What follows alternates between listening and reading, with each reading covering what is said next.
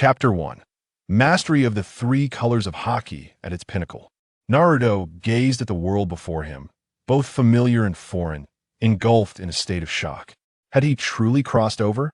Soon, a torrent of memories surged into his mind, with name after name appearing in his consciousness. Sasuke, Sakura, Kakashi, Jiraiya.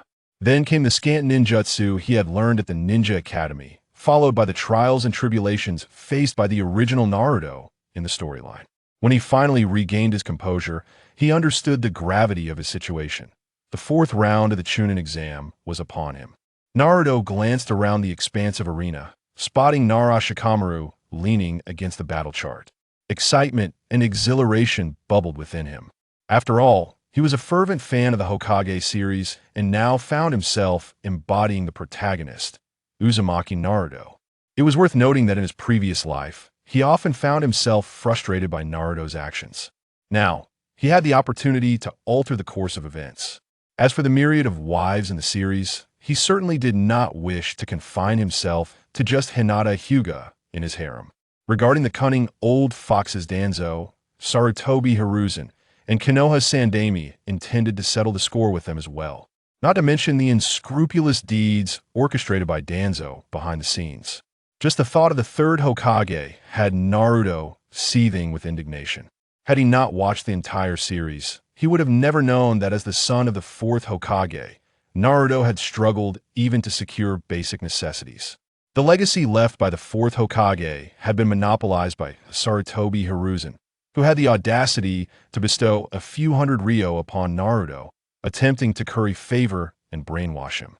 It was beyond comprehension how such a man could rise to become the beloved Hokage grandpa of Konoha. This debt was one Naruto had long remembered, but with Sarutobi Hiruzen on the verge of his demise, he could only shift his focus to Danzo and Tsunade. Just then, Nara Shikamaru's voice rang out. The first match will be between Uzumaki Naruto and Hyuga Neji. Upon hearing this announcement, Naruto realized he was to be the first contestant. His opponent was none other than the prodigious Hyuga Neji, often hailed as Konoha's greatest genius. During his previous readings of the original work, Naruto had sensed the peril in this confrontation, which had culminated in a narrow victory. Now that the tables had turned, he felt an unsettling lack of confidence. At that moment, a mechanical voice echoed in his mind. Ding! Congratulations, host. You have successfully activated the God-level choice system. Ding! Congratulations, host. You have received a beginner's gift package. Would you like to open it? Naruto's eyes lit up at the mention of the system's gift package. Finally, it had arrived. Without hesitation, he chose to open it. Ding! Successfully opened the system gift package. Congratulations, host. You have obtained perfect mastery of the three colors of Haki. Naruto was nearly propelled into the air with excitement. The three colors of Haki encompassed the Conqueror's Haki, Armament Haki, and Observation Haki. The Conqueror's Haki was an essential ability for any ruler. Armament Haki could aid him in combat, but what thrilled Naruto the most was the Observation Haki, which, upon attaining perfect mastery, not only allowed him to perceive all things, but also to foresee the future. With this power, he would be invincible. Just then, Neji's voice pierced through Naruto's thoughts. I advise you to forfeit early. Someone like you, a mere weakling, is not worthy of standing alongside a genius like me. Who was he speaking to? Naruto felt somewhat bewildered, suddenly recalling that Neji's vanity as a genius had always caused him to look down upon Naruto. Thus, prior to the Chunin exams, he had persistently urged Naruto to concede. Ding! The system has detected that the host is faced with a choice. Choice 1. Forfeit the match and concede to Hyuga Neji. Task reward. Title of the most cowardly transmigrator. Choice 2. Face the challenge heat-in and defeat Hyuga Neji. Task reward. Total concentration breathing. As a transmigrator wielding a golden finger, how could he possibly back down? Choice 2. Naruto declared without a moment's hesitation. He then turned his gaze toward Neji. What I'm about to prove to you is something significant. Neji remained unfazed by Naruto's reaction. In his eyes, Naruto was merely an insignificant insect along his path to greatness. One flick of his hand could dispatch him. Thus, he merely shot a sideways glance at Naruto. Oh, What do you intend to prove? That you're not a weakling? Naruto shook his head. I intend to demonstrate the disparity between us. Neji's lips twitched slightly, as though he were suppressing a laugh. In his view, Naruto merely wished to prove he was not a weakling, that the chasm between them was not as vast as he imagined. Little did he know, Naruto aimed to reveal the truth, who the true protagonist was. With that, Naruto beckoned Neji with a finger and calmly said, "You may strike first. I fear that if I make my move, you won't get another chance." Suddenly, an overwhelming aura erupted. It was the distinctive presence of Conqueror's Haki, combined with his self-assured demeanor, evoking the impression of an emperor returning to the mortal realm. Naruto's actions left the entire arena in stunned silence. Once a mere fool, he now radiated an aura that had transformed entirely. The oppressive force of his Conqueror's Haki left both Neji and Nara Shikamaru gasping for breath. What is this aura? Is it chakra? Nara Shikamaru took a few steps back, shaking his head in disbelief. He astutely deduced that this aura emanated directly from Naruto himself. What on earth? How can this brat possess such an aura? Meanwhile, the third Hokage, Sarutobi Hiruzen, furrowed his brow in concern. When did Naruto acquire such a formidable presence? Could it be due to the Nine Tails? This aura reminded Sarutobi Hiruzen of the peak era of Uchiha Madara, cold and powerful existence. Even now, he felt unworthy of looking up to that figure. Sitting beside Sarutobi Hiruzen, Orochimaru's lips curled beneath his hat. "It seems I underestimated you. The Nine Tails brat has truly astonished me." Across from Naruto, Hyuga Neji found himself utterly daunted by Naruto's overwhelming presence, struggling to breathe. He was left with no choice but to channel all his chakra to withstand the pressure. What is happening? Isn't he just a weakling? How has he accomplished this? Could it be that his previous performance was merely an act? Chapter 2. Naruto's Counterattack. Neji's breathing grew rapid. He refused to allow himself to falter before Naruto. "Damn it, you pathetic weakling, still clinging to your feudal resistance." Neji immediately assumed a combat stance. 8 trigrams, 64 palms. With a roar akin to a saintly warrior, he charged toward Naruto. Naruto scoffed. Though he had never learned the 8 trigrams, 64 palms, as a fan of the original work, he had already predicted all of Neji's moves thanks to his observation Haki. First palm. Neji aimed for Naruto's face. Naruto simply tilted his head aside, causing Neji's palm wind to miss and strike empty air. Second palm. Neji feigned an attack, then targeted Naruto's lower body. Naruto effortlessly sidestepped the strike. Fourth palm. 8 palm. 16 palm. By the time he reached the 64th palm, Naruto had remained stationary, not budging an inch, while Neji had unleashed a flurry of attacks. Remarkably, he had not even grazed the hem of Naruto's clothing. "Damn it, why can he evade so many of my attacks?" Neji raged inwardly. In the audience, Hinata Hyuga's father, Hayashi, trembled in shock. How can this be? How did this Nine Tails brat achieve such feats? Hinata, observing her father's reaction, felt puzzled.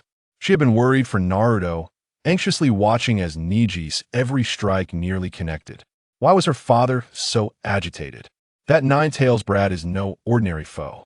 "What is it, father?" Hinata pressed. His evasion, though seemingly perilous, is executed with perfect timing. Every one of Neji's attacks is calculated within his grasp. It appears we have all underestimated him. Upon hearing her father's words, Hinata exhaled in relief, realizing Naruto would not fall so easily. Meanwhile, Sarutobi Hiruzen was wide-eyed in astonishment. As Hokage, his vision was keen. Has Naruto truly grown to this extent?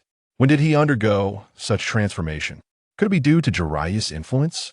Hiruzen could not pinpoint the sudden surge in Naruto's strength, attributing it all to Jiraiya's presence. This moment, Tion anxiously shouted towards Neji. "What are you doing? Hurry up and deal with this laggard. Stop playing around." Playing? Neji felt a deep sense of despair, for he alone understood the magnitude of the shock Naruto had just delivered to him. Every attack he launched was preemptively predicted by Naruto, whose mocking gaze and strategic demeanor made Neji feel like a mere plaything, toyed with at will. Is this all you can do, playing cat-and-mouse game? Neji began to alter his strategy, resorting to provocation. If you keep dodging like this, how will we determine a victor? Face me, Hiden. Neji was convinced that as long as he could land an attack on Naruto and seal his chakra points, he would secure an invincible position. Naruto scoffed. The time has come, it's time to put an end to this. With that, his expression shifted. Multiple shadow clone technique. In an instant, Naruto formed hand seals, summoning every clone he could muster. Bang, bang, bang. A series of explosive sounds erupted as dozens of Narutos appeared on the battlefield, charging directly at Neji. Seeing this, Neji did not flinch, but instead smirked derisively. He thought to himself, as expected of a laggard, a simple provocation is enough to rattle him. Now all I need to do is locate his true body. Without hesitation, Neji faced the onslaught of shadow clones and decisively unleashed his ultimate technique. Return to heaven. With that, he executed an intricate stance, his pivot foot serving as the center of rotation as his body began to spin. Chakra coalesced around him, forming an impenetrable defensive system that absorbed all the attacks from the clones and sent them flying. This is return to heaven. Hinata Hyuga rose from the audience, aware that Neji, still a child, had already mastered the ultimate secret of the Hyuga clan. He has even learned return to heaven. It seems Naruto has no chance left. Sarutobi Hiruzen had lost all hope in Naruto. Let us hope this child continues to strive and does not let this defeat affect him. Hinata clenched her hands tightly, unable to bear watching the impending battle. She found it hard to imagine how Naruto would withstand the formidable Neji. Bang, bang, bang. The sounds of the shadow clones exploding reverberated throughout the arena. Finally, Naruto's true form materialized before Neji. I've got you. Neji struck toward Naruto's face, but Naruto deftly dodged. Then, he delivered a punch toward Neji's abdomen. But Neji retaliated by striking Naruto's chakra point with his fingers. This time, your arm won't be able to channel chakra. Yet, Naruto's fist still connected with Neji's abdomen. Without chakra, such an attack is meaningless. Before he could finish his sentence, Neji felt an overwhelming force overturning him. Wow! He spat out a mouthful of blood, bewildered. At that moment, he beheld Naruto's arm transformed into a metallic appendage, dark as ink. How could this be? He should have been incapacitated. Neji felt as though his worldview was crumbling. Naruto let out a cold snort. Do you really think your massage-style techniques can withstand my weaponized Haki? But Naruto's assault was not finished. He seized Neji's wrist, pulling him back from his backward trajectory, then delivered a powerful kick, sending him soaring through the air. He then executed the shadow clone technique once more. In order to keep his trump card under wraps, he decided to maintain a FOD. Naruto Barrage. 4 Narutos leaped into the air simultaneously, delivering the final blow to Neji, who fell to the ground, unable to rise again. The arena fell into an eerie silence. As Naruto landed, he nonchalantly addressed the proctor. Hey, Shiranui Genma, did I win? Genma wiped the cold sweat from his forehead. Ah yes. The winner of the first match is Uzumaki Naruto. Having been so close to witnessing Naruto's battle, Genma still struggled to comprehend how Neji had lost. That formidable return to heaven had been exhausted by Naruto using his shadow clones. Then, the match concluded with astonishing speed. Wow! It took the audience several breaths to process the situation. Is this real? That Ninetales kid actually won. You're joking, right? I can't even comprehend what just happened. Oh my goodness, Neji actually lost. Chapter 3. A Glimmer of Hope for the Ninetales. Tion stared blankly at the unconscious Neji in the arena, unable to fathom how a genius like him could be so effortlessly defeated by Naruto. This is impossible. Tion covered her mouth, glancing in Naruto's direction. Meanwhile, Might Guy was in tears. Neji, even in defeat, you must burn brightly in your youth, do not fall. Naruto turned to leave, while Neji was carried away by medical personnel. At the same time, Hayashi Hyuga rose and said to Hinata, I will go check on Neji. With that, he departed alone. Hinata wished to follow, but sensed her father's reluctance for her to accompany him, so she remained in place. Soon, Hinata found Neji in the infirmary. Neji stared blankly at the ceiling, unable to comprehend that he had lost. Even now, he struggled to accept this reality. Neji, there is something crucial I must convey to you. Neji turned his head to face Hinata. Is it about the feud between the main and branch families? I have long been aware of that. No, you do not truly understand. With that, Hinata recounted the events that transpired between him and Neji's father in the past. The revelation left Neji utterly shocked. Could it be that he was truly in the wrong? Naruto was fully cognizant of everything that had occurred here. Neji would soon become the loyal protector of his wife, a prospect he welcomed. However, his true desire to leave stemmed from the distribution of system rewards. Ding! Congratulations, host, for defeating Neji. Reward acquired. Total concentration breathing, currently loading for you. Moments later, Naruto felt his body further enhanced. If the observation Haki allowed him to perceive the world around him, then total concentration breathing granted him mastery over every cell in his body. He sensed that he could effortlessly use total concentration breathing to control his muscles, thus repositioning his organs. He could even manipulate the opening and closing of his blood vessels, enabling him to staunch bleeding immediately after sustaining an injury. Most importantly, he discovered that the potential of his body was boundless. Whenever he desired, he could continue to explore. This ability was exceptionally well suited to his current self. The next match was Kankuro versus Shino Aburame. As in the original story, Kankuro chose to forfeit the match due to his personal mission, allowing Shino to advance directly. The third match commenced immediately, featuring Kankuro's sister, Temari.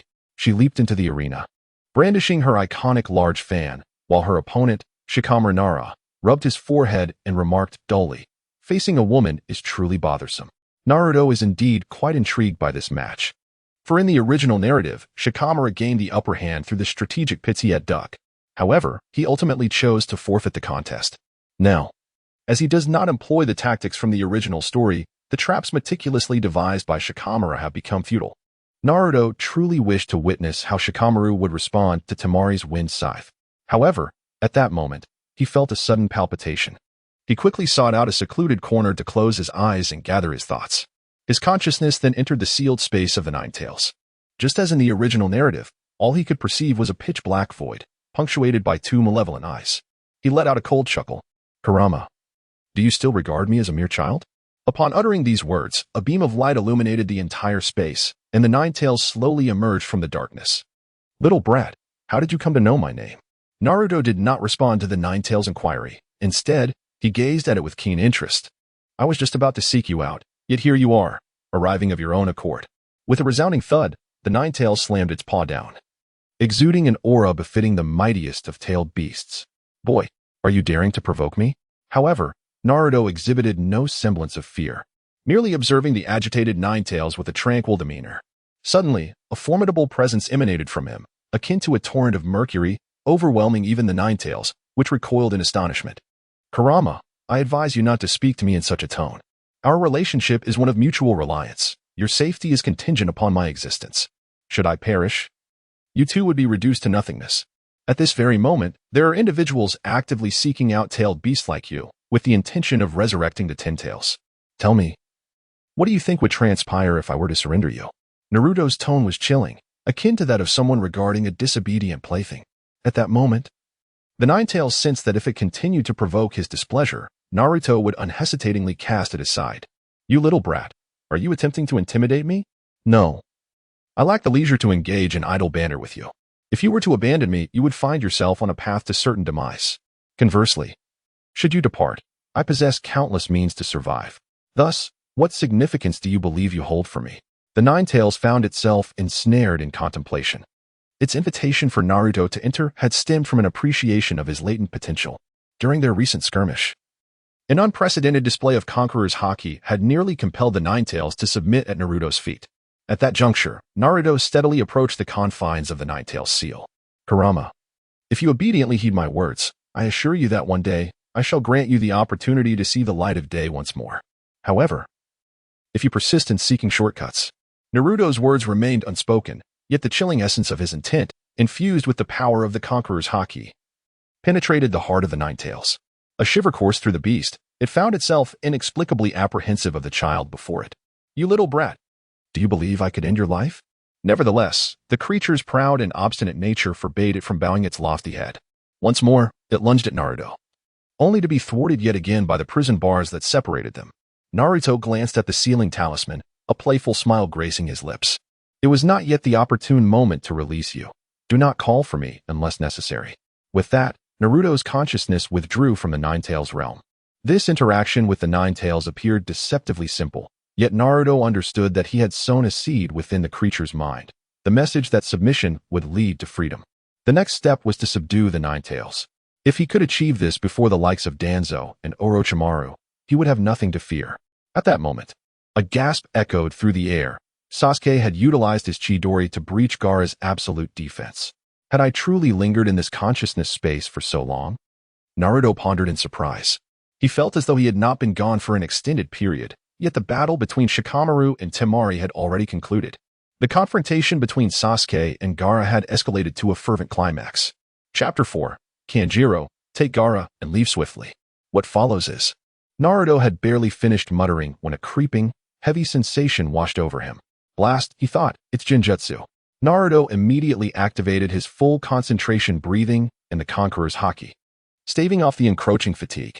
Meanwhile, ordinary individuals and low-ranking shinobi around him began to collapse one after another. At that moment, a multitude of hidden ninjas descended from the sky. The Kazekage, sitting beside Sarutobi Hiruzen, suddenly surged forward, brandishing a kunai to restrain him. My esteemed teacher. It has been quite some time, he remarked. In an instant, the two vanished, only to reappear atop the examination hall's roof.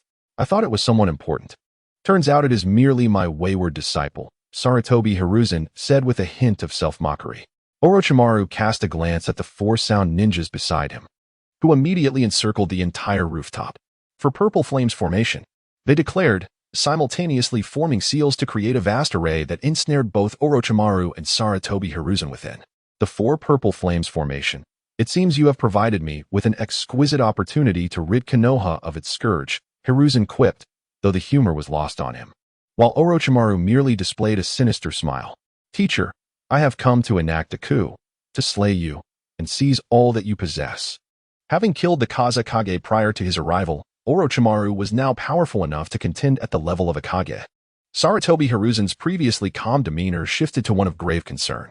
You aspire to be Hokage? You lack the necessary qualifications. The word struck a painful chord in his heart. For Orochimaru was his most cherished disciple. Had he not defected, he might have genuinely become Hokage. Yet, it was clear that Orochimaru had yet to embody the will of fire. Resolutely, Sarutobi Hiruzen declared, You ungrateful disciple, if you wish to become Hokage, let us see if you possess the capability. With that, he formed hand seals and unleashed the fire release, great fireball technique, and the two launched into battle. Meanwhile, Naruto keenly sensed the residual energy from the rooftop clash. Has it begun? He pondered.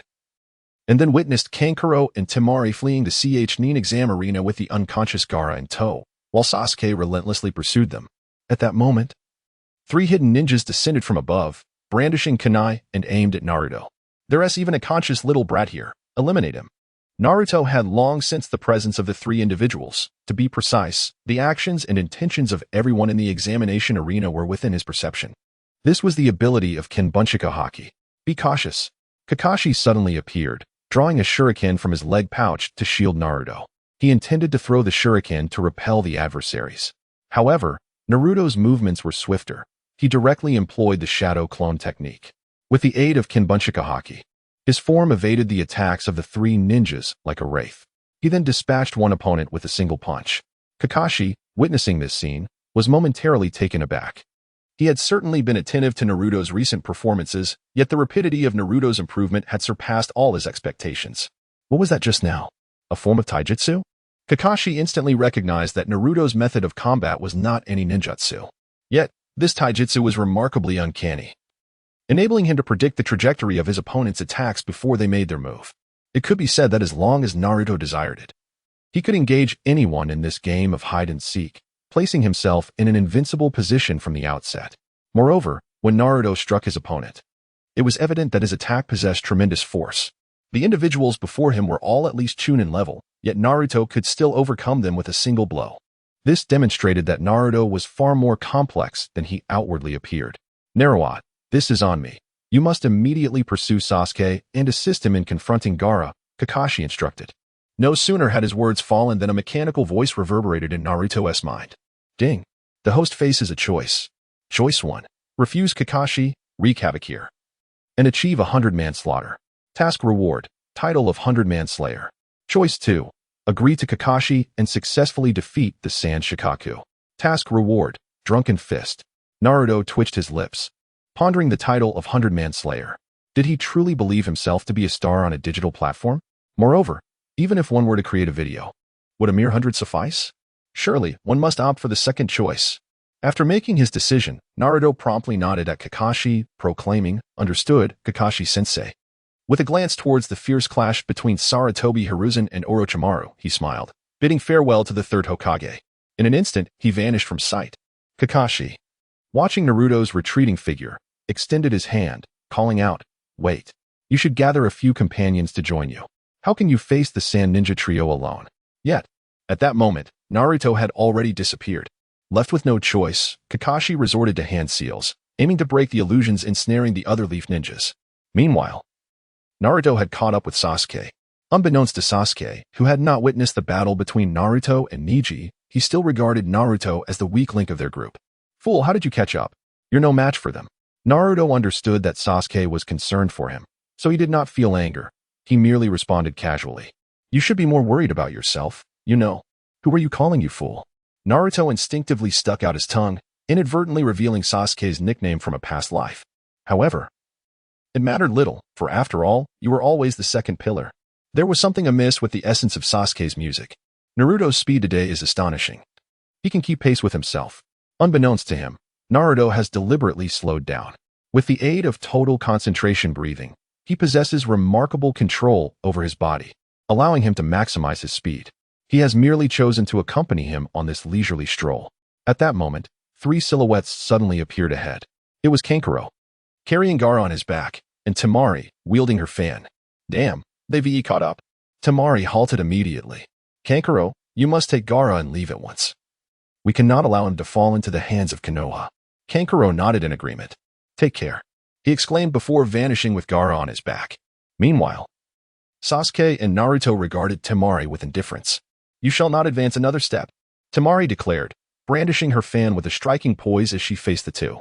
Just as Naruto intended to hand Temari over to Sasuke, the system's voice reverberated once more. Chapter 5. I too possess a bloodline limit ding. Congratulations, host. You have received a side quest. Defeat Temari. Quest reward. Unlock the Uzumaki clan bloodline. Will the host accept the quest? Upon hearing the system's announcement, Naruto felt a surge of urgency. The Uzumaki clan's bloodline is no ordinary power. It stands alongside the Senju clan's wood-style chakra in its prowess. Not only does it grant remarkable regenerative abilities, but it also exerts a natural restraint over tailed beasts and possesses the strongest sealing techniques in the entire world of Hokage. With this in mind, Naruto promptly accepted the quest and turned to Sasuke.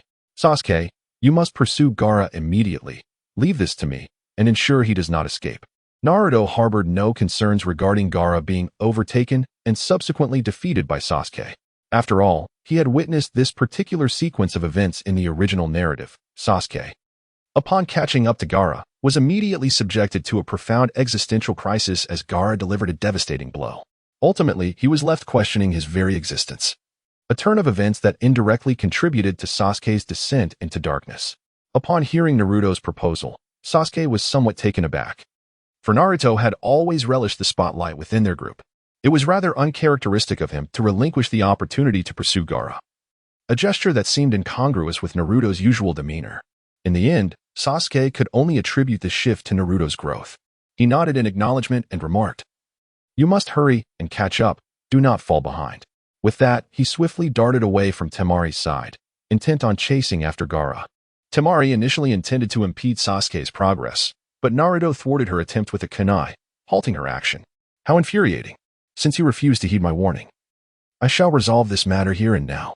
Naruto gazed at Temari, a grin spreading across his face as he thought, my bloodline has arrived. With that, he unleashed his formidable aura, enveloping Temari like an expansive ocean. Although Temari possessed considerable strength, she lacked the resilience of Neji. As Naruto manifested his overwhelming conqueror's Haki, Temari nearly succumbed to the pressure of his presence. Fortunately, Gaara occasionally exuded a terrifying chakra, teaching her how to respond.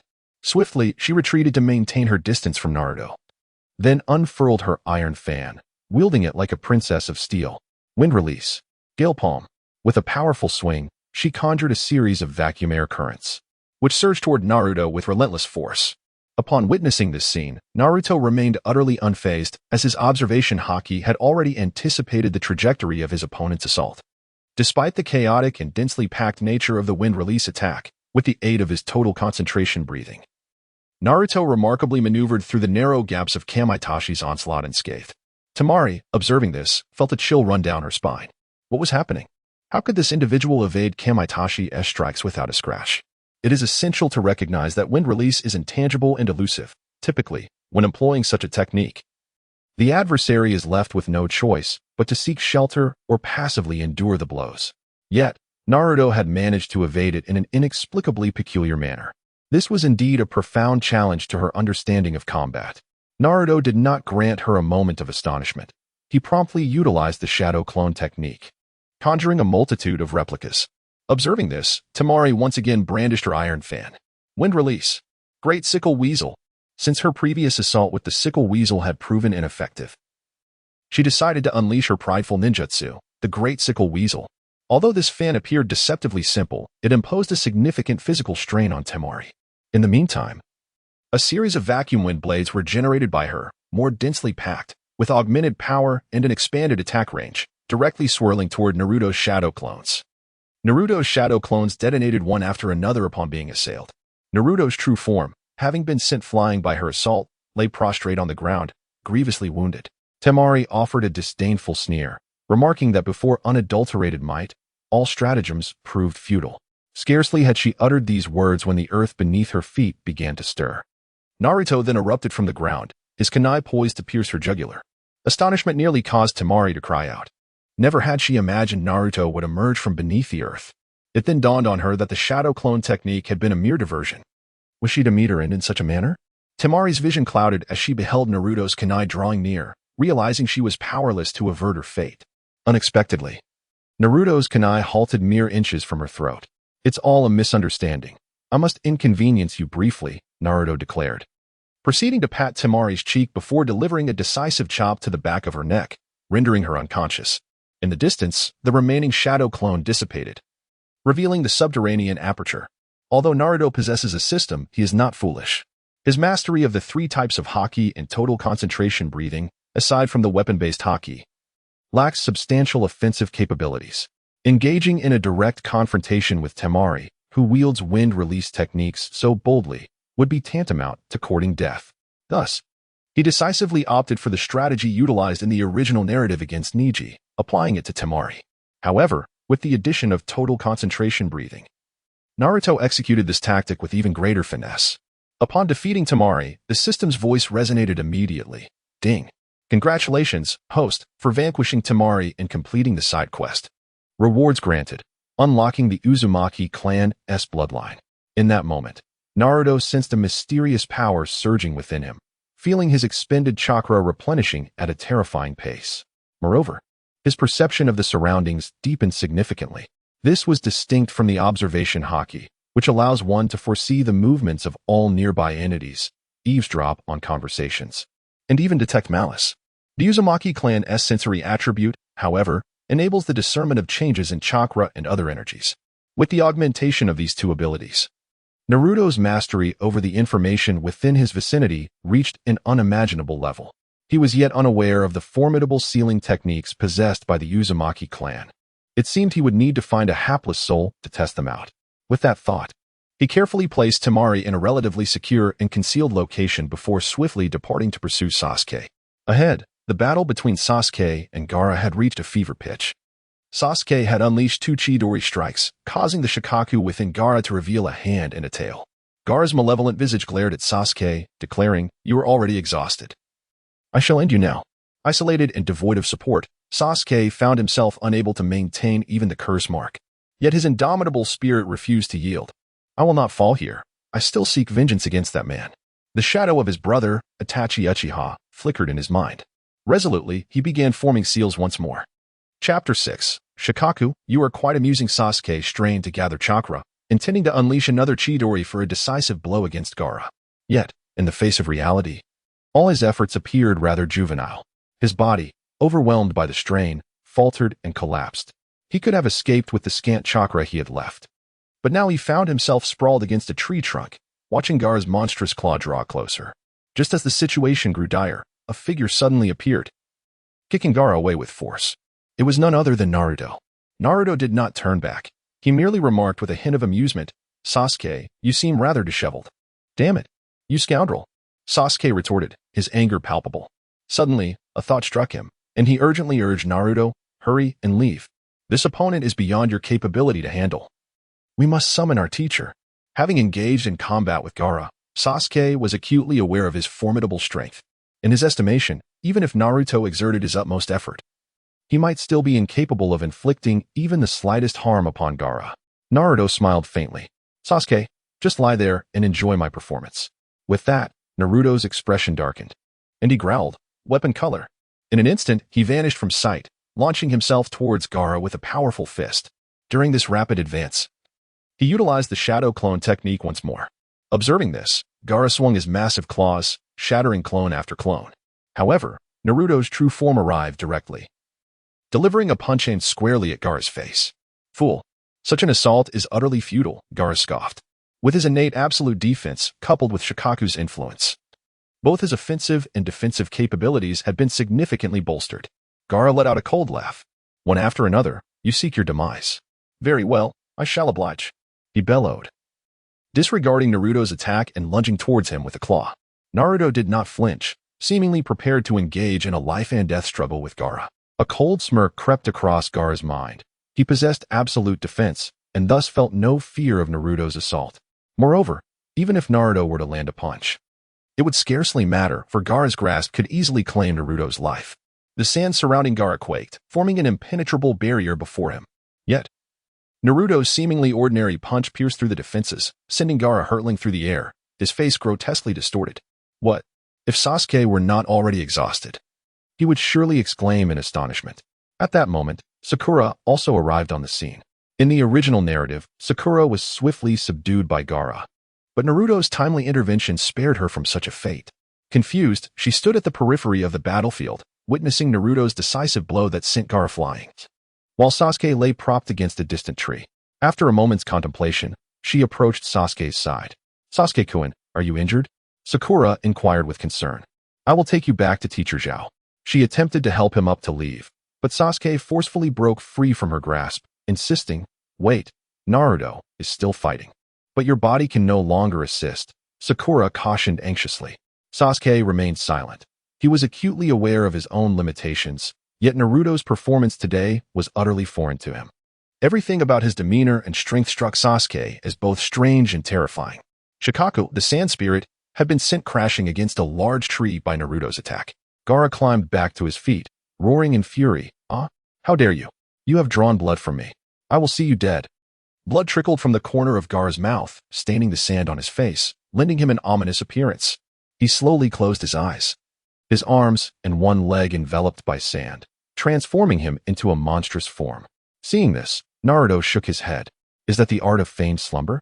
I advise you to release Shukaku immediately. Otherwise, you are no match for me in your current state." Gaara had not yet fully succumbed to slumber.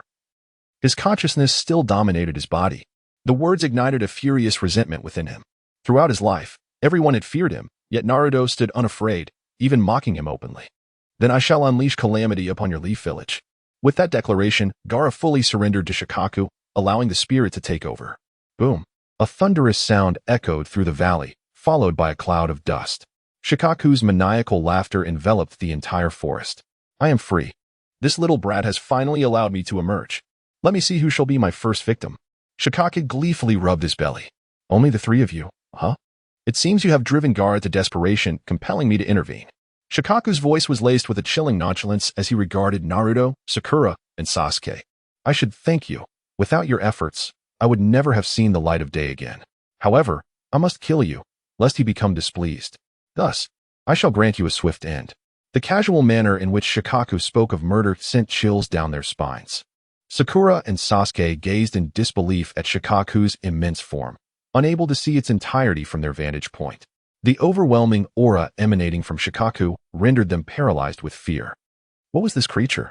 A summoned beast? It appeared that their situation was dire indeed. Sasuke felt as though he might meet his end. While Sakura was so frightened, she burst into tears. This is it. We are truly finished.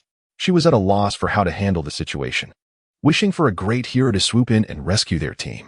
Meanwhile, Naruto observed Shukaku with keen interest and remarked, "It seems you are not as formidable as the Nine Tails." The intensity of the Nine Tails chakra and presence far exceeded that of Shukaku, who appeared rather comical in Naruto's eyes. Shukaku, enraged by Naruto's words, retorted, "What did you say? I am inferior to that little fox? You dare compare me to that creature? I will show you the might of Shukaku." With that, Shukaku raised his massive paw, aiming to crush Naruto with a single blow. Naruto sighed out, unfathomable to Shukaku. Naruto pressed his fingers together, slowly forming a seal. Diamond Prison. As he spoke, an ethereal gate materialized above Naruto. The gate swung open, revealing not some fearsome entity, but four colossal golden chains that pierced through Shukaku's body. Although Shukaku, as a tailed beast, lacked the overwhelming chakra of the Nine Tails, he possessed the unique ability to transform his body into sand. However, just as he attempted to utilize this ability to escape the diamond prison, he found himself unable to do so. What? How is this possible? At that moment, Shukaku recalled a scene from a millennium ago, facing a mysterious and powerful figure, Ashura. As the ancestor of the Uzumaki clan, Ashura also wielded similar capabilities and served as a natural nemesis to tailed beasts. "How do you possess this jutsu?" Naruto sneered. "Because my name is Uzumaki Naruto." Upon hearing Naruto's response, Shukaku felt as though Naruto was mocking it, provoking its already volatile temperament. "I will kill you," it roared, beginning to thrash violently, causing the entire canyon to tremble. Witnessing this scene, Sakura and Sasuke exchanged glances, their expressions filled with concern. When did Naruto acquire such formidable ninjutsu capable of subduing that monstrous creature? Surely, such techniques must demand considerable chakra, and I wonder how long Naruto can sustain this effort. "Sakura, you must hurry and summon the teacher. We need to call for help before Naruto exhausts himself," Sasuke urgently implored Sakura. However, she hesitated, reluctant to leave Sasuke behind. "Do you want our Team 7 to perish here? If you do not act now, Naruto's efforts will have been in vain." The words struck a chord with Sakura. Nodding, she glanced at Naruto, realizing her course of action. Yet, just as she was about to depart, Naruto formed another hand seal. "Summoning jutsu. You were too surprised too soon. Stay put." Four ethereal gates materialized around Shukaku. Subsequently, more chains emerged from within the gates, utterly restraining Shukaku's power, causing its struggles to diminish. "Kid, such sealing techniques must consume a tremendous amount of chakra. Let us see how much you have left." Shukaku resolved to engage in a war of attrition against Naruto. In response, Naruto formed yet another hand seal. A trigram sealing technique. This was the most potent sealing technique of the Uzumaki clan, aside from the dead demon-consuming seal. And its execution was remarkably straightforward, merely stacking two 4-symbol seals. However, it required a substantial amount of chakra to maintain. Naruto, in the early stages of Naruto, possessed an immense chakra reserve, which enabled him to utilize such chakra-intensive techniques as the Shadow Clone Jutsu. Shukaku sensed an ominous presence encroaching upon him and felt his chakra being drawn away at a visible rate, his form gradually shrinking. "No, I refuse. I've just been released. I will not return to that brat-ass body," he roared defiantly. Yet, it was futile. His body and consciousness began to separate, and Shukaku was once again sealed. This time, however, it was different from the previous sealing. This was the 8-trigram seal. He would no longer see the light of day unless Gaara came to tear apart the sealing talisman within the consciousness space. Naruto, however, had left a fragment of his spirit within Gaara to monitor him and Shukaku, akin to the trace left by the 4th Hokage within the Nine-Tails sealing space. Meanwhile, as he sealed Shukaku, Naruto also took precautions, retaining half of Shukaku's abilities within himself. When Kushina sealed the Nine Tails, she separated its physical form from its spirit, leaving part within Naruto and part within Minato.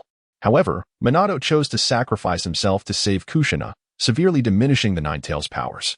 Otherwise, Naruto felt that if he possessed the full capabilities of the Nine Tails, he would be unmatched within the realm of Naruto. In the sealing space of the Nine Tails, a small and adorable Shukaku appeared, looking around with wide eyes. "Where is this? Oh my, it seems I have lost contact with my body." It was a fragment of Shukaku's consciousness, aware that its true self was nearby but unable to establish a connection. Suddenly, it sensed a malicious gaze directed at it. Shukaku? No, you are merely a part of Shukaku's essence. Shukaku quickly turned around and beheld a large iron cage from which the Nine Tails emerged, stepping forth from the shadows. Kurama, how did you end up here? Is this your ceiling space? Shukaku burst into laughter. Huh, I wondered where you had disappeared for so many years. Turns out you, like me, have been sealed away. You little pest, do you dare challenge me? Clearly unafraid of the Nine Tails, Shukaku pranced about outside the cage. Come out. I'm right here. Come and fight me. Just then, Naruto's figure appeared behind Shukaku, lifting him as effortlessly as one would a chick.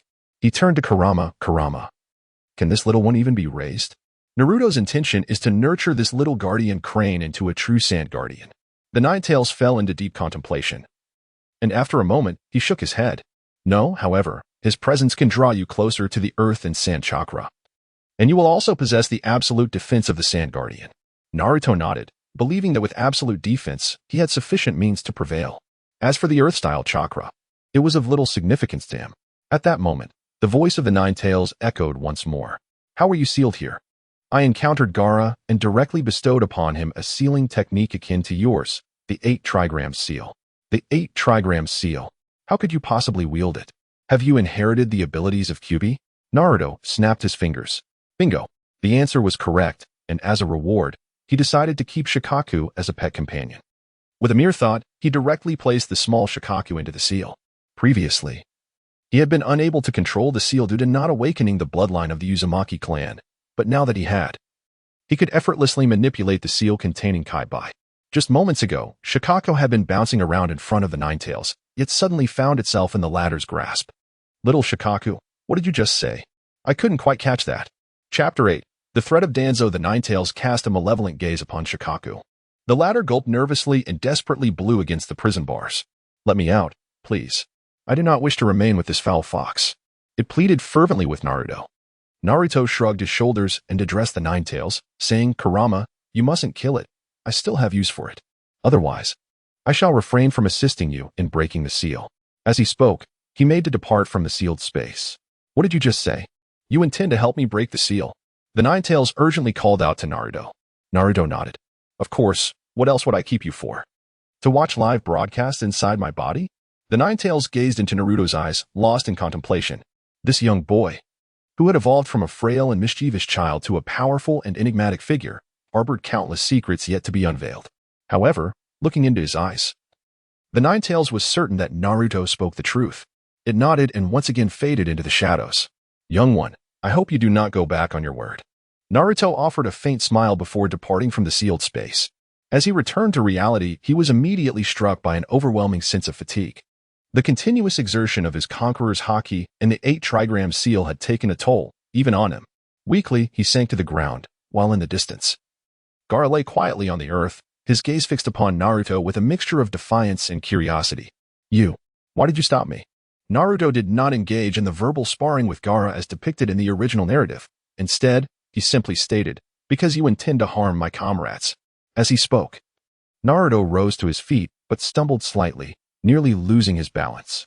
At that moment, Kakashi appeared and swiftly supported Naruto's body. With a concerned gaze, Kakashi inquired, Are you all right? I'm fine, merely exhausted of chakra and in need of some time to recover, Naruto replied. At this juncture, Sakura, carrying Sasuke on her back, approached Kakashi and called out, Kakashi-sensei. You all performed admirably. Kakashi commended the group, but Naruto and Sasuke remained indifferent, while Sakura bowed her head in embarrassment, knowing she had contributed nothing. Kakashi then turned his attention to Gaara, stating, This is a misunderstanding. Orochimaru has assassinated the 4th Kazekage, and you have all been manipulated by him. Konoha has thwarted the Sound Ninja's plans, and I hope you can return to Sunagakure and explain the situation. Gaara, upon hearing Kakashi's words, remained unmoved, merely contemplating Naruto's response. Comrades? He reflected on his brother and sister, who had desperately protected him from capture, selflessly remaining behind to fend off pursuing enemies. Meanwhile, a notification echoed in Naruto's mind. Ding. Congratulations, host, you have completed the mission and defeated the Guardian of the Sand. Shukaku. Reward obtained, Drunken Fist. Subsequently, a vivid scene of training unfolded in Naruto's mind. This was not the drunken fist that Lee employed against Kimimaro, but rather the 8 drunken immortals' fist. The various techniques of El Dongbin, Tai Guili, Han Xiangzi, and Zhang Guolao coalesced in his understanding. In form, intoxicated but in spirit, sober, the fist is drunken, yet the heart remains clear. Naruto suddenly comprehended the profound essence of the drunken 8 immortals technique. This revelation surpassed the prowess exhibited by Rock Lee and Might Guy by a considerable margin.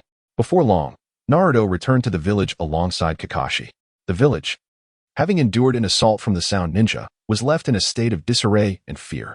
However, Orochimaru's objective was to seize power rather than annihilate the village. Hence he refrained from targeting the innocent populace.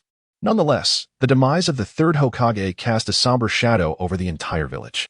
Naruto was returned to his home, and after a night of news, his chakra was completely restored. He attempted to harness the power of Shukaku within the confines of his residence. A flower pot soon became parched and desiccated. However, Naruto's influence was limited to this alone. He fell into contemplation. Could it be due to his innate disconnection from Earth-style chakra? That seemed unlikely, given his bond with Shukaku.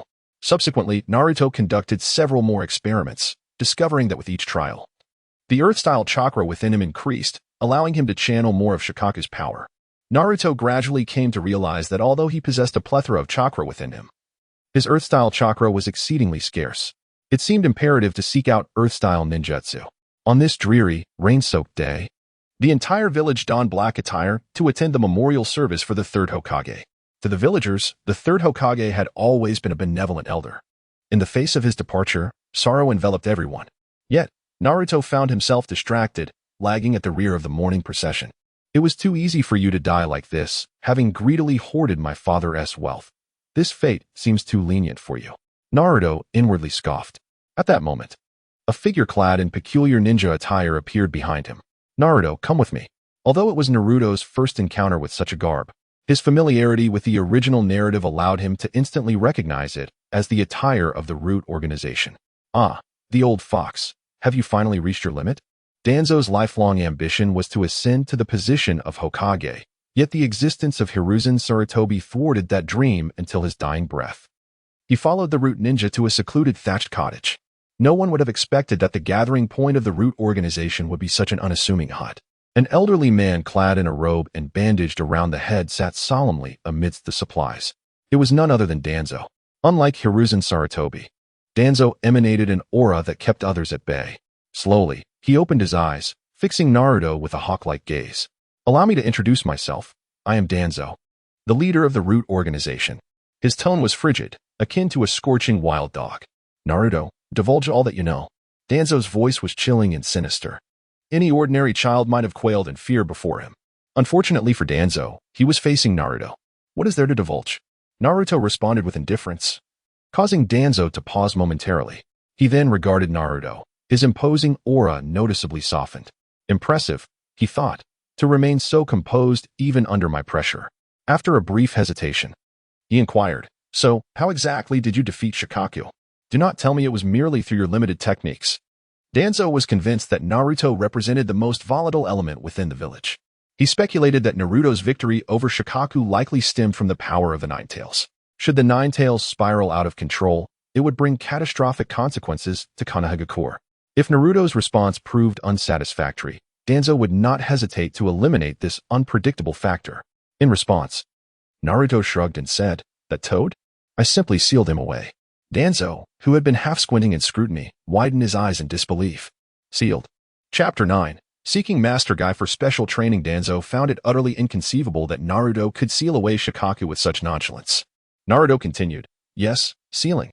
During my battle with Shukaku, I felt as though something new had awakened within me. Then I was able to harness it, and subsequently, I sealed Shukaku."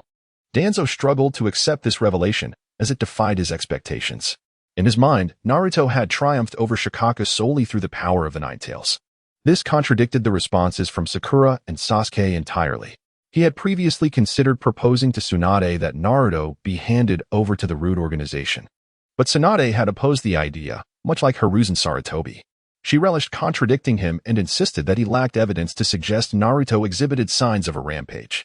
It was to substantiate his claims that their conversation had taken place. Little did he know he would receive such outrageous news. Thus, it appeared that Naruto's victory over Shukaku was not due to the Nine Tails, but rather the awakening of the Uzumaki clan's abilities. With this realization, Danzo's gaze upon Naruto grew increasingly fervent. He understood that if Naruto's body merely housed the Nine Tails, even in a rampage, the ninja of Konoha could unite to subdue it, just as they had done over a decade ago. However, if Naruto were to awaken the Uzumaki bloodline alongside the Nine Tails, the implications would be terrifying. No, I must keep Naruto under my control, Danzo mused. Once he secured Naruto, he could not only monitor him but also cultivate him into Konoha's sharpest weapon. Danzo nodded at Naruto, saying, "You may leave now, but do not speak of our conversation to anyone." Naruto nodded and turned to depart. Naruto did not return to the venue of the memorial service. Instead, he returned to the sanctuary of his own home. Danzo's recent appearance served as a portent for Naruto, signaling that the original narrative had already shifted due to his presence. He must remain vigilant against the scheming old coin that is Danzo. At that moment, a sudden knock echoed upon his door. Naruto rose to his feet and proceeded to open the door. Naruto, utilizing his observation Haki, discerned that the visitor was none other than Kakashi. "Kakashi-sensei, what brings you here?" Kakashi, clad in a formal black suit, bore an expression of solemnity that was quite uncharacteristic for him, especially in the wake of the third Hokage's passing. It is undeniable that the Hokage serves as a profound spiritual emblem for the Hidden Leaf Village. I noticed you left the memorial service midway, and I felt a bit concerned for you, so I came to check on you. Upon hearing Kakashi's words, Naruto felt a warmth in his heart, for Kakashi was, in essence, conveying his worry for Naruto after his recent meeting with Danzo. Naruto smiled gently. "Thank you, Kakashi-sensei." Kakashi's expression softened slightly. "Now that you are all right, I can rest easy. However, the reason I sought you out today is to discuss another matter." "What is it?" Naruto inquired. "I've noticed a remarkable improvement in your physical condition, but your taijutsu remains rather rudimentary. Therefore, I have arranged for you to train under a special instructor. Would you be interested in giving it a try?"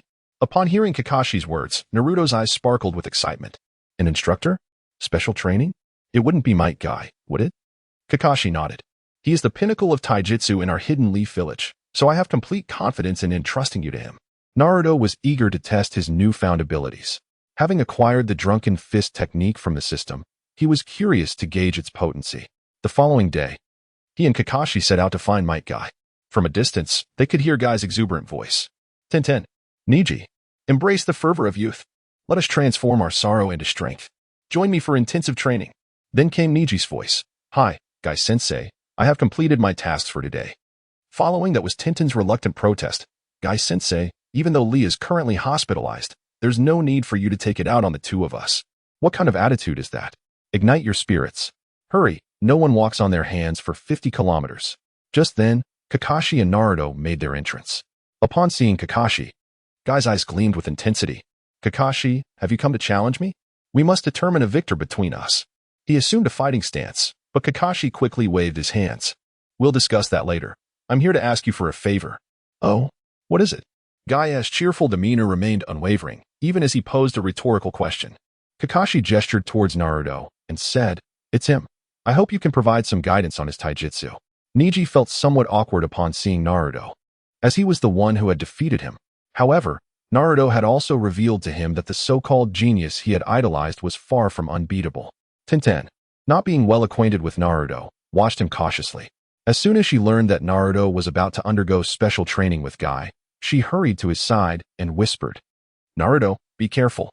If you train with Guy-sensei, he'll make you wear those peculiar outfits." Naruto seemed to have recalled something when, at that moment, Guy's cheerful voice rang out. "Ahaha, that suits me perfectly. Before you ignite your youthful spirit, Naruto, you must don my secret weapon for practicing taijutsu." With that, Guy dashed away like a gust of wind. In just a moment, he returned holding a vibrant green bodysuit. "Naruto, put this on. It will enhance your proficiency in taijutsu." Naruto's lips twitched. "No way. I refuse." Kai, perplexed, questioned, "Why?" "This is my secret weapon for enhancing my taijutsu." Naruto pointed to Neji and Tenten beside him and inquired, "Why aren't they wearing it?" At that moment, both of them simultaneously spat out blood. Who would wear such an absurd outfit? It's utterly humiliating. Tenten quickly stepped forward to defend Naruto. "Kakashi-sensei, Naruto isn't your student. He is merely here for special training. Please don't make him wear that. Save your clothes for Lee." Mentioning Lee, the trio fell silent, struggling to hold back tears as they recalled, Lee can hardly rise again to ignite his youthful spirit. Tintin's eyes glistened as well. Just then, Naruto resolutely declared, "Don't worry, Lee will recover. I will find a way to heal him." Upon hearing Naruto's assertion, the three turned to him simultaneously. For reasons unknown, even though Naruto was merely offering words of comfort, they sensed an unwavering confidence in him. As if he truly possessed a solution. "Naruto, do you really have a plan?" Chapter 10, Drunken Immortals vs. Might Guy. Kai gazed at Naruto with palpable excitement. Naruto nodded. "I heard from the Toad Sage that one of his former teammates was an exceptionally skilled medical ninja. I intend to invite her back to Konoha to treat Lee's injuries." Upon hearing Naruto's words, the group was filled with excitement. Tintin and Neji were unaware of Tsunade's existence, yet Guy and Kakashi were well acquainted with that name, as she was one of the legendary Sannin, a figure they had always revered. If it were indeed Tsunade, there was a genuine possibility of healing Lee's wounds. Tintin, brimming with enthusiasm, grasped Naruto's hand and exclaimed, "Naruto, is that true? I cannot thank you enough." Even the aloof Neji offered his gratitude to Naruto. Guy pondered for a moment, and then said to Naruto, "Thank you, Naruto. In gratitude, I shall devote my youth to training you rigorously." With that, he disregarded his training attire and tossed his tight-fitting clothes aside to Kakashi. "Naruto, let me first assess the fundamentals of your taijutsu, so I can determine where you should begin your training." Naruto nodded, and several individuals made their way to the training ground. Kai pointed a finger at Naruto, declaring, "Come at me with all your might. I shall test the extent of your abilities." Naruto nodded. "Then you must be cautious, teacher Guy." As he spoke, Naruto's hands transformed into a weapon-like hue, and he charged towards Guy, delivering a powerful punch. Although his speed was commendable, his technique lacked finesse. Failing to consider any openings in my defense, I raised a hand to shield myself, intending to seize Naruto's wrist. However, upon making contact with his skin, I was nearly left astounded. The sensation brought forth by that weapon-like aura sent my hand reeling back. With no other option, I swiftly evaded. In the blink of an eye, Naruto's wrist twisted, morphing into a cup-like shape. Lu Dongbin, intoxicated, wields his jug with immense strength. Naruto directly executed the first move of Drunken Immortals. Stumbling, he transitioned from a staggered step to a kneeling stance, shaking the cup to the left. Then shifting into a virtual stance, poised to serve the wine, all while his hands danced gracefully. "A splendid technique," Kai exclaimed loudly, praising the intricacy of Naruto's moves. Just when he thought he had evaded Naruto's strike, Naruto unleashed the knee-lifting stance of pouring wine, aimed directly at his throat. "Goodness!" Kai nearly exclaimed in shock. This move was exceedingly treacherous. If struck, not only would it risk shattering his throat, but a counter-throat lock could spell disaster for Might Guy. He hastily raised both hands to defend himself. There was no underestimating the weapon in Naruto's grasp, imbued with an overwhelming aura. However, Naruto did not follow through with that attack. Instead, he transitioned his grip to execute the submerged dragon stance, shifting the target to Kai's chest. This exchange slowed Kai's movements. As he struggled to adapt, Naruto recognized that his opportunity had arrived. As the Phoenix Eye technique was unleashed, he delivered a solid blow, causing his opponent to stagger and nearly fall. Observing this scene, Tintin and Neji widened their eyes in disbelief. "What? Naruto actually defeated Teacher Guy?" Tintin pondered. "No, it's evident that Teacher Guy wasn't fighting at full strength." Neji asserted decisively. "Otherwise, how could he have been struck by Naruto?" At that moment, seeing Guy falter, Naruto surged forward to press the attack. Dongbin's sword finger. As Naruto approached, Guy contemplated seizing this moment to turn the tide in his favor. He believed that with Naruto's wide-ranging assaults, he could exploit a weakness. However, to his dismay, Naruto's subsequent strikes were all aimed at angles that were difficult to defend against: throat locks, eye jabs, and pressure points, leaving him utterly overwhelmed. Each assault was executed with minimal effort for maximum effect. Reluctantly, Guy had to alter his strategy. Noticing that Naruto predominantly employed hand techniques, he resolved to create distance. It seemed this boy was not particularly adept at leg techniques. With this thought, Guy performed a swift somersault and delivered a kick to Naruto's attacking wrist. A flurry of kicks followed in rapid succession. Witnessing this, Naruto grinned, much to Guy's confusion. Little did Guy know that Naruto's next move was the Iron Trackly's spiraling elbow and knee strike. Naruto crouched low and executed a simple yet effective lateral leg sweep aimed at Guy's lower body.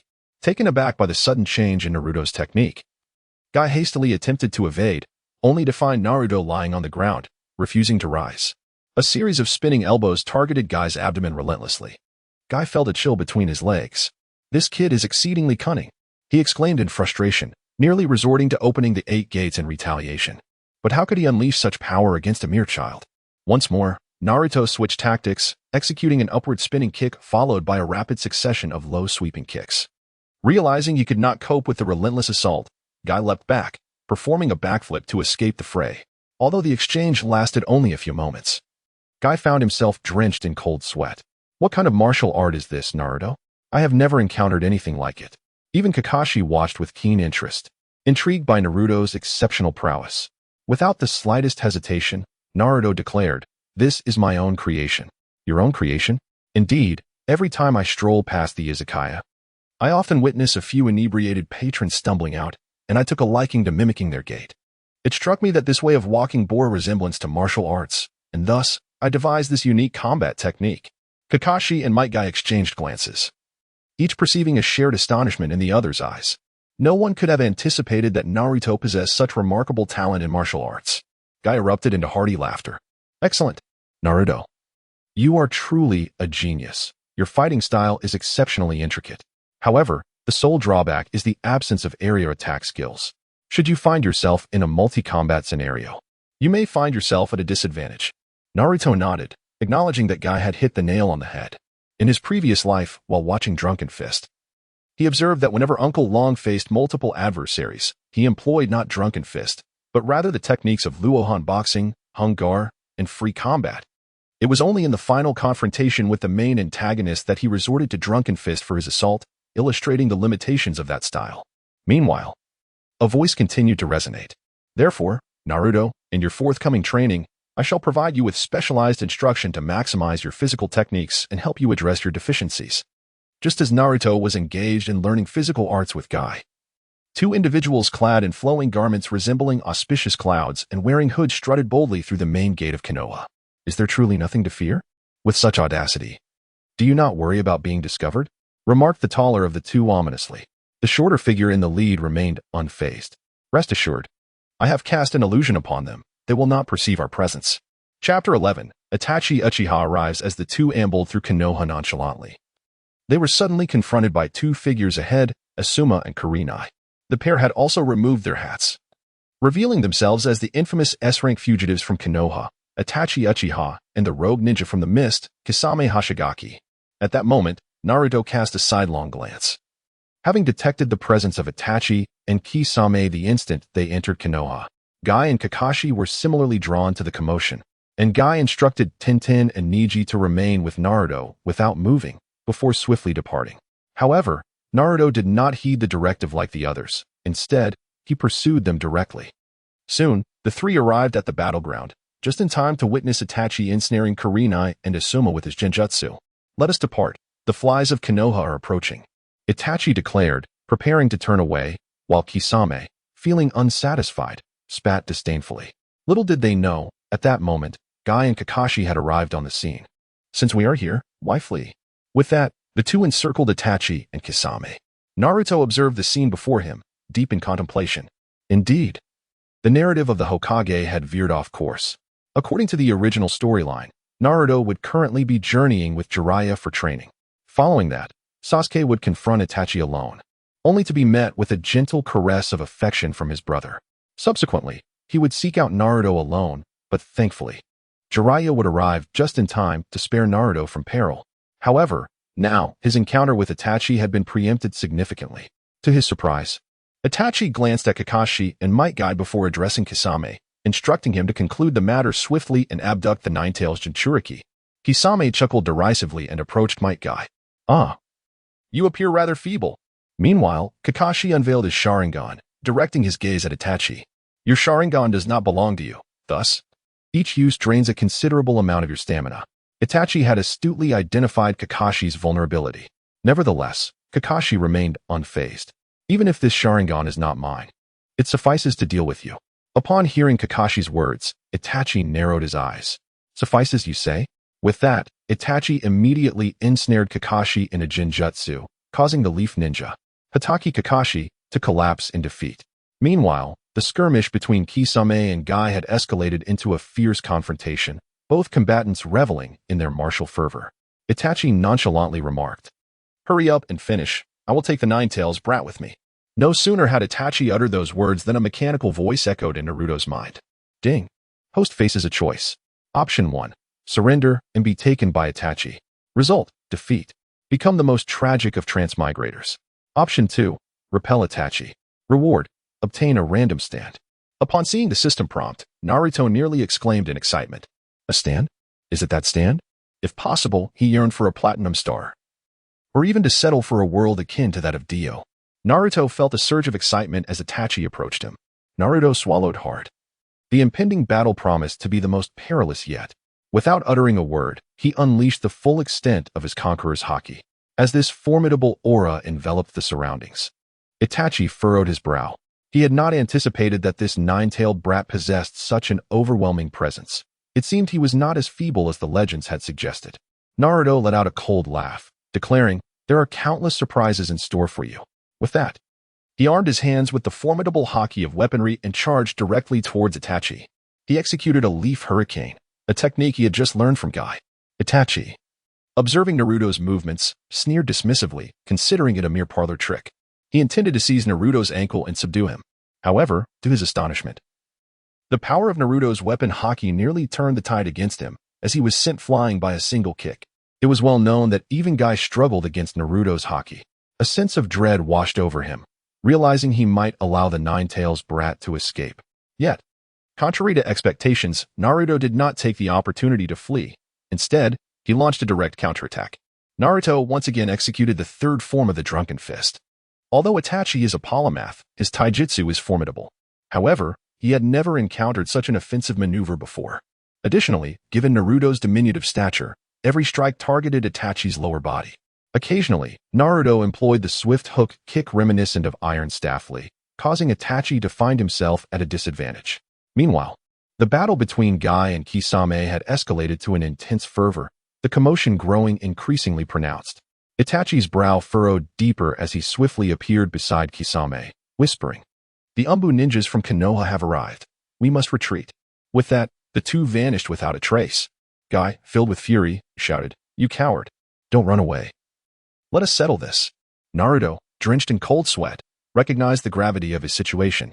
He knew he was not yet a match for Itachi, and if the confrontation continued, he was uncertain whether he could escape unscathed.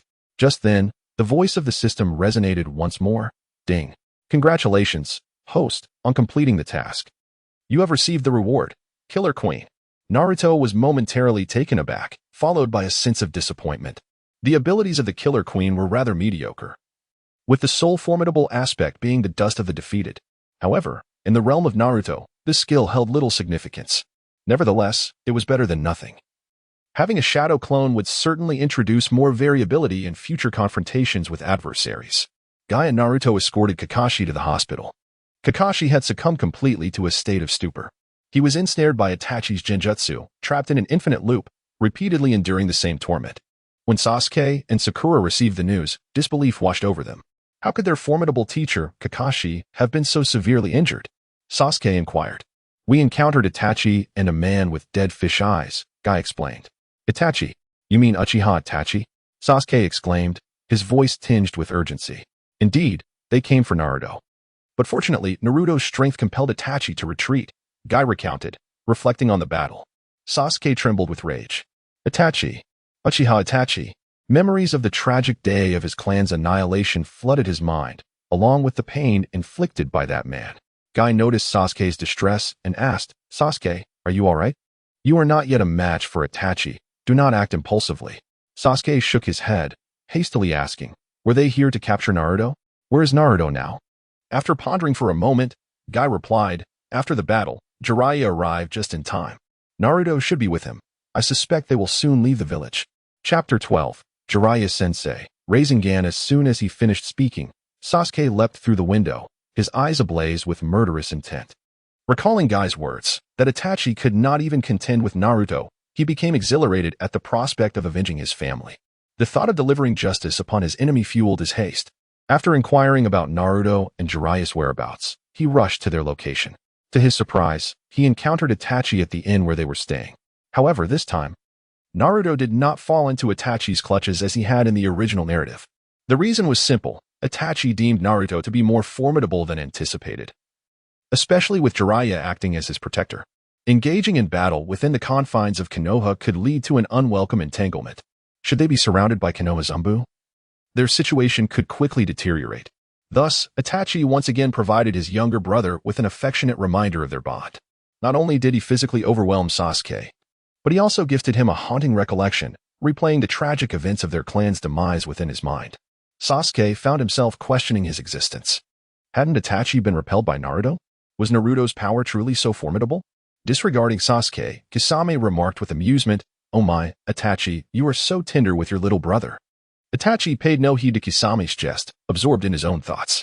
"Our plans have changed. We cannot act within Konoha's territory," he stated. "Oh?" Kisame replied, intrigued.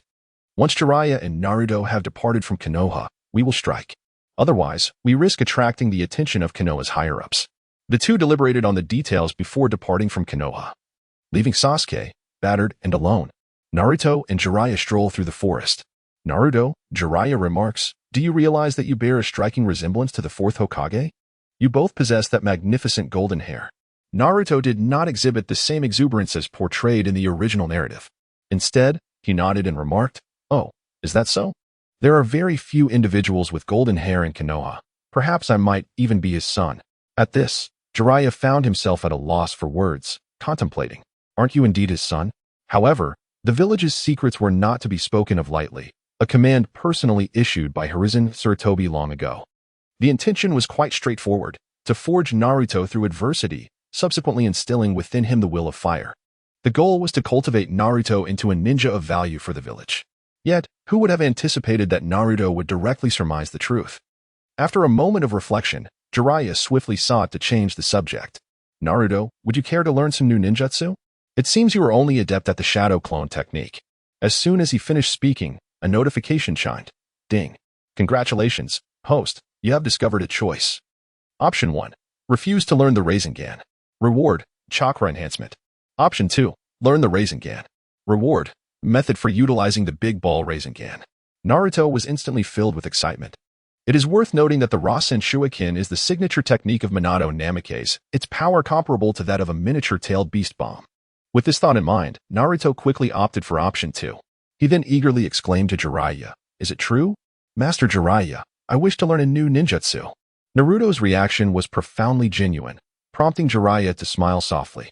The two sought out an open space. Jiraiya extended his hand, gathering chakra within. "Look, Naruto," he said, effortlessly forming a Rasengan. "Kakashi Hitaki is my disciple, and this is his most cherished technique, the Rasengan." Naruto glanced at Jiraiya and hurriedly inquired, "How should I go about learning this?" Jiraiya shook his head. "Naruto, do not be overly anxious. Mastering this ninjutsu cannot be achieved in a moment's time. Allow me to first explain the underlying principles. Your chakra is of the wind attribute, making it particularly suitable for this technique." As Jiraiya elucidated the principles, he produced a water sphere. "Now, Naruto, concentrate your chakra and attempt to expand this water sphere. Let us see if you can accomplish it." He handed the water sphere to Naruto, pondering that, given Naruto's innate talent, it would likely take him at least 7 days to succeed. However, upon receiving the water sphere, Naruto began to gather his chakra, swirling it in his hands. Although this was his first endeavor in such a task, with the aid of his focused breathing, Naruto's control over his body and chakra had reached an unimaginable level. He could even direct the trajectory of each chakra particle through sheer will. Thus, as soon as he grasped the water sphere, the water within began to rotate. Following the flow of his consciousness, the water sphere elongated, narrowed, and transformed into various shapes. Jiraiya, observing Naruto, burst into laughter. "Naruto, that won't do. You must allow the chakra to swirl in different directions, only then can you," before he could finish his sentence. The water sphere in Naruto's hand exploded with a loud pop, splattering water all over Jiraiya's face. "Is that how it works, Sage of the Frog?" Jiraiya's mouth twitched. "Truly. You are a child of Minato. Your talent is extraordinary." After a moment of contemplation, he said, "Naruto, give it another try." With that, Jiraiya produced 2 additional water spheres and handed them to Naruto. With a hand in each, Naruto struck. 2 resounding bangs echoed, and water splashed in all directions. Jiraiya stared wide-eyed at Naruto. Naruto shrugged his shoulders, remarking that it was quite simple. What shall we do next? Jiraiya felt a profound sense of frustration, recalling how he had spent a considerable amount of time mastering this very technique in his youth. Yet here was Naruto, achieving success on his first attempt. With no other option, Jiraiya decided to employ his secret weapon. He retrieved a rubber ball from his pocket and handed it to Naruto. Naruto, give this ball a try. After Naruto took possession of the ball, he fell into deep contemplation. He was certainly capable. With his current abilities, he could master the Rasengan in merely a few days. However, what about the wager with Tsunade? He still desired her necklace. Yet, it mattered little, with the system at his disposal. What equipment could he not obtain in the future? What troubles you, Naruto? Jiraiya inquired with concern, noticing Naruto's unresponsive demeanor. Naruto quickly shook his head. It's nothing. Upon answering Jiraiya, Naruto cradled the ball in the palm of his hand. The attendant manipulated chakra, causing it to spin irregularly in his grasp. The shape of the ball subtly distorted. Naruto furrowed his brows, yet did not break through. Naruto pondered for a moment and came to realize that the ball was not filled with water like a water balloon, but rather had a much harder exterior and a greater elasticity. With this understanding, he concluded that he needed to increase both the amount of his chakra and the speed of his rotation. Jiraiya, observing Naruto's furrowed brow, burst into laughter, saying, Naruto, do not be too impatient. We shall communicate while we journey. Chapter 13. Meeting Tsunade unbeknownst to Jiraiya. As soon as he uttered these words, Naruto altered the rotation of his chakra and slightly increased its volume. With a sudden bang, the ball exploded in the palm of Naruto's hand. Jiraiya watched as Naruto fell into a deep contemplation. He began to doubt whether this figure before him was truly the Nine-Tails brat. Could it be that he was the reincarnation of Minato? How could he have learned the Rasengan so swiftly? Naruto's earnest, large eyes gazed intently at Jiraiya. Master Frog Sage, is this what you meant? Jiraiya pondered for a moment, his expression suddenly shifting to one of astonishment, feeling a sense of defeat in the presence of Naruto. Ultimately, he imparted the technique for the Rasengan to Naruto, allowing him to practice independently. However, this time, Naruto did not summon the Rasengan with his usual prodigious ease. It was not that he lacked the ability. Rather, he sensed that the impact he had made on Jiraiya today was profound, warranting some time for his elder mentor to adjust. Nevertheless, the moment Jiraiya shared the method with him, Naruto successfully mastered the Rasengan. In his mind, he received an immediate system notification. Ding. Congratulations, host, on successfully learning the Rasengan. Reward, Utama Rasengan. Upon acquiring the technique for the Great Rasen Shuriken, Naruto found himself in a state of astonishment. The Whirlpool Minato truly exemplified genius. The so-called Great Rasen Shuriken is essentially the fusion of two Rasen Shurikens. It resembles the standard shuriken, yet the chakra within the two Rasen Shurikens rotates in opposing directions. Consequently, once the chakra is compressed to a certain degree, it can unleash an explosion of power that far exceeds that of its individual components. With his hands tucked into his pockets, Naruto walked alongside Jiraiya, quietly practicing the compression of the Rasengan within the confines of his pocket. He began with a mere trickle of chakra, gradually increasing it bit by bit, determined not to reveal to Jiraiya that he had mastered the formidable big ball Rasengan. As they strolled through the forest, unbeknownst to them, Orochimaru had found Tsunade in a nearby casino, engaged in a conversation wherein he sought her assistance to heal his hands, offering to resurrect her beloved and brother as the price for her aid. Before long, Naruto and Jiraiya arrived in the city, a stark contrast to the familiar surroundings of Konoha. Despite its novelty, Naruto, being a traveler of dimensions, felt no particular curiosity about this new place. Jiraiya took it upon himself to enlighten Naruto about the cultural nuances and customs of the city, but Naruto listened attentively without exhibiting any significant reaction. They settled into a local inn, where Jiraiya instructed Naruto to remain behind while he ventured out to gather information regarding Tsunade. Once Jiraiya departed, a pensive expression clouded Naruto's face. He realized that Orochimaru was indeed in the city and had likely made contact with Tsunade. Contemplating whether to seek out Orochimaru, he weighed the allure of the enigmatic figure against the potential consequences.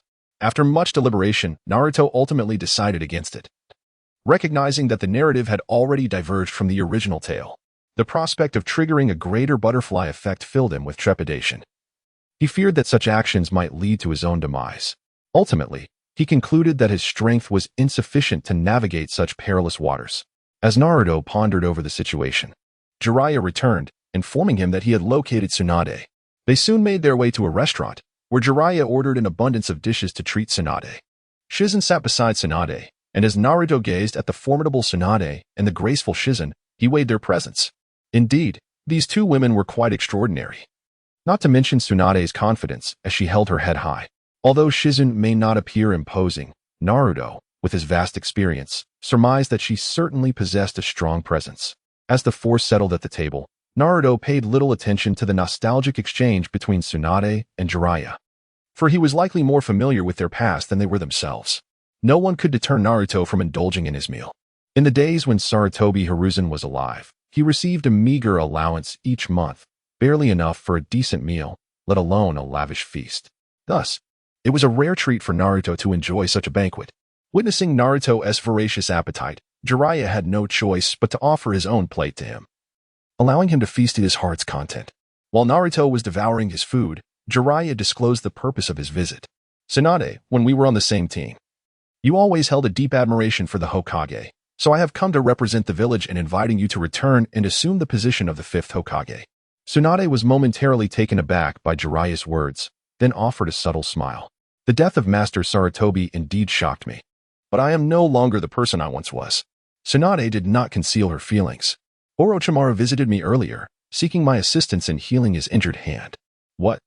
Jiraiya exclaimed, astonished to learn that Orochimaru was also in the vicinity. You must not agree to help him. He is responsible for Master Sarutobi's demise. However, Tsunade had not yet finished her thought. I did not agree to his request, even though he presented me with appealing terms. She then turned her gaze toward Jiraiya. And what about you? You have offered me no conditions, merely desiring that I return to assume the mantle of Hokage and clean up the mess? She scoffed. Who cares about that position? Only children incessantly cry out to become Hokage. I could very well meet the same fate as Master Sarutobi. Upon hearing Tsunade's words, Naruto's lips curled into a faint smile. He recognized that his opportunity had arrived. He hastily set down his utensils, stood up, and declared to Tsunade, Hey, old lady, do not belittle the Hokage. He proclaimed, I will become the Hokage. After uttering those words, Naruto suddenly felt a wave of embarrassment wash over him, akin to a certain someone who incessantly aspired to be the Pirate King. Yet, he had no choice, after all. Naruto's character was that of a child who constantly spoke of his ambition to become Hokage. At this moment, remaining silent could easily lead to skepticism about his resolve. Tsunade regarded Naruto with a cold smile. Retract that statement? What if I don't? I challenge you to a duel. If you lose, you must return with us and obediently become Hokage. Naruto spoke with exuberance, embodying the essence of an impassioned youth, brimming with enthusiasm. Jiraiya watched him with a resigned shake of his head, while Tsunade seemed to see her foolish brother reflected in Naruto's fervor. After a moment's contemplation, she casually declared, All right. If you lose, you shall never utter the desire to become Hokage again. It is settled. Chapter 14. When did Naruto become so powerful? As soon as her words faded, the sound of a notification chimed. New choices available. Option 1. Defeat Tsunade. Task reward. Senju clan bloodline. Option 2. Like in the original story, be knocked out by Tsunade. Task reward. Title of the most useless traveler. Ordinarily, receiving a system notification would be a cause for celebration. However, this particular choice left Naruto in a quandary. He realized that he must engage in this battle, yet he felt uncertain about his chances of victory, especially against 3 formidable opponents. Nevertheless, driven by the allure of the Senju bloodline, Naruto resolved to take the plunge. Option 1. Naruto made a decision and promptly accompanied Tsunade to an open area. Jiraiya watched the two face off with great interest, pondering whether Naruto would surprise Tsunade.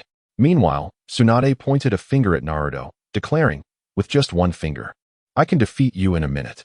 Initially, Naruto felt a twinge of uncertainty, but upon seeing Tsunade's composed demeanor, he inexplicably felt a surge of anger. He was determined to show this seemingly youthful old woman a thing or two. In that case, Tsunade, you mustn't break the rules, he said, activating his 3-colored aura as he charged towards her. Upon hearing Naruto refer to her as old woman, Tsunade's temples throbbed with rage. However, recalling her earlier boast, she grinned and retorted, Boy, if you wish to provoke me, then I shall show you my true colors. With that, she jabbed the ground, causing a thunderous crack as the earth shattered. Yet, it seemed as though Naruto anticipated her move, deftly sidestepping the debris. He retaliated with a punch aimed at Tsunade, who attempted to counter with her agile fingers targeting his joints. But Naruto crouched low, employing the drunken 8 immortals technique, which Tsunade had never encountered before. She found herself ensnared, as her style relied on powerful, sweeping attacks, while the drunken 8 immortals thrived on unpredictability. Oh no, Tsunade cursed under her breath, realizing she had fallen into Naruto's trap. Consequently, she swiftly altered her strategy, preparing for a direct confrontation with him. Naruto's observation Haki had already anticipated Tsunade's intentions. However, he did not attempt to evade. Instead, he engaged in a direct clash with her fist and fingers. Tsunade smirked. Good. Her extraordinary strength had the power to numb nervous tissue, and Naruto's head-on confrontation posed a significant risk of injuring his nerves. Yet, upon making contact with Naruto, Tsunade suddenly sensed something amiss. Why does Naruto's skin exude such an intense chill, akin to the frigid aura of death, compelling her fingers to retreat? Naruto's lips curved into a smile. In the past, he had never truly confronted formidable adversaries. Even with Itachi, their encounters were merely superficial, largely due to his unique taijutsu that rendered his opponents somewhat unaccustomed. Thus, his understanding of the characters in the original manga instilled a sense of trepidation within him. Consequently, this confrontation with Tsunade provided Naruto a profound realization of the extent of his own strength. After testing Tsunade's limits, Naruto swiftly resolved to employ a decisive move. Seizing the opportunity presented by Tsunade's staggered steps, he closed the distance between them. In this very moment, he executed the shadow clone technique.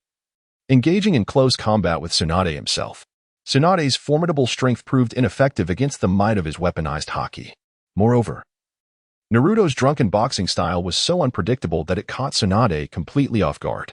Simultaneously, one of Naruto's shadow clones began to form a Rasengan, which he then propelled towards Tsunade. Witnessing this, Tsunade felt a surge of indignation. "You are pushing it a bit too far, kid," she exclaimed, abandoning her earlier bravado. She transformed her finger into a fist and struck the Rasengan head-on.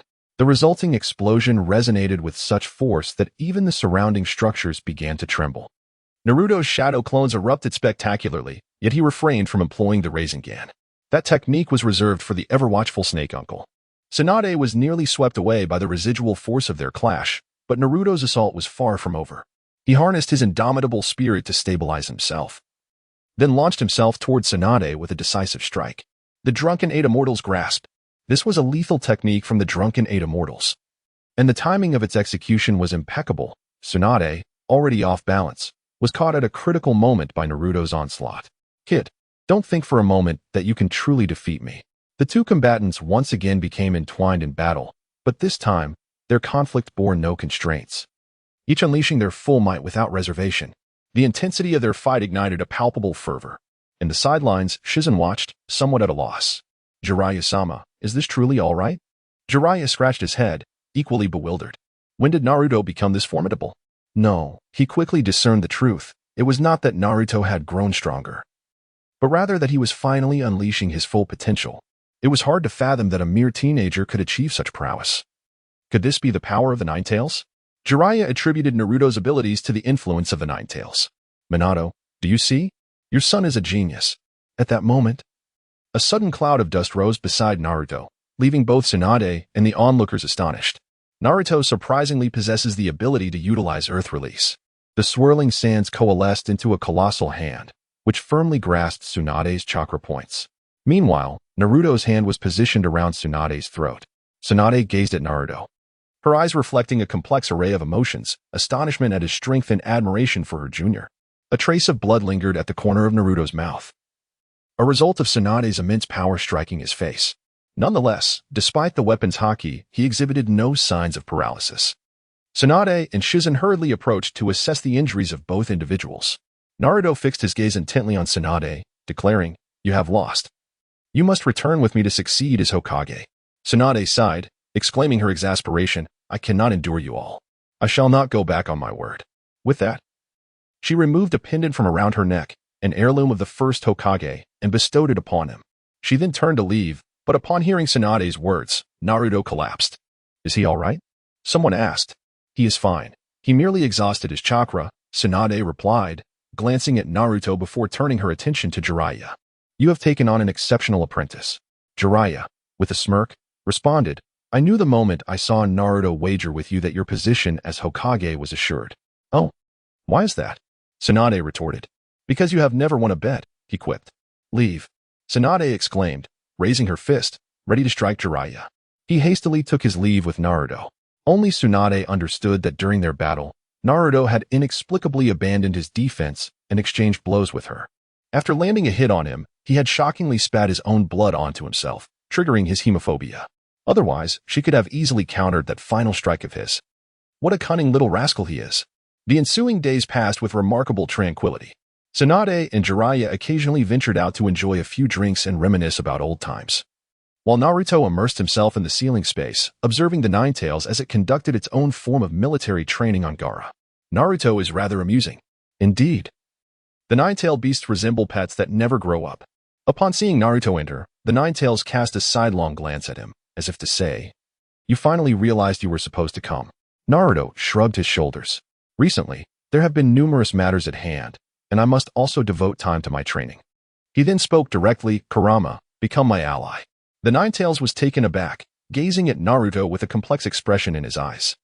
He then replied with a hint of mischief, "Do not presume that by unlocking the lineage of Kyuubi, you can manipulate me." Naruto shook his head. "No, Kurama.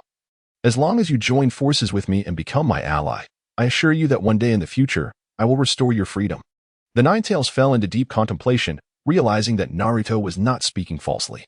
However, he first needed to acknowledge that this little brat before him was far from simple. With that, Naruto unabashedly unleashed his newly acquired Senju bloodline. The Senju clan and the Uzumaki clan were originally of the same lineage, their bloodlines inherently interconnected. Moreover, the Ninetales had experienced the might of Hashirama Senju a century prior, making him one of the few capable of truly comprehending the formidable nature of both the Senju and Uzumaki bloodlines. Naruto's intention in revealing this was to convey to Kurama that he was extending a gesture of respect, urging him not to be ungrateful. Presently, Naruto possessed the capability to subdue the Ninetales through his dual bloodlines. However, the Ninetales' proud nature required a subtle approach. Shukaku had already retreated to a corner, trembling in fear. After a moment of reflection, the Ninetales finally sighed. "Very well, Naruto, I am willing to cooperate with you, but let it be clear that we shall only be companions." Naruto scoffed, a hint of amusement in his voice. "How tsundere." He then extended his fist. "Pleased to be working with you." Likewise. Their fists met, and in that instant, the seal on the Ninetales spontaneously unraveled. The gates of the seal swung open with a resounding boom. Abruptly, the real-world Naruto's eyes snapped open. A vortex of chakra enveloped him, and Crimson Ninetales chakra surged forth from within. He struggled to maintain control, acknowledging the raw, untamed power of the tailed beast's chakra. Even with the aid of total concentration breathing, adapting proved to be a considerable challenge. Ultimately, Naruto managed to manifest a mere chakra cloak, which finally allowed him to regain his composure. Naruto let out a sigh of relief. He had nearly lost control of his chakra. That mischievous Ninetales had unleashed an overwhelming surge of energy. Just as he had retracted the cloak of the Ninetales chakra, a knock resounded at the door. Naruto approached the door and opened it, allowing Sakura to step inside. "Naruto, I have come to you this time to offer my sincerest apologies." Naruto furrowed his brow. In truth, Shizen had recounted the tale of Tsunade's brother and lover to him. She then revealed the painful truth that Tsunade had been avoiding for years. Naruto was already aware of this, but the source of his furrowed brow lay in his suspicion that Tsunade was soon to confront Orochimaru alone. "Sister Shizen, how long have I been asleep?" he inquired. After a moment's reflection, Shizen replied, 3 days. 3 days? In the original narrative, Tsunade had only gone to meet Orochimaru on the 7th day. Yet, his observation Haki had persistently imparted a sense that something significant was about to transpire. With this thought, Naruto relinquished his observation Haki. The entire city lay within his perception. Soon, he spotted Tsunade, Orochimaru, and Kabuto in a secluded corner with 3 others. At that moment, Tsunade was forming hand seals, preparing to heal Orochimaru's arm. This was dire. Naruto hastily opened the window and exclaimed to Shizen, "Quickly summon Fukasaku. Inform him that Tsunade is in peril." With that, he leaped out of the window, racing towards Orochimaru. Shizen, still in a state of shock, sensed that a significant event was unfolding. She promptly complied with Naruto's instructions. At that moment, Tsunade was utilizing her chakra to execute a medical ninjutsu, approaching Orochimaru with her hands outstretched. Suddenly, Kabuto hurled a kunai, interrupting their connection. "What are you doing, Kabuto?" Tsunade demanded. "My apologies, Lord Orochimaru," Kabuto replied. "But I have detected a notable aura of hostility emanating from Tsunade." It appears she does not intend to heal you. Orochimaru, desperate for treatment, overlooked the murderous intent surrounding Tsunade. Tsunade, she declared, realizing her scheme had failed, she ceased pretending. The flames of Konoha burn eternally, and I have uncovered its legacy. Now, I shall avenge my master by eliminating you, traitor. Orochimaru's serpentine eyes narrowed, resembling a venomous snake poised to strike. Lord Orochimaru, Tsunade has always been someone I admire. Please allow me to handle her. Orochimaru frowned before bursting into laughter. Very well. I am eager to witness the spectacle. Kabuto's hands became enveloped in chakra, executing the surgical knife technique. The two immediately engaged in combat. This technique could sever the tendons of the target, while Kabuto's brute strength could paralyze nerves. Their battle was fierce and evenly matched. However, Kabuto, facing the formidable Tsunade, was soon outmatched. Just as Tsunade prepared to deliver a decisive blow, Kabuto unexpectedly thrust a kunai into his own arm. Ah! Tsunade gasped, while Kabuto grinned menacingly at her. Chapter 16. Today, the Vortex Prince treats Uncle Snake to dinner. Oh dear, I truly did not anticipate that a legendary Sannin like you would possess such a debilitating phobia of blood. Kabuto kicked Tsunade to the ground. Ha ha ha. Lady Tsunade, your immense strength has certainly caused me considerable distress. He followed with a punch to her face. This is what you get for striking at Lord Orochimaru. Kabuto relentlessly pummeled Tsunade, taunting her as he did so. It was unfortunate that a legendary Sannin, despite her age, had to endure humiliation at the hands of a youth. Feeling he had toyed with her long enough, Kabuto drew his surgical knife. Now, I shall send you to meet your beloved. He plunged the knife downward, but unexpectedly, a wall of sand materialized before Tsunade. What? Tsunade exclaimed, momentarily stunned. Kabuto quickly withdrew his hand. As the sand wall fell, Naruto's figure emerged. I finally made it. You seem rather disheveled, Tsunade. Naruto gazed at Tsunade with keen interest. Naruto, you must leave quickly. These two are formidable opponents, Tsunade urged urgently. Meanwhile, Kabuto displayed a mischievous smile. Oh, Naruto, since you have arrived, do come along with us willingly. I happen to require a specimen for my experiments. Both Kabuto and Orochimaru are notorious for their obsession with biochemistry. One cannot deny that this has become a rather traditional skill of the organization. Naruto, however, looked at Kabuto with a cold smile, and at that moment, his system prompted him once again. Ding! The host is presented with a choice. Option 1. Defeat Orochimaru and Kabuto. Task reward. Mastery of all chakra attributes. Option 2. Escape immediately. Task reward. The title of Whirlpool Runner. In the past, facing Orochimaru and Kabuto, Naruto would have never dared to confront them head-on. However, after his recent training, Naruto had gained a profound understanding of his own abilities and reached a consensus with the Nine Tails. Thus, he was now confident enough to challenge even Uchiha Obito in a test of strength. Without hesitation, Naruto unleashed his tricolor Haki and charged straight at Kabuto. Kabuto's impression of Naruto was still rooted in the Chunin exams. Initially, he had no intention of taking Naruto seriously, but upon sensing the overwhelming aura emanating from him, he was caught off guard. Nevertheless, his surgical techniques were particularly effective against close-quarters combatants like Naruto. He struck towards Naruto's shoulder, a blow capable of crippling an arm. With his other hand, he aimed to sever the tendons in Naruto's chest muscles, rendering him unable to breathe. Yet, to Kabuto's astonishment, Naruto's Haki proved impervious to such tactics. What? He gazed incredulously at Naruto, unable to comprehend how this was possible. After being struck by his attack, Naruto remained utterly unscathed. With a single punch, he sent his opponent flying. Following this, Naruto let out a cold chuckle. Now, let me show you this, he declared as he extended a hand, summoning a swirling sphere of energy that gradually transformed into a vibrant emerald hue. Rasen Shuiken. With a thunderous roar, a massive spiraling orb, towering over two men, coalesced in Naruto's grasp. He hurled it directly at Kabuto. Should it connect, Kabuto would undoubtedly meet his demise. In that critical moment, Orochimaru's figure flickered, rescuing Kabuto just in the nick of time. What a leisurely affair, Kabuto remarked, patting his chest in relief, before promptly casting a healing jutsu upon himself. How could this fellow be so formidable? Orochimaru, biting through his own bandages, addressed Kabuto. It appears we must join forces. Understanding the gravity of the situation, Kabuto sliced open Orochimaru's fingertip, using his blood to perform a summoning technique. With a resounding boom, a colossal two-headed serpent emerged amidst a cloud of azure smoke. Kabuto and Orochimaru positioned themselves atop each of the serpent's heads. Witnessing this scene, Tsunade gradually rose to her feet. It seems I too must intervene. I cannot allow the younger generation to look down upon me. However, Naruto cast a disdainful glance at Tsunade. You should focus on your recovery at this moment. You are merely a burden.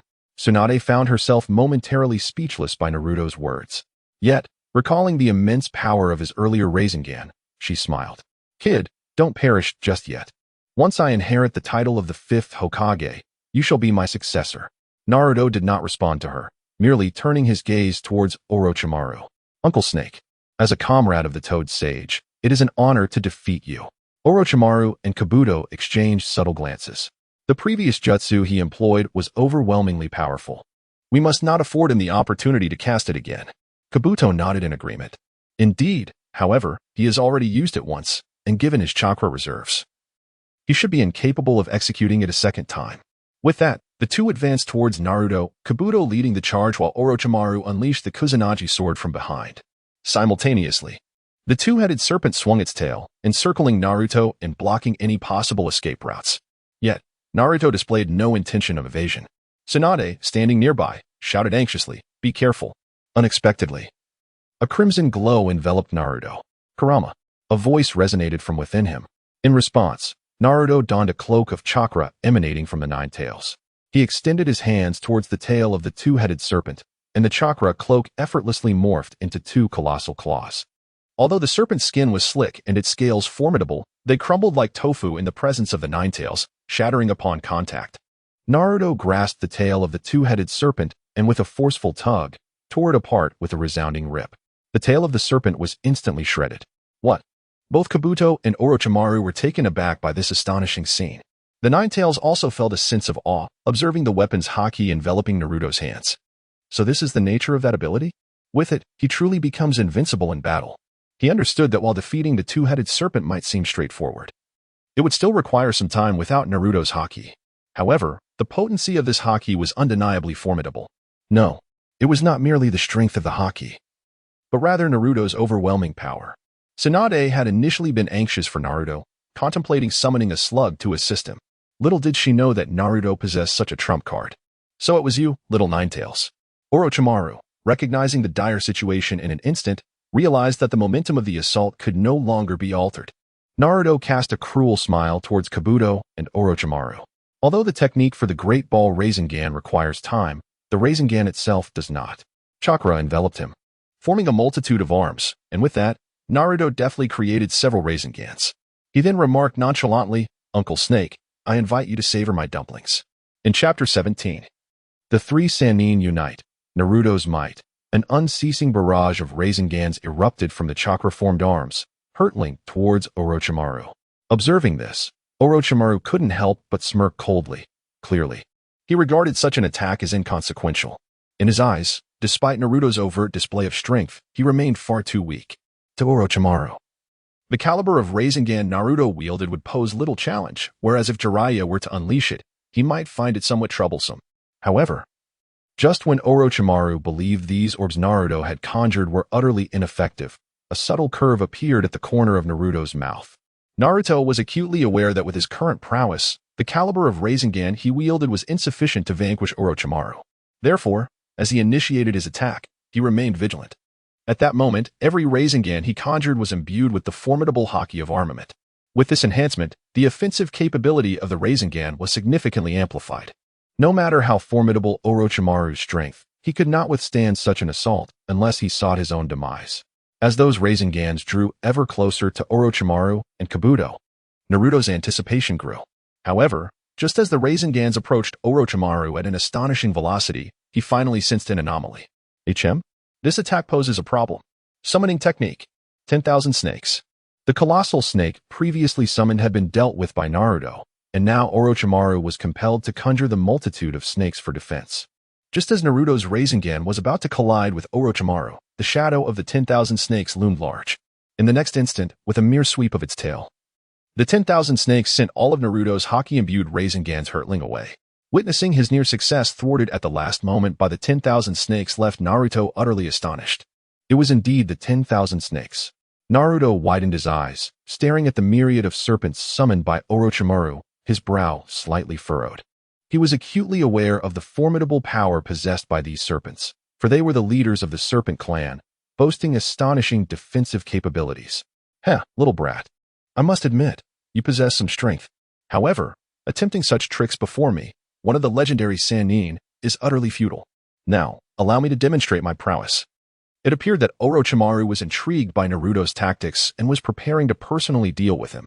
As one of the three legendary ninjas, Orochimaru's strength was indisputable.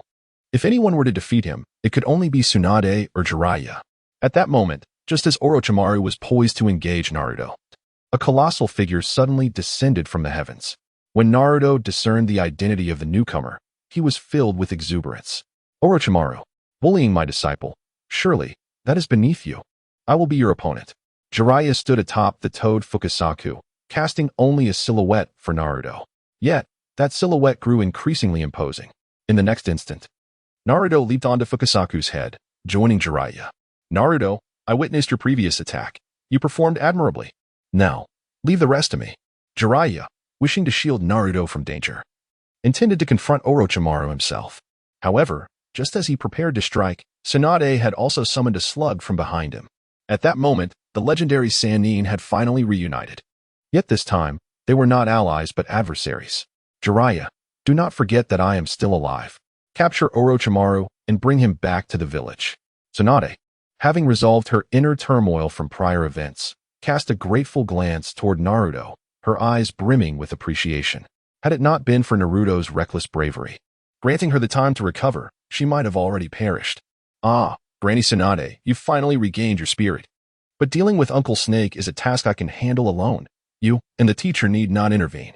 At this moment, Naruto was preparing to strike once more.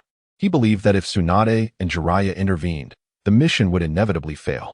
The rewards associated with the previous task were quite appealing, and Naruto was reluctant to let such an opportunity slip away. However, just as Naruto was poised to act, Jiraiya attempted to restrain him. Clearly, he perceived that Naruto was no match for Orochimaru. After all, Orochimaru was one of the legendary Sannin, notorious for his remarkable prowess during the ninja wars. To this day, many still shudder at the mere mention of his name. Therefore, Jiraiya was determined to prevent Naruto from taking unnecessary risks. Yet, before Jiraiya could successfully halt Naruto's advance, Naruto had stealthily formed multiple Razengans. This revelation astonished Jiraiya, as it became evident that while Jiraiya and Tsunade had drawn Orochimaru's attention, Naruto had been quietly preparing. In the midst of their conversation, Naruto had gathered his chakra and was readying his arm from behind. At that moment, as a dozen Razengans reached completion, Naruto enveloped them with his armed Haki. In the next heartbeat, under the astonished gaze of Jiraiya and Tsunade, Naruto launched the Razengans with great force. Upon witnessing this, Orochimaru's pupils constricted, and he swiftly reacted. Manda, evade those attacks, he commanded. Following Orochimaru's order, Manda decisively ascended into the sky.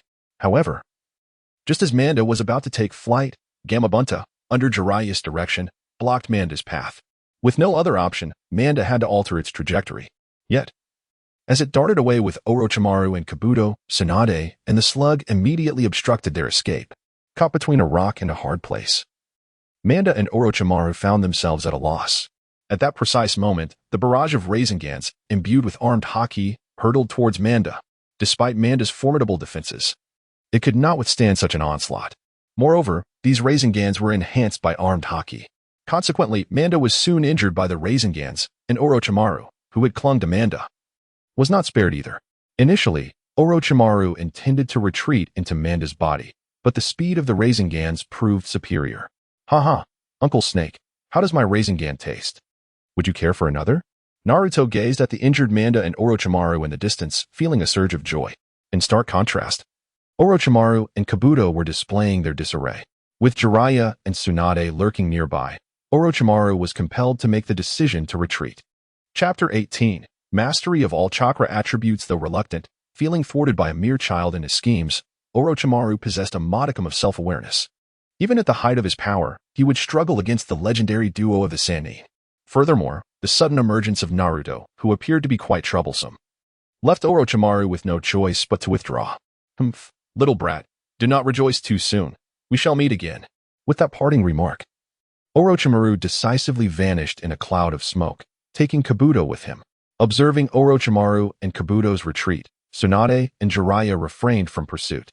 They understood all too well that if cornered, Orochimaru might resort to unspeakable actions. After all, he was one of the Sannin, continuing the fight, even if it resulted in a victor, could lead to loss of life.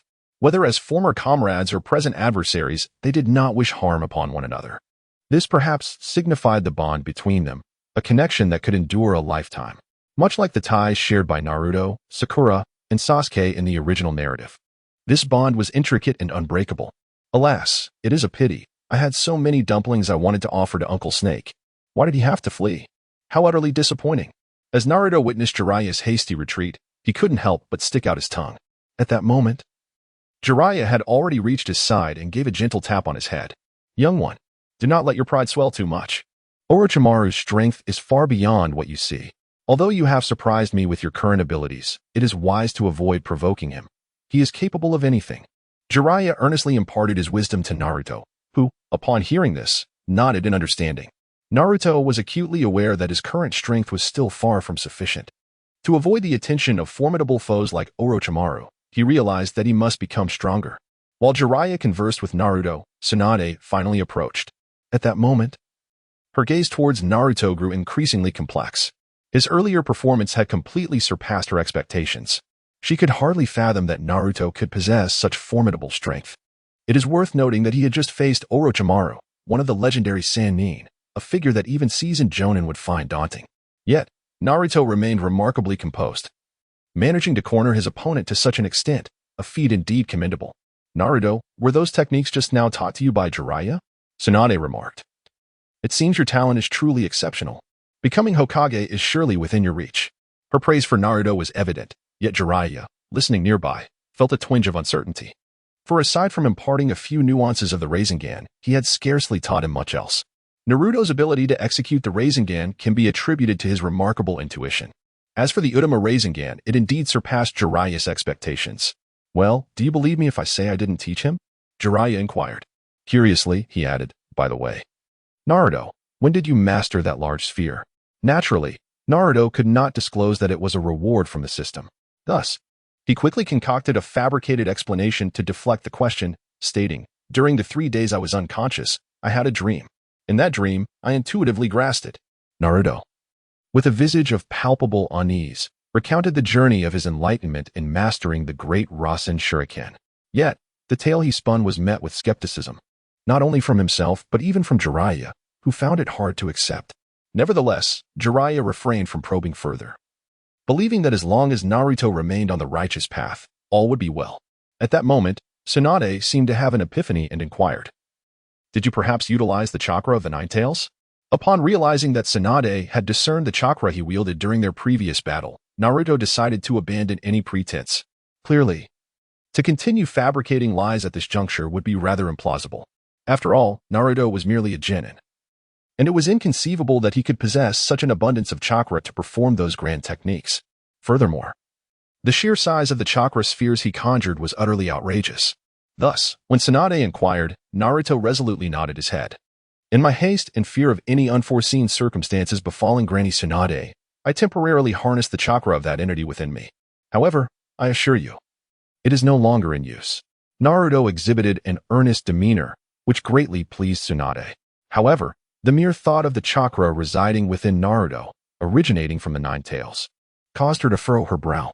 Naruto, promise me that you will refrain from using the Nine Tails chakra so easily. The chakra of the Nine Tails could very well lead you to lose consciousness. If that were to happen, you would be in grave danger. Tsunade's inability to forget the Nine Tails assault on the village prompted her to caution Naruto, hoping to steer him away from a perilous path. Upon hearing this, Naruto decisively nodded his head in agreement. However, unbeknownst to them, Naruto had already forged an alliance with the Nine Tails. The bond between Naruto and the Nine Tails had evolved into that of partners, rendering the utilization of its chakra an effortless endeavor. Soon, after exchanging a few words and confirming that the surroundings were devoid of danger, they prepared to embark on their journey back to Konoha. As they made their way back, a notification resonated in Naruto's mind. Ding! Congratulations, host, for successfully completing the task of repelling Orochimaru. Reward: mastery of all chakra attributes. Upon hearing the announcement, Naruto couldn't help but feel a surge of excitement. This reward was undoubtedly invaluable to him. Prior to this, Naruto had only excelled in wind and fire chakra. With this newfound reward, he could effortlessly master nearly all chakra ninjutsu. Consequently, Naruto would no longer be constrained by chakra attributes. In other words, he would be capable of learning and mastering ninjutsu of all attributes, a feat not everyone could achieve.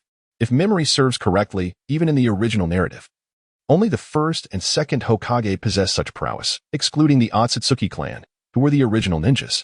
With this in mind, could I potentially practice Kakashi-sensei's Chidori? Moreover, Tsunade's healing techniques would prove immensely beneficial. Naruto found himself conversing with his thoughts. Although he possessed formidable regenerative abilities, he harbored a desire to learn some healing techniques. Mastering such arts would enable him to provide timely assistance to his comrades, thereby allowing him to transcend the conventional dynamics of the ninja world.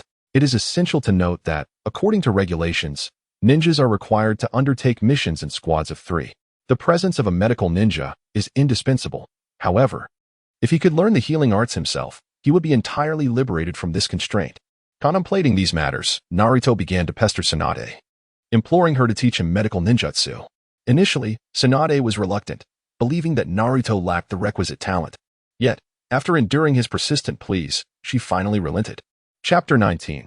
The fifth Hokage emerges while returning to the Hidden Leaf Village. Tsunade briefly introduced Naruto to the principles of medical ninjutsu. She held no expectations, recognizing that the requirements for mastering healing techniques were exceedingly stringent and few could succeed without a significant loss of life. To her astonishment, however, Naruto possessed the extraordinary talent of comprehensive chakra mastery bestowed by the system's rewards. With this remarkable gift, even the most challenging medical ninjutsu proved to be within his grasp. Soon, Naruto had acquired the skills necessary for healing techniques and demonstrated them before Tsunade. Witnessing this spectacle, not only was Tsunade taken aback, but Jiraiya, too, felt a wave of astonishment. Naruto, you cannot possibly be a monster, can you? How is it that you seem to wield medical ninjutsu with such ease? Does your chakra not reject it? As a legendary ninja renowned throughout the shinobi world, Jiraiya found it difficult to comprehend. Others had attempted similar feats in the past, yet they invariably ended in failure. However, Naruto's performance was truly astonishing. He could master medical ninjutsu while simultaneously learning other techniques. Should this news circulate, it would likely be met with disbelief. The undertaking required immense mental effort and an even greater expenditure of chakra. Thus, in Jiraiya's eyes, this was an utterly impossible feat. Yet, Naruto had accomplished it. Transcending mere talent, he was nothing short of a genius. As Jiraiya grappled with his astonishment, Naruto began to ramble in explanation. Well, perhaps it's because of the nine tails residing within me. My chakra seems inexhaustible. Just a slight release of chakra from the nine tails is enough for me to sustain myself for quite a while.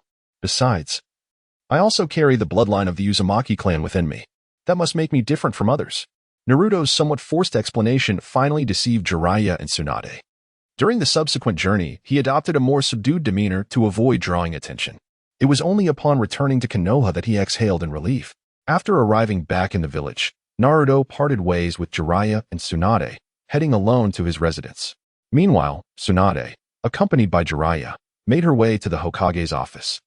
The news of her assuming the role of the fifth Hokage quickly spread throughout the village.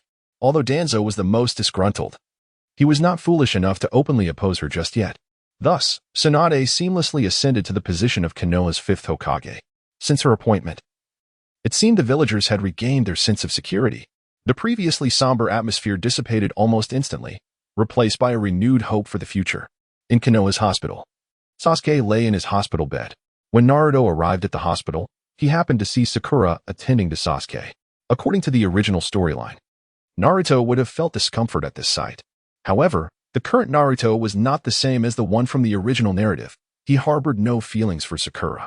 In his eyes, there were many girls in the Hokage world far superior to Sakura, such as Hinata Hyuga, the girl Jiraiya had betrothed to him, Shizen, and even Ino, who he believed surpassed Sakura. The original Naruto was a hopeless admirer, but the present Naruto had no desire to emulate him. Observing Sakura care for Sasuke, Naruto simply walked into the hospital room. Ahem, is Sasuke still not awake? Naruto's sudden remark startled Sakura. However, upon seeing Naruto, she blushed and nodded. Naruto, do you think Sasuke-kun will recover? Sakura inquired with concern. Absolutely. That stubborn fool will be just fine. I'll start his treatment right away. Naruto approached Sasuke's hospital bed. preparing to experiment with the medical ninjutsu that Tsunade had bestowed upon him. However, just as Naruto placed his hand upon Sasuke's forehead, Sakura panicked. Naruto, what are you doing? Healing is the responsibility of a medical ninja. You must not meddle. What if something happens to Sasuke? Sakura had always been more concerned about Sasuke than Naruto, and in that moment, she attempted to push Naruto away. Yet, just as she was about to intervene, a faint green light emanated from Naruto's hand. This ethereal glow was a form of chakra that Sakura had never encountered before. Stunned at the sight of this chakra manifesting in Naruto's palm, she froze. Naruto, when did you learn this medical ninjutsu? Sakura was clearly taken aback. In her memory, Naruto had always been at the bottom of the ranks.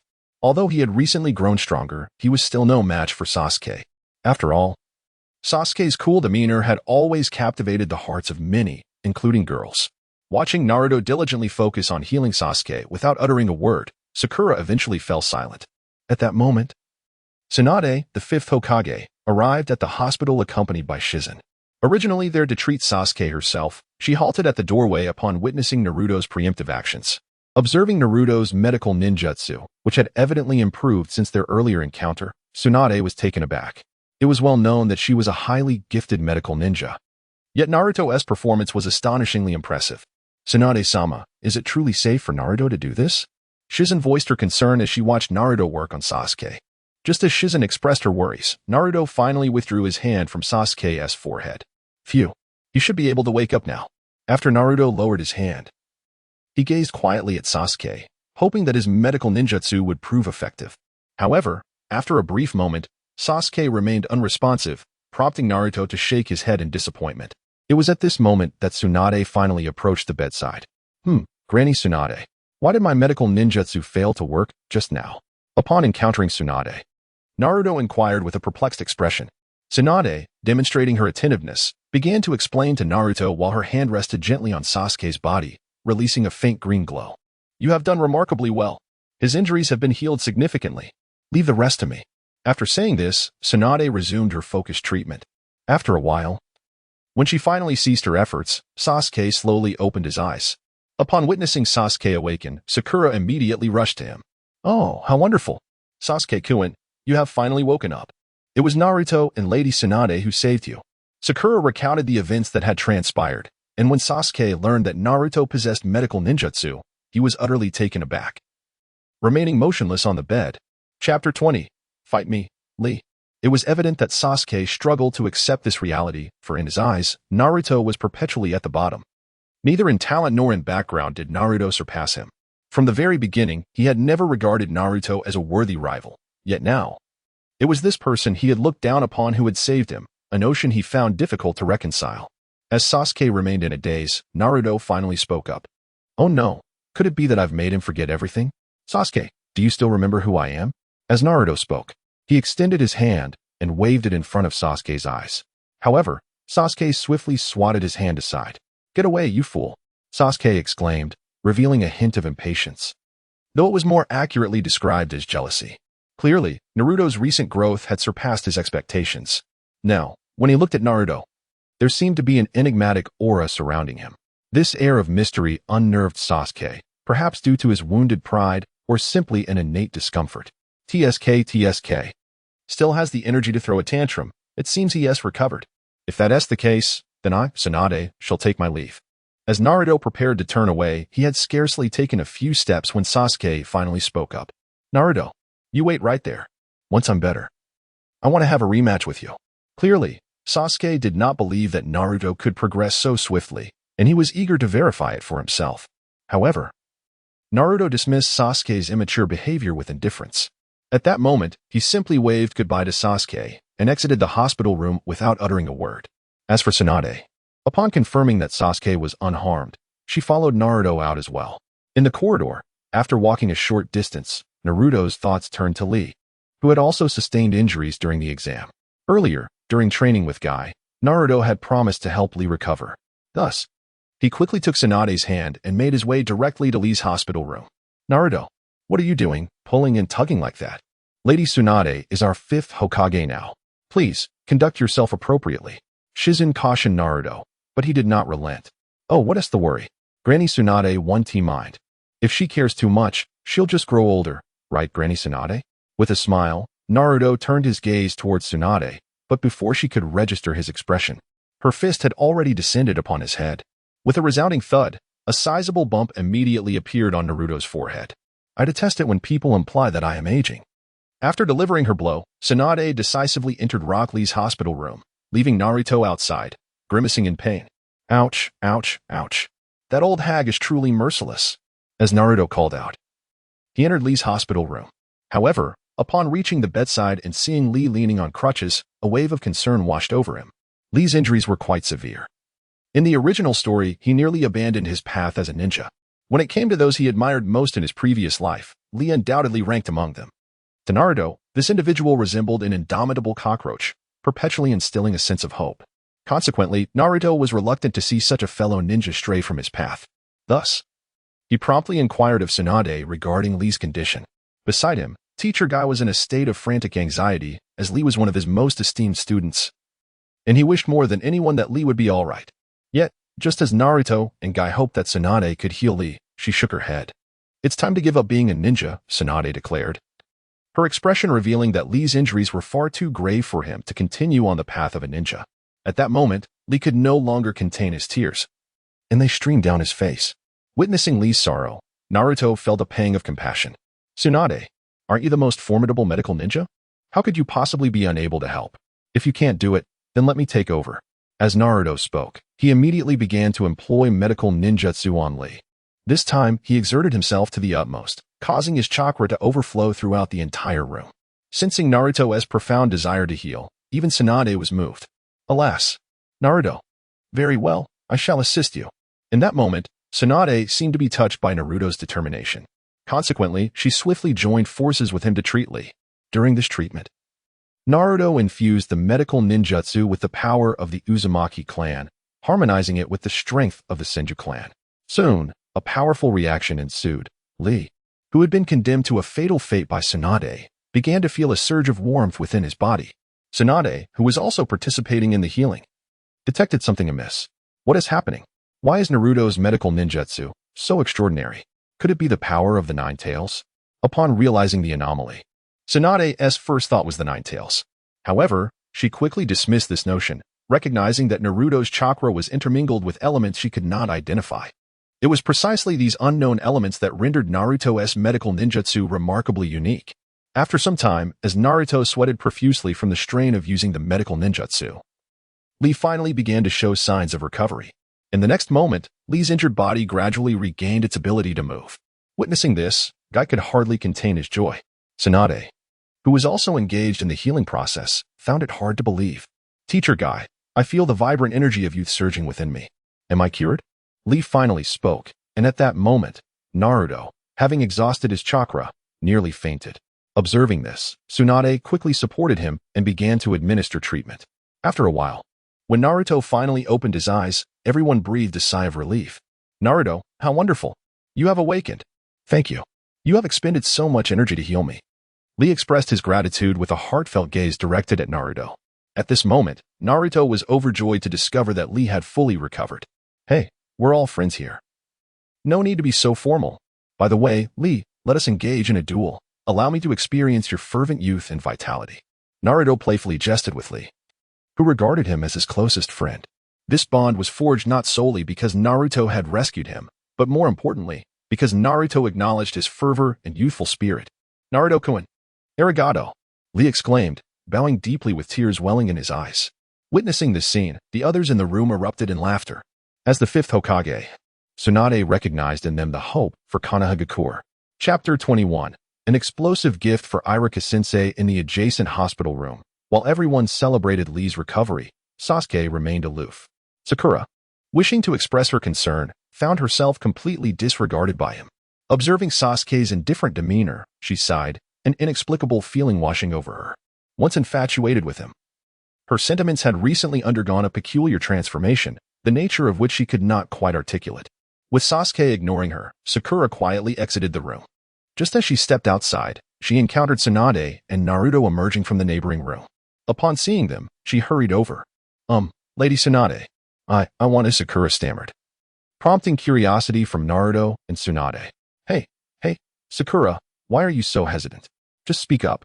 Did Sasuke bully you? Do you want me to help you teach him a lesson? As Naruto beheld Sakura's face, flushed with a deep crimson hue, he took the initiative to speak first. However, upon hearing his words, Sakura hastily shook her head. In the next moment, she hurriedly bowed to Tsunade and then turned to flee. Her unfinished words lingered in the air, leaving only Naruto and Tsunade standing there, bewildered. What on earth is wrong with that girl? Tsunade furrowed her brow. Ah, I suppose she must have wanted to become your apprentice. It's a pity she couldn't muster the courage to voice it. It's all your fault, Granny Tsunade, for being so fearsome that you frightened her away. Naruto cracked a joke, but he was swiftly met with a punch from Tsunade, which left a sizable bump on his head. Ouch, ouch, ouch. Old hag, must you strike my head every single time? What if I become foolish from your blows? I am, after all, the future of Konoha. Naruto expressed his grievances, yet at that moment, Tsunade had already turned to depart. At the instant of her departure, a faint smile graced the corners of her lips. It was evident that she held a fondness for this mischievous rascal, though she refrained from voicing it. Watching Tsunade leave, Naruto felt a pang of boredom and decided to exit the hospital. I'm so hungry. It must be time for a meal. That old hag didn't even invite me to dine. Humph. Oh well, I'll just head to Ichiraka Ramen. As Naruto made his way towards Ichiraka Ramen, inside the establishment, Irika-sensei was heartily enjoying a bowl of noodles. Just as Irika had consumed half of his ramen, Naruto finally stepped inside. Upon seeing Irika, Naruto's eyes sparkled with delight. Hey, Irika-sensei, long time no see. Would you be so kind, dear sir, as to treat me to a bowl of ramen? Just put it on Irika-sensei's tab. Naruto first greeted Irika-sensei, and then he requested a bowl of ramen from Uncle Irika. Upon seeing this, Uncle Irika immediately began preparing the noodles. Naruto, in turn, plopped down beside Irika-sensei. As Naruto settled in, Irika couldn't help but roll his eyes. Naruto, you rascal, I've heard that you have been making remarkable progress lately. You truly have not disappointed me. Well then, consider this a reward. It's on me. Irika-sensei remarked as he reached for his wallet. However, just as Irika was about to pay, Naruto shouted once more, Excuse me, uncle, please add another bowl of ramen. Irika-sensei is treating. As Naruto's voice resonated, Irika-sensei promptly grasped his neck and began to shake him. Hey, Naruto, don't go too far. I'm running out of money. Irika-sensei expressed his exasperation, as he often found himself at the mercy of this mischievous boy. While Irika-sensei continued to shake him, Naruto finally seized his wrist. In the next moment, Naruto's chakra erupted from within him. Witnessing Naruto's chakra forcibly suppressing him, Irika-sensei's eyes widened in astonishment. Hee, Irika-sensei, it seems you are no match for me now. Naruto, with a gentle yet determined effort, effortlessly moved Irika-sensei's hand aside. Witnessing this scene, Irika-sensei was taken aback. Oh, Naruto, you have indeed made remarkable progress. This is splendid. You are no longer the underachiever you once were. A sense of satisfaction radiated from Irika-sensei's face. Observing this, Naruto decisively retrieved a book from his belongings and presented it to Irika-sensei. Here, Irika-sensei, this is a gift for you. As Naruto spoke, he had already begun to savor his first bowl of ramen. Meanwhile, Irika-sensei couldn't help but feel intrigued. What book was this? At that moment, he was about to open the cover of the book. However, just then, Naruto's voice rang out. This is a book written by the Toad Sage. I borrowed it from him. Consider it a gift from me to you, as a token of gratitude for treating me to ramen. Naruto continued to eat after speaking. But at that moment, Irika-sensei suddenly had blood gushing from his nose. The cause of this unexpected reaction was, of course, the book that Naruto had given him. Upon opening the cover, he found that the contents were entirely inappropriate for children. Even Irika-sensei could not withstand the shocking images contained within. Ahem. Naruto, have you read this book? Irika-sensei feigned calmness before promptly stuffing the book into his bosom. Observing this, Naruto couldn't help but chuckle. Of course not. Only adults like the Toad Sage's book. Naruto, having finished speaking, began to devour his meal with great enthusiasm. Observing this, Irika-sensei finally felt a sense of relief. In the Ichiraka ramen shop, it wasn't long before Naruto polished off a bowl of ramen. As he awaited his second bowl, Naruto initiated another conversation with Irika-sensei. This time, he inquired about ninjutsu pertaining to other chakra natures.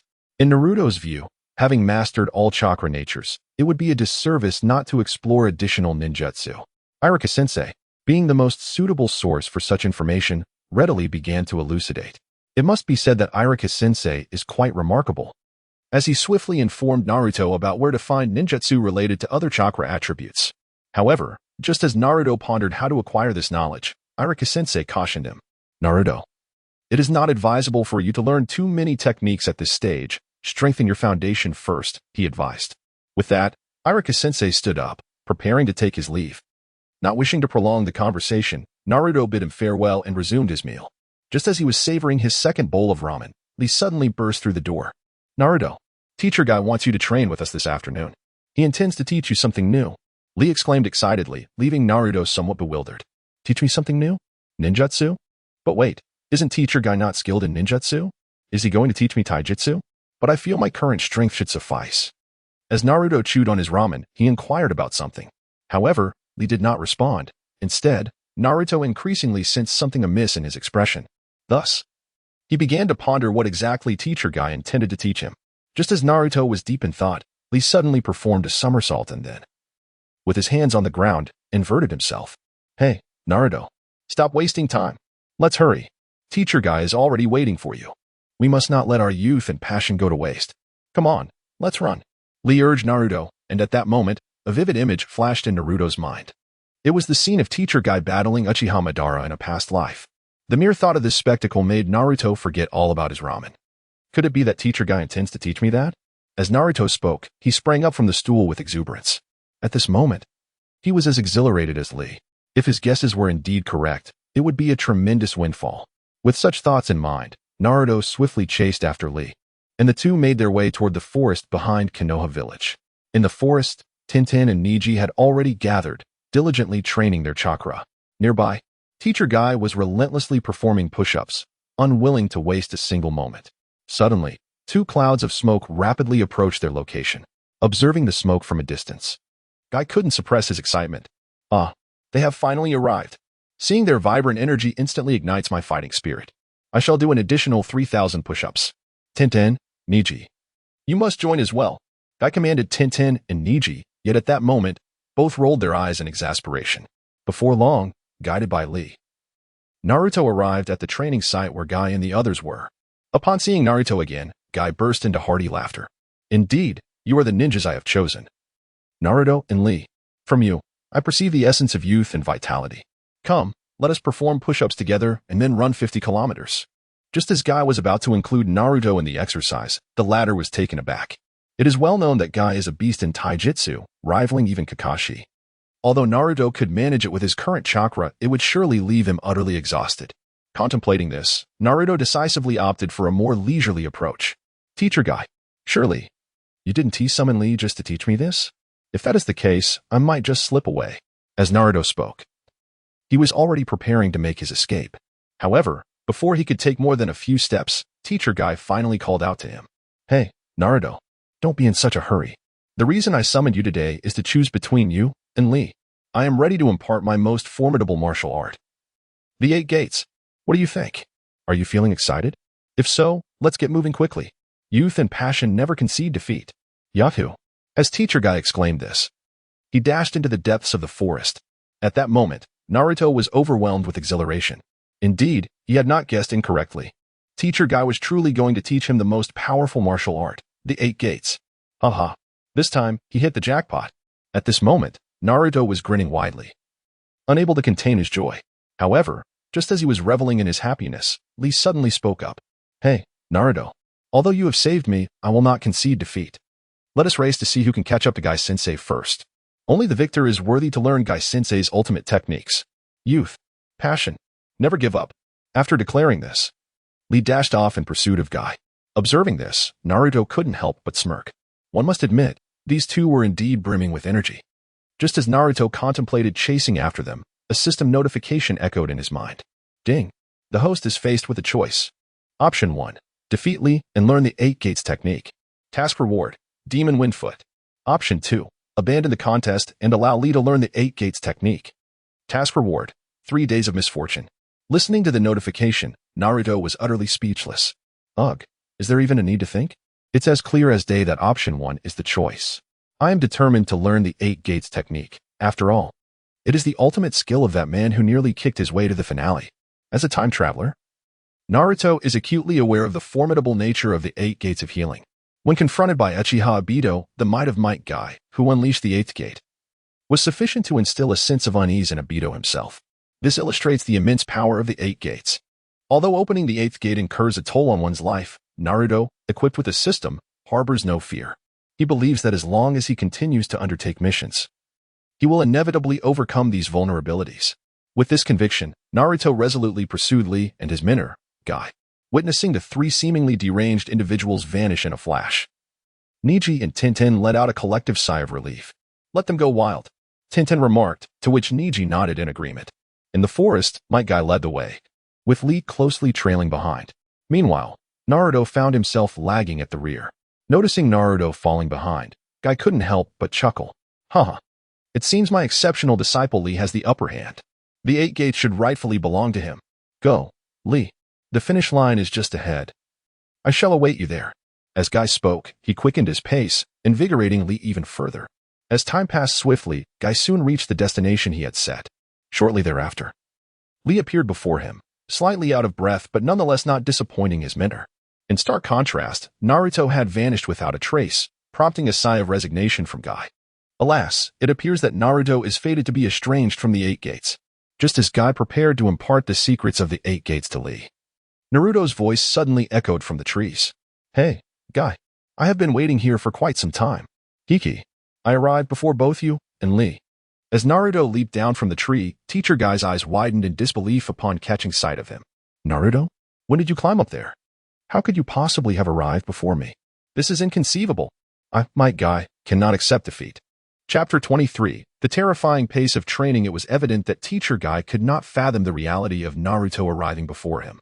After all, even Kakashi had rarely managed to outpace Guy in their encounters, with their records remaining closely matched. Now, to be bested by someone as young as his own student, Lee, was simply unacceptable to him. As Teacher Guy questioned Naruto's arrival, Naruto confidently pointed deeper into the forest. Hiki, Teacher Guy, I anticipated your disbelief, so I marked the spot beforehand. If you doubt me, you are welcome to accompany me to verify. There are only 2 paths that lead here, and you should know better than I. As Naruto spoke, he began to venture deeper into the forest heart. Though initially reluctant, Might Guy trailed behind, eager to witness firsthand the location of Naruto's marking. Guy-sensei, Rock Lee exclaimed, his voice tinged with disbelief. What Naruto says couldn't possibly be true. This forest offers only 2 paths, one forward and one back. The distances on either side far exceed what we've traversed. Naruto couldn't have chosen those. Lee continued, shaking his head. One remaining path is the one we took to arrive here, and the other would involve circumventing the forest entirely. Even for Guy, such a feat would be unattainable. The forest vastness necessitates at least a day's journey to circumnavigate. Naruto certainly lacked the time for such a detour, having eliminated all impossibilities. Only the truth remained.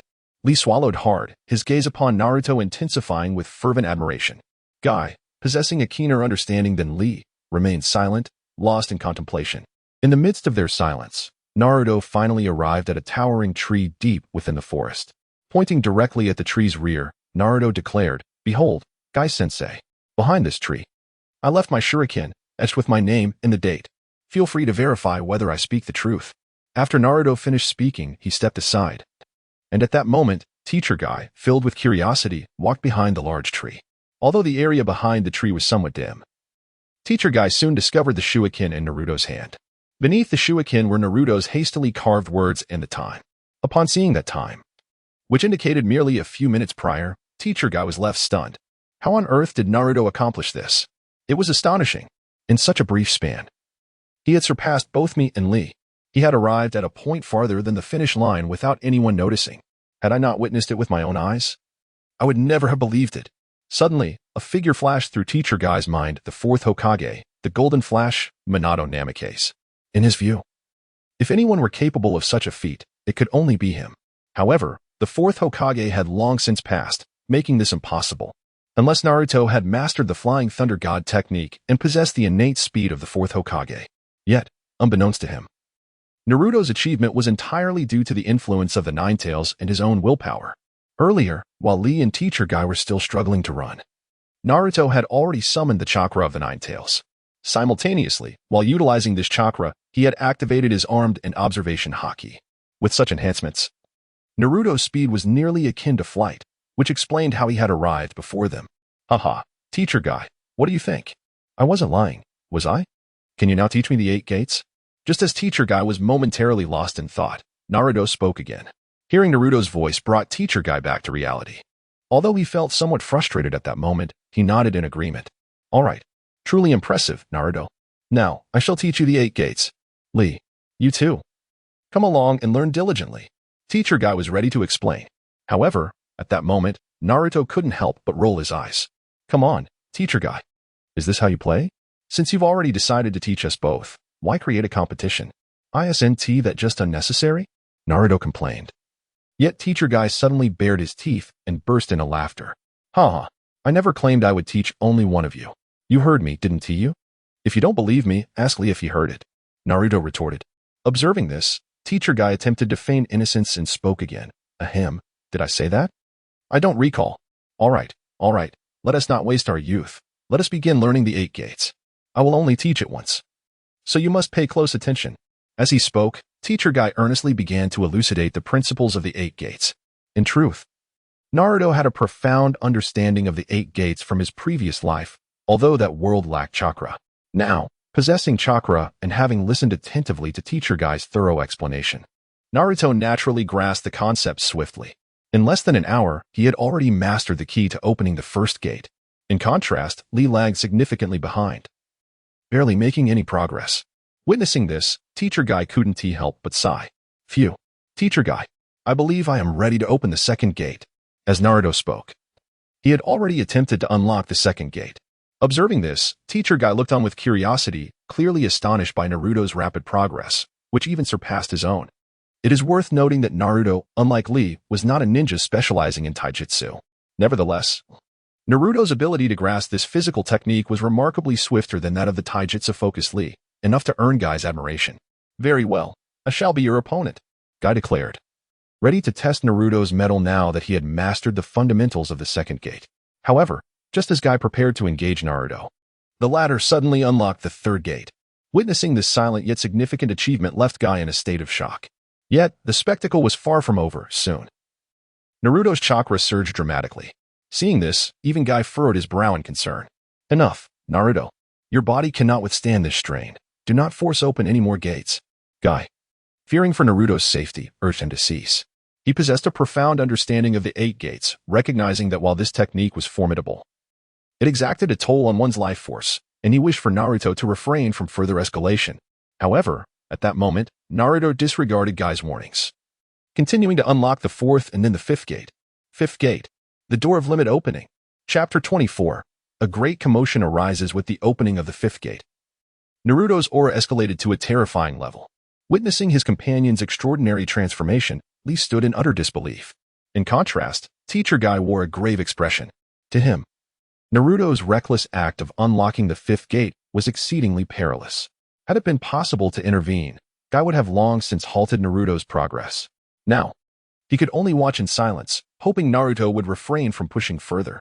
Yet, just as Guy remained fixated on Naruto, poised to act if necessary, Naruto roared once more. 6th gate. The gate of view. Open. Naruto's voice was not loud, yet it resonated through the surrounding flora and fauna. Upon hearing his call, the nearby creatures scurried away in fear. It was evident that even his very presence was enough to instill a sense of trepidation in those around him. Witnessing this scene, even Lee began to feel a pang of envy. How exhilarating this was. Naruto, you are truly remarkable. I must learn from you. No, I too shall strive harder. With that, Lee commenced his training, emulating Naruto's fervor. Just as Lee's words faded, a glimmer ignited in Naruto's eyes. Fueled by an unwavering chakra, he decisively unleashed a powerful kick. Boom. A tremendous sound erupted as Naruto, having opened the 6th gate, sent a towering tree soaring into the depths of the forest with a single blow. The tree, overwhelmed by Naruto's might, flew like a cannonball. Oh no. Could he be losing control? Teacher Guy felt a surge of concern as he observed Naruto's escalating frenzy. However, just when he feared that Naruto might succumb to madness, Naruto leaped into the sky. I shall overturn the very heavens. Who dares challenge me? Naruto's voice echoed through the forest, infused with chakra, reaching far beyond its confines, even resonating within the village. Upon hearing Naruto's resounding cries, Many villagers furrowed their brows in concern. In the office of the fifth Hokage, Tsunade, who had been resting, soon found herself troubled by the commotion emanating from the woods. To ascertain the cause of the disturbance, she promptly dispatched Kakashi to investigate. Upon receiving the order, Kakashi swiftly set off with Sakura and Sasuke in tow. When they arrived at the source of the noise, they were taken aback to see Naruto enveloped in chakra. Facing him was none other than Guy, who had opened the sixth gate. It turned out that after Naruto's explosive shout, he had succumbed to a berserk state. To subdue him, Guy had no choice but to unlock the sixth gate of the 8 gates. In that moment, the two, both in their sixth gate state, unleashed their might against each other in the forest. Witnessing this, even Kakashi couldn't help but frown. Beside him, Sasuke appeared visibly shaken. The sight of Naruto, now a formidable opponent against Guy, left him feeling increasingly unsettled. How could this perennial underachiever possibly rival Guy? This display of strength was astonishing. Had he truly reached the level of a jonin? The imbalance gnawed at Sasuke, akin to an honor student being surpassed by a perennial slacker, leaving him decidedly uncomfortable. In contrast, Sakura, though equally astonished, was primarily concerned for Naruto's well-being. His current state was clearly alarming, and if it persisted, it could lead to dire consequences. As worry etched across her face, Kakashi made a decisive call. Sakura, Sasuke, take lead and leave this place at once. Quickly, I'll handle Naruto and Guy. With Kakashi's authoritative command, Sakura and Sasuke sprang into action. Once they had safely escorted Lee away, Kakashi dashed toward the battleground of Naruto and Guy. As he approached, Kakashi activated his Sharingan, acutely aware of the gravity of the situation. After all, he was confronting two masters of taijutsu, both having opened the sixth gate. A single misstep could ensnare him in their tumult. The powers of Naruto and Guy in this state were far beyond that of ordinary ninjas. Their strength was now perilously close to that of the Hokage. The potential for fatality loomed large, prompting Kakashi to adopt a resolute stance. Manjiki Sharingan. Activate. With a fierce exclamation, Kakashi unleashed his signature technique. Upon activating the Manjiki Sharingan, he immediately employed a Genjutsu on Naruto and Guy. While not capable of fully hypnotizing them in their current states, it would at least slow their movements. Observing the effects of his Genjutsu, Kakashi seized the opportunity and charged toward the two. Raikiri. As he reached Naruto, he unleashed his famed technique, striking precisely at the back of Naruto's head. This blow rendered Naruto unconscious, causing his chakra to dissipate. Seeing this unfold, Kakashi released a sigh of relief. Hey, Guy, I believe you can manage now. Cease at once. As Kakashi caught the collapsing Naruto, he called out to Guy. Upon hearing Kakashi's voice, Guy gradually withdrew his chakra, regaining his composure. Cough. This kid is far too reckless. I nearly had to open the 7th gate. Now back to his senses, Guy felt a twinge of regret over teaching Naruto the 8 gates technique. However, there was no time for contemplation. Kakashi swiftly carried the unconscious Naruto back toward the village. Concerned for Naruto's safety, Guy hurriedly followed suit. Meanwhile, as Kakashi and Guy rushed back to the village for treatment, Sakura and Sasuke encountered a band of unwelcome guests in the forest. This group was eyeing Sasuke with predatory intent. Who are you? This is the territory of Konoha. Leave at once if you wish to avoid death. Sasuke declared coldly as the strangers fixated on him. However, their laughter rang out in response. Haha, Sasuke, have you forgotten your clan's blood feud? What are you doing now? How do you expect to defeat Itachi Uchiha? Do you still wish for revenge? Their words struck a nerve, and Sasuke trembled with rage. Look at their forehead protectors. They are from the Sound Ninja, Orochimaru's men. Just as Sasuke grappled with his emotions, Sakura recognized the insignia on their headbands. She recalled the Sound Ninja's earlier appearance when Orochimaru had killed the third Hokage, flooding her with an inexplicable dread. Despite Lee's fiery spirit, the overwhelming odds of facing 4 opponents made him hesitate. Sakura, we may not be able to take them on. What should we do now? Lee sensed the precariousness of their situation and turned to Sakura for guidance. The sudden arrival of these adversaries was evidently not a casual encounter, if a confrontation ensued. The outcome was uncertain. As Sakura and Lee found themselves engulfed in apprehension, Sasuke clenched his fists and sprang into action. Damn it! Don't you dare mention that name. You scoundrels! Die. Consumed by hatred, he lunged into the fray against the Sound Ninja. Seeing Sasuke's impulsive move, Sakura and Lee felt powerless. Just as they prepared to assist him, Sasuke coldly commanded, "Stay out of my way. Go back to the village and gather help. I will hold them off." Though driven by vengeance, Sasuke retained a sliver of clarity. He understood the importance of keeping Sakura and Lee safe from danger. Thus, he resolved to face the Sound Ninja alone. However, when he urged Sakura and Lee to leave, Sakura shook her head defiantly. No, Sasuke. It's too dangerous for you to stay alone. We're comrades. I will stay and help you. With determination, she readied herself for battle. But before she could take a few steps, Sasuke's voice rang out again. Help me? With your meager strength? Your presence would only hinder me. Without you, I might perform better. Leave now. As Sasuke spoke, a shuriken shot directly to the ground at Sakura's feet, forcing her to retreat. Although reluctant, Sakura ultimately chose to cease her actions.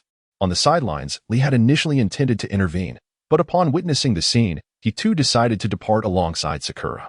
Meanwhile, the four sound ninjas seemed completely indifferent to their presence. They had no intention of pursuing the duo, their gaze fixed solely on Sasuke. They had come on Orochimaru's orders specifically to find him, showing no interest in anyone else. They had initially planned to enter the village in search of Sasuke, so encountering him here was fortuitous. Are all Uchiha so fiery? At that moment, as the sound ninja fixated on Sasuke, he unleashed a great fireball technique towards them.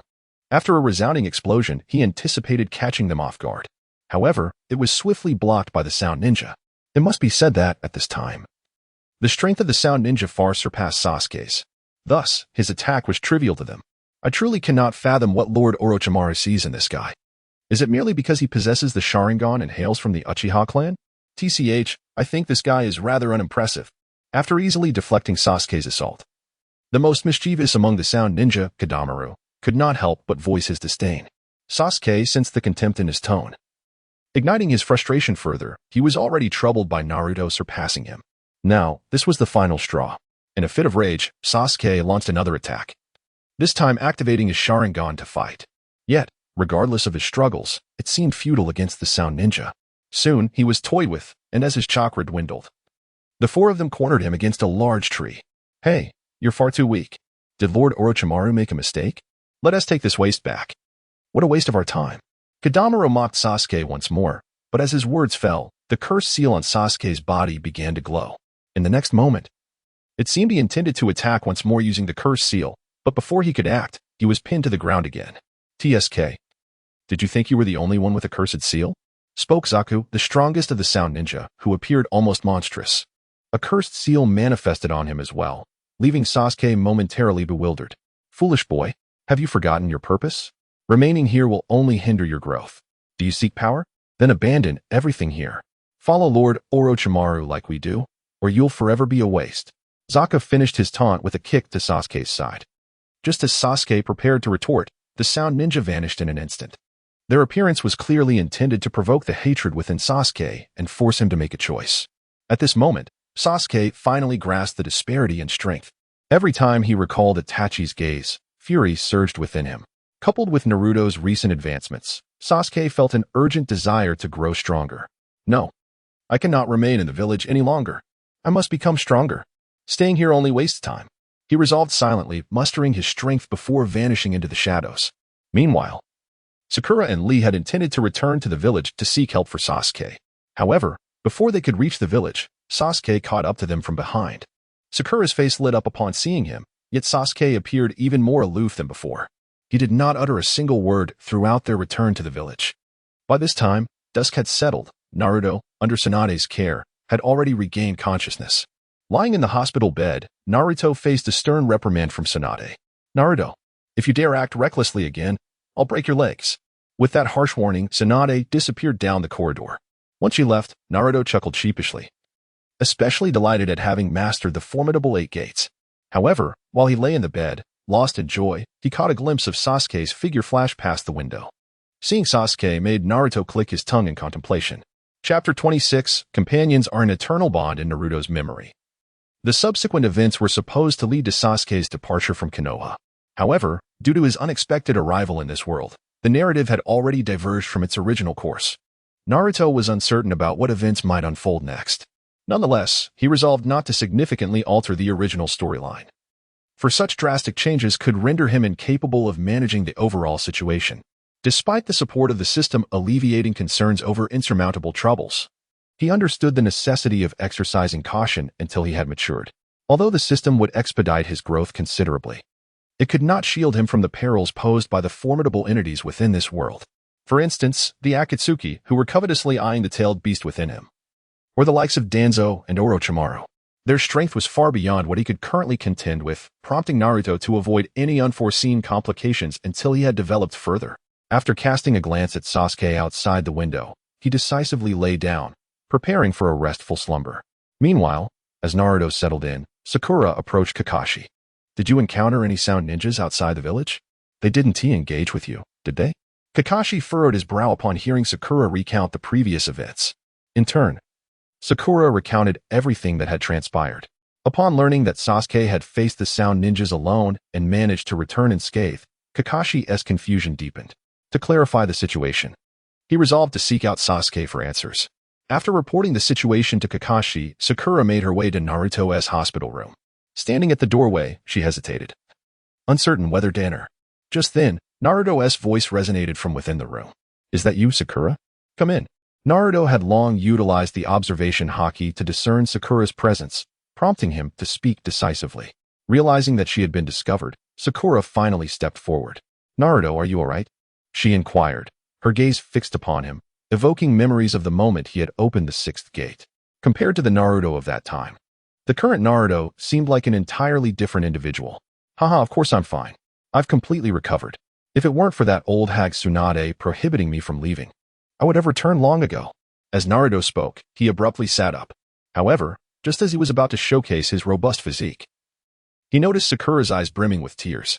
Despite her efforts to restrain herself, a few droplets cascaded down her cheeks.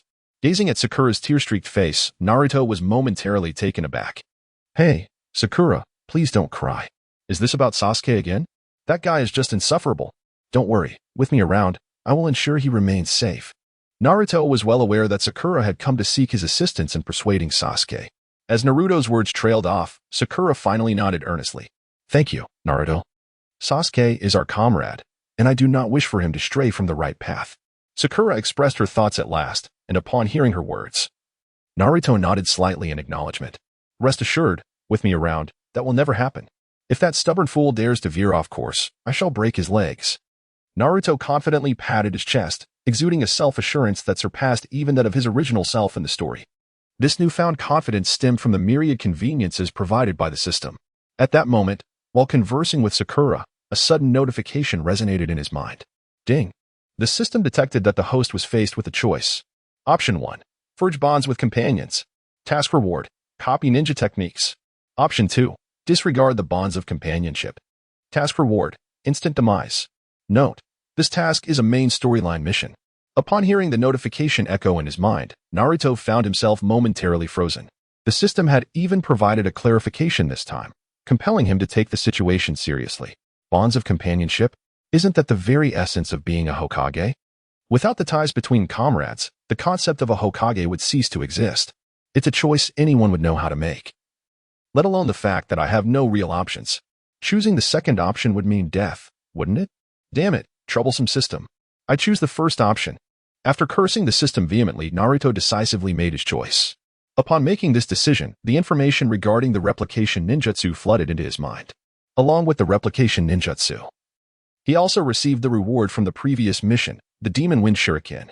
As he absorbed this vast amount of information from two rewards simultaneously, Naruto couldn't help but shudder. The replication ninjutsu, could it possibly rival Kakashi Sensei's Sharingan? One could only wonder how far its capabilities extend. At this moment, Naruto felt an urge to find someone to test his skills on. However, sadly, he was left with only Sakura.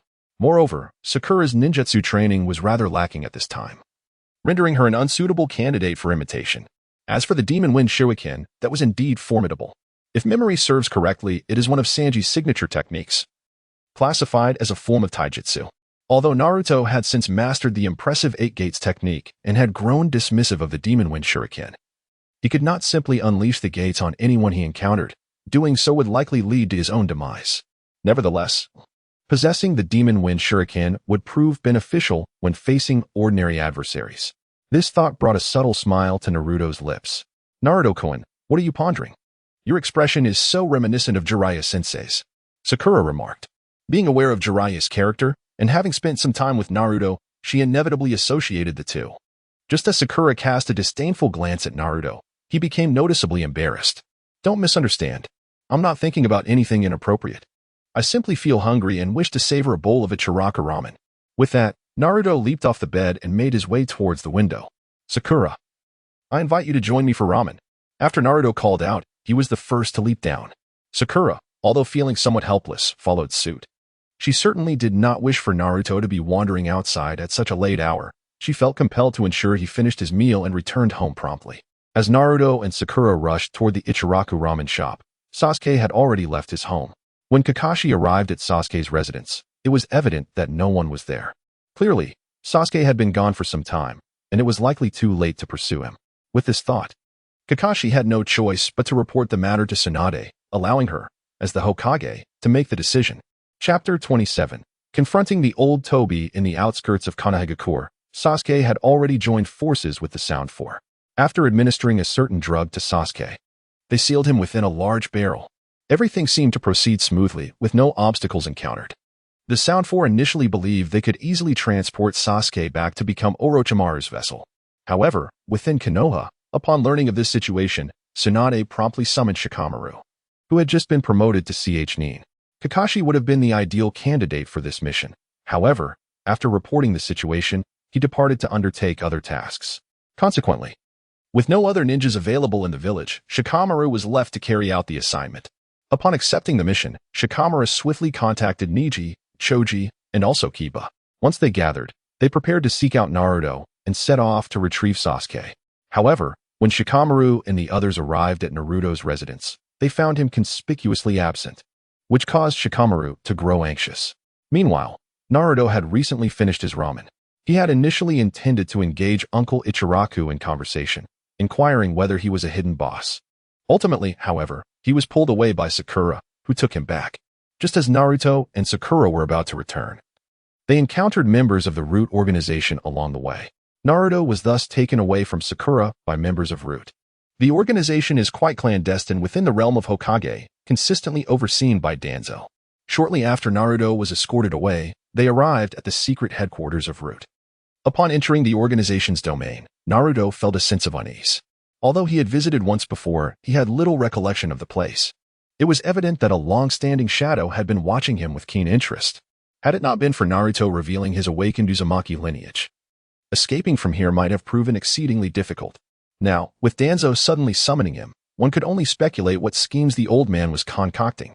Thus, as he stepped into this realm, Naruto's vigilance heightened. Naruto, you have finally arrived. I have been waiting for you for quite some time.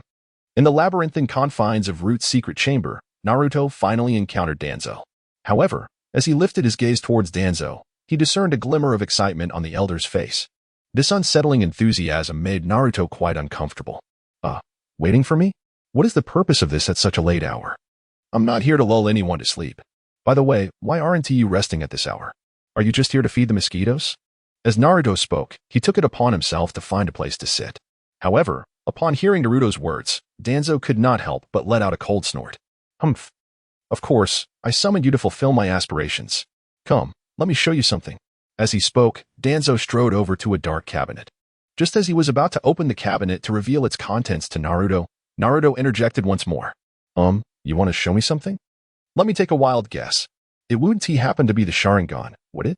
Naruto was acutely aware that the old rascal Danzo had extracted the Sharingan from the Uchiha clan. This matter was an immense secret for anyone. At this moment, with Naruto revealing it so casually, even Danzo could not help but break into a cold sweat. One must understand that if this information were to become known to others, the repercussions could be dire. Thus, Danzo cast a suspicious glance at Naruto. For some reason, he felt as though Naruto had seen right through him. A sensation that left him quite unsettled. As the leader of Root, he was accustomed to being the one who held all the secrets. Yet now the situation was entirely reversed, igniting a simmering anger within him. How did you come to know this? Danzo coldly inquired. Oh, I merely guessed. Haha. It wouldn't happen to be true, would it? So, your summons to me isn't unrelated to the Sharingan, is it? Naruto boldly continued. Not out of a disregard for his own life, but rather because he now possessed a trump card. The Eight Gates technique alone was sufficient to bolster his confidence in confronting Danzo, not to mention that Naruto had other formidable skills at his disposal. For instance, the recently acquired ability to replicate jutsu, his mastery of Haki, and the Demon Wind Shuriken technique. Each of these skills would be more than adequate to contend with Danzo in his current state. Furthermore, even if a confrontation proved overwhelming. Naruto felt assured of his ability to escape. Thus, he harbored no fear of Danzo at this moment. "Huh, you are quite perceptive. Therefore, I cannot allow you to leave," Danzo declared, as he opened the ominous black cabinet. In the dim light, Naruto quickly discerned that the cabinet contained numerous glass vials. Inside each vial was a peculiar liquid, and suspended within that liquid were several Sharingan eyes. It was evident that Danzo had yet to implant the Sharingan into his arm. Upon witnessing the multitude of Sharingan, Naruto furrowed his brow. "What is the matter? Are you afraid?" Danzo chuckled ominously. "I just had a thought. Perhaps the Uzumaki clan's bloodline within you could be of assistance to me. The Uzumaki clan is renowned for its exceptional regenerative abilities. Combined with the cells of the Senju clan, this would undoubtedly enhance my power." As Danzo spoke, a grotesque expression emerged on his face, rendering him quite fearsome. Had this conversation taken place not long ago, Naruto might have felt a tinge of apprehension. However, the current Naruto felt no fear whatsoever. Observing Danzo's sinister demeanor, a smirk played at the corners of his mouth. "I knew that you, old man, harbored ulterior motives. You are rather impatient, aren't you? Yet, if you think you can extract the Uzumaki bloodline from me, you are sorely mistaken." Naruto remained remarkably composed, seemingly indifferent to Danzo's words, which thoroughly infuriated Danzo. "Oh, is that so? Allow me to demonstrate my prowess." As he spoke, Danzo was already preparing to strike Naruto. At that moment, Naruto recalled the replication ninjutsu he had acquired earlier. Clearly, this old fellow Danzo was the perfect target for practice. Thus, as Danzo launched his attack, Naruto swiftly activated the replication ninjutsu. Wind release. Vacuum wave. Just as Naruto was about to replicate Danzo's technique, Danzo decisively opened his mouth. Instantly, an immensely powerful aura surged forth from him, hurtling directly towards Naruto. Witnessing that formidable energy slicing through the air like a razor-sharp ice blade, Naruto had no choice but to evade desperately. In the midst of his evasive maneuvers, the replication ninjutsu finally took effect. Soon, Naruto successfully copied the hand seals Danzo had used for his wind release technique. Consequently, Naruto began to mimic Danzo's ninjutsu seals. "It's just wind release. I can do that too." Chapter 28, Replication Ninjutsu, Absolute Zero. In a fleeting moment, Naruto adeptly replicated Danzo's ninjutsu and decisively unleashed it upon him. At that instant, two formidable auras collided midair with a resounding crash, causing the very ground beneath them to tremble. Witnessing this spectacle, Danzo found himself momentarily stunned. It is worth noting that the wind release, vacuum wave technique was his original creation, never before imparted to another soul. Yet, to see Naruto wielding the same technique caused his brow to furrow in disbelief. "What? How can you possibly know my wind release? This is impossible." Danzo's eyes widened as he fixed his gaze on Naruto, seemingly demanding an explanation. However, Naruto could not help but chuckle. "Aha, old Danzo, how do you like that? Do you still think I am easy to deal with? Did you truly believe I was oblivious to your thoughts? I have long since seen through your intentions. So spare me the pretense. Now, I shall defeat you with your most cherished ninjutsu." As Naruto spoke, he once again employed the technique of duplication ninjutsu, directing it towards Danzo, who remained skeptical and believed Naruto was merely attempting to deceive him. In response, Danzo swiftly formed seals and unleashed his most proficient technique. "I refuse to believe you can replicate the same ninjutsu again," he thought, dismissing the idea that his wind release, vacuum wave had been seen through due to its simplicity. Thus, he resolved to utilize his signature skill. Wind release. Vacuum great sphere. With a sharp command, a colossal sphere of high-pressure wind materialized from his mouth. The moment it appeared, nearby objects began to tremble, and a few were shattered by the force of the wind sphere, revealing the immense power it contained. "Well, this ninjutsu resembles the Rasengan," Naruto mused. "All right, let us continue the duplication." At that moment, Naruto once again replicated Danzo's hand seals, unleashing the wind style, vacuum great sphere technique. Instantly, two colossal, high-pressure wind spheres materialized within the confines of the room, threatening to tear it asunder. Nearby, Danzo's countenance grew grave as he beheld Naruto employing his signature technique. "Impossible. This is utterly impossible. Perish, Naruto." Danzo, evidently disconcerted, bellowed as he launched the wind sphere towards Naruto. Naruto mirrored his actions, and the two immense, high-pressure wind spheres collided once more. However, this time the resulting cataclysm far surpassed the previous explosion, instantaneously obliterating the room's ceiling. In the aftermath, Naruto remained standing unscathed, while Danzo knelt on the ground, barely managing to stay upright. Cough, cough. How could this be? Why? What is the reason for this? Danzo strained to lift his head. His gaze fixed on Naruto in the distance. A myriad of questions swirled within him, yet he could find no answers. As Danzo stared at Naruto, the latter offered a faint smile. Heh, how does it feel to be defeated by your own ninjutsu, Danzo? Does it ignite a sense of frustration within you? Let me confide in you. I subtly enhanced your ninjutsu just moments ago. That is the reason for your ignominious defeat. As Naruto spoke, a flicker of terror finally crossed the face of Danzo opposite him. It was evident that he could hardly fathom how Naruto had managed to discern his ninjutsu in such a brief span of time. Not only had he perceived it, but he had also improved upon it while employing it. Such a talent could arguably surpass that of even the second Hokage.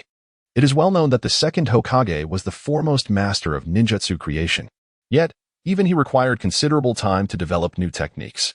In contrast, Naruto could enhance ninjutsu in mere moments, a gift that could only be described as formidable. Could it be that this young man had awakened such extraordinary talent after inheriting the bloodline of the Uzumaki clan? Danzo fixed his gaze on Naruto, lost in speculation.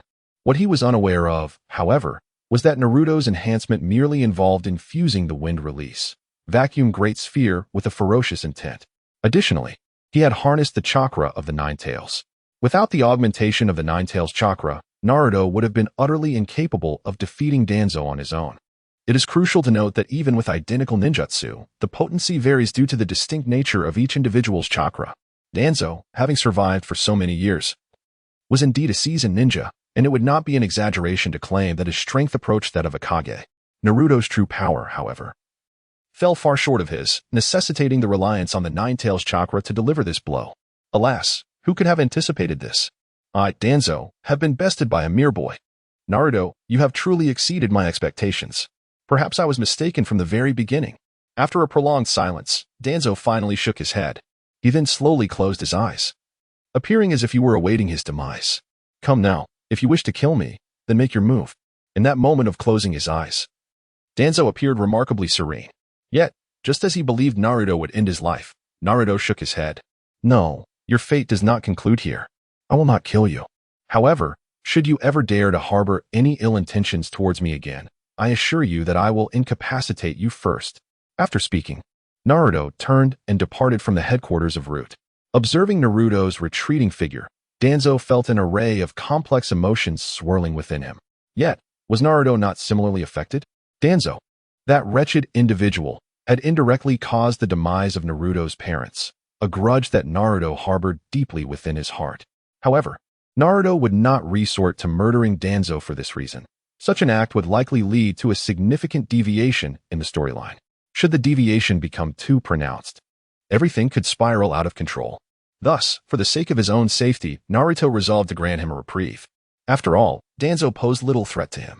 Today, he was immensely grateful for that replication jutsu. How splendid it was. It seemed prudent to explore this technique further and comprehend its underlying principles. As Naruto departed from the headquarters of Root, he began to converse with himself along the way. Just as he was strolling through the streets, preparing to return, a figure suddenly descended from the sky. Naruto, I've been searching for you for quite some time. How can you be leisurely wandering here? Come with me to the village entrance. We must retrieve Sasuke. As the figure landed before Naruto, they spoke without hesitation. It was only then that Naruto recognized the figure as Shikamaru. Upon hearing Shikamaru's words, Naruto responded with an acknowledgement and followed closely behind him. Soon, at the village entrance, all of Shikamaru's chosen allies had assembled. He then commenced with the strategic planning. Just as Shikamaru concluded his tactical briefing and was about to set off, Sakura's figure appeared behind Naruto. Naruto-kun, please bring Sasuke back. And be careful. Chapter 29. Itachi Uchiha's subtle intentions. Observing Sakura's somewhat reddened eyes, Naruto understood her unspoken concerns. Although he did not harbor strong feelings for Sakura, he nodded in agreement. Rest assured, if possible, I will certainly bring back the stubborn one. At this moment, Naruto's response was somewhat ambiguous. He did not give a direct affirmation, for he was acutely aware of the forthcoming narrative. This time, Sasuke would undoubtedly not return with him. Although Naruto possessed the strength to bring him back, he was reluctant to do so. Firstly, such an action would alter the storyline, rendering the situation uncontrollable. Secondly, it served as a form of protection for Sasuke. Naruto possesses a profound understanding of Sasuke's sentiments. For someone as fiercely independent as him, It is exceedingly difficult to endure the notion of others surpassing him in strength. Forcing him to return and witness Naruto's ascent could ultimately drive him to madness. Rather than allowing him to remain in the village, consumed by jealousy and despair, it is far more prudent to permit Sasuke to pursue his own path to strength. This not only facilitates the progression of the narrative, but also spares the village considerable trouble. With these thoughts in mind, Naruto finally turned and began to run alongside Shikamaru and the others towards the outskirts of the village. Shortly after departing, the five of them quickened their pace. With Kiba and Akamaru accompanying them, tracking their target proved to be remarkably efficient. Following the trail of chakra, they soon ventured deep into the forest. They must be just ahead. Kiba glanced at Akamaru, deducing Sasuke's location from his partner's behavior. Upon hearing Kiba's words, Shikamaru reiterated their earlier strategy. However, just as they were poised to continue their pursuit, Naruto abruptly came to a halt. "Naruto, what are you doing? Hurry up!" In response to Naruto's sudden stillness, Choji shouted out. Yet at that moment, Naruto raised his hand towards them. "You all go ahead. I will join you shortly." Upon concluding his statement, Naruto swiftly darted towards the adjacent river. Observing this, Choji initially intended to pursue him and call him back. However, he was soon halted by Shikamaru's voice. "Choji, do not concern yourself with Naruto. I can sense there are others nearby." Naruto must have perceived something amiss to venture there. "Our current objective is Sasuke. As for Naruto, he must rely on himself." After casting a glance in the direction where Naruto had vanished, Shikamaru resolutely pressed onward. Meanwhile, Naruto quickly arrived at the riverbank. Although the area was devoid of any presence, he remained exceedingly vigilant. Earlier, upon activating his observation Haki, Naruto had already detected the silhouettes of two individuals by the river's edge. This was the very reason he had parted ways with Shikamaru and the others. Standing by the river, Naruto gazed intently at the water's surface and eventually broke the silence. "So, are you not weary from hiding in the water?" "Oh, I forgot that you have the ability to transform into a shark. By the way, I would love to savor some shark fins. Could you possibly procure some for me?" Naruto spoke casually, yet at that moment, the water in the small river began to churn violently. With the upheaval of the water, a towering column, 2 men high, swiftly emerged from the surface. Above this column, a figure resembling a shark gradually materialized. Remarkably, this little brat could accurately sense our presence. Could it be that he possesses sensory ninjutsu as well? As soon as the figure appeared above the water column, he addressed Naruto. By the time he finished speaking, another silhouette finally emerged from the great tree on the opposite bank of the river. Upon witnessing the second figure, Naruto instinctively heightened his vigilance. For the adversaries before him were far from easy to contend with. Uchiha Itachi and Kisame Hashigaki. "Have the Akatsuki sent you to capture me?" "Alas, it seems you shall not succeed today." Naruto shrugged helplessly. Were it anyone else, the sight of 2 members of the Akatsuki would likely incite panic. Yet, Naruto's demeanor evoked surprise in Itachi Uchiha. Itachi, once the most distinguished ninja of the Uchiha clan, possessed remarkable insight. Observing Naruto's calm expression, he found himself perplexed. "What a coincidence to meet you again, Naruto. Do you truly dare to come here alone? Are you not afraid? This is not the Hidden Leaf Village. No one will come to your aid. Capturing you would require little effort." As Itachi spoke, he signaled Kisame to prepare for action. To him, Naruto, a mere child, was hardly a concern. While he had sensed something peculiar during their previous encounter, it did little to alter his perception. However, just as Kisame slowly approached the shore, poised to strike, Naruto broke into a smile. "Huh, Itachi, I wager you won't capture me. For if you do, there will be no one left to save your brother." Naruto possesses an intimate understanding of Itachi Uchiha. The events of their past lives have not been in vain. For Itachi, his younger brother Sasuke is indeed his Achilles heel. In his unwavering devotion to protect Sasuke, he has borne the weight of infamy for an extended period, a testament to his deep affection for his sibling. This very affection has become Naruto's greatest leverage. Had he not possessed profound insight into Itachi, he would never have ventured forth so boldly. Although Naruto has grown immensely powerful, confronting 2 formidable members of the Akatsuki is no trivial matter. Even with Kakashi present, it would be exceedingly difficult to gain any advantage. At that moment, when Naruto mentioned Itachi's brother Sasuke, while Itachi's expression remained unchanged, his pupils noticeably constricted. This subtle shift may have gone unnoticed by others, yet for Naruto, who possesses the keen perception of observation Haki, it was unmistakable. Capturing this hint of Itachi's agitation bolstered Naruto's confidence. "Hey kid, What nonsense are you spouting? You don't need Itachi to take you down. I'm more than capable, he declared. Now, come along quietly. Just as Naruto fixed his gaze on Itachi, Kisame finally spoke again, advancing towards Naruto with the intent to engage. However, just as Kisame prepared to strike, Itachi intervened. Naruto, are you attempting to buy time? Using that worthless Sasuke will not sway me. Itachi maintained his facade of calm, yet as his words hung in the air, Naruto erupted into laughter. Huh, is that so? Very well, I shall surrender. But when Sasuke becomes Orochimaru's vessel, do not lament your choices. At this moment, Naruto revealed Sasuke's predicament. Upon hearing the name Orochimaru, Itachi's brow furrowed in concern. Orochimaru was once his comrade, and Itachi possessed an intimate understanding of that individual. He was acutely aware that if Sasuke fell into Orochimaru's clutches, his fate would be dire. Chapter 30. Naruto hastened back to the village and summoned aid. The mere thought of Orochimaru's perverse nature and his covetous desire for the Sharingan filled Itachi with apprehension. Yet, despite his worries, he maintained an outward calm that even Kisame could not decipher. After a prolonged moment, as Kisame grew increasingly impatient and prepared to take action, Itachi's pupil shifted suddenly. Sensing the activation of Itachi's Sharingan, Kisame instinctively heightened his vigilance. As Itachi's teammate, Kisame was well acquainted with his demeanor. Typically, Itachi exhibited no discernible reactions or emotional fluctuations. Thus, if he were to behave unusually, it would surely herald something ominous. Just as Kisame sensed the intensity of Itachi's presence, anticipating that he would personally confront Naruto, Itachi finally made his move. In an instant, he appeared before Naruto. With a swift motion, Itachi grasped Naruto's shoulder firmly. Is that it? So easily captured? How dull. I was eager to test the strength of the beast within this boy. Kisame felt a twinge of disappointment, having prepared himself for a confrontation with the Nine Tails. However, just as Kisame believed Itachi had subdued Naruto without requiring his assistance, Itachi performed an astonishing act. Standing before Naruto, he gently lowered his head and decisively propelled Naruto away. At that moment, Naruto leveraged the force and leaped onto a nearby tree. Standing at the pinnacle of the tree, he exchanged a meaningful glance with Itachi before decisively opting to depart. Meanwhile, upon realizing this, Kisame grew anxious. He immediately attempted to rush forward to reclaim Naruto. However, just as he made a move, Itachi obstructed his path. Huh? Hey, Itachi, what are you doing? You're not thinking of abandoning the organization like Orochimaru, are you? If that's the case, I'll have no choice but to eliminate you right here. Kisame's demeanor shifted to one of seriousness in his eyes. Disobeying the orders of the Akatsuki leader equated to treachery. Despite having been pleased with Itachi as a companion during their time together, he would not hesitate to deal with him if circumstances necessitated it. I was eager to experience your Sharingan, Itachi. Kisame licked his tongue, appearing somewhat exhilarated.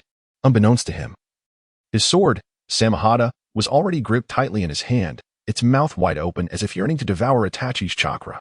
Facing Kisame, Itachi's Sharingan was fully prepared. However, he refrained from employing Jinjutsu or Amaterasu against Kisame. Kisame, I require my foolish younger brother's assistance to fulfill my Manjiki Sharingan. Therefore, he cannot fall into Orochimaru's hands. Do you understand? Itachi articulated the rationale behind his decision to release Naruto. As a companion of Sasuke, Itachi had no choice but to place his hopes in Naruto. After hearing Itachi's explanation, although Kisame remained somewhat displeased, he ultimately relinquished his grip on Samahata. You always operate in such an unfathomable manner. Fine. You can explain yourself to the leader later. By the way, did your gaze earlier imply that you wish to kill me, Itachi? I must admit, I look forward to battling you. At this moment, Kisame had reverted to his human form, and as he donned his cloak adorned with red clouds, Itachi had already vanished from sight. You cannot defeat me. Had you acted earlier, your demise would have been certain. I am not jesting. As Itachi disappeared, his voice echoed in Kisame's ears. Kisame could not help but let out a cold chuckle. On the other side, after parting ways with Itachi and Kisame, Naruto promptly activated his observation Haki. With its aid, he swiftly located Shikamaru and the others. The reason he had initially distanced himself from Shikamaru's group was his fear of Itachi and Kisame intervening during the battle with the Sound Ninja. If that were to happen, the situation would become dire, compelling Naruto to confront Itachi.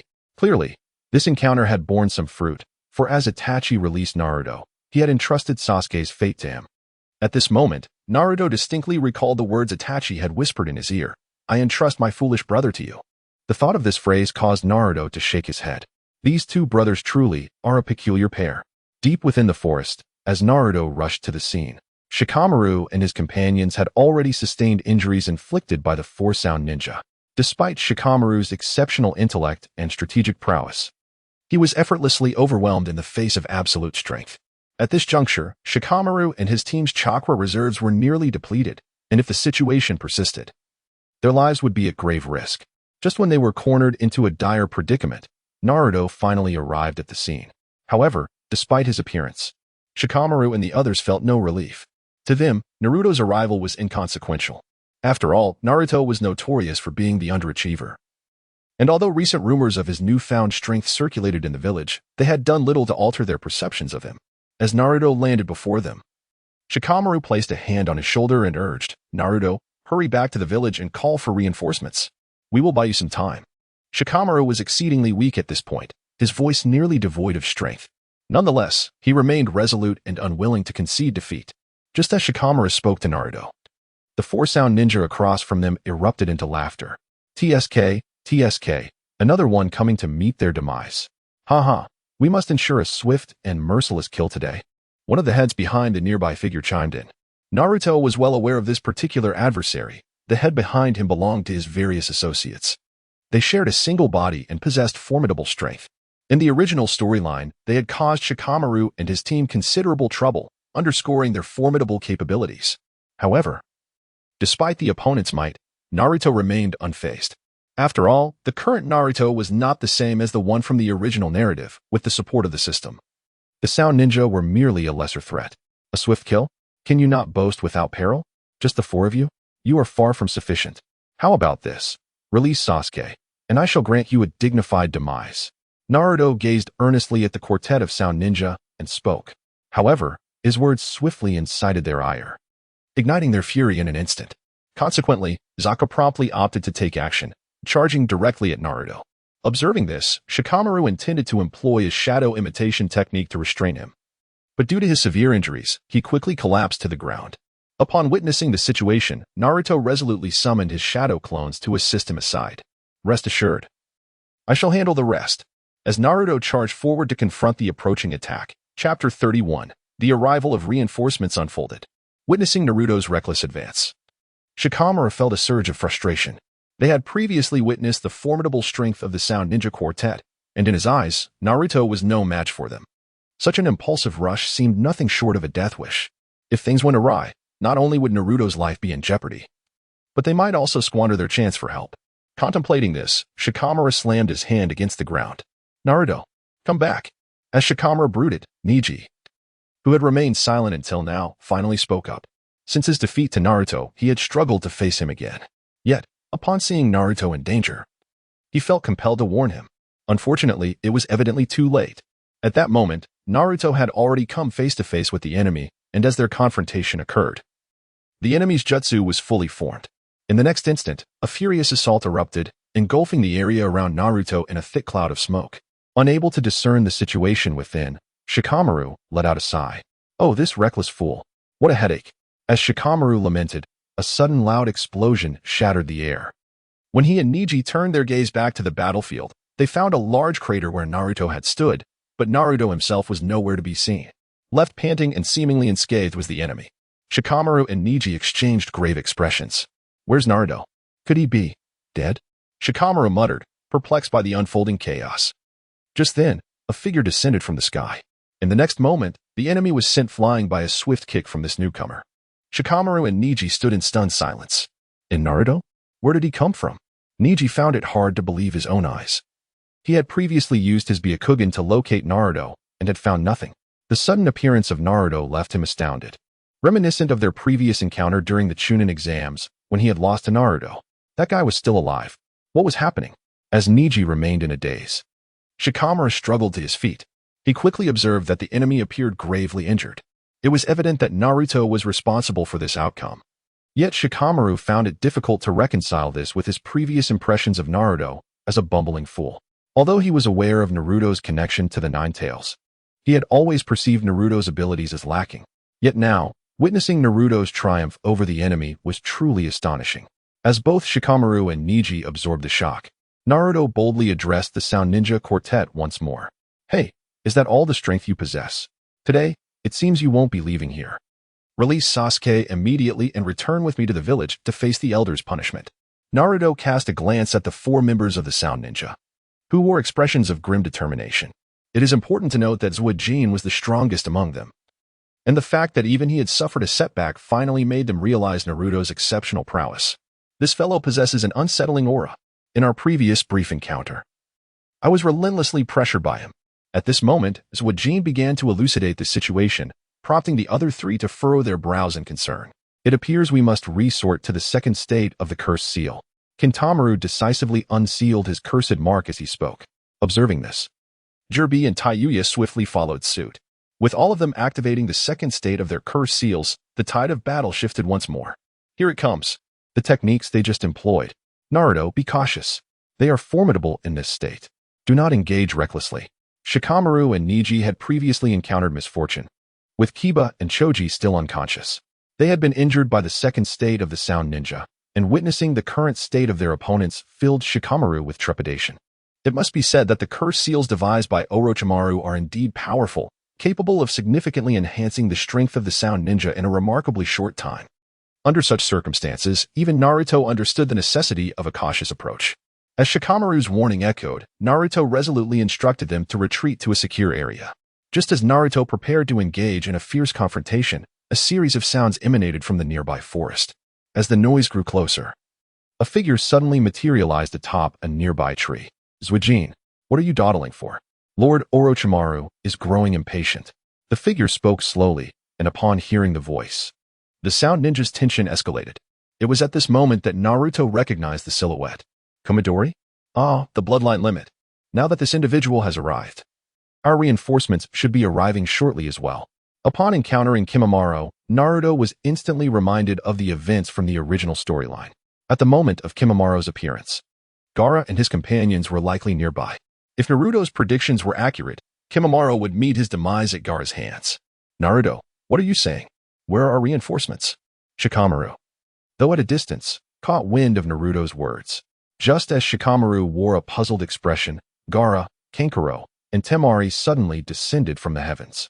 Seeing them arrive, Shikamaru couldn't help but frown. How could they be here? He pondered. Of course, we are here to assist you, exclaimed Lee, who had also arrived with Gaara's group. Hey, Naruto, how are you all doing? I want to fight alongside you, pouring forth my youth and fervor. Upon hearing Lee's declaration, Shikamaru finally exhaled in relief. TCH. What a waste of time. From atop a tree, Kimimaro coldly observed the unexpected arrivals below, quickly launching his assault. In an instant, countless bone spikes erupted from the ground, hurtling towards Naruto and his friends. Fortunately, everyone remained vigilant, avoiding the brunt of Kimimaro's jutsu. Once Naruto and Gaara's group had retreated to safety, Gaara turned to Naruto. Naruto, leave that guy to me. Without a moment's hesitation, Gaara charged forward, as succinct as ever. Witnessing his friend's determination, Naruto couldn't help but smile.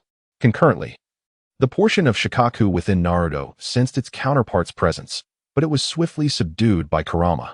Chapter 32. The Might of 1 against 4. Who can comprehend? It must be said that the arrival of Gaara and his allies significantly alleviated Naruto's burden.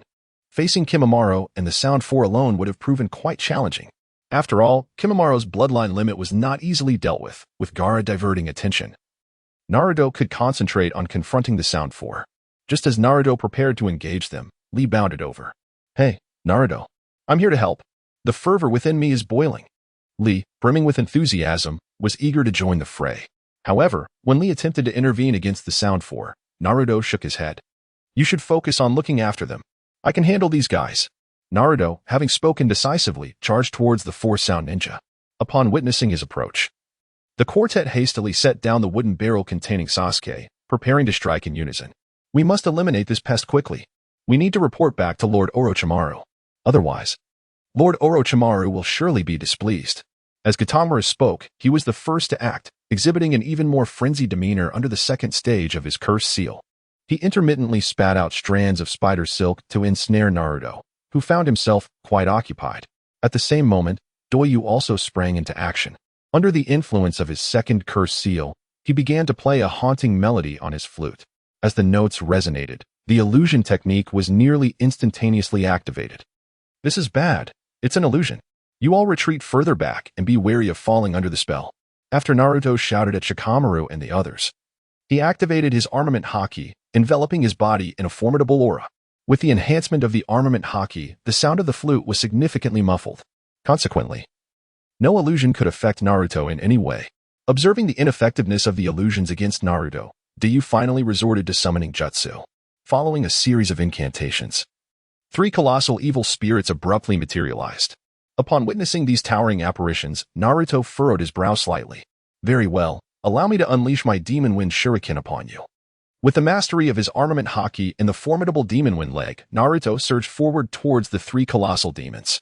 In the blink of an eye, he unleashed a powerful kick, cleaving the first gigantic demon in twain. This astonishing display not only left Doi in awe of Naruto's combat prowess, but even the distant Lee widened his eyes in disbelief. Oh, what technique is this, Naruto-kun? Remarkable. That kick wasn't ninjutsu, was it? A leg technique even surpassing that of Teacher Guy. It's so exhilarating. Tears of excitement brimmed in Lee's eyes, deepening his admiration for Naruto. In contrast, Shikamaru was equally astonished. Previously, they had been relentlessly pursued and assaulted by the 3 massive demons, yet Naruto had effortlessly dispatched one with a single strike. While Lee and Shikamaru were still reeling from the shock, Naruto executed 2 more demon wind leg kicks in rapid succession, obliterating the remaining 2 colossal demons in an instant. It was undeniable that Naruto's combat capabilities had far surpassed Doyu's expectations. Damn it, how can this guy be so strong? Doyu exclaimed, frustration evident in his voice. Doyu, initiate the barrier ninjutsu. We will hold them off here. At that moment, Zoken finally spoke up. Without hesitation, he awakened Ryoken, who then began to dissolve into dust, vanishing into the air. From a distance, as Naruto observed the head behind Zoken dissipate, he couldn't help but chuckle. This guy truly is a freak. He wishes for his brother Ryoken to turn to dust and infiltrate my body to devour my cells. What a fantasy, with armament Haki to protect me. Whether he can even enter remains uncertain. Naruto decisively unleashed the Rasengan, hurling it directly towards the nearby opponent. One Rasengan proved insufficient, prompting Naruto to throw over a dozen more, forcing his adversary to dodge repeatedly. Eventually, when evasion became too late, the nearby Jiraiya began summoning earth release techniques to counter Naruto's onslaught. At that moment, the enigmatic Kintmaru revealed a bow in his hands, seemingly appearing from nowhere. You scoundrel, behold my annihilating bow. Kintmaru roared, as strands of silk from his mouth swiftly formed an arrow. He then drew the arrow back on his bow, taking aim at Naruto. Be careful, Naruto-kun, Lee shouted, alerting him just in time. Responding instinctively to Lee's warning, Naruto activated his observation Haki. Empowered by this heightened awareness, he swiftly discerned all of Kintmaru's movements. As the arrow was released, Naruto deftly evaded the strike. Kintmaru, undeterred, unleashed a barrage of arrows, all of which, alas, failed to find their mark. Enraged by his ineffectiveness against Naruto, Kintmaru opened his mouth wide, sending forth a massive web toward Naruto. Concurrently, he returned to the side of the other 3. This fellow is too unpredictable. We must employ the barrier ninjutsu. We cannot delay any longer, Kintmaru declared, glancing at the nearby Mayu. As he did so, Mayu activated the 4 purple flames formation, a technique previously used by Orochimaru to ensnare the 3rd Hokage.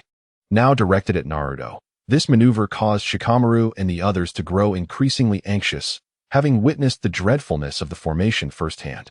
Thus, when the 4 purple flames formation manifested, expressions of concern etched across their faces.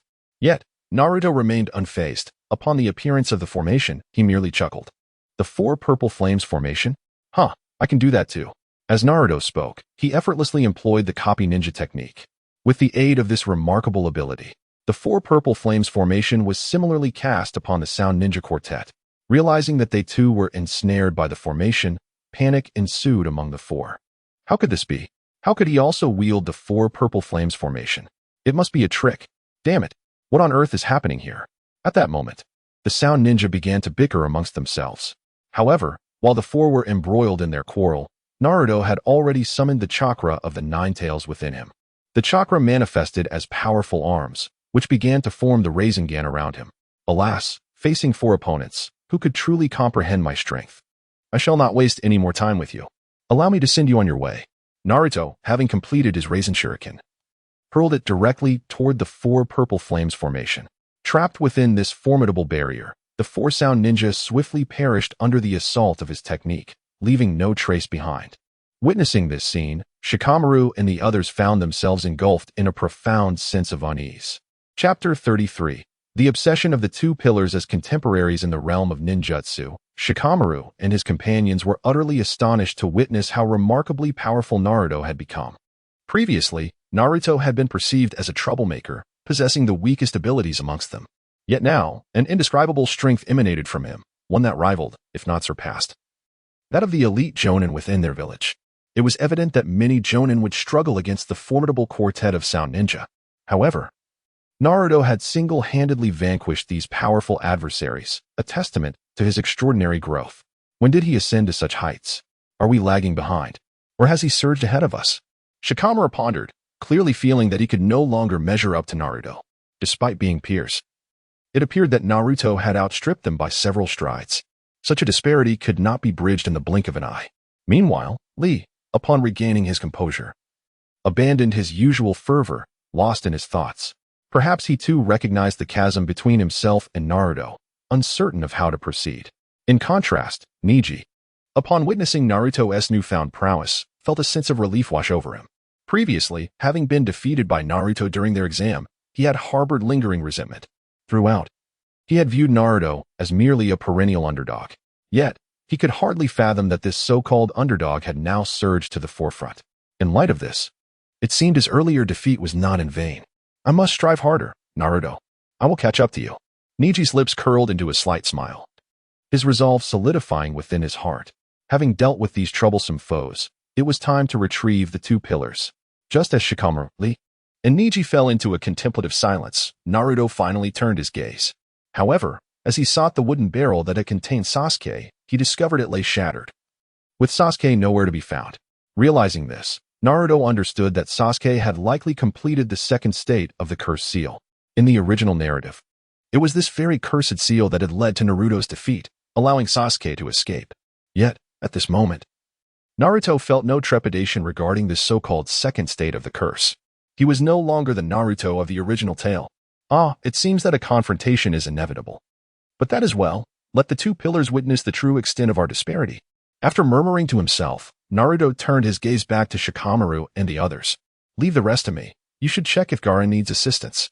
I shall have a serious conversation with Sasuke. As Naruto raced towards the Valley of the End, he was resolute in his quest to find Sasuke alone. Although Shikamaru initially contemplated halting him, he ultimately reconsidered upon recognizing Naruto's formidable strength, now on par with that of a Jonin. In Shikamaru's estimation, perhaps placing faith in Naruto was the wisest course of action. Their presence might only serve as a hindrance. With this thought in mind, Shikamaru, along with Lee and Neji, hoisted up Choji and Kiba, setting off in another direction. Meanwhile, in the depths of the forest, the battle between Gaara and Kimimaro had escalated to a fever pitch. Undeniably, the clash between these two powerful adversaries in the early stages of the original narrative was nothing short of terrifying. By the time Shikamaru and his companions arrived, the scene was utterly chaotic. Both Gaara and Kimimaro bore numerous injuries. Upon witnessing this, Lee was immediately ignited by fervor and charged forward. However, at that moment, he was woefully outmatched, being swiftly sent flying by Kimimaro. Though Shikamaru and Neji were also injured, they were still capable of providing assistance. Yet, before they could intervene, Gaara called out to them, "You need not intervene. This adversary is mine." As he spoke, Gaara launched another attack, prompting Kimimaro to finally draw forth a bone sword from his spine. The pinnacle confrontation between the two was on the verge of erupting. Meanwhile, Naruto swiftly arrived at the Valley of the End, his speed astonishingly enhanced by the use of the Nine-Tails chakra.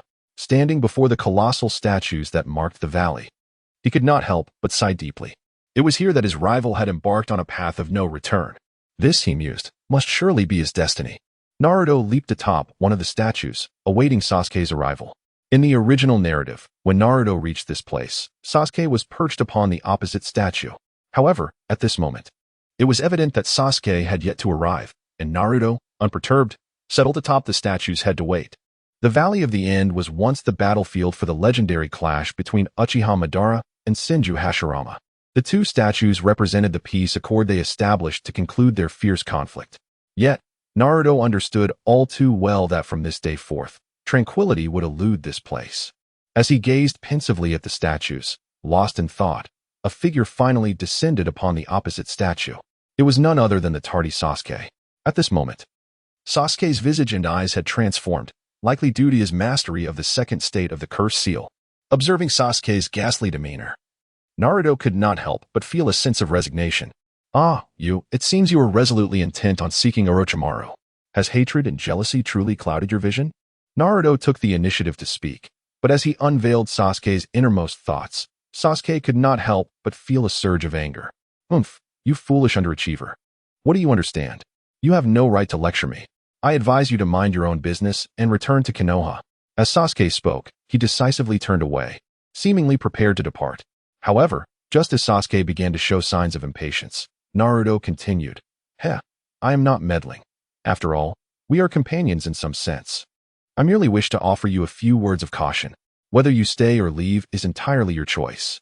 Naruto divulged the authentic motive behind Orochimaru's desire for Sasuke to join him.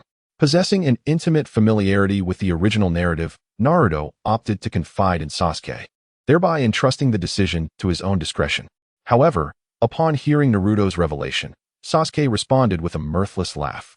Do you presume me to be so naive? He scoffed. I am fully cognizant of his intentions, but I am indifferent, provided it enables me to augment my strength. Once I have achieved sufficient power, I shall personally dispatch him. Sasuke exuded an aura of unwavering conviction, though, in Naruto's estimation, he was merely consumed by an obsessive thirst for vengeance. Naruto understood that persuading Sasuke to return with him was an impossible feat, and he was reluctant to forcibly alter the course of events. Thus, with a resigned sigh, Naruto rose from the statue. Very well, let us engage in a duel here. Allow me to demonstrate the disparity in our strengths. Perhaps this will ignite a greater motivation within you. Chapter 34, The Great Confrontation at the Valley of the End. Naruto harbored no desire for Sasuke to be led astray by hatred, for he knew that such animosity would inevitably lead to his ruin. In contrast, Naruto preferred that Sasuke's pursuit of greater strength stemmed from jealousy towards him. At least jealousy would not cloud Sasuke's true nature as hatred would. Whether this approach would bear fruit ultimately depended on Sasuke's own understanding. At this moment, Naruto had assumed a combat stance, preparing to engage. Observing from the statue, Sasuke could not suppress a cold smirk. The perennial underachiever, do you truly believe that you are the only one making progress? He declared, I have not been idle. I will not be defeated by you. You will forever remain my subordinate. Sasuke clearly did not consider himself inferior to Naruto, especially after mastering the second state of the cursed seal, which filled him with unwavering confidence. Feeling the restless power surging within him, Sasuke was exhilarated. Naruto, you have no idea how strong I have become. This is a battle you have chosen for yourself. As he spoke, Sasuke charged directly at Naruto, activating the cursed seal's power. In the next moment, enormous arms resembling wings emerged from his body, exuding a terrifying aura that spoke volumes of their formidable strength. Had this been the Naruto of the original tale, he would have struggled to contend with such force. However, the present Naruto was a different entity altogether. He had mastered the three-colored Haki and possessed an array of jutsu at his disposal, with even the Nine Tails choosing to cooperate with him. With such formidable prowess, confronting a Sasuke in the second state of the cursed seal was a trivial task. Thus, as Sasuke lunged towards him, Naruto immediately enveloped himself in armament Haki. Sasuke. It seems your arrogance remains unabated. You refuse to heed a single word. Come on, I will withstand your attack. Consider it a favor. After Naruto enveloped himself in an aura of dominance, he stood his ground unwaveringly. Upon witnessing this, Sasuke, without a hint of mercy, unleashed a powerful punch aimed at the crown of Naruto's head. Observing Naruto's lack of evasion or retreat, a sinister smile crept across Sasuke's face. However, just as he believed his strike would inflict harm upon Naruto, an astonishing scene unfolded. As the smoke dissipated, there stood Naruto, unscathed and seemingly untouched by the assault. Gazing at Naruto, who bore no marks of injury, Sasuke furrowed his brow in disbelief. How is this possible? How did you manage that? My attack was so ferocious. You were completely unscathed? Sasuke's expression was one of confusion, clearly struggling to accept this reality. Meanwhile, as Sasuke remained frozen in shock, Naruto couldn't help but burst into laughter. So, do you still think of me as the underdog from before?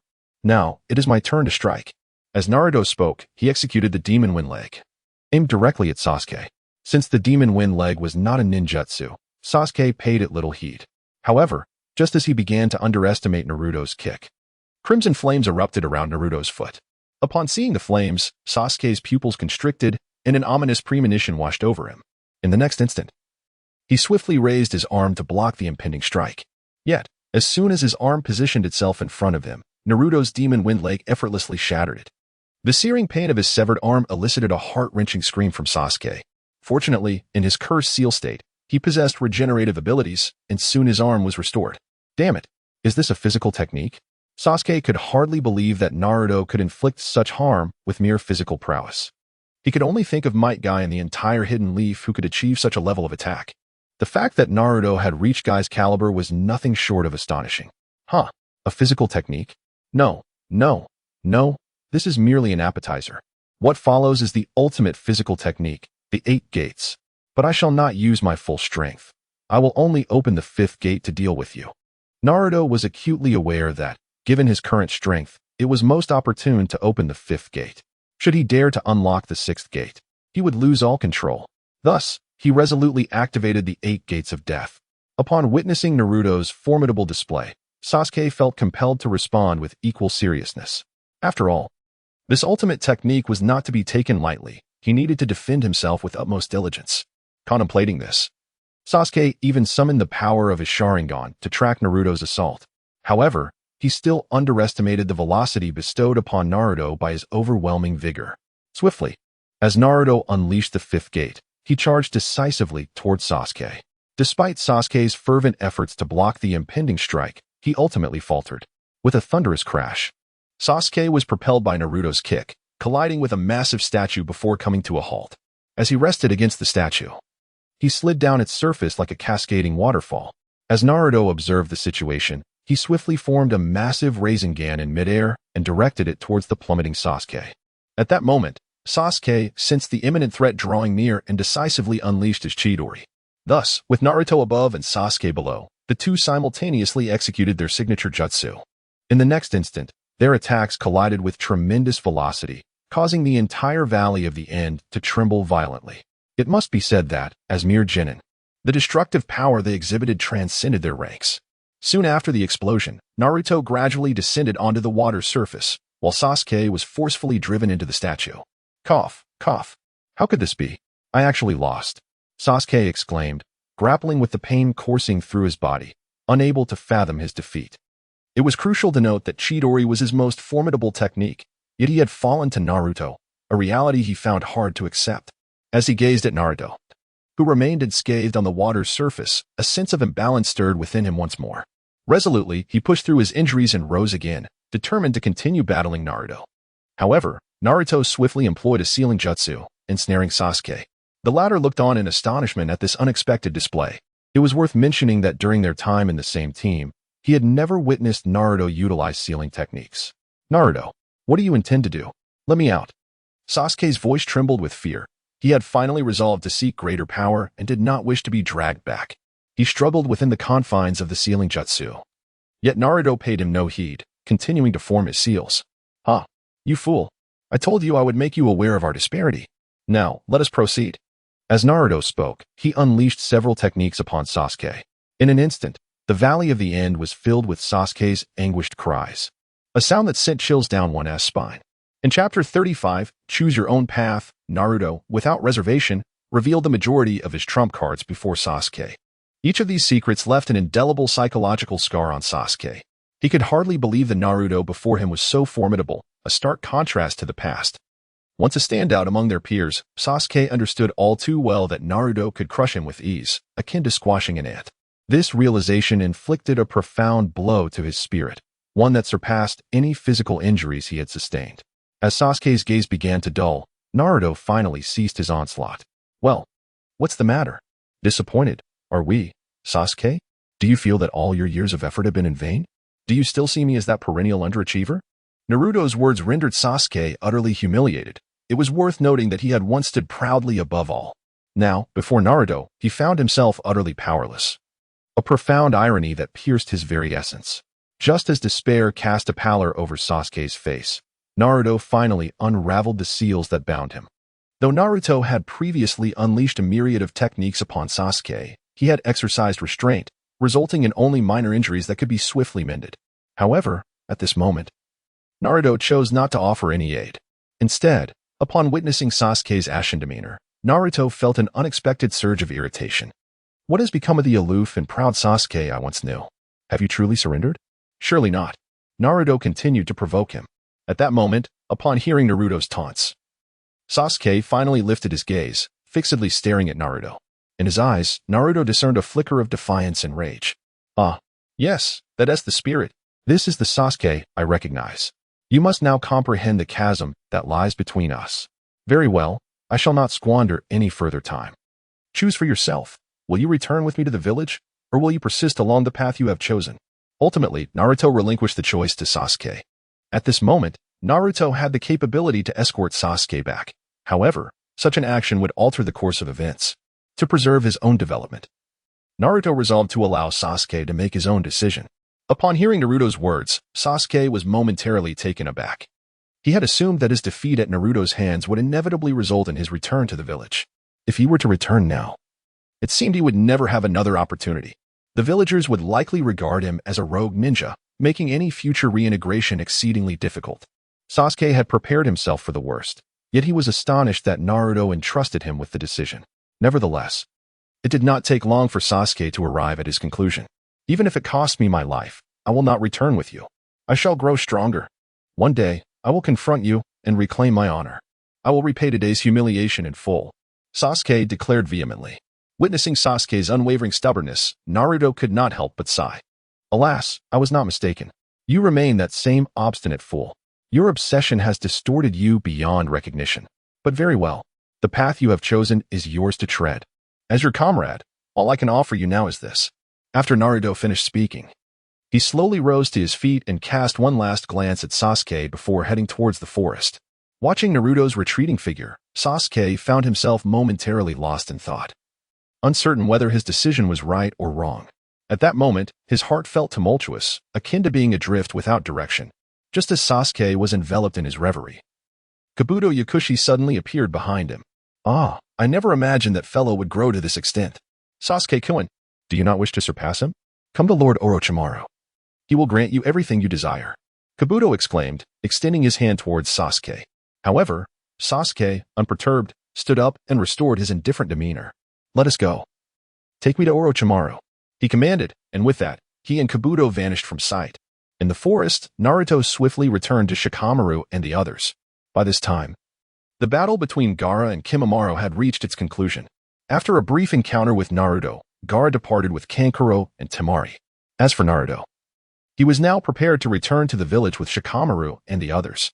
Hey, why didn't you bring Sasuke back? Shikamaru inquired. You're so powerful. Were you not a match for that guy? On the way back, Naruto refrained from revealing the truth. To him, those details seemed trivial now. Oh. Sasuke is accompanied by Orochimaru's people. They are formidable. I was no match for them. Thus, I could only return. Naruto concocted a casual excuse to evade the issue. Yet Shikamaru could not help but let out a sigh upon hearing it. This was, after all, his first mission since becoming a Chunin. However, the mission concluded in failure, leaving Choji and Kiba gravely injured, which greatly displeased him. He even began to doubt his own abilities. Back in the Hidden Leaf Village, Naruto and his team swiftly returned. After ensuring Choji and Kiba were settled, Shikamaru then made his way to the office of the 5th Hokage. Inside the office, after Shikamaru reported on the mission, Tsunade did not chastise them. Nevertheless, despite this, Shikamaru resolved to abandon his path as a ninja. Tsunade was taken aback by Shikamaru's decision. Just as he was about to commit to this choice, Naruto leapt forward, exclaiming, Hey, Shikamaru, has your brain gone haywire? Do you even realize how remarkable your intellect is? To give up being a ninja? Do you believe I want to reward you with a Rasengan to eat? Naruto is acutely aware of Shikamaru's immense significance in the later confrontation with Uchiha Obito. It can be said that he is the most brilliant strategist of the allied shinobi forces. Without him, countless lives would have been lost. Reflecting on this, Naruto is determined to dissuade Shikamaru from harboring such foolish thoughts. You fool, it was merely a single mission that ended in failure. Have you not heard the adage that failure is the mother of success? Failure is inconsequential. What truly matters is the courage to begin anew. Naruto, in a moment of fervor, expounded a profound truth, instantly rendering Shikamaru somewhat embarrassed. Yet, Shikamaru absorbed Naruto's words with remarkable speed. For reasons unbeknownst to him, he discerned a unique quality within Naruto that others lacked. This quality made Shikamaru feel that all his efforts were indeed worthwhile. Is this the essence of camaraderie? Shikamaru pondered within. At that moment, Tsunade approached Shikamaru and delivered a swift punch. You fool! How could you utter such words about not being a ninja? Get out of here. Reflect on this 1,000 times. Chapter 36. The Will of Fire in the Hokage's office, as the fifth Hokage Tsunade unleashed her wrath. Naruto and Shikamaru hastily made their escape. However, even after fleeing the office, they could not evade the bumps adorning their heads. As they glanced at the lumps caused by Tsunade's blows, both Naruto and Shikamaru erupted into laughter. Ah, it hurts. That old hag. She really knows how to strike without mercy. As Naruto laughed, his mouth twitched. However, while he was speaking, several books fell from the rooftop, nearly striking him on the head. Observing this, both Naruto and Shikamaru dared not linger any longer and dashed out of the Hokage office building, fleeing towards the village. The two disheveled figures ran for a considerable distance before finally halting. Naruto, thank you. I know what to do now. After catching his breath, Shikamaru spoke again, extending his hand with newfound composure. Naruto smiled in response, reaching out to shake his hand. The two shared an unspoken understanding before turning to depart. After parting ways with Shikamaru, Naruto began to wander aimlessly through the village. However, just as he was about to head home, a slender figure appeared at the intersection. The silhouette, reflected on the ground, exuded an air of allure. As Naruto approached, the figure rushed over and seized his collar, shaking him vigorously. Naruto, where is Sasuke-kun? Why didn't he come back with you? And what about that guy Shikamaru? Didn't he say he would bring Sasuke-kun back? Why haven't I seen him? Quickly, tell me what happened. The figure shook Naruto desperately while shouting. At that moment, Naruto felt dizzy from the vigorous shaking, his eyes rolling back. Hey, take it easy. I'm about to be sick. Naruto has already recognized that the woman before him is Ino, who is in the same class as Shikamaru. Like Sakura, she is a fervent admirer of Sasuke. With Sasuke's absence, it is inevitable that she has come to seek retribution. Naruto, unwilling to engage in further entanglement with her, simply pointed in the direction from whence he came and handed the responsibility over to Shikamaru. Shikamaru is over there. You may inquire with him, for he is the captain. Naruto decisively freed himself from Ino's grasp and then sprinted away into the distance. At that moment, Ino, disregarding the pursuit of Naruto, hastened in the direction where Shikamaru had departed. Upon noticing that Ino had not followed, Naruto couldn't help but exhale in relief. However, just as he believed all was well, a figure suddenly appeared before him. Dressed in crimson attire and adorned with a pink bow, it was none other than Sakura. The moment he laid eyes on her, Naruto instinctively halted. Reminded of Sakura's earlier request to bring Sasuke back, he felt an undeniable sense of helplessness. Yet, before he could articulate his thoughts to Sakura, she began to weep. Naruto-kun, it's all my fault for being so weak. Otherwise, I could have pursued Sasuke-kun alongside you. If only I were stronger. Perhaps Sasuke-kun would not have departed. At that moment, Sakura attributed Sasuke's departure entirely to herself, leaving Naruto at a loss for words. In truth, he understood all too well that this was not a matter concerning anyone else. From the very beginning, it was Sasuke's inability to relinquish his hatred and his overwhelming jealousy that had precipitated this situation. Even if they were to bring him back, it would change nothing. Instead, it would only foster greater animosity within him, potentially driving him to madness. Rather than allowing him to succumb to insanity within the village, it might be better for him to find a purpose. Perhaps, once he grew stronger, he would be able to confront his demons with composure. In the original narrative, Naruto had struggled to accept the abrupt redemption of the brother, yet in this realm, he found himself harboring a flicker of hope. Sakura, this is not your fault. It is Sasuke's choice. Since he has opted to leave, he must face the consequences of his decisions. As his former comrades, all we can do is respect his choice. Naruto began to console Sakura, although his feelings for her were not as profound as depicted in the original narrative. Nevertheless, as a comrade in the same team, he did not wish for Sakura to remain in such sorrow. While Naruto was comforting her, Jiraiya unexpectedly appeared on the rooftop above. Upon overhearing their conversation, he couldn't help but chuckle. This fellow has quite a knack for charming young ladies. Perhaps I shall make him the protagonist of my next book. After muttering this to himself, Jiraiya vanished from the rooftop. As time flowed by, another day swiftly passed. After completing his mission, Naruto decisively returned home for a much-needed slumber. Upon awakening the following day, he found himself aimlessly wandering through the village. However, when he arrived at his usual training spot, he was taken aback. To his surprise, nearly all the teams had gathered there, each member fervently engaged in their training, including CHG and Kiba, who had just returned from a mission, albeit injured. As Naruto made his entrance, all eyes instinctively turned toward him. "Hey, Naruto, why are you so late? We've been waiting for you for quite some time," Lee exclaimed, revealing that the news of Naruto's remarkable feat of defeating 4 opponents single-handedly had spread among them. Inspired by Naruto's prowess, each individual was filled with determination. To avoid holding their comrades back and to prevent them from straying down a perilous path, they all committed themselves to intense training. Witnessing their fervor, Naruto felt a surge of emotion. Perhaps this is the true allure of being Hokage, the indomitable spirit of the will of fire that burns within each of them. I truly adore these folks. As Naruto contemplated, Kakashi unexpectedly appeared behind him. "Hey, Naruto. I've heard from the intelligence reports that you caused quite a ruckus at the root headquarters. Care to share the details?" Kakashi inquired about the incident when Naruto had been taken by Danzo. However, Naruto was reluctant to divulge the matter. He certainly couldn't confess to Kakashi that he had given that old coot Danzo a good thrashing. It was best to keep this incident under wraps for the time being. So Naruto swiftly excused himself under the pretext of training. In the Hokage's office, Jiraiya stood before Tsunade. Due to the recent situation with Sasuke, Tsunade was under immense pressure. The lingering concern regarding Orochimaru had weighed heavily on her mind. To ascertain vital information about Orochimaru, she resolved to dispatch Jiraiya on an S-rank mission. The task at hand was to gather comprehensive intelligence on Orochimaru, should the need arise. Chapter 37. The concern of future wife Hinata regarding this mission. Jiraiya, like Tsunade, deemed it of utmost importance.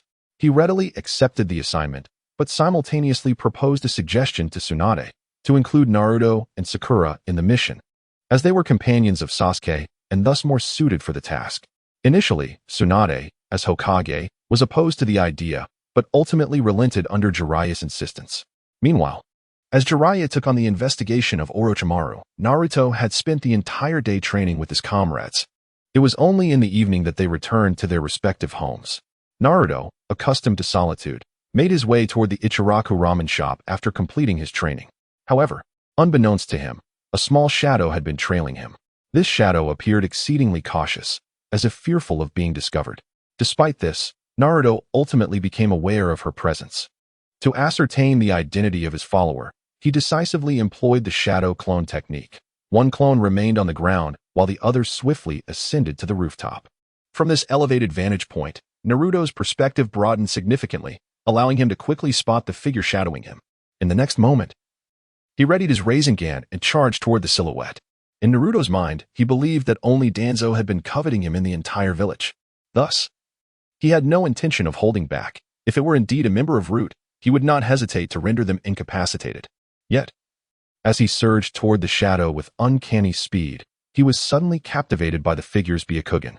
Upon catching sight of the distinctive eyes, he hastily reined in his Rasengan. "Ah, and Naruto-kun, what are you doing?"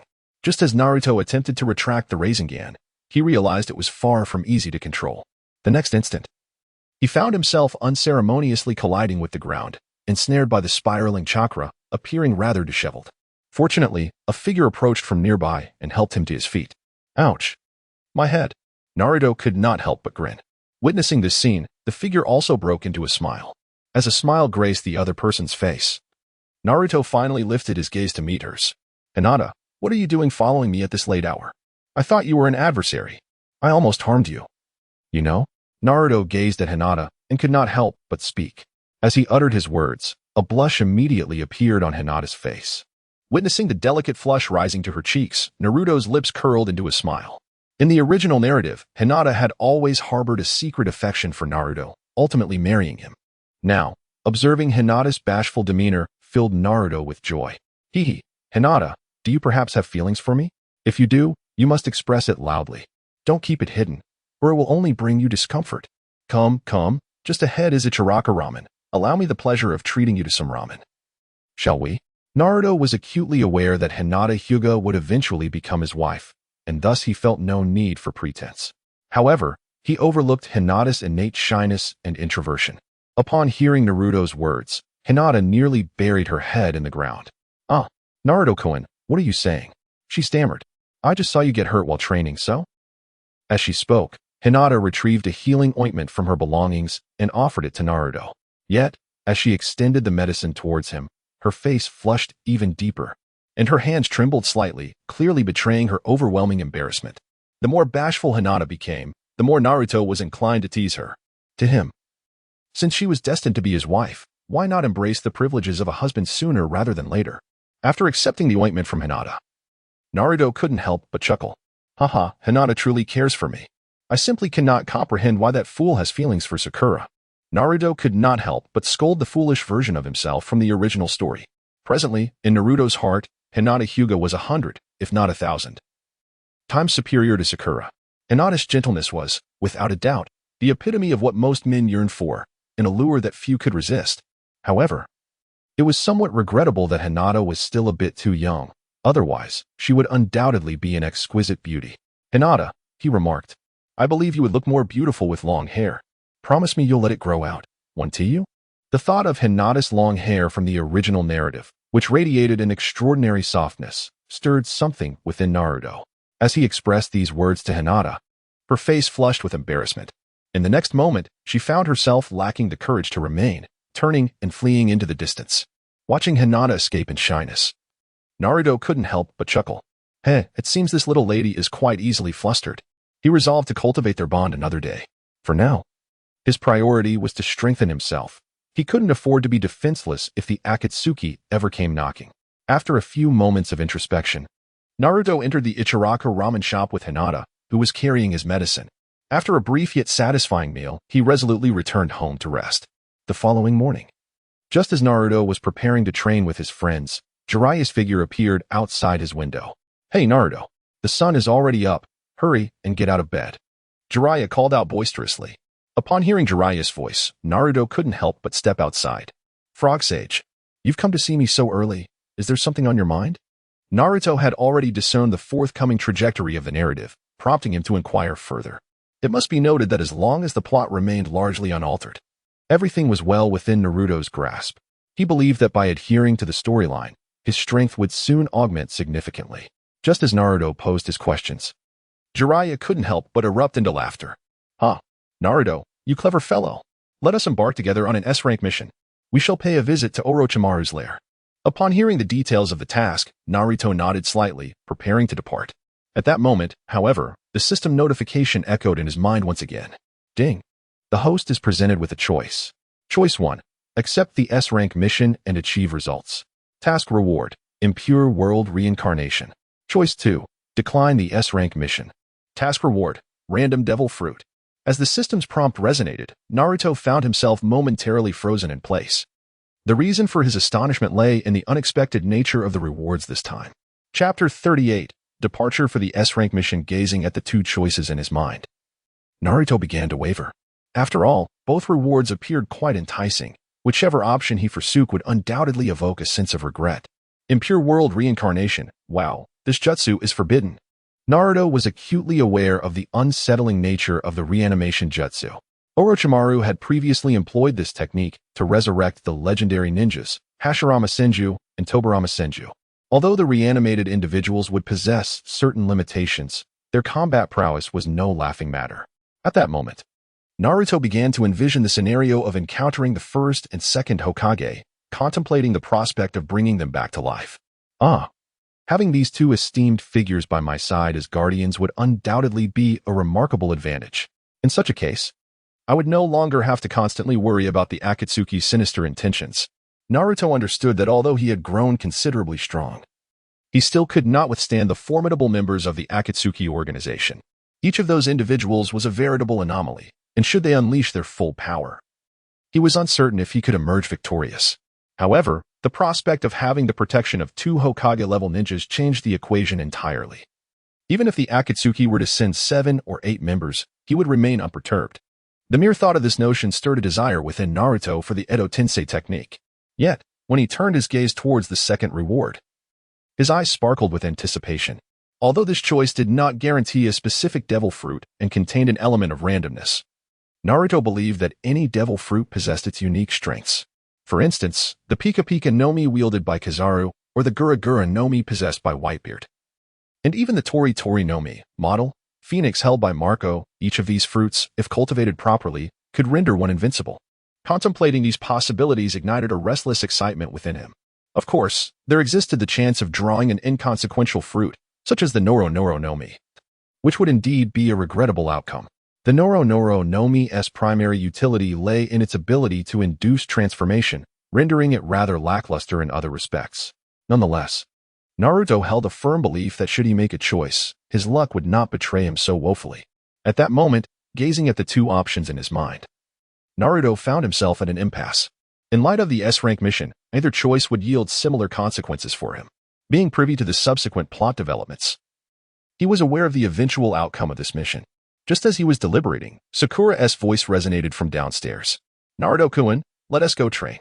Stop sleeping in," she called out, oblivious to the fact that Jiraiya was perched on the rooftop across from her. Upon hearing Sakura's voice, Naruto was immediately reminded of her tear-streaked face from earlier. As a comrade, he was reluctant to witness Sakura's tears due to Sasuke's actions. Although he did not harbor deep feelings for her, he still felt a sense of protectiveness towards her.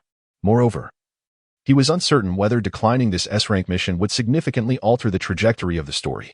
After much contemplation, Naruto finally made his decision. "Very well. I choose the first option." After Naruto made up his mind, he finally stepped out of the room. At that moment, Jiraiya had already approached Sakura. "Ah, young lady. Have you come to illuminate Naruto so early? I just called him. By the way, we are heading out on an S-rank mission. Would you like to join us? We are in need of one more person to investigate Orochimaru," Jiraiya exclaimed, appearing quite foolish as he spoke to Sakura. Upon hearing his words, Sakura's eyes widened in disbelief. She never anticipated that such a significant matter as undertaking an S-rank mission would be casually mentioned by Jiraiya. It is well known that in the world of ninjas, all missions are shrouded in confidentiality. Yet, Jiraiya seemed utterly unconcerned about this, which left Sakura feeling perplexed. However, the thought of investigating Orochimaru ultimately stirred her interest. "See, can I really go?" Sakura questioned, her lack of confidence evident. After all, S-rank missions were typically reserved for Jonin. Now, Jiraiya was inviting her, a Chunin, to join him, leaving her unsure of its authenticity. Just as Sakura looked at Jiraiya with hopeful anticipation, Naruto finally leaped down from the upper floor. "Hey, Toad Sage. We can set off now. And Sakura, come along. With the Toad Sage here, we'll be protected." Naruto understood that Sakura deeply yearned to reunite with Sasuke. Thus he resolved to take her along. Upon Naruto's invitation, Sakura finally nodded vigorously. "Thank you, Naruto-kun." At that moment, Sakura felt a surge of excitement, her eyes shimmering with a hint of mist. Witnessing this scene, Jiraiya could not help but raise his hands in exasperation. Hey, I am the one who accepted this mission. You two are merely my subordinates. Shouldn't you express your gratitude to me instead?" After voicing his complaint with a dismissive pout, he clearly looked down upon Naruto for stealing his thunder. However, at that moment, Naruto pointed toward the Ichiraka ramen shop and strode confidently in that direction. "Before we leave, I'll treat you all to a feast at Ichiraka ramen. Or else we might not have anything to eat." Meanwhile, while Naruto, Jiraiya, and Sakura formed a small team preparing to investigate Orochimaru's lair, Sasuke had already encountered Orochimaru. Due to the absence of Sasuke as his intended vessel, Orochimaru was compelled to find another subject for his experiments, leading to a new reincarnation. Consequently, he would have to wait several years before he could reincarnate again, granting Sasuke an opportunity for growth. Little did Orochimaru realize that the vessel he had nurtured would ultimately become the one to bring about his demise. As Orochimaru prepared to cultivate Sasuke within another mysterious cave, a gathering of individuals clad in red cloud cloaks convened. Among them were Itachi Uchiha and Kisame Hashigaki. At the forefront, a man was issuing commands to capture all the tailed beasts. Thus commenced a hunt themed around capturing the tailed beasts, with all Jinchuriki, including Naruto, becoming their targets. In the Hidden Leaf Village, after Naruto and Jiraiya finished their ramen, they promptly departed the village. Following reliable intelligence, the trio trekked onward, soon arriving at a town near the Land of Rice. The Land of Rice was the stronghold of Orochimaru, although it was a small nation. It still harbored a contingent of sound ninja, most of whom had become vassals of Orochimaru. To gather intelligence, Naruto and Jiraiya had to negotiate with the local Fuma clan. Due to the ravages of war, many members of the Fuma clan had turned to banditry. Fortunately, these bandits were not particularly strong, sparing Naruto and his companions from undue trouble. Chapter 39. Arrival at Orochimaru's lair within a temple near the Land of Rice. Naruto and Sakura awaited Jiraiya.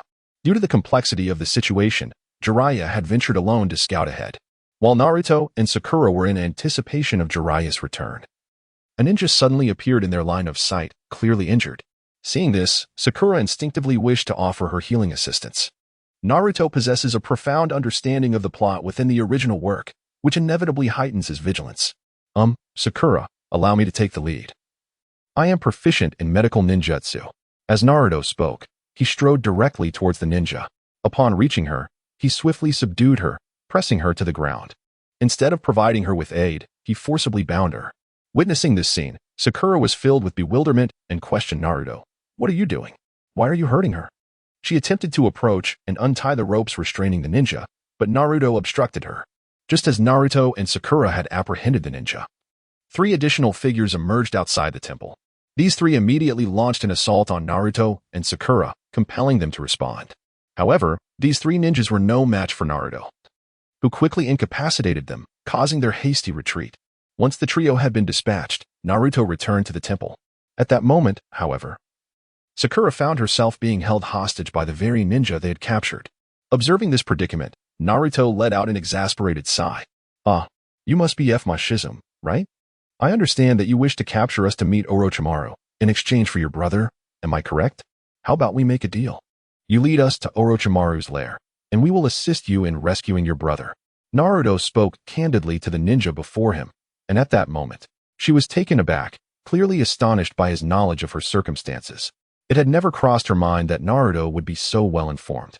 Upon further reflection, she realized that the fleeing individuals outside might have divulged such information, prompting her to reluctantly release her grip. In truth, she had no desire to act in such a manner, and upon Naruto revealing her identity, she knelt down, pleading, "Please help me. I know you are formidable ninjas. Save my brother Reito. He has been captured by Orochimaru." Tears streamed down her face as she implored for assistance. Seeing her in such distress, even Sakura felt a surge of compassion. "Naruto-kun, what is happening?" she finally inquired, urging Naruto to elucidate the situation. Upon learning that the girl named F-Ma-Rate had been taken by Orochimaru to be used as a test subject, Sakura's thoughts inevitably drifted to Sasuke. Recalling how he too had been lured by Orochimaru, potentially facing a similar fate, anger welled within her at the thought. In the next moment, Sakura approached F-Ma-Rate, helping her to her feet. "Do not worry, we will not let Orochimaru escape," she reassured her. "Now, will you guide us to Orochimaru's lair?" F-Ma-Rate nodded, fully aware that she lacked the strength to rescue her brother on her own, placing her hopes entirely in Naruto and his companions. Just as she agreed to lead them to Orochimaru's hideout, Jiraiya returned, bearing the same information. The group quickly conferred and prepared to set out. Orochimaru's lair lay hidden deep within the forest, with an entrance that led directly underground. Without a guide, Naruto and his companions would have struggled to locate it. Fortunately, with F-Ma-Rate leading the way, they soon arrived at the entrance. However, as they prepared to enter, they encountered yet another obstacle. The entrance presented 3 distinct paths, and no one could discern which one was the correct route. To uncover the true entrance, Naruto and Jiraiya decided to split up. Naruto was well versed in the unfolding events, so he naturally trailed behind Sakura from the outset. As they entered one of the passages, they quickly found themselves ensnared in various traps. To draw out the puppet master lurking in the shadows, Naruto feigned to fall into a trap, discreetly following Sakura from behind. Seeing Naruto fall, Sakura pressed on alone. Soon, she came face to face with a figure, one of the 3 ninjas who had previously escaped. Sakura immediately engaged in combat, while Naruto remained hidden, aware that Kabuto was lurking nearby, observing their every move. Naruto's target is none other than Kabuto, the most formidable adversary. As for Sakura, Naruto is confident that she can handle the ninja she is currently facing.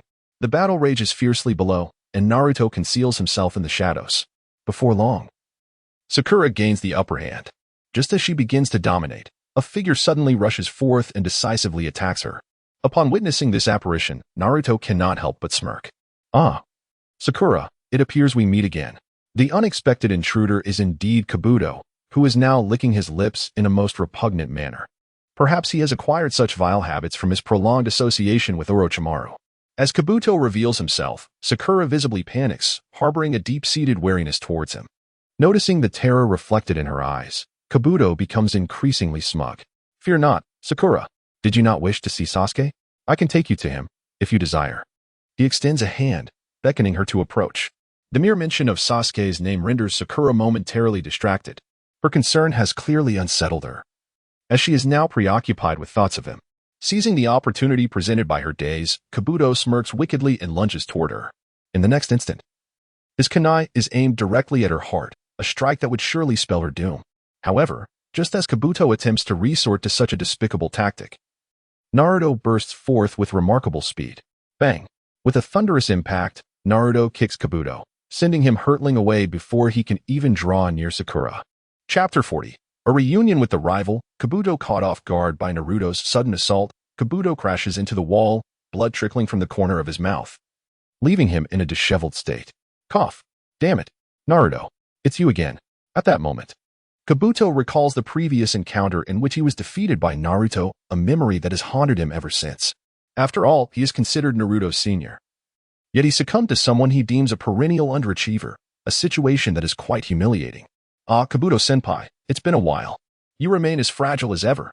As Naruto noticed Kabuto's unwavering gaze fixed upon him, he could not help but speak up. Just as Naruto's words hung in the air, Kabuto let out a cold snort, clearly unaccustomed to being ridiculed in such a manner. Previously, he had always been the one to mock others. Now, finding himself in a reversed position was indeed disconcerting. Ah, it has certainly been a while. Naruto, your progress has truly caught my attention. However, having come here today, this shall be your final resting place. No one shall leave here alive. Having finally recovered from Naruto's earlier kick, Kabuto stepped closer to him once more. As he spoke, he began to make subtle movements, preparing to manipulate Naruto's heart with his chakra threads.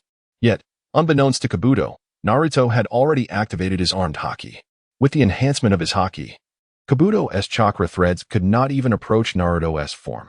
TSK. It seems that Senior Kabuto still enjoys engaging in clandestine maneuvers. Such behavior is rather unbecoming, revealing your cowardice.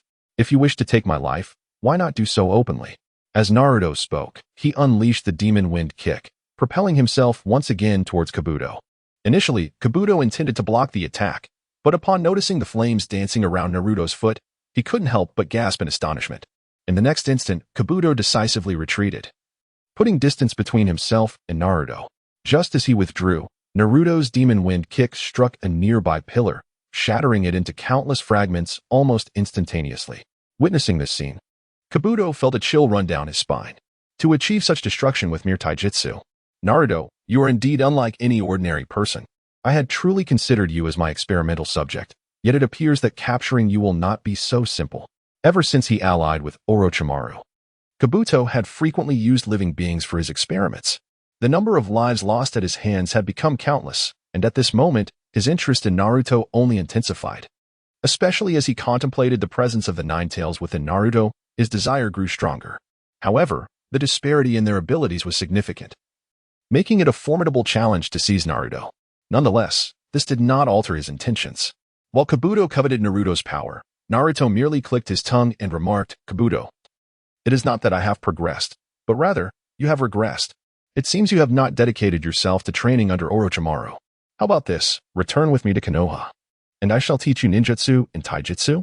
As Naruto spoke, he activated his observation Haki, clearly aware that Kabuto was adept at deception, despite engaging him in conversation. Kabuto might be orchestrating some underhanded maneuver. At that moment, as Naruto activated his Haki, it became evident that Kabuto's chakra threads had taken control of a previous ninja, who was poised to strike Sakura.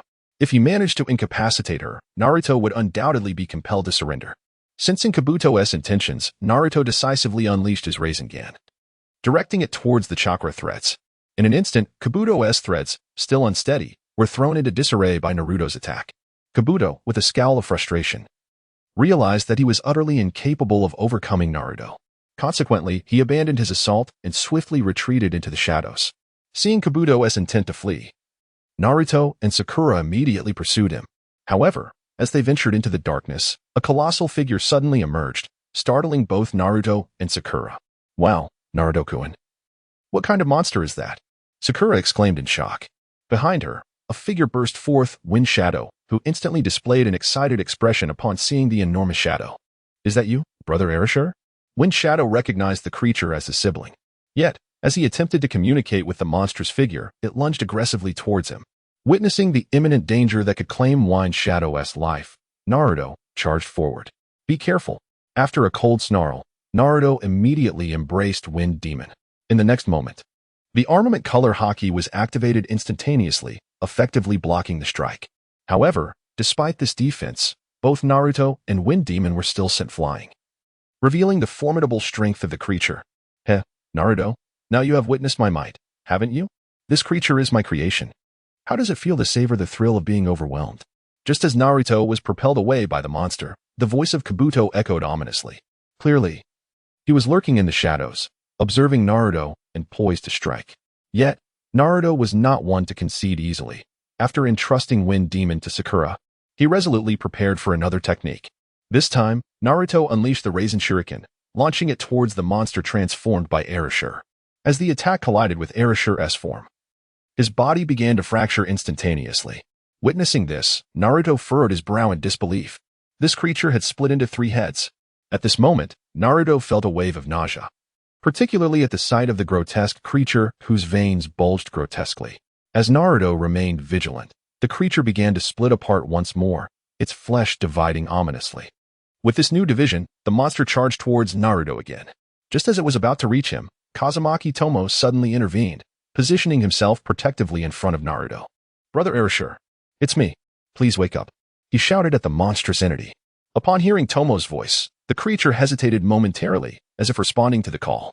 However, it soon unleashed a thunderous punch, showing no signs of restraint. Witnessing this, Naruto decisively unleashed a Rasengan, striking the creature's fist and sending its flesh flying in all directions. Chapter 41. The Art of Impure World Reincarnation. After successfully deflecting the attack, Naruto shielded Kazumaki Tomo once again. Yet, rather than retreating behind Naruto's protection, Tomo called out earnestly, "Brother Erasure, Brother Erasure, I know you can hear me. Please, awaken." His voice reached the ears of the creature, and at last, a change flickered in its eyes, hinting at a semblance of humanity. "Sasuke, is that you?" the creature uttered, extending its hand as if to caress Tomo. However, before it could take more than a few steps, its eyes shifted once again, radiating a menacing aura. Realizing the imminent danger, Naruto no longer hesitated. "Sasuke, he is no longer your brother. Fear not, I shall ensure he no longer suffers in this manner." As Naruto concluded his statement, he charged towards the monstrous entity, his body enveloped in the armor of Haki. With the application of this formidable technique, the massive Rasengan he had prepared in his hand was now complete. Upon reaching the creature, he decisively pressed the Rasengan against its chest.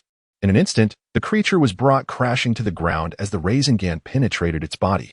Soon, excess flesh began to peel away from the creature's form, and when it finally shed all its grotesque layers, a familiar figure emerged before Naruto and Wind Demon Saki. "Brother Erasure." Wind Demon Saki recognized the figure lying on the ground as her brother, Erasure. He had returned to his former self, though his life force appeared weakened, leaving uncertainty about his survival. Just as Saki rushed forward to speak with her brother, several shurikens suddenly flew from the shadows, aimed at Naruto and Sasuke. Due to his earlier exertion with the Rasengan, Naruto was momentarily fatigued and unaware of the impending attack. As the shurikens neared their targets, Erasure, who lay on the ground, suddenly surged to life. In a selfless act, he shielded Naruto and Saki with his own body, sacrificing himself to save them. Witnessing Arashi's desperate act, Sasuke erupted into tears. "Do not weep, Sasuke. You must be strong and live on. Without me by your side, you must learn to take care of yourself." Arashi's voice grew fainter until it faded completely, collapsing to the ground. Naruto, filled with rage at Arashi's sacrifice, swiftly drew a shuriken and hurled it into the darkness. The shuriken, imbued with Haki, swiftly struck Yakushi Kabuto concealed within the shadows. However, due to Naruto's weakened state, it failed to deliver a fatal blow.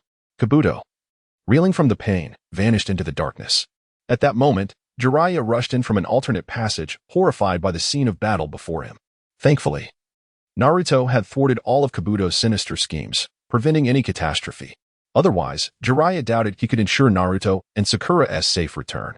Oh, Naruto. It appears my concerns were unfounded. You have truly exceeded my expectations. Jiraiya expressed his relief and admiration for Naruto's rapid growth. Yet, just as he praised Naruto, the ground began to tremble ominously. Not good. Someone has detonated an explosive tag. Naruto, Sakura, we must flee. Jiraiya urgently approached the pair, ready to lead them to safety. However, as he reached them, Naruto dashed towards Wind Demon Saki. He could not abandon her to await her fate, so he swiftly hoisted Sasami onto his back. Seeing this, Jiraiya nodded approvingly, and then he took Sakura by the hand, leading her towards the exit. Naruto, follow me. Do not lag behind. With urgency. They escaped at a remarkable speed. Upon emerging from the exit, the entire underground structure collapsed behind them. Jiraiya exhaled a sigh of relief upon witnessing the entrance completely cave in. Phew, that was close. It seems our leads have vanished, but at least we are safe. Jiraiya remarked, turning to Naruto, who was already tending to Sasami's injuries. Observing this, Jiraiya refrained from interrupting, though Sakura remained unusually silent, her demeanor suggesting turmoil. Understanding her inner conflict, Jiraiya approached her gently. Sakura, do not blame yourself. We will have other opportunities to gather information. We will surely find Sasuke next time. He attempted to console her, but tears brimmed in Sakura's eyes. Her sorrow stemmed not only from Sasuke but also from her own helplessness. She recalled the dangers they had faced, with Naruto bravely shouldering the burden while she could only watch. This sense of powerlessness weighed heavily upon her heart, igniting a fervent desire to grow stronger and protect those she cared for. As Sakura wept, Naruto approached her with a comforting smile. Sakura, when we return, I will train with you. We can ask Tsunade to be your mentor. That way, you will become even stronger. Naruto articulated the thoughts that resided in Sakura's heart. And upon hearing his words, she finally nodded vigorously in agreement. Thus, after swiftly escorting Sasuke back to her village, Naruto and Jiraiya returned once more to the Hidden Leaf. Although this time they did not acquire any valuable information, at the very least, they could count the S-rank mission as accomplished. Naruto successfully obtained the reward bestowed by the system. Edo Tensei, at last, it is within his grasp. Now, the question is how to wield this formidable weapon. At this moment, Naruto felt a surge of excitement. After all, the Impure World reincarnation was an extraordinarily formidable ninjutsu. If wielded wisely, it could confer numerous advantages upon him. However, a perplexing dilemma soon confronted Naruto. Whom should he choose as the subject for the Impure World reincarnation? Faced with this conundrum, he found himself momentarily at a loss. Possessing the memories of his past life, Naruto understood that the abilities of those resurrected through this technique could not be fully realized. Thus, it was imperative to select the reincarnated individual with great care, ensuring that their power would not be diminished to the point of ineffectiveness. If the chosen subject were merely an ordinary person, employing this jutsu would be a futile endeavor. Chapter 42. Target, the third Hokage after much contemplation. Naruto quickly settled upon a target, the third Hokage, who had recently perished due to Orochimaru's machinations. In the original narrative, the third Hokage's corpse was resurrected by Orochimaru. It now appeared that Naruto's most viable option for accessing a corpse was indeed that of the third Hokage. Given the strength of the third Hokage, he represented an excellent choice. Yet, Naruto still needed to thoroughly investigate the whereabouts of the third Hokage's remains. In the Hidden Leaf Village, everything seemed as tranquil as ever. Upon Naruto's return, he chose to remain at home, refraining from venturing outside. During these days, he diligently comprehended the intricacies of the Edo Tensei technique. Having grasped the principles behind this forbidden jutsu, Naruto set his sights on the remains of the third Hokage. After extensive inquiries, he ultimately ascertained the location where the third Hokage's body was interred. Thus, under the cloak of night, when the world succumbed to slumber, Naruto stealthily infiltrated the Hall of Fame. This hall is a sanctum for the heroes of Konoha, where nearly every hero who perished for the village is laid to rest. Sarutobi Hiruzen, the third Hokage, now lay undisturbed within the confines of the Hall of Fame's tomb. Upon his arrival, Naruto beheld numerous gravestones standing sentinel outside, among which was that of his father, Namake's Minato. Out of profound respect and reverence for his father, Naruto had no intention of resurrecting him. However, to prevent Orochimaru from desecrating Minato's remains, he resolutely inscribed a sealing technique upon the gravestone. Having accomplished this, Naruto finally approached the tombstone of the third Hokage, Sarutobi Hiruzen. Forgive me, third Hokage. Today, I must encroach upon your rest. Upon concluding his incantation, Naruto proceeded to excavate the coffin of Sarutobi Hiruzen. Once the coffin was unearthed, He commenced the intricate procedure of the Edo Tensei technique. Having rehearsed the steps previously, Naruto swiftly executed the series of movements required for the transformation. After completing the sequence, he began to form the necessary hand seals. As the final seal was completed, the coffin of Sarutobi Hiruzen gradually rose upright. In the next moment, the coffin opened almost instantaneously from within, and Sarutobi Hiruzen emerged gently from the confines of the coffin.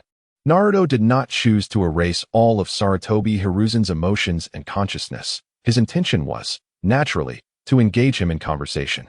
At that moment, as Sarutobi emerged from his coffin, a complex expression graced his face. Huh, what is this? Where am I? Sarutobi began to glance around, and upon recognizing the familiar surroundings, a smile spread across his features. However, in the next instant, as if recalling something, his gaze swiftly shifted to Naruto. Naruto, how did you end up here? Have you also perished? Sarutobi's face was one of astonishment, tinged with a hint of regret. Clearly, he did not wish for Naruto to be in peril, as he had once regarded Naruto as his own grandson.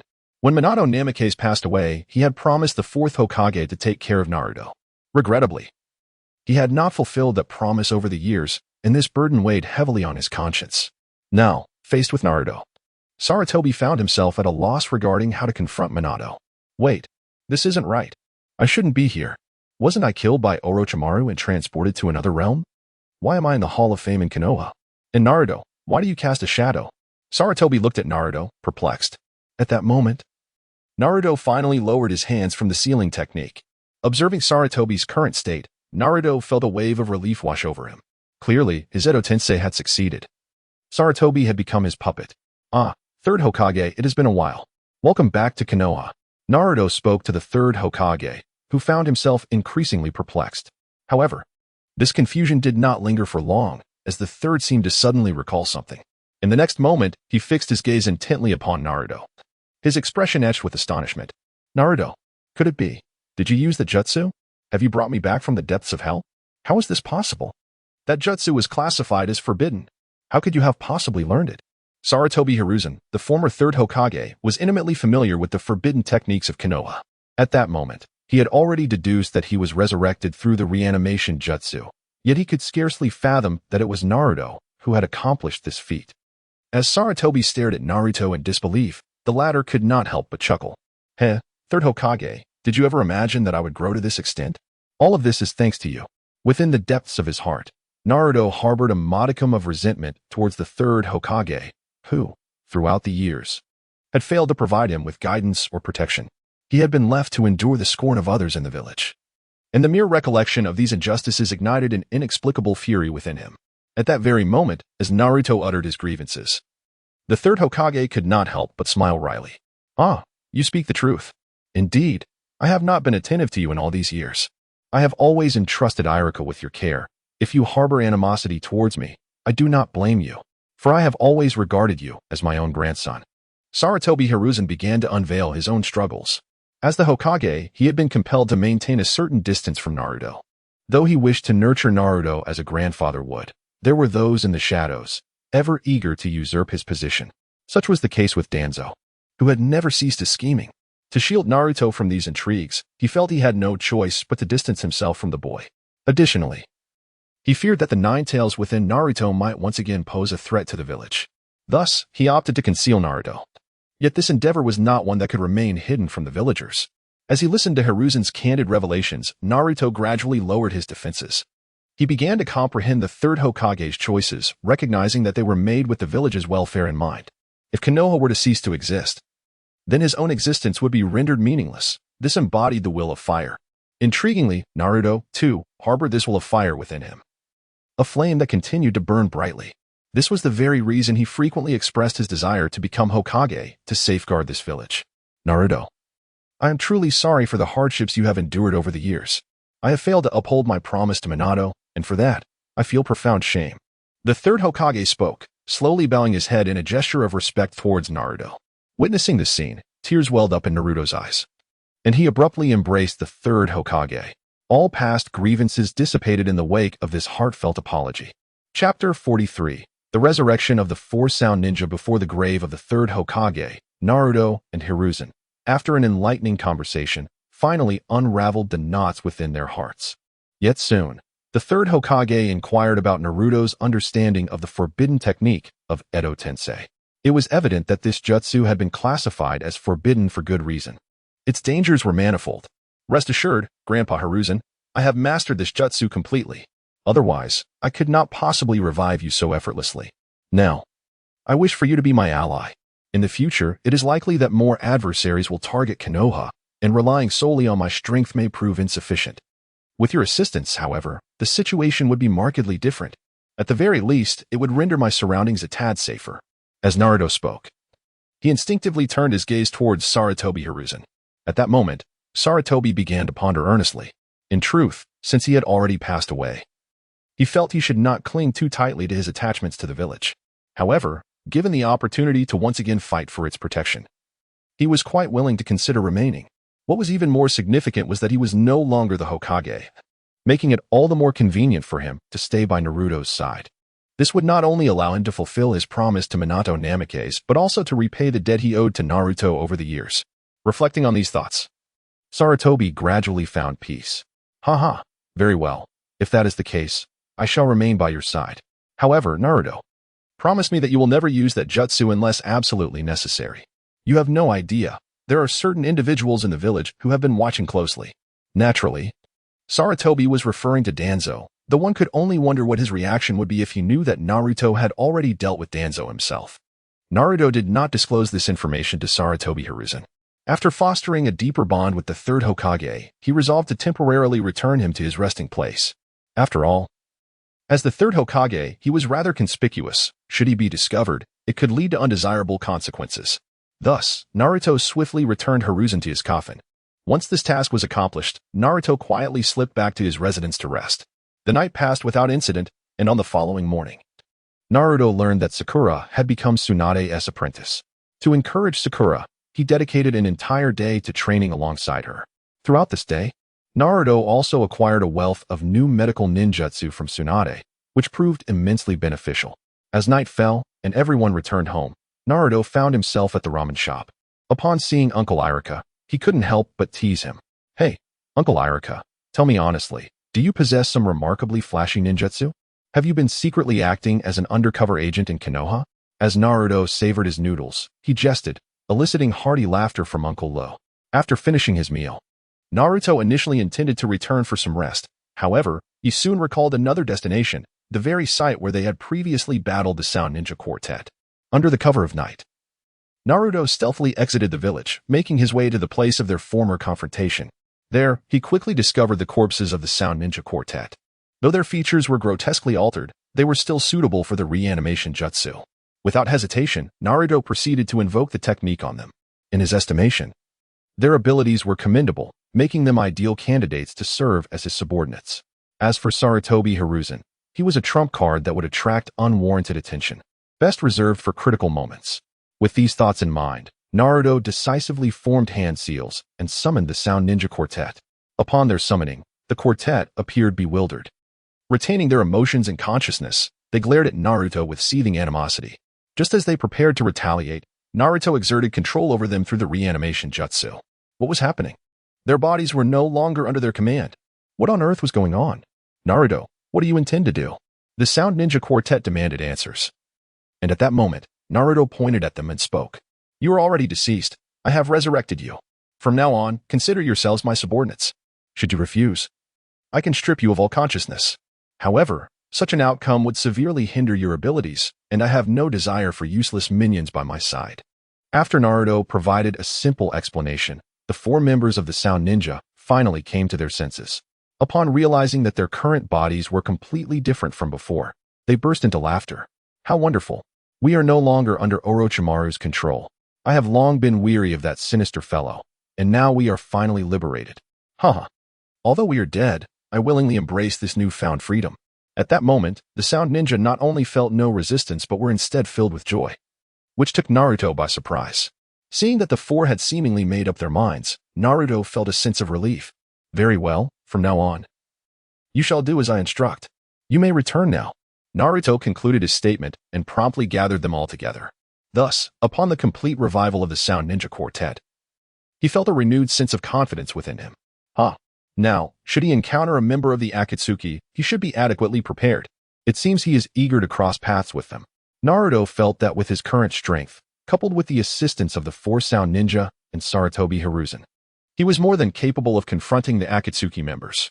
Of course, even if he were to be overpowered, escaping would still be an option. Contemplating these thoughts, a sense of joy welled up within him. However, just as Naruto was about to return to the village, he suddenly heard several sounds emanating from the nearby forest. Following the source of the noise, he couldn't help but furrow his brow. Are there people over there? Are they ninjas from Konoha? As Naruto spoke, he swiftly made his way towards a nearby clearing. However, upon his arrival, he discovered a Leaf Village ninja lying on the ground. Judging by his forehead protector, he appeared to be a jonin, yet he was battered and on the verge of death. Observing this, Naruto immediately employed his medical ninjutsu to commence treatment. Just as he was about to restore the injured ninja, figures emerged from the surrounding darkness. HM?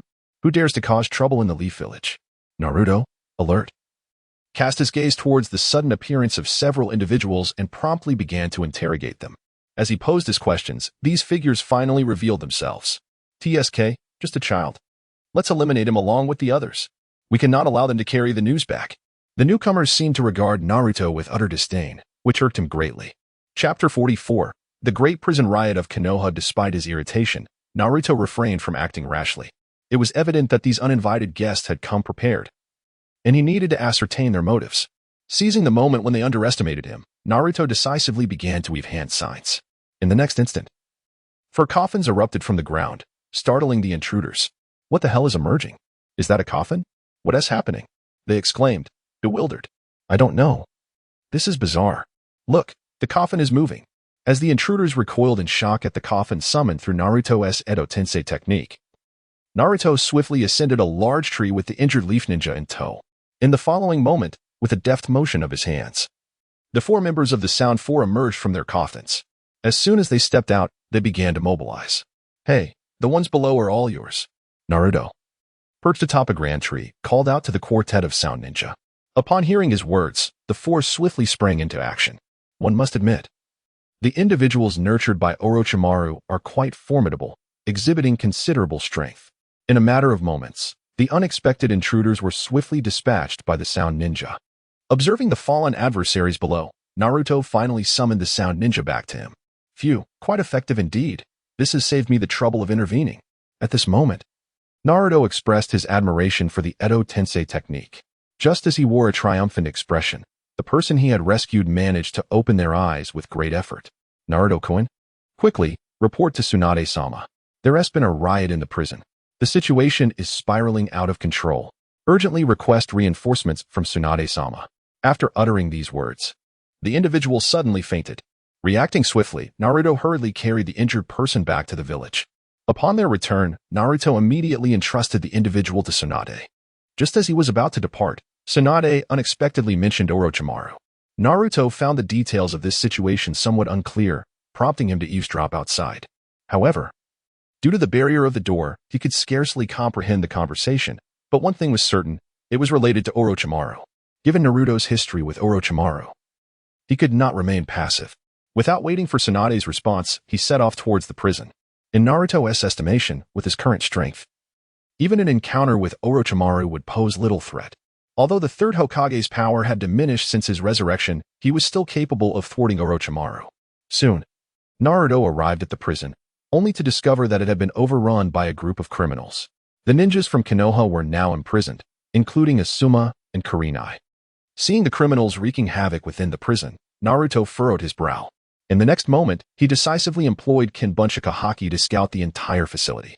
After confirming the locations of all the criminals, he promptly utilized the shadow clone technique. Simultaneously, he summoned the Sound Four. Once everything was prepared, Naruto launched a vigorous assault against the criminals. The criminals were formidable, with some being elite jonin from other nations, compelling Naruto to proceed with caution. At this moment, he even tapped into the chakra of the Nine Tails to utilize the Rasengan swiftly to conclude the battle. With the collaboration of his shadow clones and the Sound Four, the prisoners were soon subdued. After securing the unruly criminals, Naruto approached Asuma and Kurenai. Both were taken aback upon seeing Naruto. They had never anticipated that their savior would be him. To them, Naruto was still the perennial underdog, struggling even with basic techniques. Naruto?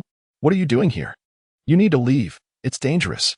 Asuma assumed Naruto had sneaked in and urged him not to concern himself with their plight.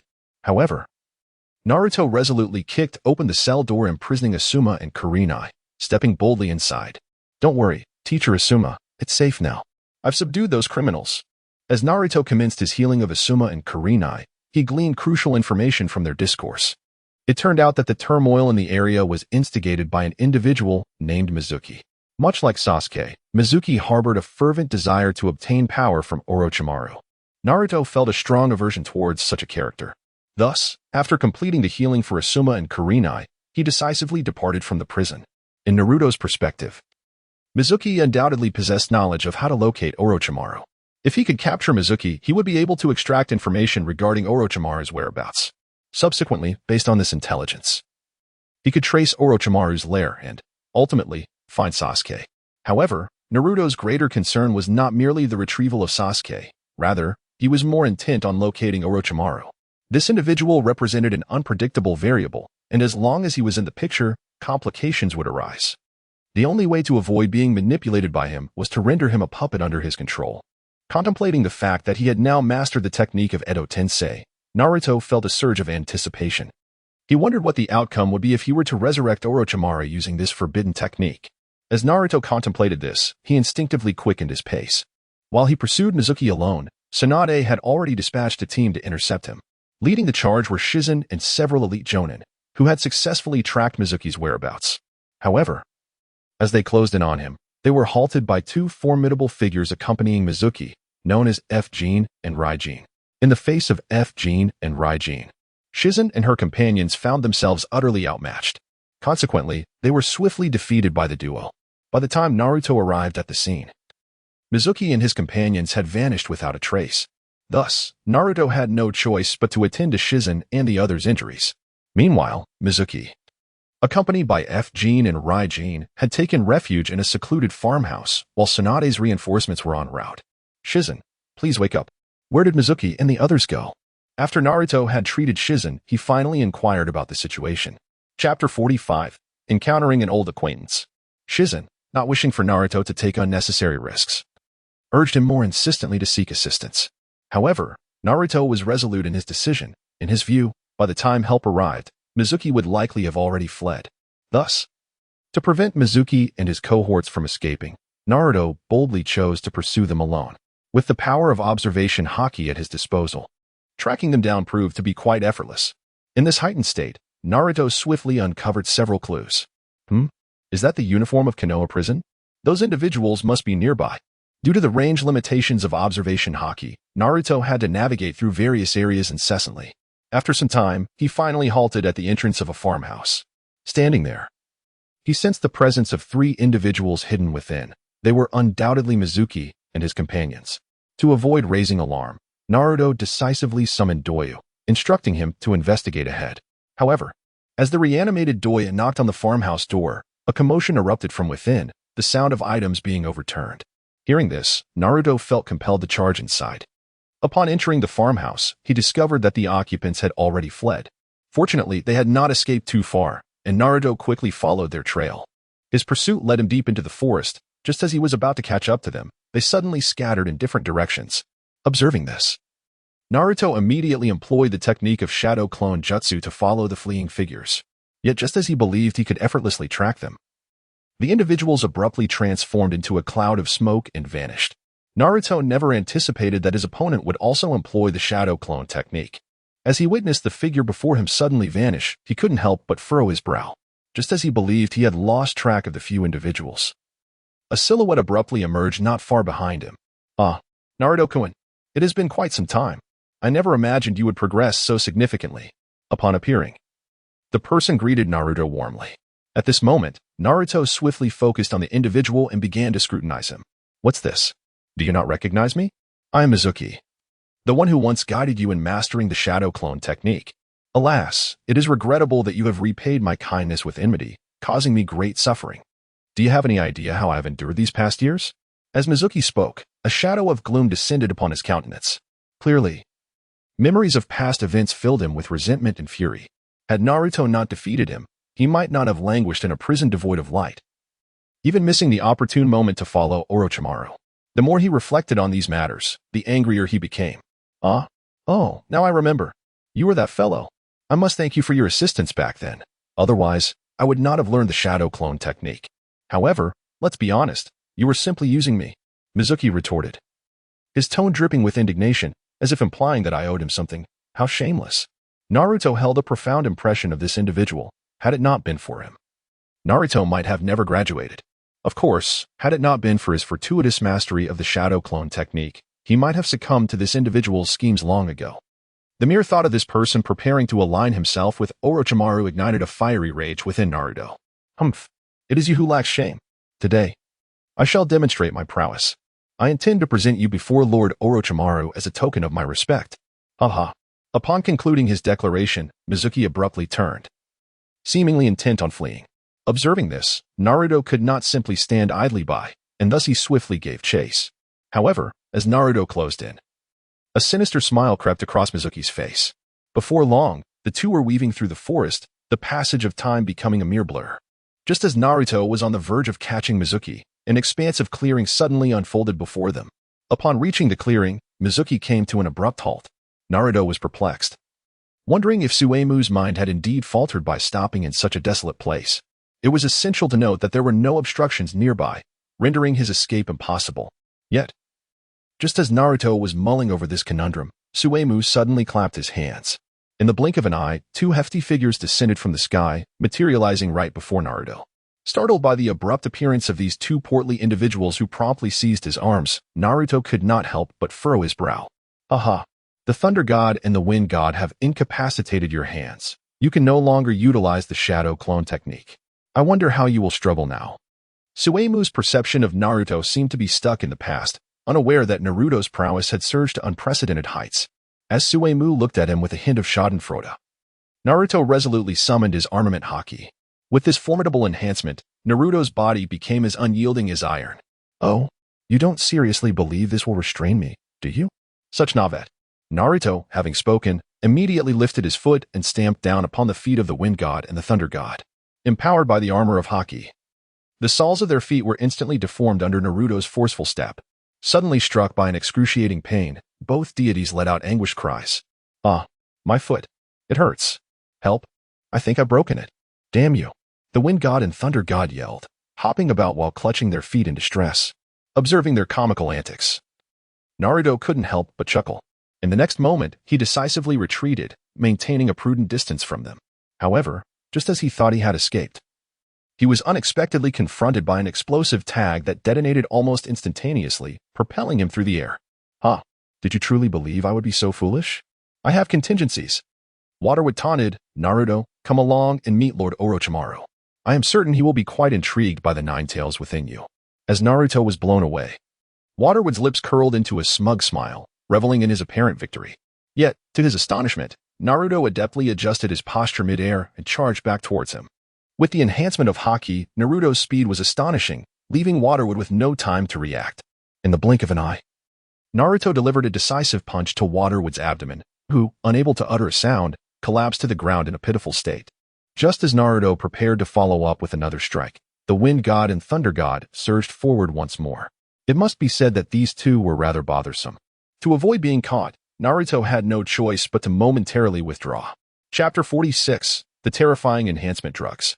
Waterwood, taken aback, had never anticipated that Naruto would become so formidable. As he struggled to rise from the ground, his eyes were ablaze with fervor.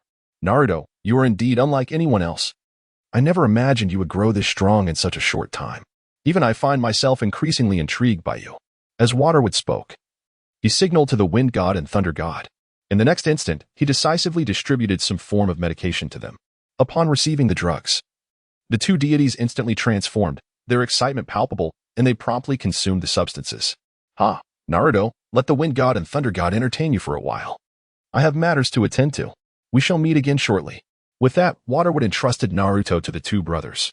At that moment, having ingested Waterwood's concoction, the gazes of the Wind God and Thunder God began to shift ominously. Noticing this, Naruto furrowed his brow. Kid, I will devour you. As Naruto warily observed Waterwood and the two deities, the Thunder God suddenly erupted in rage. In the next heartbeat, his body swelled several times in size before charging directly at Naruto. The Wind God, witnessing this, stomped his foot and followed suit, lunging at Naruto alongside the Thunder God. Meanwhile, Waterwood, seeing that Naruto was preoccupied with the Wind God and Thunder God, decisively fled towards the direction of the Hidden Leaf Village. Naruto initially intended to bypass the two hefty figures and pursue Mizuki directly. However, before he could make his move, they intercepted him. At this moment, perhaps due to the effects of some potent substance, the powers of the Wind God and Thunder God had seemingly augmented. No matter how Naruto attempted to evade them, it appeared impossible to shake them off. Realizing the necessity to deal with these two before continuing his chase, Naruto found himself facing unexpectedly formidable opponents.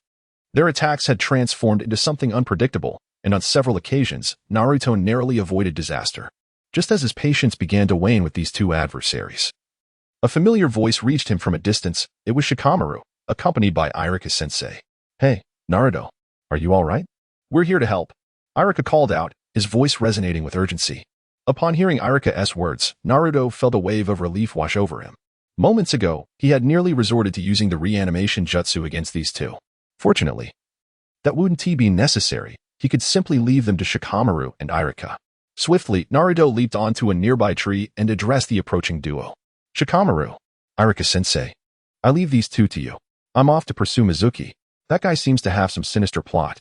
Naruto offered little explanation and, having spoken, swiftly pursued the direction in which Mizuki had vanished. Observing this, Irika-sensei initially intended to accompany Naruto.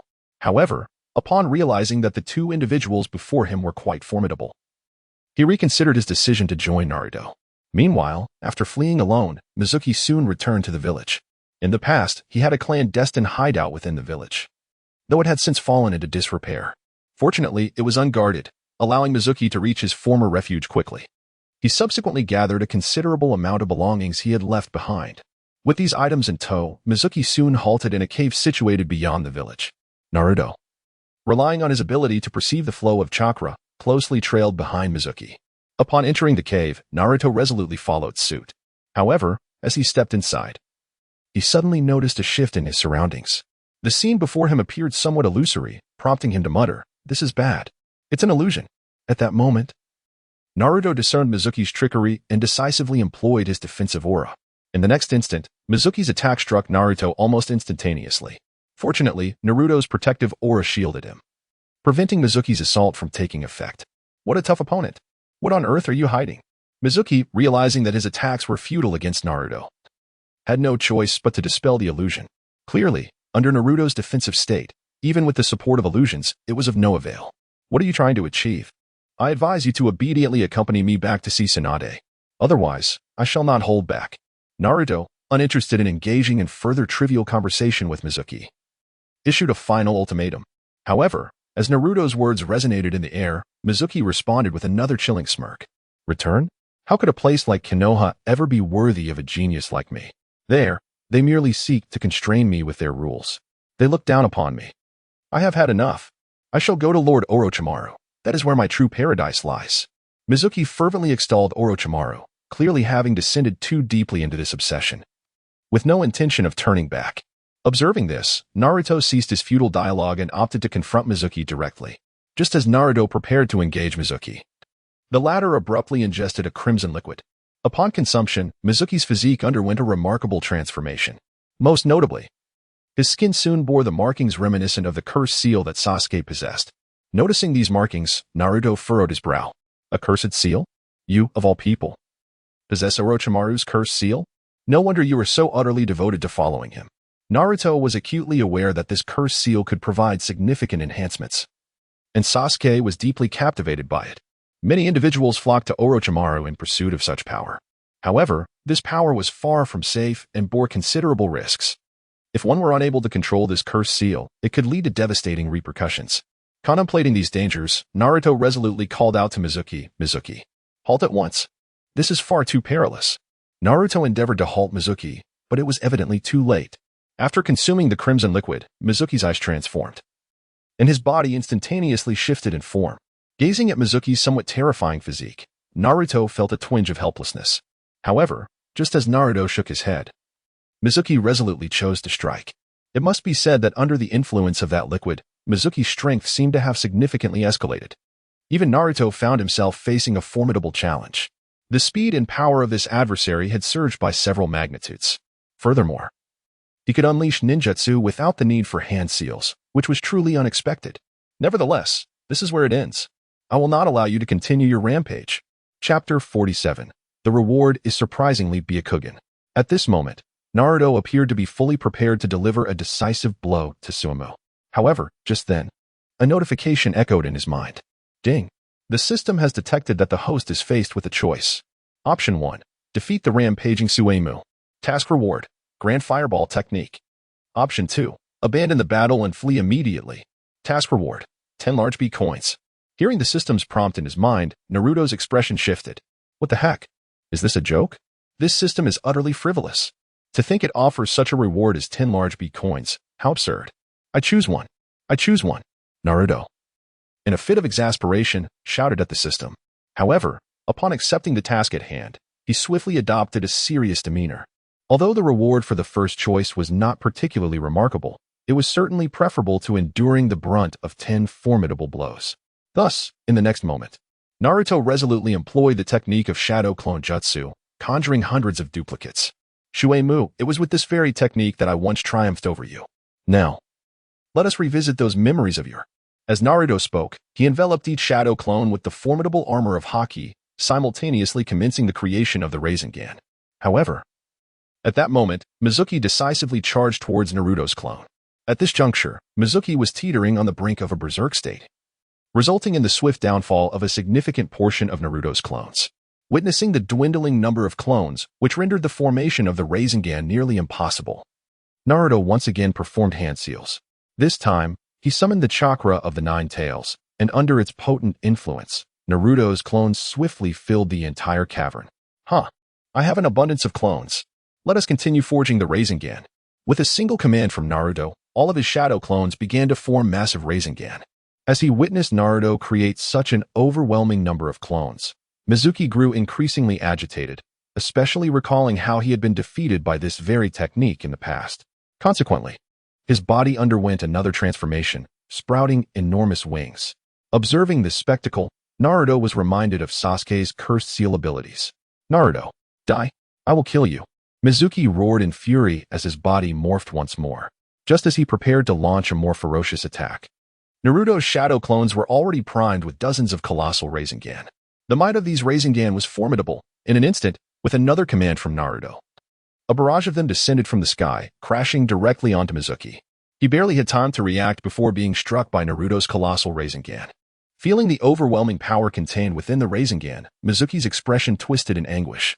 In the next moment, his transformed body disintegrated under the force of the Rasengan, and he was swiftly brought to the ground by Naruto. Despite his deep-seated unwillingness to accept defeat, Mizuki was utterly incapacitated. As he fell, his body began to contort, clearly indicating his lack of mastery over the cursed seal, which had been forcibly augmented through drugs, an unreliable method at best. Looking down at Mizuki, Naruto couldn't help but let out a long sigh. At that moment, Shikamaru and Irika-sensei finally arrived, initially intending to assist Naruto. They were left somewhat helpless upon seeing that he had already dealt with Mizuki. Hey Naruto, you never wait for us. We don't even get a chance to showcase our skills. Shikamaru lamented, shaking his head in resignation. Naruto, in turn, couldn't help but chuckle. Thus, after eliminating Mizuki, the group returned to the village together. After reporting to Tsunade, they each went their separate ways. Once outside Tsunade's office, Naruto found a secluded spot to train alone. Now that he had received the system rewards, he was eager to experiment with the Great Fireball technique. This was a jutsu that Sasuke took great pride in, and Naruto was curious to see how well he could execute it. In a remote forest, Naruto formed hand seals, and the next moment, he unleashed a massive fireball. As the flames spread, the surrounding trees were instantly reduced to ashes. Witnessing this, Naruto nodded in approval. Being proficient in all chakra natures certainly pays off. This great fireball technique is entirely unrestricted. He was evidently pleased with the power of the jutsu. Unbeknownst to him, even Sasuke had spent several months mastering this technique. Yet Naruto had managed to grasp it in a single day, a talent that was nothing short of enviable. Soon after mastering the great fireball technique, Naruto returned to the village, and all returned to a semblance of normalcy. However, just as he was planning to use this time to learn a few more elemental jutsu, Shino's team received a new mission relating to Sasuke, as they were tasked with finding a rare bug. Naruto-kun, come with us. Hinata invited him upon seeing him. However, Naruto seemed disinterested. Despite Hinata's invitation, he felt it would be a waste of time. Yet, just as he was about to decline, the system's notification echoed in his mind. Ding.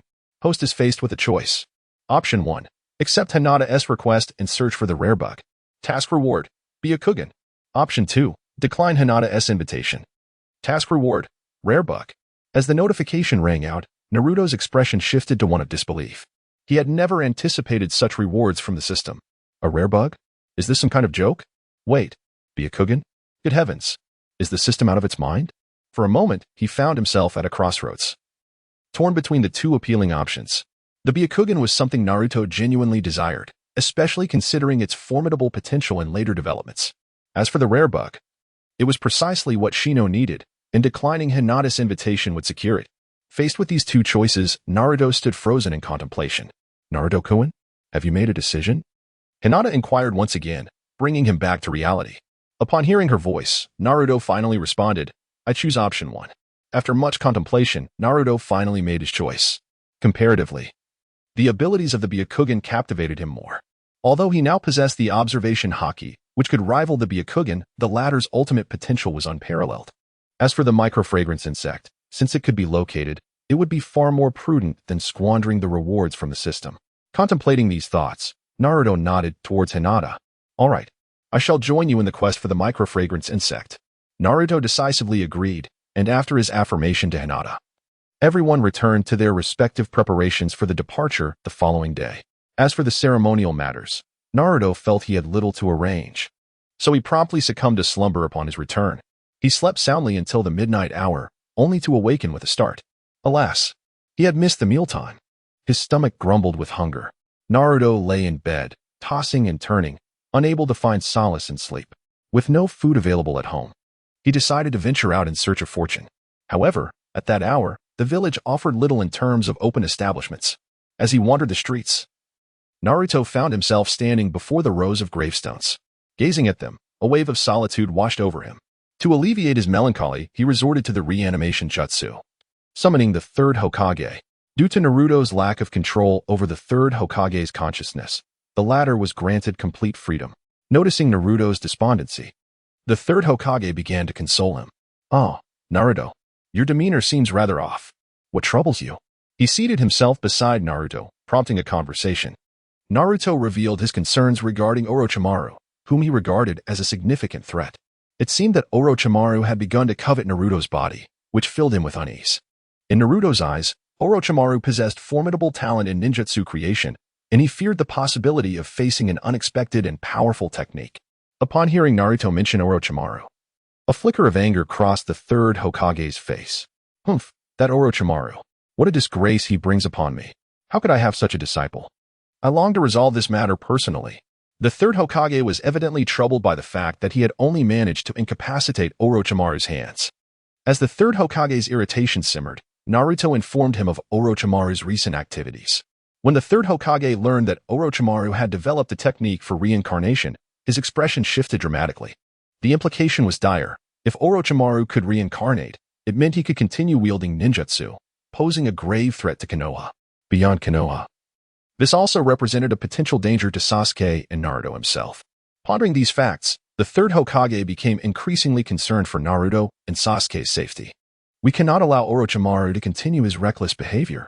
Suddenly, the third Hokage rose to his feet, directing his gaze at Naruto. Naruto, have you awakened the bloodline of the Uzumaki clan? I can sense its presence within you. Looking intently at Naruto, the third Hokage spoke, and Naruto, no longer concealing the truth, nodded slightly. Indeed, I possess the bloodline of the Uzumaki clan. Moreover, I also carry the bloodline of the Shinja clan. What is it? Grandpa Third? Naruto was puzzled by the third Hokage's inquiry, and just as he was lost in thought, the third Hokage erupted into laughter. Ha ha ha. Splendid. Now, allow me to impart to you the most formidable sealing techniques of the Uzumaki clan, shall we? This proclamation piqued Naruto's interest immediately. Although he had awakened the bloodline of the Uzumaki clan, he had only been able to employ some basic sealing techniques. The advanced sealing arts of the Uzumaki clan were entirely foreign to him, likely due to the dwindling number of clan members, resulting in many of those techniques being lost to time. As Naruto's curiosity grew, the third Hokage decisively began to recount the sealing technique used to subdue Orochimaru. Grandfather Third. Are you referring to the Reaper Death Seal? However, that technique does not seem particularly powerful, does it? Otherwise, why did you only manage to seal Orochimaru's arms? Naruto evidently held little interest in the sealing technique described by the third Hokage. In his eyes, this sealing method was even inferior to the 8 trigram seal. However, just as Naruto dismissed the topic, the third Hokage lightly tapped his forehead. You young rascal, what do you know? He chided. The Shiki F gene was created by the Uzumaki clan, and since I am not of their bloodline, I cannot unleash its true power. But you, on the other hand, possess the Uzumaki blood within you. You can bring this technique to its fullest potential. With that, the third Hokage began recounting the legends surrounding the Shiki F gene. It was only after listening to his explanation that Naruto came to a realization. The third Hokage, lacking the Uzumaki lineage, had not utilized the sealing technique to its utmost capacity. Consequently, he had only succeeded in sealing Orochimaru's hands, unable to completely imprison his soul. According to the third Hokage's account, if a member of the Uzumaki clan were to wield this sealing technique, even the Nine Tails would tremble in fear. One could only imagine the sheer terror this ninjutsu embodied. Now, I have decided to entrust this ninjutsu to you. What do you say, Naruto? Would you like to learn from me? While Naruto was processing the third Hokage's words, the elder spoke again.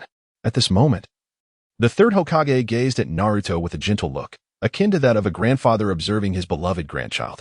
Yet, his intentions extended beyond merely imparting this one technique to Naruto.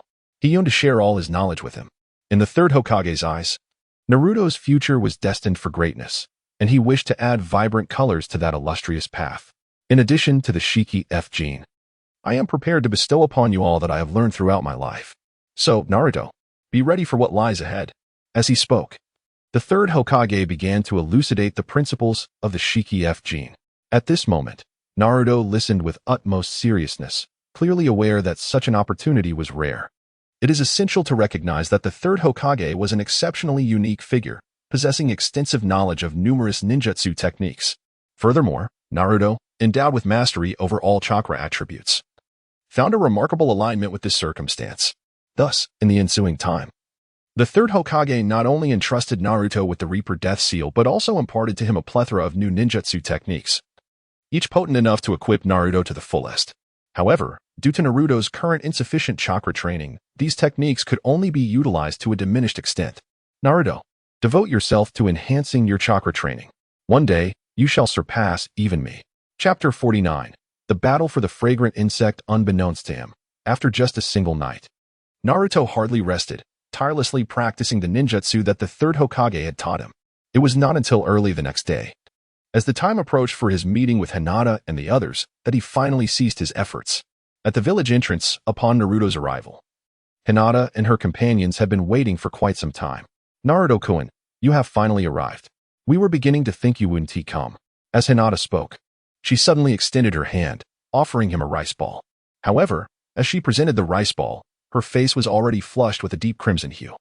Naruto had been famished since last night, and upon seeing the rice balls, he lunged at them eagerly. Thank you so much, he exclaimed as he devoured the food voraciously. Nearby, Kiba and Shino exchanged exasperated glances at the sight. In no time, the four of them set off toward the forest beyond the village. Their destination was the habitat of the fragrant bugs. However, the journey was somewhat lengthy, and having had no rest the previous day, Naruto collided with several trees along the way. By the time they reached the area frequented by the fragrant bugs, Naruto bore the marks of his mishaps, sporting a bruised visage. This is indeed the realm of the fragrant bugs, Shino announced. Yet, as dusk had already fallen, he suggested, let us set up camp here for the night. The fragrant bugs only emerge during the day. With his profound knowledge of the fragrant bugs, Shino was keen to rest before embarking on their search. Upon witnessing the scene, Naruto, without even pitching a tent, simply reclined on the grass and fell into a deep slumber. Meanwhile, Hinata hurriedly covered him with a blanket to prevent him from catching a cold. Soon after, the group erected a tent in a nearby clearing and settled down for rest. However, just as they were about to relax, Shadows suddenly emerged from the darkness not far away. These figures, with predatory gazes, were fixated on Naruto and his companions, clearly harboring malicious intentions. Exhausted from their journey during the day, Naruto and the others remained oblivious to the danger lurking nearby. Fortunately, the night passed without incident, and by the next morning, the group was rejuvenated and ready for action. Their next objective was to search for the fragrant beetle. After Shino displayed a photograph of the creature, they split up to commence their search. However, the beetle bore an uncanny resemblance to a rhinoceros beetle, causing Naruto to mistakenly identify it several times. As Naruto and the others dispersed, the figures that had been watching them finally initiated their plan. In the forest, Hinata was diligently searching for the fragrant beetle when a swarm of bees suddenly appeared behind her. Without hesitation, the bees launched a barrage of wax towards her. Under the influence of the wax, Hinata quickly found herself immobilized. Although she intended to shout a warning to Naruto and the others, she was unable to utter a sound as her mouth was sealed by the wax. The leaf ninjas are truly feeble, remarked a woman among the shadows. They too were in search of the fragrant beetle but had been unsuccessful despite lingering in the area for several days. With Naruto's group now present, they intended to exploit them as free labor. Desperately struggling, Hinata realized the wax seemed specially designed, rendering her efforts futile. Just as she began to worry about Naruto and Shino, she was taken aback when Naruto appeared before her. In an instant, he decisively intervened, snatching Hinata from the woman's grasp. With the Rasengan already prepared in his hand, he swiftly removed all the wax binding Hinata. Witnessing her hard-won captive being rescued by Naruto, the woman furrowed her brow in frustration. "Damn brat, how did you discover us?" she exclaimed, intrigued that they had been so well concealed yet still exposed by Naruto.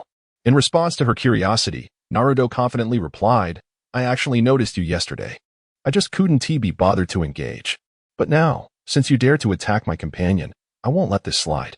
Upon arriving here, Naruto immediately employed his observation Haki to scan his surroundings.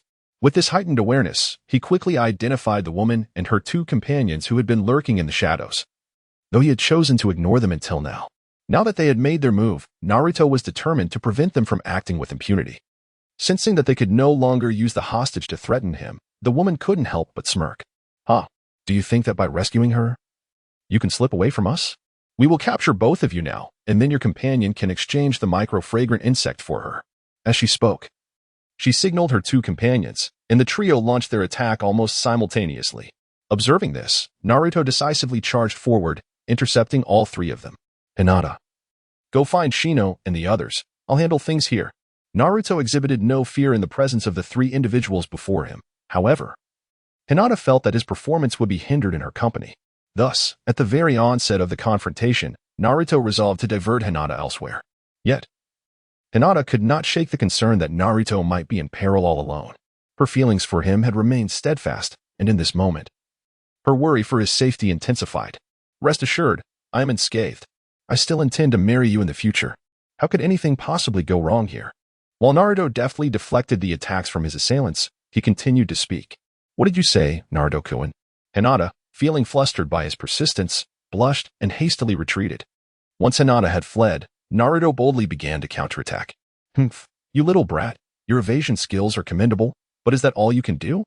We of the Yuza clan do not engage in battles with the inept." At that moment, the woman revealed her identity, and Naruto couldn't help but chuckle. It turned out they belonged to the Yuza clan, akin to Shino's lineage. This clan was also adept at manipulating insects, but it appeared they had chosen the wrong opponent. Naruto had previously mastered the Great Fireball technique, and the insects were most fearful of flames. Thus, he promptly began employing fire-based ninjutsu against the individuals before him. It must be acknowledged that fire ninjutsu proved remarkably effective, as the three members of the Uzumaki clan were swiftly pushed back. They had not anticipated that Naruto would prove to be such a formidable opponent. Observing the three members of the Uzumaki clan attempting to flee, Naruto decisively executed a sealing technique. In an instant, the trio found themselves sealed by Naruto's prowess. It was at that moment that Shino and his companions finally arrived. Upon seeing Naruto unharmed, Hinata let out a sigh of relief. Chapter 50. Endless training. Earlier, while Naruto was engaged in battle with those individuals, Hinata had been consumed with fear for his safety. In a moment of desperation, she activated her Byakugan to locate Shino and Kiba and hasten to their aid. Now, witnessing Naruto safe and sound, the three rushed to his side. "What happened to those guys?" Shino inquired. As he scanned the surroundings, ever vigilant for threats, Naruto pointed toward the distance where the opponents were sealed and spoke. I've already sealed them. They appear to be members of the Uzumaki clan. You should be aware of that. Naruto revealed the identity of the opponent to Shino, who, upon hearing the name, could not help but nod in acknowledgement. Long ago, during the Ninja Wars, the Uchiha clan aligned themselves with the Land of Earth, while Shino's family stood with the hidden leaf of the Land of Fire. The two clans had once clashed, and ultimately, Shino's family emerged victorious, leaving only a handful of survivors from the Uchiha clan. Reflecting on these events, Shino felt a deep sense of melancholy, clearly recognizing the significance of choosing the right side. At that moment, Naruto resolutely released the captives. When Shino laid eyes upon them, he felt compelled to speak. Your Uchiha clan is dwindling. I advise you not to oppose the hidden leaf any further. You have already been defeated by Naruto. If you agree to assist us in locating the Mikazuki bug, we shall spare you. As Shino addressed the members of the Uchiha clan, they nodded slightly in response. However, their gazes remained fixed on Naruto, clearly astonished by his unexpected strength. What they did not realize was that although Naruto was a mere genin, his power surpassed that of many jonin. Even within the Hidden Leaf Village, it would be difficult to find a worthy opponent for the current Naruto. Naruto was acutely aware that mastering all the ninjutsu imparted to him by the third Hokage would significantly enhance his strength. It is well known that the third Hokage of Konoha was the longest-serving Hokage in history. Moreover, his most remarkable attribute lay in his expertise in a myriad of elemental ninjutsu. In all of Konoha, none possessed a greater understanding of ninjutsu than he, with knowledge that was truly unparalleled. It is said that the third Hokage could utilize over 1,000 different techniques, demonstrating profound mastery over each. This is precisely why he was revered as the professor of ninja. The prospect of soon acquiring knowledge of 1,000 ninjutsu filled Naruto with exhilaration. Thus, in the ensuing days, benefiting from the free labor provided by the members of the Uchiha clan, Naruto found himself with ample leisure time. During this interval, he fervently studied ninjutsu under the tutelage of the third Hokage. This dedicated learning persisted for over a week, until Shino and his companions discovered the microscopic bug, prompting their return home. As for the three members of the Uchiha clan, they were ultimately released by Naruto and his group. Despite their evident reluctance, they found themselves utterly unable to resist in Naruto's presence. Consequently, they could do nothing but watch as the microscopic bug was secured by Naruto and his companions. Upon returning to the village with the microscopic bug, Naruto chose to disregard subsequent matters. After bidding farewell to Shino and the others, he secluded himself in a remote location to engage in training. Under the exclusive guidance of the third Hokage, a figure of Hokage caliber, Naruto's progress was markedly visible. Naruto, having mastered an increasing array of ninjutsu, has grown significantly more powerful. He has even begun to develop a fondness for this seemingly endless pursuit of improvement. Although it can be somewhat monotonous, the exhilaration that accompanies the successful mastery of each technique invigorates him. Naruto, you have nearly perfected your fire-style ninjutsu. Now, I shall introduce you to earth-style ninjutsu. While earth techniques are primarily suited for defense, they require considerable effort to practice. You must dedicate yourself to learning them. The third Hokage, witnessing Naruto's adeptness with fire-style techniques, felt a deep sense of satisfaction. Just as he prepared to continue the lesson, Naruto, utterly fatigued, exclaimed, I can't go on, Grandpa Third Hokage. Please, let me take a break. I need to grab a bowl of ramen. Naruto swiftly escaped from his training grounds and dashed into the ramen shop. After indulging in several bowls of ramen, he finally left with a sense of satisfaction. However, just as Naruto was about to resume his training, Kakashi appeared within his line of sight. Hey, Naruto, where have you been hiding lately? Are you slacking off somewhere? Kakashi exclaimed as he playfully ruffled Naruto's hair, inquiring about his recent absence. Upon witnessing this, Naruto decisively employed his ninjutsu to escape Kakashi's grasp. Kakashi, taken aback, had not anticipated Naruto's capability to utilize such an escape technique. It seems your strength has indeed increased. Lady Tsunade wishes to see you, Kakashi remarked, leading the way towards the Hokage's office. Seeing this, Naruto had no choice but to follow. What could Lady Tsunade want from me? Surely she isn't about to assign me another task? But I simply don't have the time. I am quite occupied, Kakashi-sensei. Could you kindly convey my situation to Lady Tsunade? Recently, Naruto has turned down numerous missions in order to train his ninjutsu under the third Hokage. Had Tsunade not been unable to locate him, she might have already given him a good thrashing. Kakashi, upon hearing Naruto's request, promptly declined. You should discuss this with the Hokage yourself. If I don't take you back now, she will truly lose her temper. Kakashi urged Naruto. And soon they arrived in front of the Hokage building. A considerable crowd had gathered there, including the fifth Hokage, Tsunade. Naruto, you little rascal. Where have you been these days?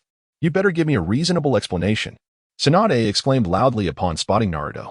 Hearing her words, Naruto awkwardly chuckled. Haha, well, old hack. Of course, I've been training. I swear, I'm not lying. I've become quite strong now. Naruto hesitated to approach too closely, fearing that Tsunade might strike him with a powerful blow to the head. As he mentioned his training, Tsunade couldn't help but let out a cold laugh. Oh, training? Let me see the fruits of your labor. And Sakura, you too shall face Kakashi. I want to witness the results of your efforts. After finishing her words, Tsunade glanced at Sakura, who stood by her side, brimming with confidence. Yes, Lady Tsunade, Sakura exclaimed as she joined Naruto. Kakashi, observing the scene, chuckled. Ah, how nostalgic. The last time we had such an evaluation, it was with 4 of us. As he spoke, Kakashi produced a bell, which reminded Naruto and Sakura of their time training in Kakashi's team. Chapter 51. A crisis in the land of wind when the 3 were assigned to Kakashi's team. It took them quite some time to adjust. During that period, countless stories unfolded. However, it was now increasingly difficult for them to reunite, as Sasuke had already gone to Orochimaru's side. Sigh, I wonder how that troublesome brat is faring now. Naruto couldn't help but let out a sigh, and at that moment, Sakura immediately spoke up. Naruto, focus on the task at hand and confront Kakashi-sensei's assessment with determination. Sakura had rolled up her sleeves, gazing confidently at Kakashi. Observing this, Kakashi smiled faintly before commencing the bell test. Long ago, when Naruto, Sakura, and Sasuke first participated in the assessment, they appeared particularly disheveled. At that time, their abilities paled in comparison to Kakashi's prowess. However, the outcome of this encounter remains uncertain. After all, the growth of Naruto and Sakura has been remarkable, elevating their capabilities to new heights. Now, let me witness the extent of your progress, Kakashi declared, shaking the bells in his hand. At that moment, Naruto was the first to make his move. Shadow Clone Jutsu. With a sharp command, Naruto summoned an abundance of shadow clones. Observing this display, Kakashi couldn't help but chuckle. Naruto, are you still relying on that age-old jutsu? Such tactics will not lead you to victory against me. Kakashi provoked Naruto, yet in the very next moment, a chill breeze swept past him from behind. Sensing something amiss, Kakashi swiftly dodged, and at that instant, a massive Rasengan hurtled towards him. As the Rasengan erupted in midair, Kakashi furrowed his brow. One could not deny that Naruto's feint nearly proved effective. Had it not been for his extensive combat experience, he might have been caught off guard. Well done, Naruto. It seems you have grasped the essence of strategy. I am quite pleased. Kakashi gave Naruto a thumbs up. However, as Kakashi spoke, Naruto unleashed his second jutsu. To everyone's astonishment, it was the Great Fireball technique, an ability once mastered by Sasuke. Naruto's execution of it was indeed unexpected. Naruto, how did you learn this technique? Sakura, recalling Sasuke's prowess with it, inquired eagerly. Oh, I just observed how the brooding one used it so often and figured it out myself. Now let's keep going. Sakura, you distract Kakashi-sensei while I seize the bell. Naruto offered little explanation and began directing Sakura. Upon hearing Naruto's commands, Sakura nodded decisively. In the ensuing moments, Naruto strategically executed each jutsu, prompting Sakura to apply relentless pressure until they forced Kakashi to activate his Sharingan.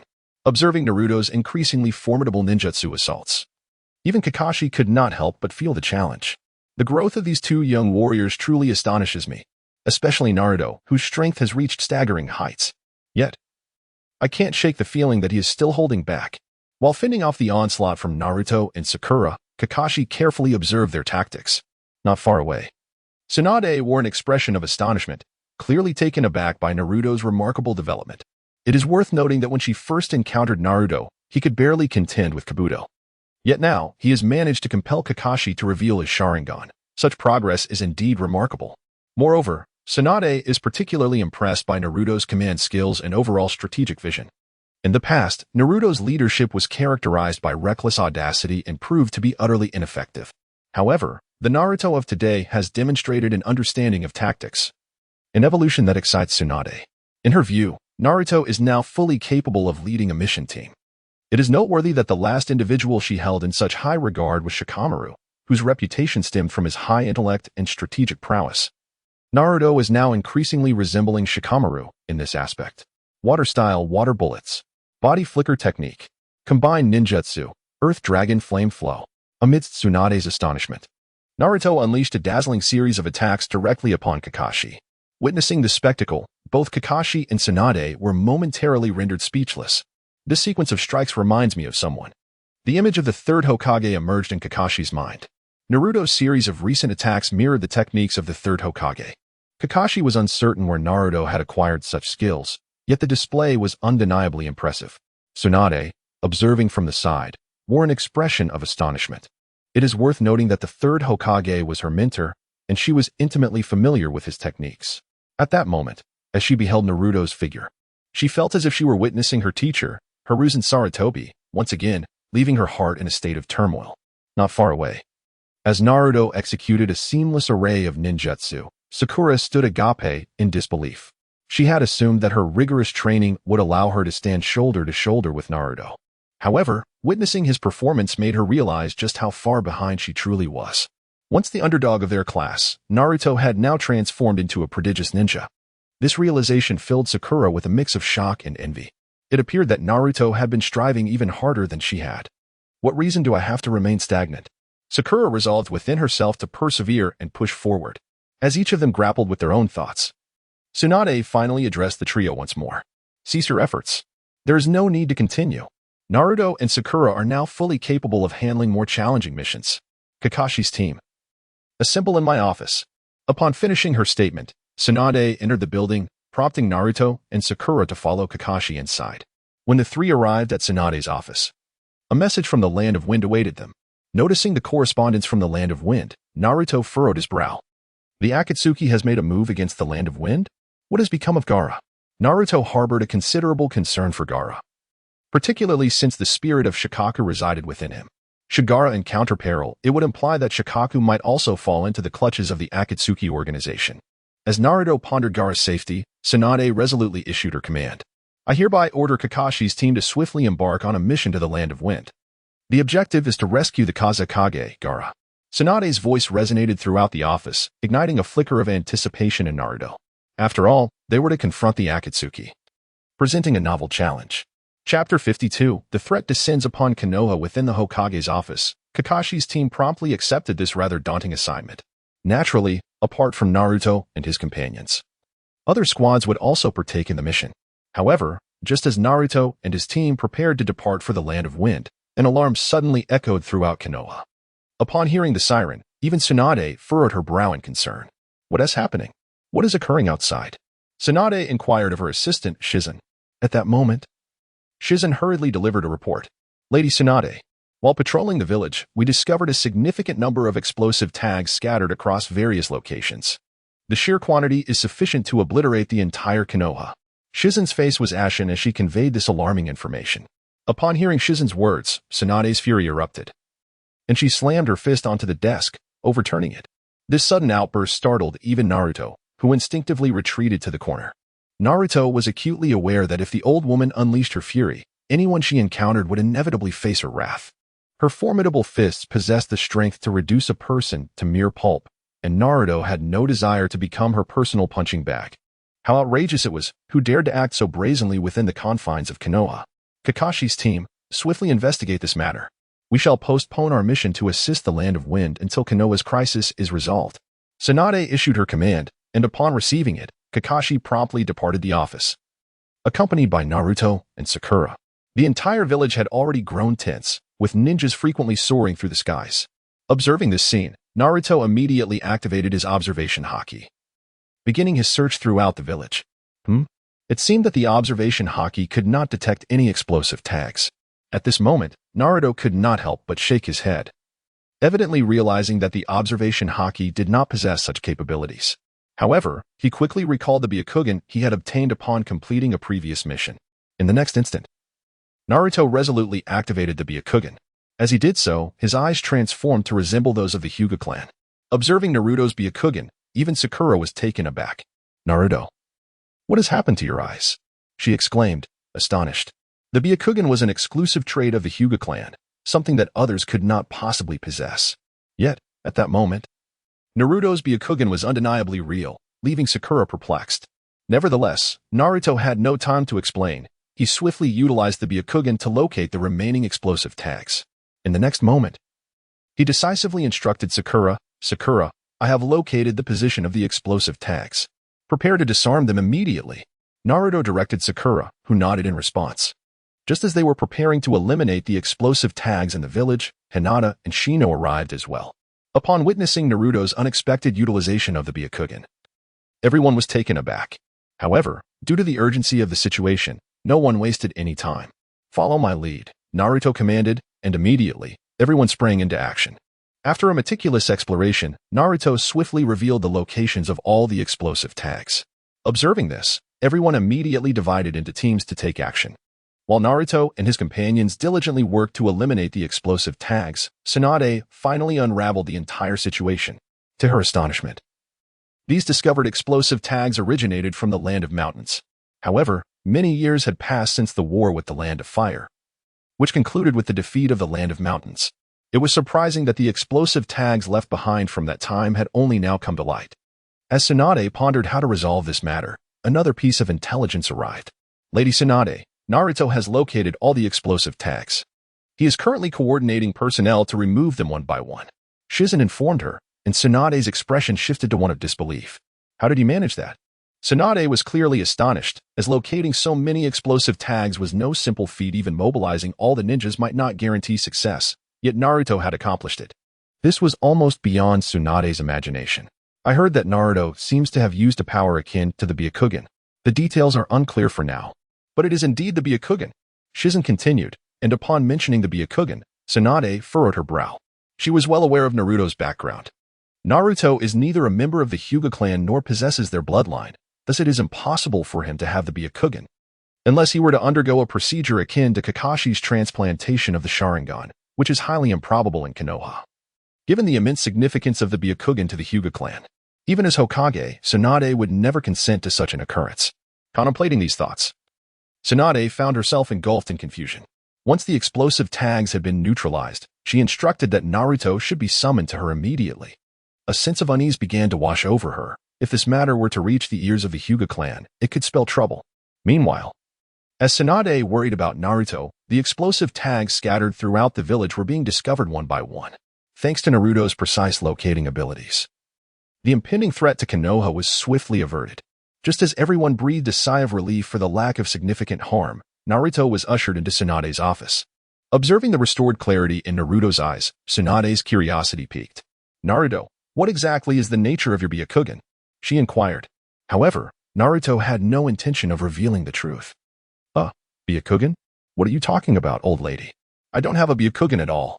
The reason I was able to locate those explosive tags was that I developed a series of sensory ninjutsu. I just thought it would be cool to mimic the Byakugan I've seen in Hinata and the others," he exclaimed, eager to clarify any misunderstanding.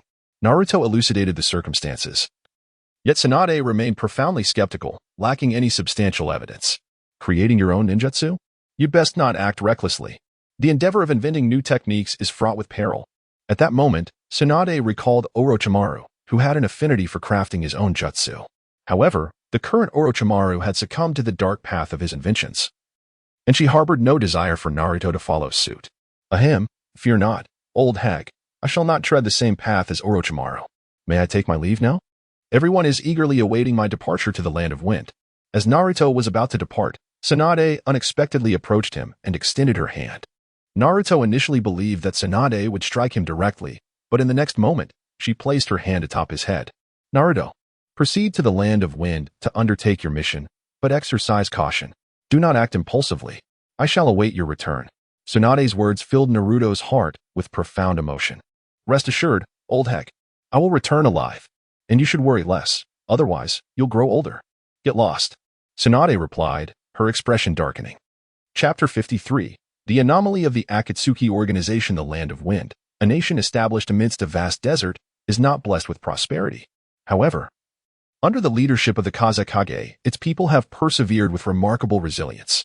Since the departure of the third Kazekage, Gaara has assumed the role of the new Kazekage. Due to Gaara's unique circumstances, he was treated as a mere weapon of destruction from a young age. Few could empathize with Gaara. Yet he was fortunate to have his companions, Temari and Kankuro, who stood by him through his struggles, guarding this tormented child who had been unable to sleep due to the burdens of the tailed beast. Since Naruto's return to the village, Gaara seems to have undergone a transformation. He is no longer the indifferent figure he once was, and he has begun to interact with others. Temari and Kankuro have taken great solace in witnessing this change. This transformation can largely be attributed to Naruto. Without him, Gaara might still be ensnared in his own world. Initially, Temari and Kankuro believed that such tranquil days would persist indefinitely. However, their serene existence was soon shattered by the arrival of two members of the Akatsuki organization. Just days prior, an individual named Deidara launched an assault on Sunagakure, successfully overpowering Gaara and abducting him from the village. The shinobi of Sunagakure were no match for such a formidable adversary. Consequently, in a desperate bid to rescue their Kazekage, Sunagakure sent a plea for assistance to their ally, Konoha. Upon receiving this distress signal, Tsunade promptly dispatched Naruto's team to aid Sunagakure. However, as Naruto and his companions set forth toward the village, a division emerged within Sunagakure. Clearly, many were reluctant to see the people of Konoha enter the Land of Wind, given their history as former adversaries. Despite the current alliance, suspicions lingered. Each side harbored its own secrets, and no one wished for those secrets to be exposed. The potential for renewed conflict loomed ominously. Naturally, dissent existed alongside support for cooperation. Given the current circumstances, Konoha's strength was undeniably formidable. While Sunagakure was not without its own power, it lacked an abundance of skilled shinobi. Otherwise, Gaara would not have been captured. At this juncture, as the two factions debated, Maki of Sunagakure extended an invitation to Chiyo and Ibis to emerge from retirement. Upon learning of Sunagakure's plea for assistance from Konoha, Chiyo expressed her disapproval. However, now that the message had been dispatched, they could only await the arrival of their allies from Konoha. Meanwhile, Naruto's team swiftly departed from Konoha en route to Sunagakure. As Gaara's friend, Naruto was deeply concerned for his well-being.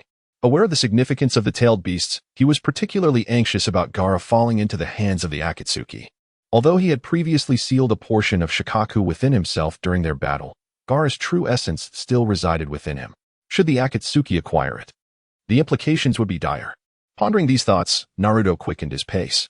As Naruto hurried towards Sunagakure, in a secluded corner of Konoha, Danzo furrowed his brow. As the leader of the Root organization, he possessed extensive knowledge regarding the Akatsuki. Upon learning of Gaara's abduction and Naruto's impending mission to rescue him, Danzo grew increasingly apprehensive. The Akatsuki's objective must surely be the tailed beasts. If Naruto ventured to Sunagakure, he would effectively slip from Konoha's control. Should he fall into the clutches of the Akatsuki, the consequences would be catastrophic. Muttering to himself, Danzo's expression shifted to one of grave concern. The thought of Naruto potentially being captured by the Akatsuki rendered him restless. Although Naruto's host, the Ninetales, posed a significant threat, it was undeniably the village's trump card. In many instances, tailed beasts were concealed as weapons, never to be unleashed unless absolutely necessary, and Naruto represented a formidable weapon for Konoha. Danzo was resolute in his determination to prevent such a powerful asset from falling into the hands of others. Despite having previously faced defeat at Naruto's hands and understanding the boy's formidable nature, he resolved to obstruct Naruto's departure from Konoha. In the forest beyond the village, Naruto and his companions navigated swiftly through the towering trees. However, as they hurried along, a shuriken suddenly flew toward Naruto. Naruto sensed the approach of the shuriken and swiftly struck it away. In the next moment, he landed firmly on a sturdy branch. Who could it be? Naruto coldly uttered a command and cast his gaze into the distance. At that moment, Kakashi and Sakura suddenly halted, alertly surveying their surroundings. Just as Kakashi's team entered a state of combat readiness, Danzo finally emerged from behind a towering tree, accompanied by his subordinates. Upon sighting Danzo, both Naruto and Kakashi instinctively furrowed their brows. Danzo, what do you intend to do? Kakashi, as the team leader, was the first to voice his inquiry. Although Danzo held a significant position within Konoha, there was no time for deference now. While Kakashi confronted Danzo, the latter's attention inadvertently shifted toward Naruto. At this moment, Naruto was completely unprepared for the sudden appearance of Danzo. It is worth noting that he had previously cautioned Danzo not to provoke him any further. Evidently, his warning had proven futile. Kakashi, you must understand the significance of the Nine Tails to the village. The Akatsuki organization is actively hunting the tailed beasts, and Naruto cannot leave the village. Danzo bluntly articulated his intentions. Kakashi, upon hearing Danzo's assertion, found himself at a loss for words. Clearly, Danzo's statement held merit. Naruto had always been perceived as a mere weapon. If the Akatsuki were indeed pursuing the tailed beasts, Naruto would undoubtedly become a target akin to Gaara. Allowing Naruto to depart from the Hidden Leaf Village at such a perilous time would be an unwise decision. However, amidst Kakashi's silence, Naruto abruptly interjected. Whether I can leave the village is a decision I alone can make. There is no need for your concern. Now, step aside immediately. Otherwise, do not blame me for the consequences. Naruto spoke to Danzo in a tone laced with menace. Upon hearing Naruto's words, the leader felt a twinge of trepidation. For he had previously suffered defeat at Naruto's hands, leaving lingering shadows of fear. Nevertheless, despite these shadows, the safety of the village took precedence, and Danzo chose the latter. Naturally, having made his choice, Danzo did not arrive empty-handed. He was fully prepared to engage Naruto in battle once more. Chapter 54. The most terrifying ninjutsu. Danzo's confidence stemmed from his recent breakthroughs in the transplantation of the Sharingan. In his determination to capture Naruto, he was willing to resort to methods prohibited by the village. Just as Danzo readied himself for conflict, Naruto found his patience wearing thin. All right, Naruto. If you wish to leave today, you shall do so over my dead body, Danzo declared, raising his hand, signaling his subordinates to launch an assault on Naruto and his companions. As Danzo's henchmen advanced, a notification echoed in Naruto's mind. Ding. The system has detected that the host is facing a choice. Option 1. Defeat Danzo and rescue Gaara. Task reward. Powerful illusion technique. Option 2. Submit to Danzo and return to Konoha. Task reward. Secrets of the Sharingan. Upon hearing the system's prompt, Naruto was momentarily taken aback. Powerful illusion technique. Secrets of the Sharingan? Ugh, these task rewards are rather underwhelming. Come on, I'm up against Danzo here. Can I be offered something better? Naruto was evidently somewhat dissatisfied with the reward this time. However, after expressing his grievances, he resolutely chose Task 1. In his view, saving Gaara was an unassailable duty as a friend. As for the rewards offered for Task 2, they held little allure for Naruto. Thus, after making his decision, he promptly prepared to take action. Just as he was about to strike, however, Danzo had already locked onto him. At that moment, Danzo relentlessly employed wind techniques against Naruto. In the past, Naruto might have evaded such attacks, but now, there was no need for such caution. Having learned numerous ninjutsu from the third Hokage, Naruto launched a counterattack. Boom, boom, boom. A series of explosive sounds erupted, startling even Danzo with Naruto's prowess. Clearly, he had not anticipated Naruto's rapid advancement, which surpassed his previous capabilities. It seemed he would indeed have to resort to that technique. With that, Danzo decisively retreated. Seeing this, Naruto immediately pursued him. Naruto, be wary of traps. Kakashi cautioned as he noticed Naruto chasing after Danzo. Yet, Naruto paid little heed. He believed Danzo was incapable of causing significant trouble. Having bested him before, he was confident he could do so again. Soon, Naruto followed Danzo to another open area. At that moment, Danzo unexpectedly halted, causing Naruto to furrow his brow. Danzo, I warned you before. Do not provoke me again. It seems my words have not resonated with you. In that case, I shall show you no mercy today. Naruto was unwilling to squander time in this place, thus he prepared to launch a fatal strike against Danzo. However, just as Naruto was about to employ his most potent ninjutsu against Danzo, the latter slowly revealed his arm. Witnessing Danzo unravel the bandages from his arm, Naruto couldn't help but furrow his brow. Had this man already transplanted the Sharingan? Naruto was utterly unprepared for the revelation that Danzo had completed his nefarious experiment. At that moment, as shock coursed through Naruto, Danzo could not help but chuckle. Heh, my previous defeat to you only intensified my yearning for power. Thus, I hastened the completion of my experiment. Now, I shall utilize my newly mastered ultimate jutsu to eliminate you. As Danzo spoke, the bandages enveloping his arms were fully removed, revealing that he possessed but a single Sharingan in place of the numerous ones he had once wielded. In Naruto's recollection, Danzo's arm had housed more than just one Sharingan. It appeared that, despite his accelerated progress, he had acted with a certain degree of haste. Otherwise, he would not have been left with merely one eye. Just as Naruto lingered in contemplation, Danzo swiftly began to form hand seals. As the leader's gestures shifted with urgency, the Sharingan on his arm began to awaken. Sensing the imminent threat, Naruto decisively infused his body with chakra and charged toward Danzo. Naruto was acutely aware of the formidable nature of Danzo's jutsu. Thus, He fervently hoped that Danzo would not succeed in invoking it. However, just as Naruto dashed towards Danzo with remarkable speed, intent on interrupting the technique, Danzo's voice rang out. Izanagi, activate. With a chilling command, the Sharingan on his arm began to whirl rapidly. In an instant, Naruto's every assault against Danzo became utterly futile. Realizing that his strikes could not inflict even the slightest harm, a wave of anxiety surged through Naruto. Damn it, he managed to unleash that technique. Izanagi, the jutsu that renders attacks ineffective. Naruto was acutely aware that once this technique was unleashed, Danzo would enter an invulnerable state for a full minute. Any form of harm would be utterly ineffective against him. Therefore, no matter what jutsu Naruto employed during this interval, he would be incapable of inflicting any damage on Danzo. However, within that minute, Danzo would have the opportunity to launch his assaults against Naruto. Should he sustain an injury, the consequences would be dire. It must be acknowledged that the Uchiha clan's Sharingan possesses an extraordinarily formidable technique, arguably one of the most terrifying in existence. It is worth noting that in the original narrative, Danzo possessed no less than 10 Sharingan. When activated simultaneously, he could maintain his invulnerability for a staggering 10 minutes. Though this duration may seem brief, it can often prove fatal in the heat of battle. Fortunately, Danzo had only implanted a single Sharingan at present, limiting his invincible state to just 1 minute. Contemplating this, Naruto decisively opted to retreat, given that he could not inflict harm on Danzo at this moment. It was prudent to avoid confrontation. If he could simply evade for 1 minute, he could regroup. Yet, how could Danzo allow Naruto to escape? Just as Naruto began to withdraw, a barrage of Danzo's relentless jutsu surged towards him. As the wind-based attacks approached, Naruto couldn't help but furrow his brow. "Kyuubi, lend me your strength."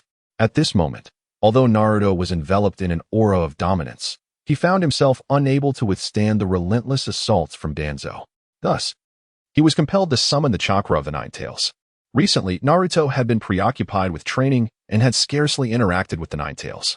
As he uttered the name of Kurama, the Nine Tails finally stirred within Naruto's seal space. "Ah, Naruto, my young friend, have you finally remembered me? I was beginning to think you had forgotten that I still reside within you," Kurama remarked with a hint of annoyance. Nevertheless, despite his grievances, he lent his chakra to Naruto. With the enhancement of the Nine Tails chakra, Naruto's speed surged almost instantaneously by several dozen times, causing Danzo's attacks to miss entirely, which left Danzo somewhat flustered. Chapter 55, The Unleashing of the Phantom Dragon's Nine Seals. Naruto was acutely aware that if he could endure this crucial minute, Danzo would no longer pose a threat. Empowered by the immense chakra of the Nine Tails, Naruto resolved to employ a strategy of overwhelming numbers to exhaust Danzo. Swiftly, he conjured thousands of shadow clones, each imbued with formidable energy and remarkable speed, leaving Danzo momentarily at a loss. As one clone after another was vanquished, the invincible period of Danzo drew near its conclusion. In a fit of desperation, Danzo resorted to his most potent sealing technique in an attempt to ensnare Naruto. Yet, Naruto's mastery of sealing techniques was no less formidable than Danzo's, especially after the guidance from the third Hokage, which had significantly advanced Naruto's skills. Thus, when Danzo unleashed his sealing technique, Naruto promptly countered it with ease. Ultimately, as the time for Izanagi waned, Danzo realized, to his dismay, that he was ensnared within a seal. "Danzo, you shall remain in that seal for now.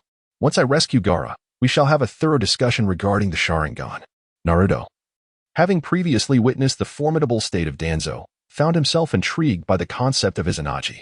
However, with the pressing need to rescue Gaara, he had no choice but to temporarily seal Danzo away in that place.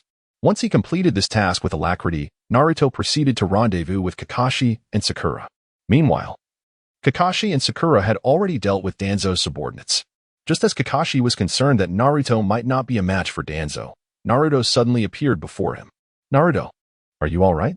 Kakashi exclaimed, intending to inquire about the situation. After all, in his eyes, Naruto could hardly be a match for Danzo. However, before Kakashi could pose his question, Naruto swiftly darted off in the distance. "Danzo has concealed himself. We have no time to lose. Let us hasten to rescue Gaara." Naruto urged on, and seeing this, Kakashi had no choice but to refrain from further inquiries for the time being. Meanwhile, as Naruto and his companions hastened towards Sunagakure, Kankuro had already pursued them. As Gaara's dearest companion and elder brother, Kankuro had dedicated his life to safeguarding Gaara. Upon learning that Gaara had been abducted, Kankuro immediately set off from Sunagakure. However, During his pursuit, he encountered the formidable opponent, Sasori of the Red Sand. Kankuro was certainly aware of Sasori, though his knowledge pertained to the time before Sasori joined the Akatsuki. Now, faced with Sasori, Kankuro unleashed all his skills. Yet, the prowess of Sasori was far beyond that of an ordinary foe. As a member of the Akatsuki, each of them possessed remarkable abilities. Sasori was renowned for his mastery of puppet techniques, a skill that Kankuro also shared. Thus, to ascertain whose puppet mastery was superior, Kankuro resolutely chose to engage in battle with Sasori. In this confrontation, Kankuro employed nearly all of his puppets.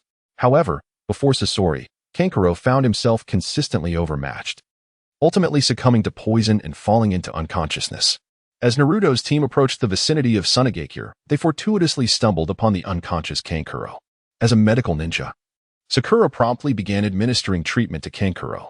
However, the potency of the poison inflicted by Sasori was so severe that Sakura found herself at a loss. Fortunately, Naruto was by her side.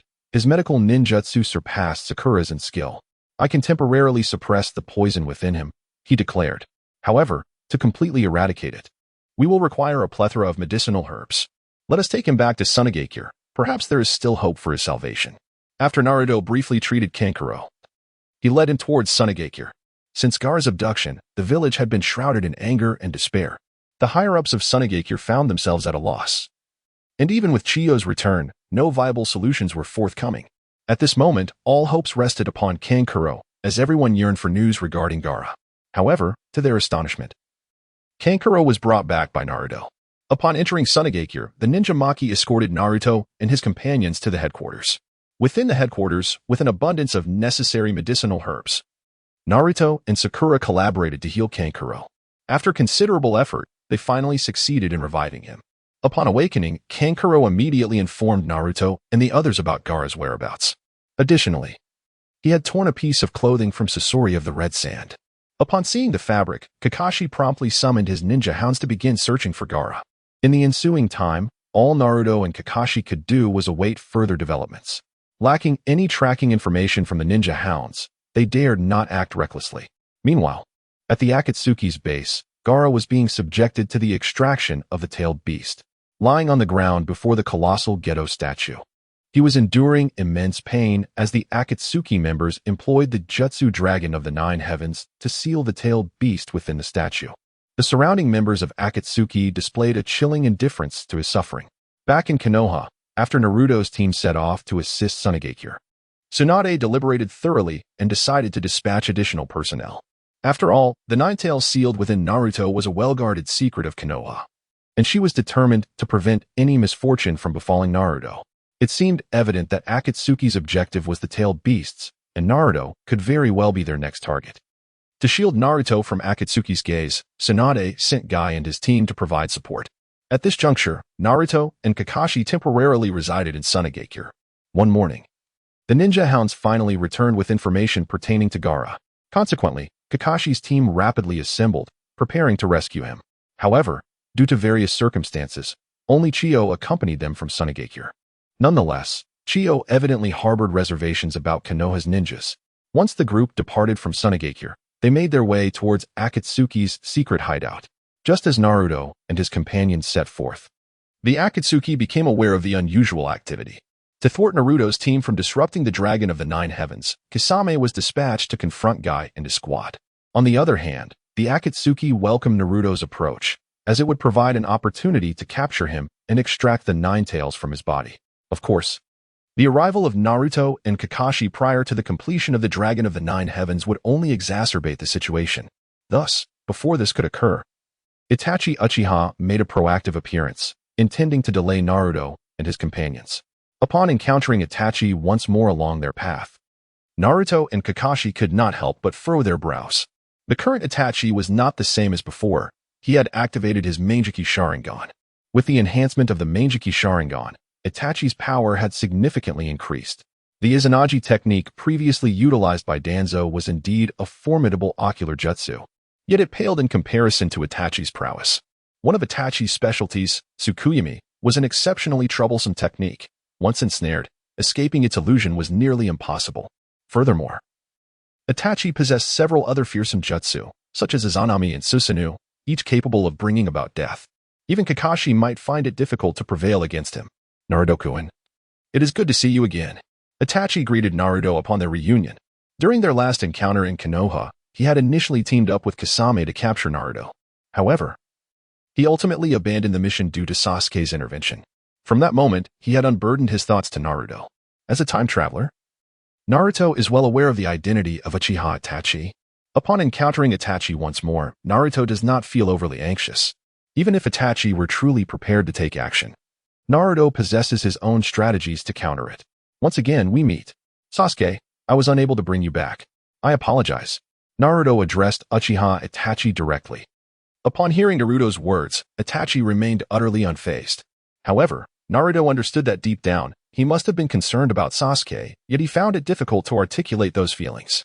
Just as Naruto was greeting Uchiha Itachi, Chiyo, standing nearby, finally spoke up. Is this little brat the infamous rogue ninja?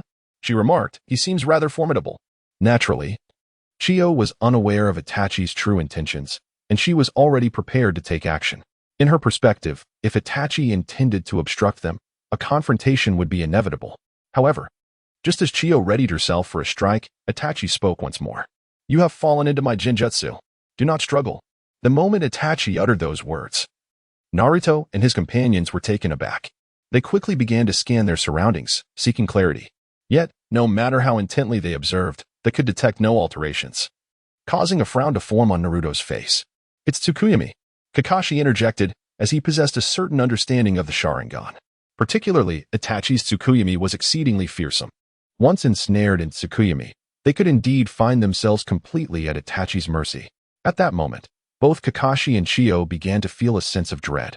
Clearly, if Itachi's words held truth, their demise was all but assured. However, amidst Kakashi and Chiyo's apprehension, Naruto broke into a grin. Ah, Itachi, you're mistaken. You are not the only one who wields genjutsu. I can do it too. As Naruto smiled, he gestured for Itachi to observe his surroundings. At that moment, Itachi merely cast a fleeting glance before furrowing his brow. How could this be? No one has ever managed to ensnare me in a genjutsu. My eyes can perceive everything. It was evident that Uchiha Itachi found this difficult to accept, for the Sharingan of the Uchiha clan was indeed formidable. Yet, the fact that Naruto could ensnare Itachi in a genjutsu was truly intriguing. Naruto, what are you saying? His Sharingan can see through illusions. Moreover, aren't you supposed to be inept at genjutsu? Kakashi also appeared perplexed, for to his knowledge, Naruto had no understanding of illusions whatsoever. Observing the bewildered expression on Kakashi's face, Naruto couldn't help but chuckle. It turned out that upon encountering Itachi, Naruto had already concealed his true intentions. Hee, Kakashi-sensei, worry not. I would never toy with my life. If he wishes to trap us, then he too shall be unable to escape. As Naruto spoke, he cast a glance at Itachi across from him. At that moment, it was evident that Uchiha Itachi was indeed attempting to break free from the genjutsu, using his Sharingan. However, each of his attempts met with little success, which left him perplexed. How exactly had you accomplished this? After a strenuous struggle, Uchiha Itachi ultimately conceded. Yet, he remained somewhat unconvinced and continued to press for answers. What Naruto would never reveal, however, was that he had initially activated the copy ninja technique. Under the influence of this technique, whatever jutsu Itachi employed would be effortlessly replicated and subsequently applied to himself. This was precisely why, upon activating Tsukuyomi, Itachi found himself ensnared within its grasp as well. Moreover, while utilizing the copy ninja technique, Naruto simultaneously executed a looping operation. Thus, Itachi was effectively trapped in an infinite Tsukuyomi. Unless he managed to dispel Tsukuyomi himself, he would remain ensnared within its confines. One must admit, Naruto's mastery of the copy ninja technique was indeed remarkable. At this juncture, Itachi found himself somewhat at a loss. Uncertain whether his Sharingan possessed the capacity to replicate such a feat at this moment, Naruto was also engaged in speculation. And just as he employed the technique of replication against Itachi, the latter ultimately chose to relinquish his hold. In the next instant, he dispelled Tsukuyomi, liberating Naruto and his companions. Once they emerged from the depths of the genjutsu, Naruto could not help but exhale a sigh of relief. However, before they could catch their breath, Uchiha Itachi launched a second assault. This time, Itachi's actions were even more astonishing as he summoned Susanoo. Gazing upon the complete manifestation of Susanoo, Even Kakashi and Chio felt a sense of trepidation. Yet, while Kakashi and Chio contemplated their strategy, Naruto's body underwent a sudden transformation. Soon, Naruto too manifested Susanoo, albeit in a form seemingly inferior to that of Itachi's. How could this be possible? Naruto, how did you achieve this? This is a technique that can only be wielded by those with the Sharingan. Uchiha Itachi was increasingly astounded. At this moment, Naruto, devoid of the Sharingan, had nonetheless summoned Susanoo. Such an occurrence was, to both Uchiha Itachi and Kakashi, utterly inconceivable. Naruto would certainly not take the time to explain to them, for this replication of ninjutsu was a reward from the system. Initially, Naruto believed he could only replicate some ordinary jutsu, but now it appeared that this technique surpassed Kakashi's copying ability significantly.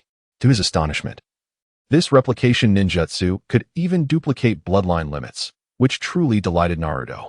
Chapter 57. The Susanoo of the Nine Tails. As he gazed upon Naruto's Susanoo, Itachi Uchiha found himself utterly perplexed. However, he soon took the initiative to attack, eager to test the authenticity of Naruto's Susanoo. In his perspective, since Naruto had previously been able to cast Genjutsu on him, it was possible that this too was merely an illusion. As Itachi's Susanoo suddenly launched an assault towards him, Naruto decisively enveloped Kakashi and the others within his Susanoo. Kakashi-sensei, Sakura, and Granny, you need not intervene. I will handle this. Stay within the confines of the Susanoo. After Naruto offered a brief reminder, he resolutely summoned his Susanoo to engage in battle. It must be noted that encounters between two Susanoos have been exceedingly rare, even in the annals of Konoha's history. As Naruto deftly manipulated his Susanoo, Kakashi was filled with astonishment. Sakura, standing nearby, covered her mouth in disbelief, struggling to comprehend the spectacle before her. Initially, they believed Naruto had only made slight progress. However, it was evident that he had far surpassed their expectations. With a thunderous crash, the clash between the Susanoos nearly shattered the ground beneath them, just as Naruto was poised to retaliate with his Susanoo. Itachi Uchiha realized that Naruto's jutsu was not an illusion. It was clear that Naruto's Susanoo genuinely existed, albeit with a peculiar and uncanny presence. Thanks to his Sharingan, Itachi could see through everything. He had scrutinized Naruto's form countless times, only to discern that this Susanoo did not seem to stem from ocular prowess. It appeared as if Naruto's Susanoo emerged from nothingness, akin to water without a source. What could this possibly mean? Itachi found his understanding of the situation completely upended. In contrast to Itachi's bewilderment, Naruto exuded confidence. He believed that as long as he could replicate jutsu, he could face any formidable opponent with equal strength. Regardless of the adversary's might, Naruto was certain he could retaliate in kind. Thus, he felt assured that any opponent would ultimately succumb to his techniques. However, just as Naruto was convinced that he could indeed rely on his replication of jutsu to counter Itachi, he suddenly felt an unsettling shift in the chakra within him. It became apparent that the chakra consumption for this replicated jutsu was alarmingly excessive. Merely duplicating a Susanoo had nearly drained Naruto's chakra reserves. This was the reason his Susanoo was weaker than Itachi's. Despite the previous battles being evenly matched, Naruto consistently sensed a lingering fatigue. Ah, so that is it. At this rate of consumption, I can only last a few more moves. At this moment, Naruto discerned the shortcomings of the copying ninjutsu, prompting him to furrow his brow. Simultaneously, Itachi, positioned across from him, appeared to have recognized this flaw as well. After all, the Sharingan of the Uchiha clan is no trifling matter. As Naruto frowned, Itachi had already perceived the situation. Swiftly, his Sharingan penetrated Naruto's form, and in the next instant, Itachi spoke. It seems your chakra cannot sustain itself for much longer. In that case, I shall end this with a single strike. While uttering these words, Itachi prepared to manipulate his Susanoo for another assault. This time, Itachi's Susanoo brandished a weapon, ready to unleash its most formidable attack. Witnessing his adversary's intent to decisively conclude the confrontation, Naruto felt a surge of anxiety. However, in a sudden turn, the nine tails within Naruto let out a disdainful snort. Humph. You, Naruto, lack the chakra to sustain such jutsu. Allow me to lend you my power, lest you perish and drag me down with you. This marked the first instance of the nine tails voluntarily offering its chakra to Naruto. Upon hearing this, Naruto finally conceived a brilliant idea. It is worth noting that in the original narrative, the chakra of the nine tails can merge with Susanoo. Once fused, Susanoo's power becomes extraordinarily formidable. Contemplating this, Naruto made a bold decision to envelop the nine tails cloak with Susanoo. In doing so, he would attain an even greater enhancement. Excellent. Let us put this to the test. After Naruto let out a cold exclamation, he decisively summoned the chakra of the Nine Tails, enveloping himself in a formidable layer. Once encased by the chakra, the Susanoo emerged to further envelop him. This series of actions left Kakashi and Chiyo in utter astonishment. Across from them, Uchiha Itachi furrowed his brow, clearly taken aback by Naruto's unexpected use of combined ninjutsu. It is worth noting that employing such techniques is no trivial matter. A single misstep could lead to catastrophic backlash. Yet here was Naruto, astonishingly wielding the chakra of the Nine Tails in conjunction with Susanoo, a display of sheer, unfathomable power. In the next moment, as the chakra of the Nine Tails was shrouded by Susanoo, Naruto made the bold decision to strike. Itachi, recognizing the threat, steeled himself for confrontation. However, under the enhancement of the Nine Tails chakra, Naruto's Susanoo reached a level of almost grotesque power, effortlessly cleaving through a significant portion of Itachi's own Susanoo. Fortunately, Itachi, drawing upon his immense chakra reserves, swiftly repaired his Susanoo. Nevertheless, even after restoration, it was once again shattered by Naruto's Nine Tails-infused Susanoo. This relentless exchange continued until Itachi's chakra dwindled to the point where he could no longer sustain Susanoo, ultimately forcing him to retreat. The limitless nature of the Nine Tails chakra was indeed insurmountable. Itachi, known for his calm demeanor, had first-hand experience of Naruto's formidable strength. Continuing the battle would likely yield no favorable outcome for him. After careful consideration, Itachi opted for withdrawal. Meanwhile, at the Akatsuki's headquarters, the completion of the Phantom Dragon 9 seals was nearing. Standing upon a massive stone, a figure had observed the clash between Naruto and Itachi. That little brat of the Nine Tails seems quite extraordinary. I must have a personal encounter with him. The figure was none other than Pain of the Six Paths. Initially, he had hoped that Itachi would capture Naruto, but it appeared that this would not be as simple as anticipated. The little one's prowess seemed to vastly exceed the intelligence reports. As Pain began to speak, the figure of Zetsu materialized beside him. Upon hearing Zetsu's words, Pain nodded slightly. It seemed a change of plans was in order. Let us retreat for now. Konoha appears to have substantial reinforcements. Let the little brat of the Nine Tails frolic for a few more days. With that, Pain and Zetsu gradually vanished from sight. Following their departure, Deidara and Sasori took charge of the aftermath. Chapter 58. I must retrieve Gaara within the Akatsuki's headquarters. All members began to vanish after completing the Phantom Dragon 9 seals. Meanwhile, Itachi, engaged in battle with Naruto, also began to fade from view. It turned out that the Uchiha was merely a clone, his purpose solely to hinder Naruto. Naruto-kun, you are quite strong. We shall meet again. As Itachi disappeared, his voice echoed in Naruto's ears.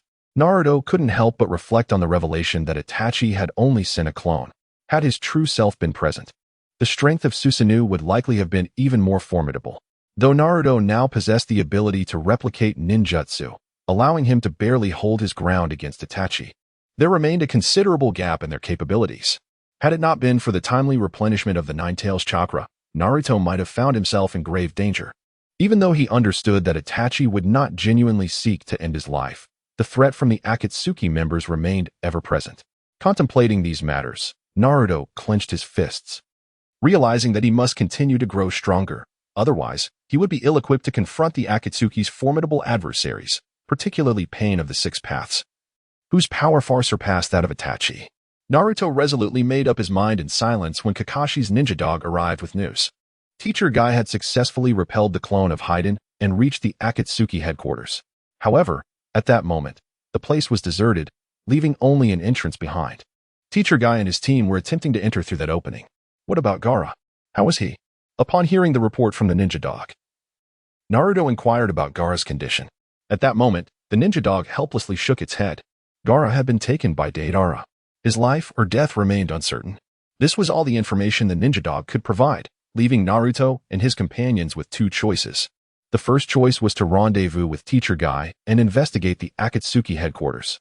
The second option was to pursue Deidara and rescue Gaara.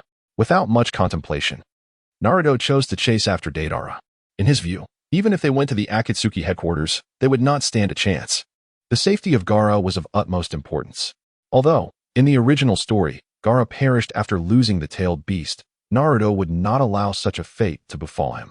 Soon after making his decision, Naruto and his group set off in pursuit of Deidara and Sasori. Guided by Kakashi's ninja dog, they quickly uncovered traces of Sasori and Deidara.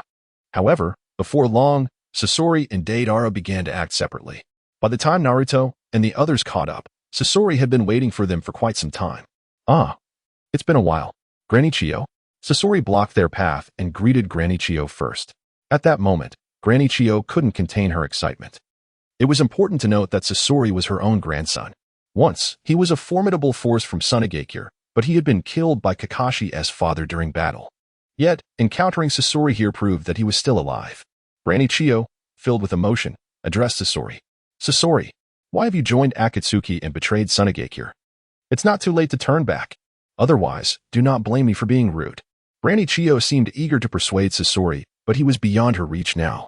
Having fully become a loyal member of Akatsuki, forsaking all former ties. Granny, this guy seems to be stalling for time. We cannot be deceived. As Granny Chio conversed with Sasori, Kakashi discerned his intentions and cautioned her. Upon hearing Kakashi's warning, Granny Chio waved her hand dismissively. You all go ahead. This is a matter for my grandson and me to resolve. You must retrieve Gaara. I beg you. At that moment, Granny Chio entrusted Gaara's safety to Naruto and the others. However, at this juncture, Sakura decisively chose to stay behind.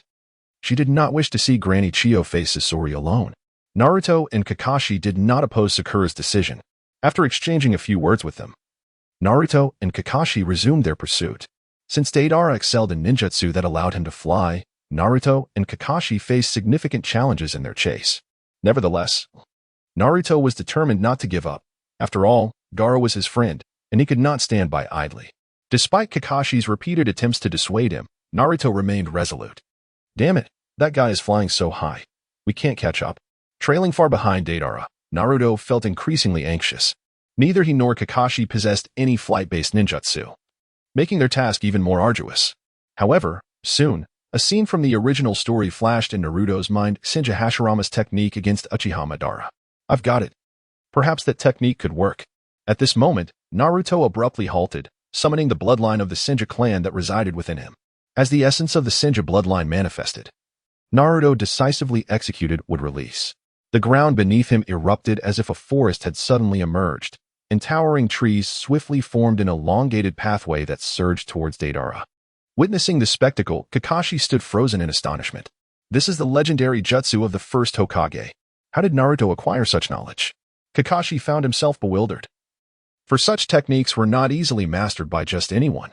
However, upon recalling Naruto's earlier use of the incomprehensible Susanoo, Kakashi sighed in resignation. At this moment, Naruto harbored too many secrets, yet it was evidently not the time for investigation. As Naruto crafted a celestial pathway with his wood release, Kakashi instantly grasped Naruto's intentions. Kakashi-sensei. Now is the time. Naruto shouted loudly, and Kakashi, while speaking, dashed along the passageway towards the heavens. At this moment, empowered by the chakra of the Nine Tails, Naruto's speed in creating towering trees rivaled that of Deidara's flight. Soon, Kakashi caught up with Deidara along the corridor, and even Deidara was taken aback. Kakashi Hatake? The copy ninja of Konoha? How delightful to encounter you here. Deidara exclaimed, his own desire for battle ignited upon meeting Kakashi. Just as Deidara halted, Naruto had also pursued him along the wooden path he had conjured. Hand over Gaara. Otherwise, perish here. Naruto coldly declared upon sighting Deidara. In response to Naruto's appearance, Deidara was quite exhilarated, for Naruto was indeed a target of Itachi and Kisame. However, since Itachi and Kisame had yet to succeed, the thought of seizing their prey crossed Deidara's mind. After all, Deidara had joined the Akatsuki after his defeat by Itachi, and his ultimate goal was to surpass him. If he could bring back Itachi's target, it might serve to prove his superiority over Itachi. With this thought, Deidara couldn't help but lick his lips. The Nine-Tails brat. How convenient of you to come to me. I shall not hold back. Deidara had already set his sights on Naruto, ready to strike at any moment. However, just as Deidara aimed at Naruto, Kakashi suddenly positioned himself in front of Naruto. Kakashi was acutely aware of Naruto's considerable chakra depletion. Although replenished by the Nine-Tails chakra, Naruto was already quite fatigued. Moreover, having created the wooden passage, Naruto was on the verge of exhaustion. Therefore, to prevent Deidara from taking advantage of Naruto's vulnerable state, Kakashi resolved to confront him directly. Your opponent is me. Defeat me before you think of him. As Kakashi spoke, Raikiri was readied, and in the next moment, he charged forward. Seeing Kakashi rushing towards him, Deidara swiftly hurled his explosive clay. The clay detonated as it approached Kakashi, generating a violent shockwave. Caught in the blast, Naruto was propelled backward, while Kakashi vanished within the explosion. Just as Naruto worried for Kakashi's safety, Kakashi had somehow appeared behind Deidara. Raikiri. Upon his arrival, Kakashi decisively struck at Deidara's neck. With Raikiri successfully landing a hit, Kakashi exhaled in relief. However, just as he believed he had struck true, Deidara's body suddenly expanded and erupted. Boom. The sound of the explosion echoed far into the sky. As the smoke from the explosion dissipated, Kakashi realized Deidara had vanished. Yet, he soon sensed Deidara's presence and instinctively turned to Naruto. "Naruto, be careful," Kakashi warned. At that moment, Deidara had stealthily approached Naruto from behind, pressing a clay bomb against him. If Naruto were to be injured in the blast, he would likely lose consciousness instantly. Just as Deidara revealed a smirk. Believing his ambush successful, Naruto suddenly seized Deidara's hand. With Naruto enveloped in a protective aura, he felt no fear of Deidara's explosive clay. At that moment, Naruto's objective was to restrain Deidara, preventing any chance of escape. As Deidara felt Naruto's grip tighten around his wrist, a frown creased his brow. "Have you lost your mind? It's about to explode." Deidara's clay could also harm him, and anxiety began to creep in. Yet, just as he struggled to slip away from Naruto's side, Naruto swiftly formed the necessary seals. For symbol seal. At this moment, Naruto decisively employed a sealing technique, intending to capture Deidara. However, just then, Deidara unexpectedly severed his own arm, akin to a lizard shedding its tail in a desperate bid for survival. Witnessing this scene, Naruto furrowed his brow, astonished that Deidara could resort to such measures. In no time, Deidara managed to escape from Naruto's vicinity. Yet, just as Deidara believed he had successfully evaded capture, Kakashi revealed his Sharingan behind him. Kamui. Kakashi's Sharingan unleashed the power of Kamui, and under its formidable influence, Deidara's remaining arm was drawn into another dimension. As he faced the imminent loss of his entire body, Deidara finally began to plead for mercy. It was only at this moment of supplication that Kakashi chose to relent.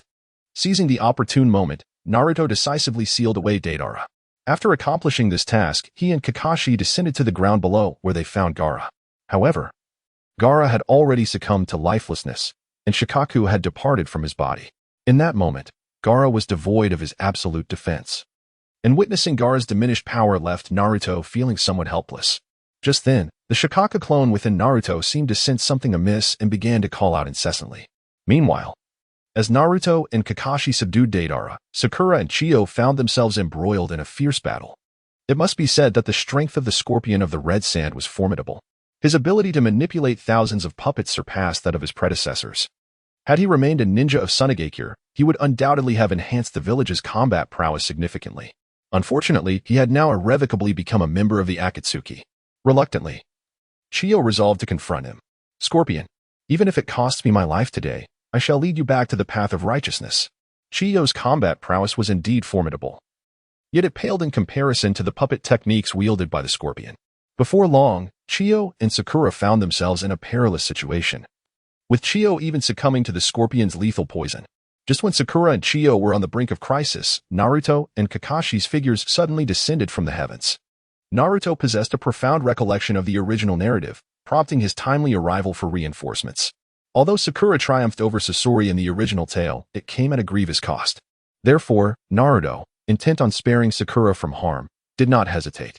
Upon his arrival, he decisively hurled a massive Rasengan towards Sasori. Taken by surprise, Sasori was sent hurtling away. Subsequently, Naruto unleashed the chakra of the Nine Tails, launching a fervent barrage of attacks, even employing Gai Sensei's 8 Gates technique. Despite Sasori's formidable prowess, he was unable to withstand the onslaught from Naruto. In a swift turn of events, his cherished puppets were shattered before him. In the final moments, Naruto's fist pierced through the puppet concealing Sasori, marking the definitive end of his existence. Witnessing her grandson's demise, Chiyo was engulfed in profound sorrow. Yet, this was not the time for lamentation, as Gaara's condition was far more precarious. At the moment Naruto and Kakashi arrived, Chiyo and Sakura had already beheld Gaara's lifeless form. They immediately commenced efforts to revive him. However, with the tailed beast now absent, Gaara's chances of resurrection seemed bleak. Gazing at Gaara's body, Chiyo's heart was laden with apprehension. She understood that should Gaara perish, Sunagakure and the Land of Wind would inevitably descend into chaos, a scenario she fervently wished to avert. Chapter 60, The Return of Shukaku in the Land of Wind. Sunagakure, as Naruto's group brought Gaara back, a palpable sorrow enveloped the crowd. Particularly, Temari and Kankuro were unable to come to terms with Gaara's death. Sunagakure was shrouded in a stifling atmosphere of despair. Although the news had yet to spread, the higher-ups had begun to fret over the future of the Land of Wind. Amidst the apprehension surrounding Sunagakure's fate, Naruto made a pivotal decision. In the emptiness of a room, he sat upon a mat and swiftly entered the ceiling space. Within this realm, Kurama lay languidly, seemingly uninterested. Upon Naruto's arrival, Kurama merely cast a fleeting glance before resuming his repose. Meanwhile, Naruto approached Shukaku, who appeared dejected, clearly aware of the circumstances. Shukaku, your true form has been forcibly extracted from Gaara by the Akatsuki. However, do not worry. For the time being, your essence is not in danger. I am here for another matter. Naruto spoke directly, without any circumlocution. Upon hearing his words, Shukaku instinctively lifted his head. I can sense it. My true self seems to be ensnared. What am I to do now? To my astonishment, Shukaku began to weep, resembling a small child in its vulnerability. Observing Shukaku's demeanor, Naruto couldn't help but extend his hand, gently patting its head. Your former Jinchuriki has perished as the tailed beast was extracted. However, I possess a means to save him. Do you wish for him to return to life? Naruto continued his dialogue with Shukaku. When Naruto mentioned Gaara, Shukaku suddenly lifted his head. That little brat? Although I find him rather intolerable, we have coexisted for such a long time. If he were to perish, I would be even more heartbroken. As Shukaku spoke, his sobs grew louder. However, at that moment, Naruto interjected once more. If I had a way to bring him back to life, would you be willing to assist? Naruto gazed earnestly at Shukaku, who, at that moment, ceased his weeping.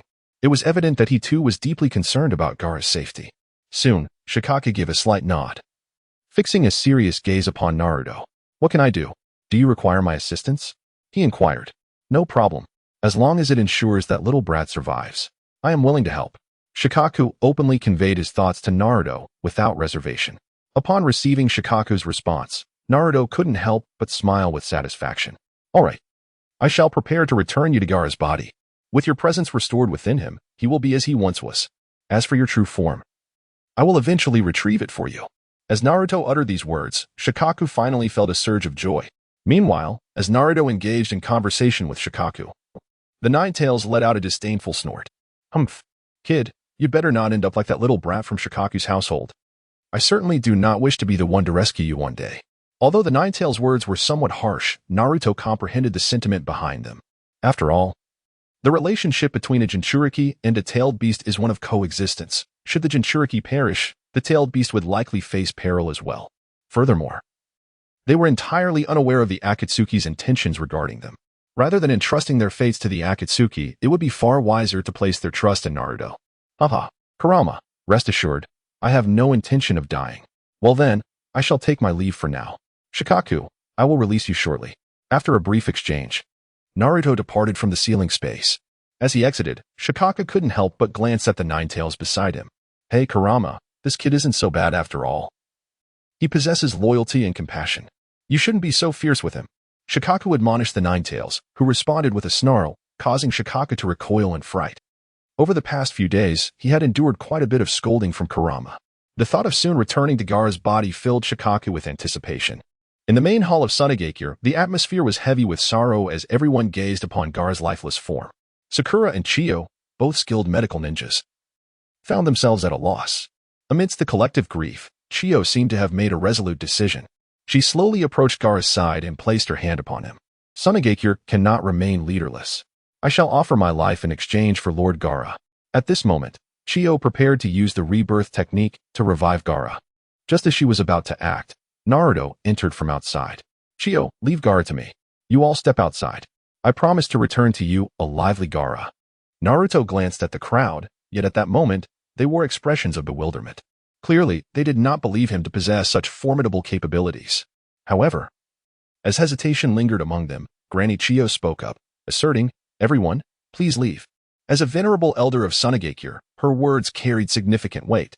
Consequently, the assembly swiftly complied with her directive and departed. Once the last individual had exited, Granny Chiyo was about to speak, But Naruto interrupted her. Granny, I understand your intentions, but trading your life for Gaara's is unjust to you. I have another method that might enable him to survive. As Naruto approached Gaara, he placed his hand upon him. Witnessing this, Chiyo's expression was one of bewilderment. Although she had witnessed Naruto's medical ninjutsu, she harbored doubts regarding his capabilities. Just as Chiyo's confusion deepened, Naruto decisively summoned Shukaku. The mere appearance of Shukaku left even Chiyo utterly astounded. It was well known to her that she had previously confirmed the tailed beast had been extracted from Gaara's body. This was precisely the reason for Gaara's impending demise. However, the reappearance of Shukaku was indeed shocking to Chiyo. Rest assured, Granny, this is merely Shukaku's clone. Earlier, when Gaara traveled to Konoha, I sealed a clone of Shukaku within myself. Now, I can restore Shukaku to his rightful place, allowing Gaara to be revived. Moreover, he will also possess Shukaku. This is a fortuitous outcome for both Tsunagakure and Konohagakure. Naruto harbored a deep desire to eliminate any rift between Tsunagakure and Konohagakure. The reinstatement of Shukaku's manifestation was indeed a gesture of immense sincerity.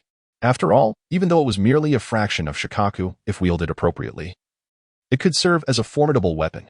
Other villages would never have consented to such a relinquishment. Observing Naruto's earnest demeanor, Chiyo finally laid aside all her suspicions towards Konoha. It appeared that the future of the shinobi world rested in the hands of these young individuals. Chapter 61. The permanent peace agreement is established within the room. Naruto and Chiyo exchanged brief explanations before releasing the sealed Shukaku. Upon laying eyes on Gaara, Shukaku's countenance brightened with excitement. However, at that moment, Gaara had already succumbed to death, prompting Naruto to forcibly reintroduce Shukaku into his body. Once Shukaku was sealed back within Gaara, its chakra immediately surged throughout Gaara's form. Under the influence of Shukaku's chakra, Gaara soon began to respond. After a while, as the chakra coursed through all his meridians, Gaara gradually stirred awake. Witnessing Gaara's revival, Chiyo let out a sigh of relief. She understood better than anyone the dire need Tsunagakure had for Gaara. Should news of his demise spread, the village would face not merely disunity and power struggles, but perhaps even become a target for neighboring villages, placing it in grave peril. With Gaara alive, no one dared to act recklessly, and this fragile peace was a gift bestowed by Naruto.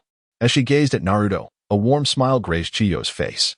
It was worth noting that upon her return from the mountains, upon learning that Tsunagakure had sought assistance from Konoha, Chiyo had felt a surge of dissatisfaction. In her era, Konoha and Tsunagakure were sworn enemies.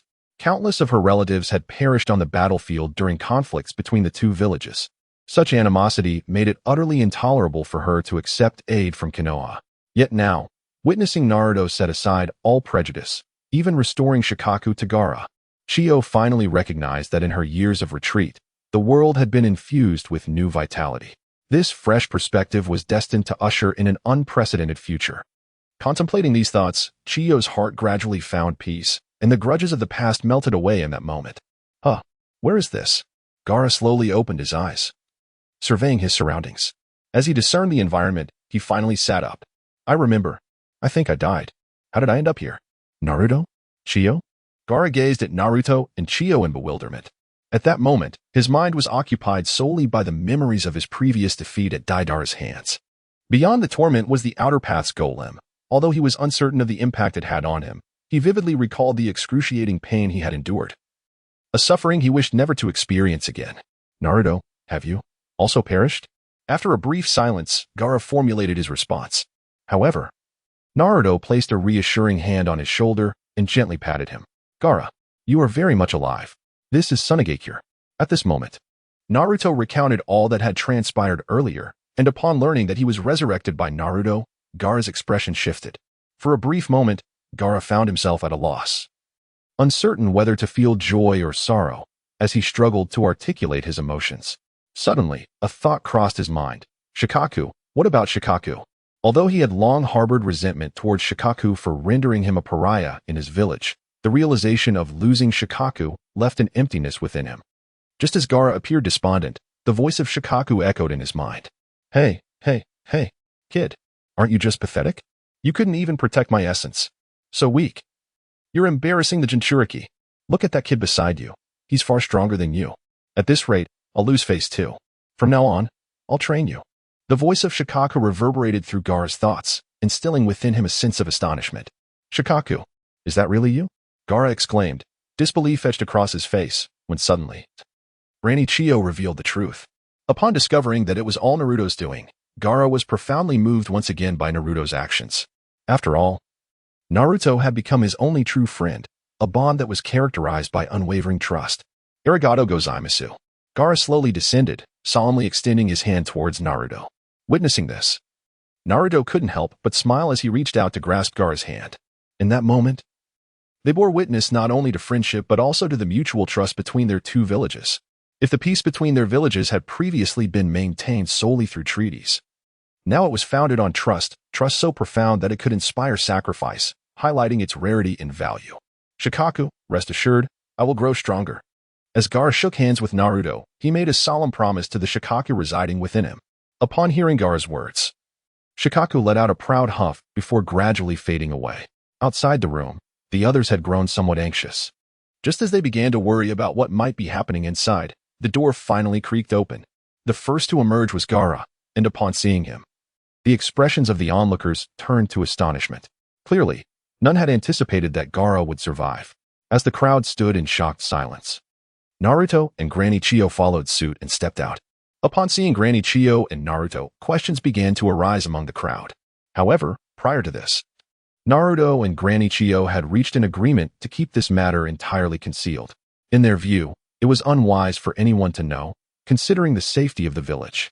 Consequently, Granny Chiyo stood beside Gaara and spoke up. From now on, I shall devote myself entirely to assisting Gaara, our Kazekage, as a revered elder of Sunigakure. Her status surpassed even that of the Kazekage. Her declaration left no room for doubt, and the villagers of Sunigakure unanimously chose to comply. Thus, the crisis facing Sunigakure had finally been averted. As peace returned to Sunigakure, Naruto and his companions prepared to depart. When the time came for them to leave, Gaara, as the Kazekage, presented a significant gift. At the entrance of Sunigakure, clad in the attire of the Kazekage, Gaara stood before Naruto. Naruto, here is a treaty. From now on, Sunigakure shall coexist in perpetual peace with Konoha. I hope you can convey our intentions to Lord Hokage, should Konoha ever require assistance.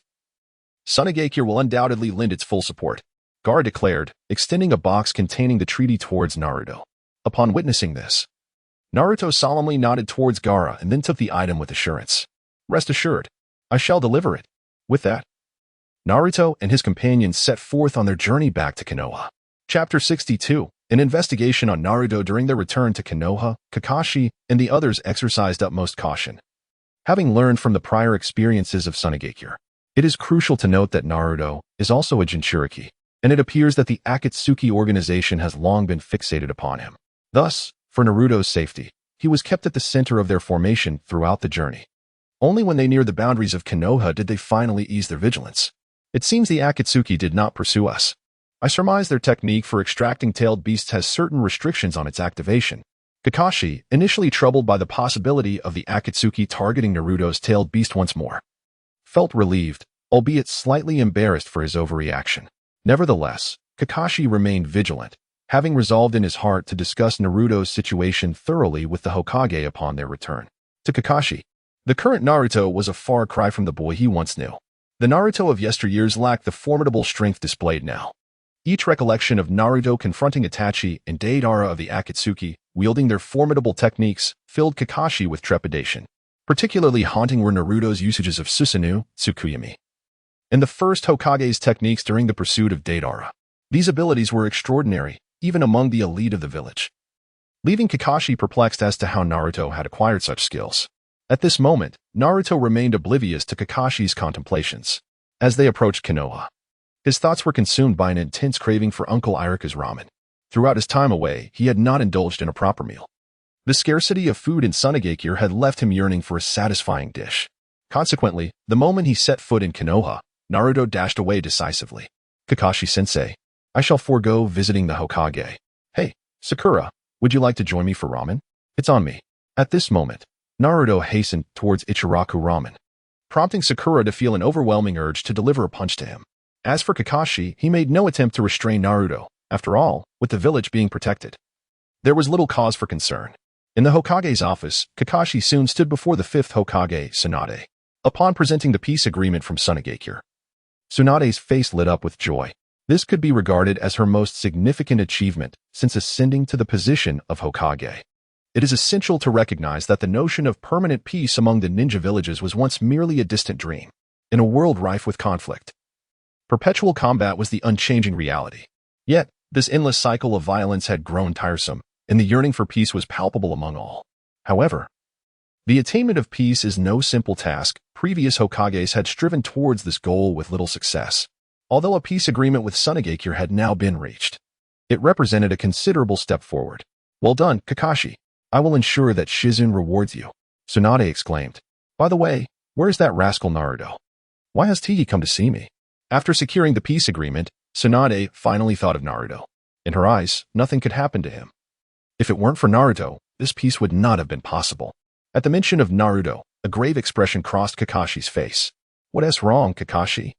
Has something happened to Naruto? Tsunade pressed, noticing Kakashi's unusual demeanor.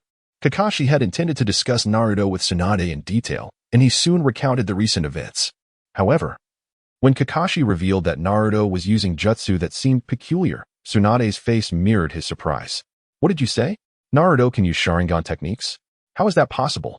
I recall that during a prior village crisis, reports indicated he had utilized Byakugan as well. What on earth is happening? Tsunade was equally perplexed by Naruto's abnormal behavior. In her view, both of these ocular techniques required the bloodlines of their respective clans to wield. Yet, Naruto possessed no such lineage, making the use of these jutsu inconceivable. Even more astonishing was the fact that Naruto could utilize jutsu from the first Hokage. It is noteworthy that the first Hokage was Tsunade's grandfather, and since his demise, no one had been capable of employing his techniques. Many of the first Hokage's jutsu had effectively been lost to time. The fact that Naruto had invoked such forgotten techniques during this mission was utterly bewildering. Naruto has indeed been acting quite unusually. However, I observed that this change seems to have occurred after he encountered Danzo. Kakashi shared his observations, and upon hearing Danzo's name, Tsunade frowned. As the fifth Hokage, she was acutely aware of Danzo's ulterior motives regarding the village. She was deeply concerned that Naruto might be aligning himself with Danzo.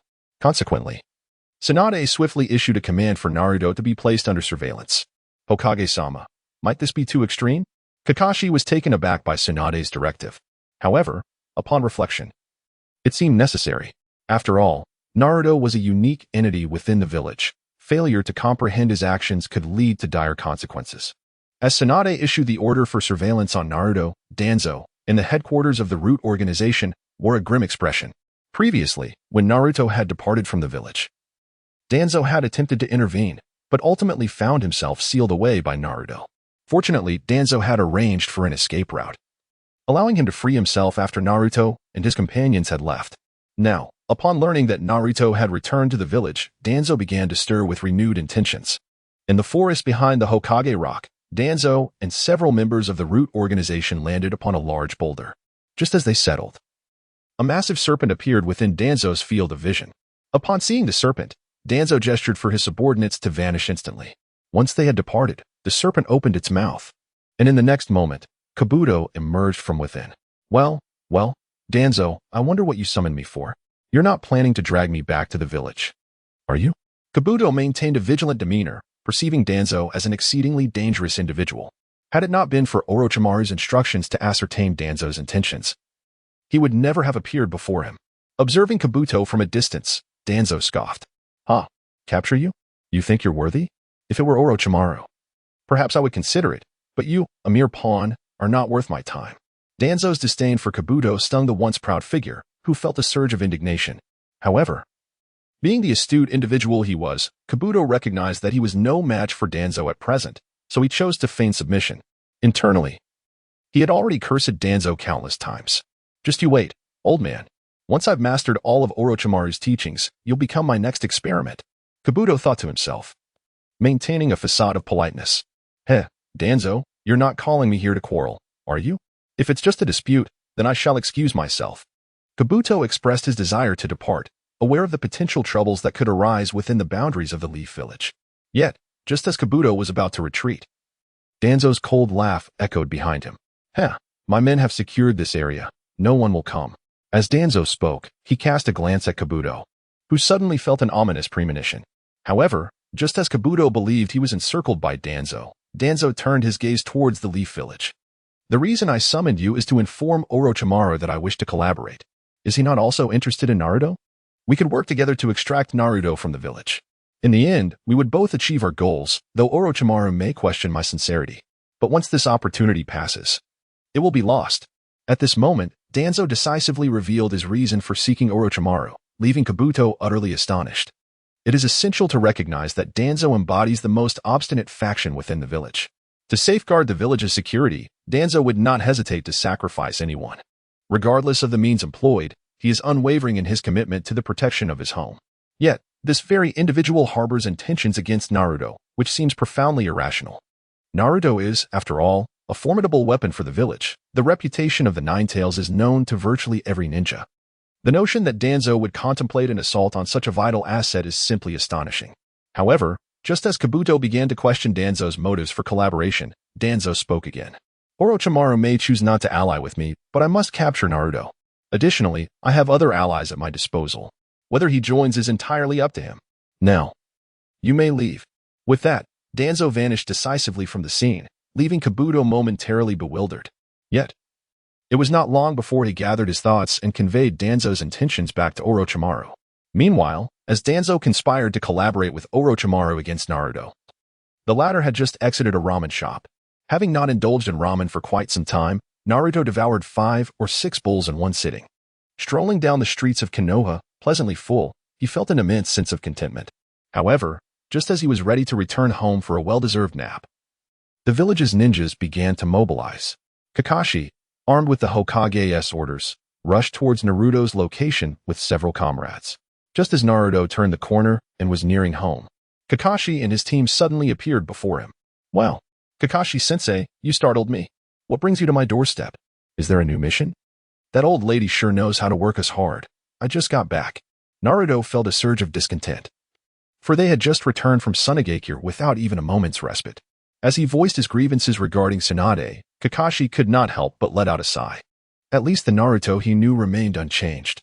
However, recalling the formidable jutsu Naruto had employed, Kakashi stepped forward and grasped Naruto by the neck. "We must hurry. The Hokage has instructed us to take you there." As Kakashi spoke, he leaped into the air, lifting Naruto as one would a mere chick. "Hey, Kakashi-sensei, what is the meaning of this?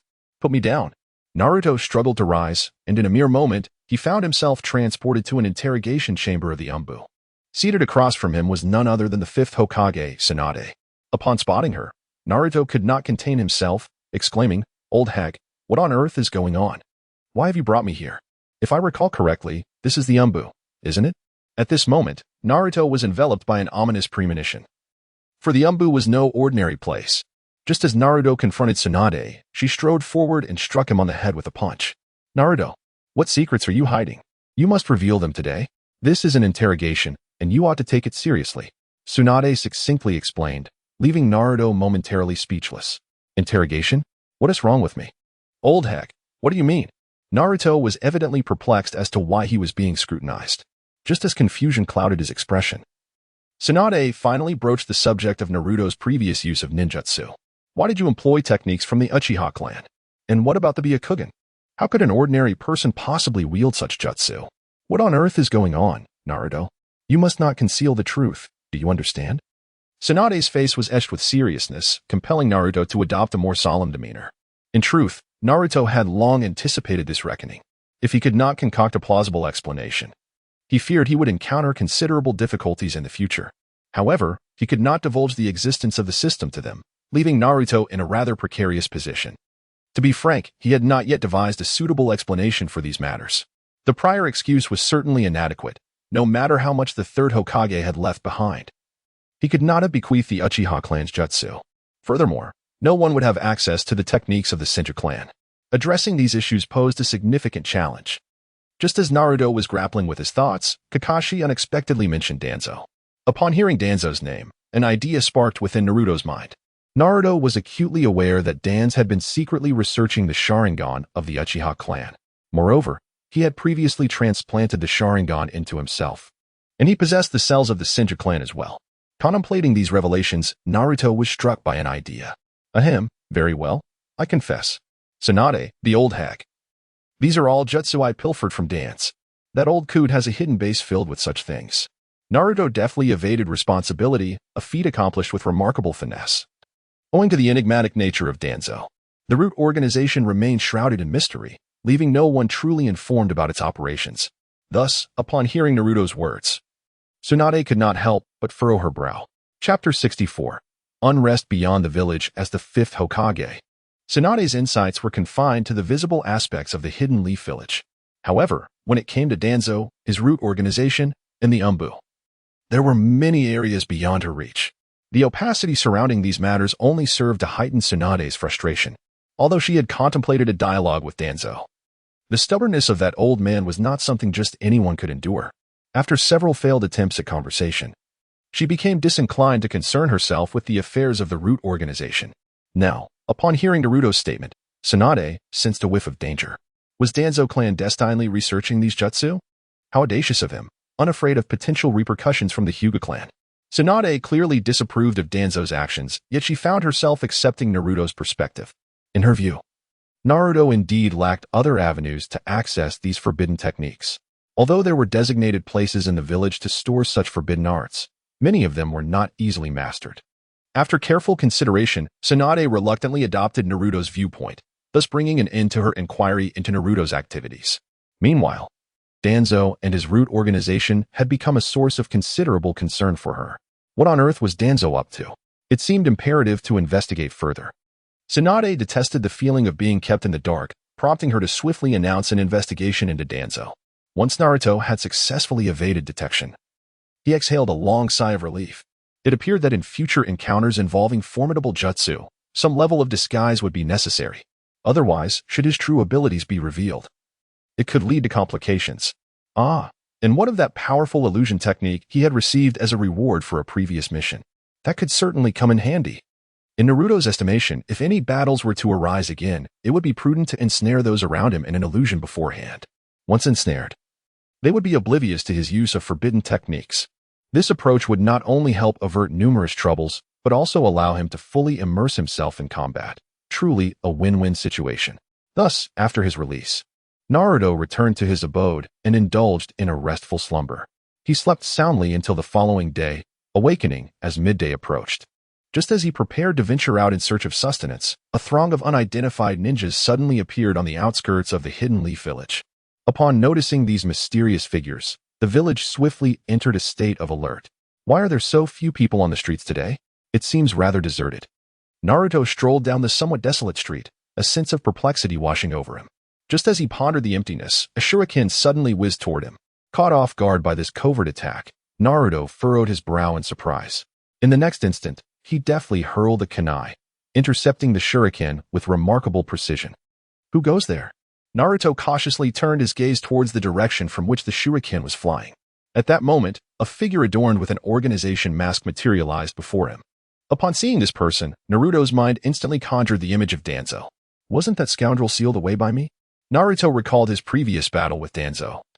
And as he reflected on the sealing technique, he realized that the seal's mark seemed to have been lifted. It was evident that Danzo had managed to escape. And even after his flight, he appeared to persist in his harassment. The mere thought of that old schemer lingering around infuriated Naruto. Although he had unjustly borne the blame for Naruto yesterday, he felt compelled to confront him once more. Thus, Naruto swiftly pursued the masked member of the root organization. Upon seeing Naruto charging towards him, the root member fled towards the outskirts of the Hidden Leaf Village. Upon witnessing the unfolding events, Naruto hastily pursued beyond the borders of Konoha.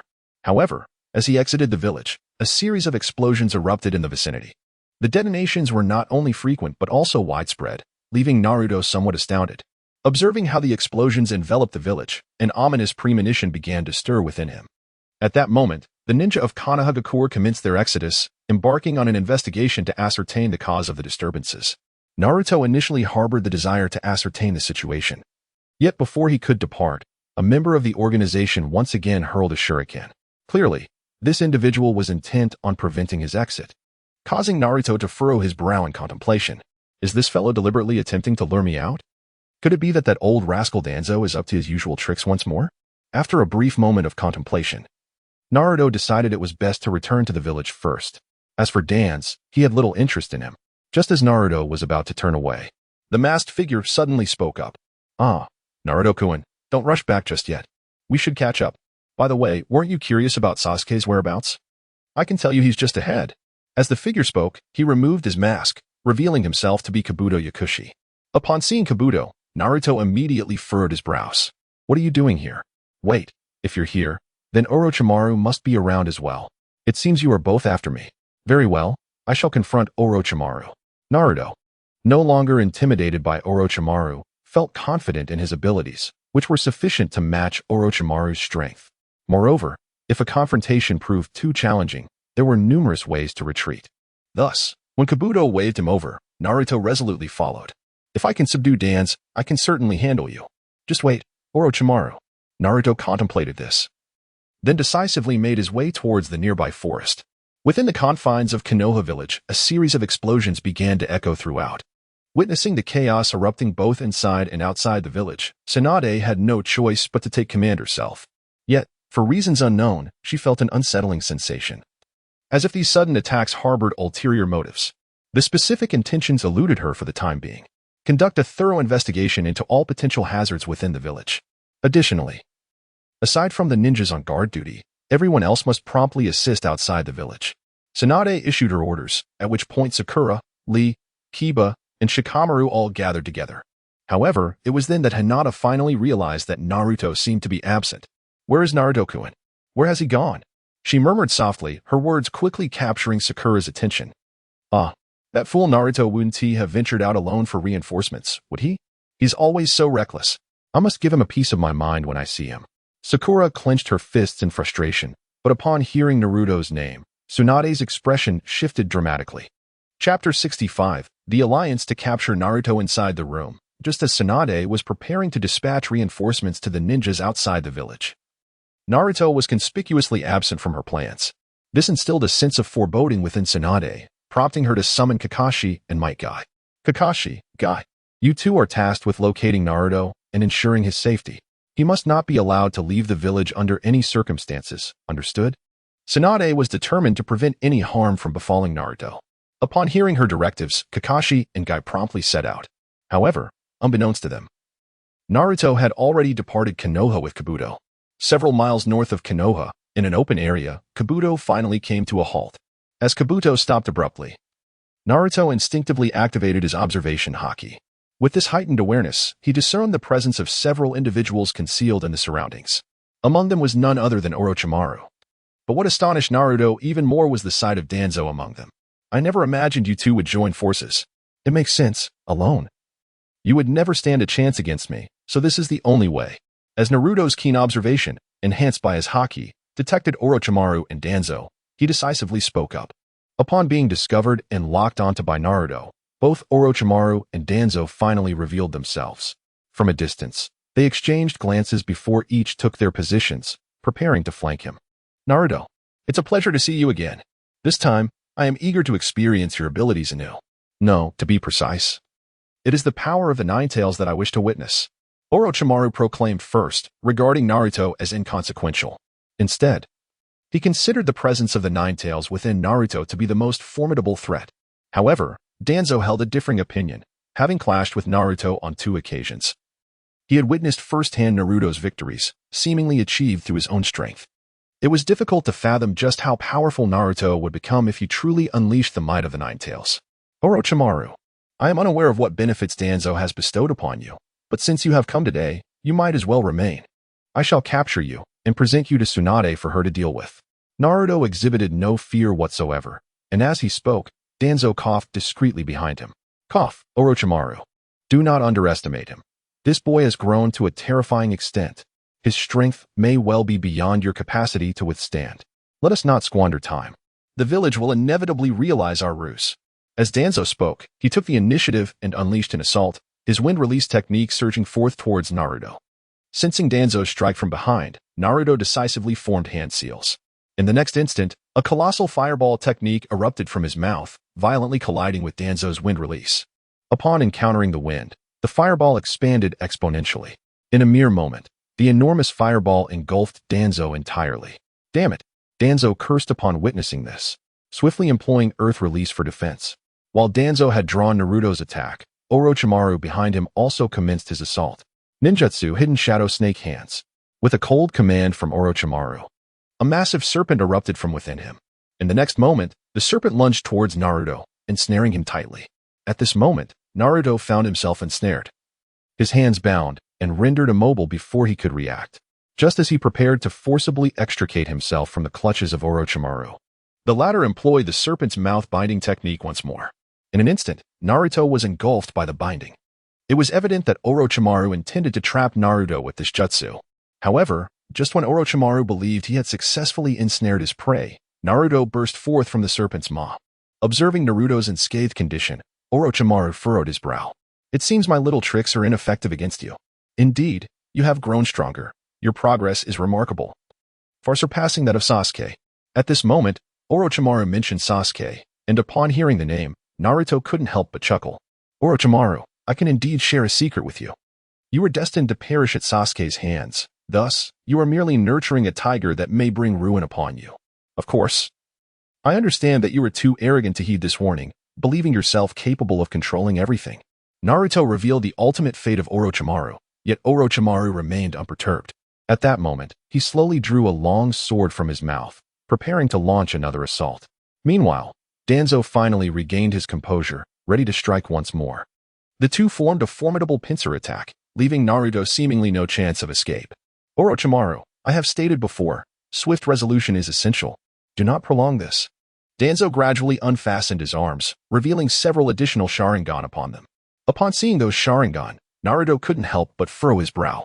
It was evident that Danzo had hastened his pace, intent on capturing Naruto. As Danzo prepared to unleash his most potent jutsu, Orochimaru ceased his idle chatter. Ninjutsu. Eight-headed serpent technique. With a chilling command, Orochimaru's body began to transform. In an instant, he morphed from a single figure into a colossal white serpent with 8 heads. Naruto swiftly comprehended the gravity of the situation. S-rank ninjutsu. Orochimaru, it appears you are truly serious now. Very well, let me test the strength of your 8-headed serpent technique.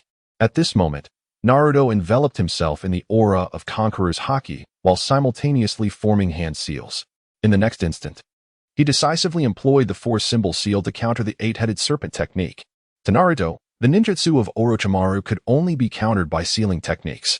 After all, the monstrous strength of the Yamata no Orochi necessitated its confinement.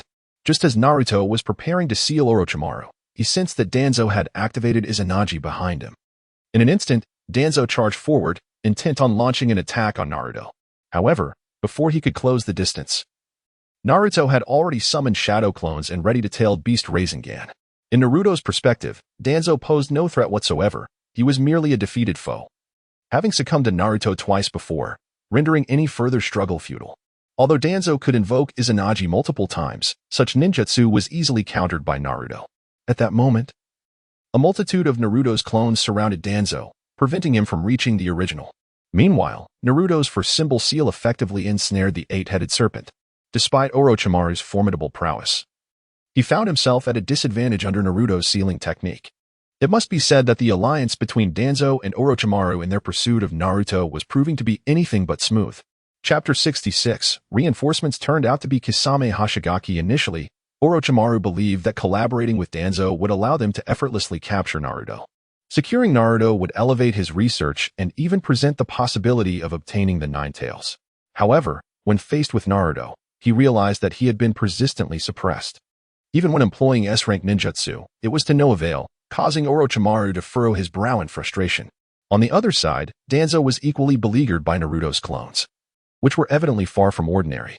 Each of Naruto's clones is enveloped in an aura of dominance, rendering Danzo utterly incapable of eradicating them completely. Observing Orochimaru and Danzo ensnared by his own suppression, Naruto couldn't help but chuckle. Huh, did you truly believe capturing me would be a simple task? Orochimaru, surrender obediently now. Naruto endeavored to make Orochimaru recognize the gravity of the situation. However, at that moment, Orochimaru decisively retracted the 8-headed serpent. In the next instant, 2 coffins abruptly emerged from the ground. Realizing the sudden appearance of the coffins, Naruto understood that the 2 individuals had made their entrance. Impure world reincarnation? I can do that too. Naruto performed the hand seals, and soon a coffin emerged from the depths of the earth. When he activated the reanimation jutsu, Orochimaru was taken aback, clearly astonished that Naruto would employ such forbidden techniques. After all, this was a jutsu prohibited in the Hidden Leaf Village, one that Orochimaru had secretly studied. Naruto, how can it be that you also wield the reanimation jutsu? This is inconceivable, he exclaimed. However, your reanimation may not necessarily rival mine. Now behold these two figures. Arise, first Hokage, second Hokage, Orochimaru commanded, and the coffins responded, creaking open. In the next moment, the first Hokage and the second Hokage stepped forth, instantly emanating a formidable aura that locked onto Naruto. Yet, at that very moment, Naruto wasted no time in opening his own coffin of reanimation. Did you think you were the only one capable of summoning Hokages? Arise, third Hokage, Hiruzen Sarutobi. Naruto called out the name of the third Hokage, and he bore no oppression or constraints upon him. In the absence of such limitations, the third's power was reminiscent of his former self. Conversely, the two Hokages reincarnated by Orochimaru suffered a notable decline in strength, as he dared not preserve their emotions too much. Upon witnessing Naruto's unexpected reincarnation of Hiruzen Sarutobi, the third Hokage, Orochimaru couldn't help but recall past events, particularly the moment when Hiruzen sealed away his own arm, a memory that haunted him deeply. Orochimaru, you wretched being, this time, I shall seal you for good. Upon setting eyes on Orochimaru, the third Sarutobi displayed immense fury, evidently still troubled by past grievances. Master, I never anticipated our reunion would occur in such a manner. It seems an inevitable battle awaits us today. Orochimaru, wary of Hiruzen's prowess, opted to let the two Hokages engage in combat, while he turned his predatory gaze back upon Naruto. However, this time, he did not act alone. Instead, Orochimaru summoned his serpentine allies through a summoning technique. Upon witnessing this, Naruto assumed that he was about to summon the legendary serpent. However, as Orochimaru's summoning technique struck the ground, a familiar silhouette suddenly materialized within Naruto's line of sight. How could this individual be here? Naruto urged the third Hokage to confront the two reincarnated Hokages summoned by Orochimaru, only to discover that the serpent he had invoked was not the legendary Manda. Just as Naruto stood in astonishment, the figure leading Orochimaru's forces erupted into laughter. It seems the two are in quite a predicament. Naturally, this little brat's power must be quite formidable. The Ninetales, of course, is destined for me. The individual wore a grin, seemingly disregarding both Orochimaru and Danzo entirely. Kisame Hashigaki, I never anticipated that you would ally with them. It appears the Akatsuki has gone to great lengths to acquire me. What of your partner, Itachi Uchiha? Has he not joined you? At this moment, Naruto gazed at the Akatsuki member, Kisame Hashigaki, and slowly began to speak. It was only now that Naruto realized that Orochimaru was not employing a summoning technique, but rather a transportation-type ninjutsu. Faced with these three formidable adversaries, even the village's elite jonin would likely struggle. Moreover, each of these three possessed considerable combat prowess, causing Naruto's heart to race with trepidation. While he felt he might have a chance against two of them, the addition of Kisame, known for his association with the tailless beast, complicated matters significantly.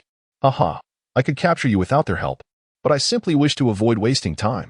It seems Itachi has other tasks, so you likely won't see him again. However, if you come with me, you will be able to meet him. Kisame licked his lips, excitement coursing through him at the thought of taking the Ninetales back with him. Just as Kisame prepared to strike at Naruto, two figures descended before him. The Azure Beast has arrived. Kisame, allow me to be your opponent. We have yet to determine a victor. The speaker was none other than Might Guy, the Azure Beast of Konoha, who had a particular affinity with Kisame. In their previous encounters, neither had fought with full strength, which was somewhat regrettable for Guy. As he greeted Kisame, Kakashi stepped forward as well. Orochimaru, if you wish to harm Naruto, you must first contend with me. As Kakashi spoke, he gripped a shuriken in his palm, poised for action. Upon witnessing the arrival of Kakashi and Guy, Naruto felt a warmth in his heart. This exemplified the essence of companionship. Initially, Naruto had been contemplating how to escape, but with the support of Kakashi and Guy, he felt considerably more at ease. Yet, rather than retreating, Kisame grew even more exhilarated at the sudden reinforcements. My shark muscle is ravenous. Perfect. Today is the day for a grand slaughter. At this moment, Kisame shed his outer garments, revealing his fearsome physique. Simultaneously, Orochimaru and Danzo positioned themselves alongside him, clearly preparing to engage. Danzo, are you contemplating betraying the village? Just as the three stood together, another voice echoed from behind them. Upon hearing this voice, Danzo's brow furrowed. Tsunade? You've arrived. It seems today is the day for your elimination. Chapter 67. Kisame's explosive output. Danzo had never anticipated that their famed retreat would unravel so swiftly. Initially, he and Orochimaru had devised a plan to lure the village's elite away, only to capture Naruto. However, it became apparent that this scheme had been thoroughly uncovered. To avoid bearing the label of a rogue ninja, he resolved to eliminate Tsunade. Consequently, Danzo swiftly addressed Orochimaru and Kisame. We cannot afford to delay any longer. The longer we wait, the more reinforcements will arrive. We must seize Naruto in one fell swoop and depart. As he spoke, Danzo was the first to strike, prompting Kisame and Orochimaru to follow suit without hesitation. As these three prepared for a swift resolution, Naruto's party of four decisively chose to counterattack. 4 against 3. You stand no chance. You should have anticipated the consequences of your assault on Konoha. As the three adversaries launched their attack, Tsunade's icy voice rang out. Quickly, Tsunade and Kakashi initiated their assault. As for Naruto, he too did not hesitate to join the fray. Initially, he had intended to exert himself to the fullest. But with allies at his side, he felt less compelled to push himself to the brink. However, just as Naruto and his companions engaged Orochimaru and Kisame, a figure gradually emerged in the sky. TSK, it seems today's plan is destined for failure. Sigh, this Nine-Tails boy is indeed a challenge to capture. Thankfully, everything else is proceeding smoothly. Were it not for the need to prepare for the illusory Dragon S9 seals, I would have relished the opportunity to spar with this Nine-Tails brat. With that, the figure abruptly vanished. On the battlefield below, a fierce confrontation was about to unfold, punctuated by the sounds of explosions. The ground soon bore the scars of their clash, riddled with countless craters, testament to the ferocity of the battle.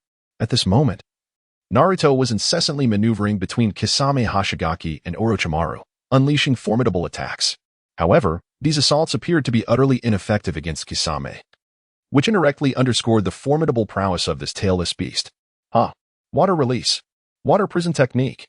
Kisame simultaneously launched an offensive against the three opponents before him. As he executed his water release, Naruto and the others were swiftly engulfed within an expansive water domain. In this aquatic realm, Kisame thrived, his assaults becoming increasingly ferocious. Water release. Great shark bullet technique. Kisame, seemingly possessed, unleashed a relentless barrage of attacks. Although Kakashi and Gai were no pushovers, bolstered by Tsunade's support, they soon found themselves at a disadvantage. We cannot contend with him in this water. We must escape this domain. Tsunade discerned that Kisame's strength stemmed from the very waters that suppressed their abilities, compelling her to retreat. Just as Tsunade instructed Kakashi and Naruto to flee from the water prison conjured by Kisame, he struck once more, transforming into a shark with savage ferocity. His output is astonishing. Truly, he is a tailless beast. Kakashi exclaimed in awe, while Gai remained unfazed. He may be a tailless beast, but I am the Azure Beast of Konoha. Leave him to me.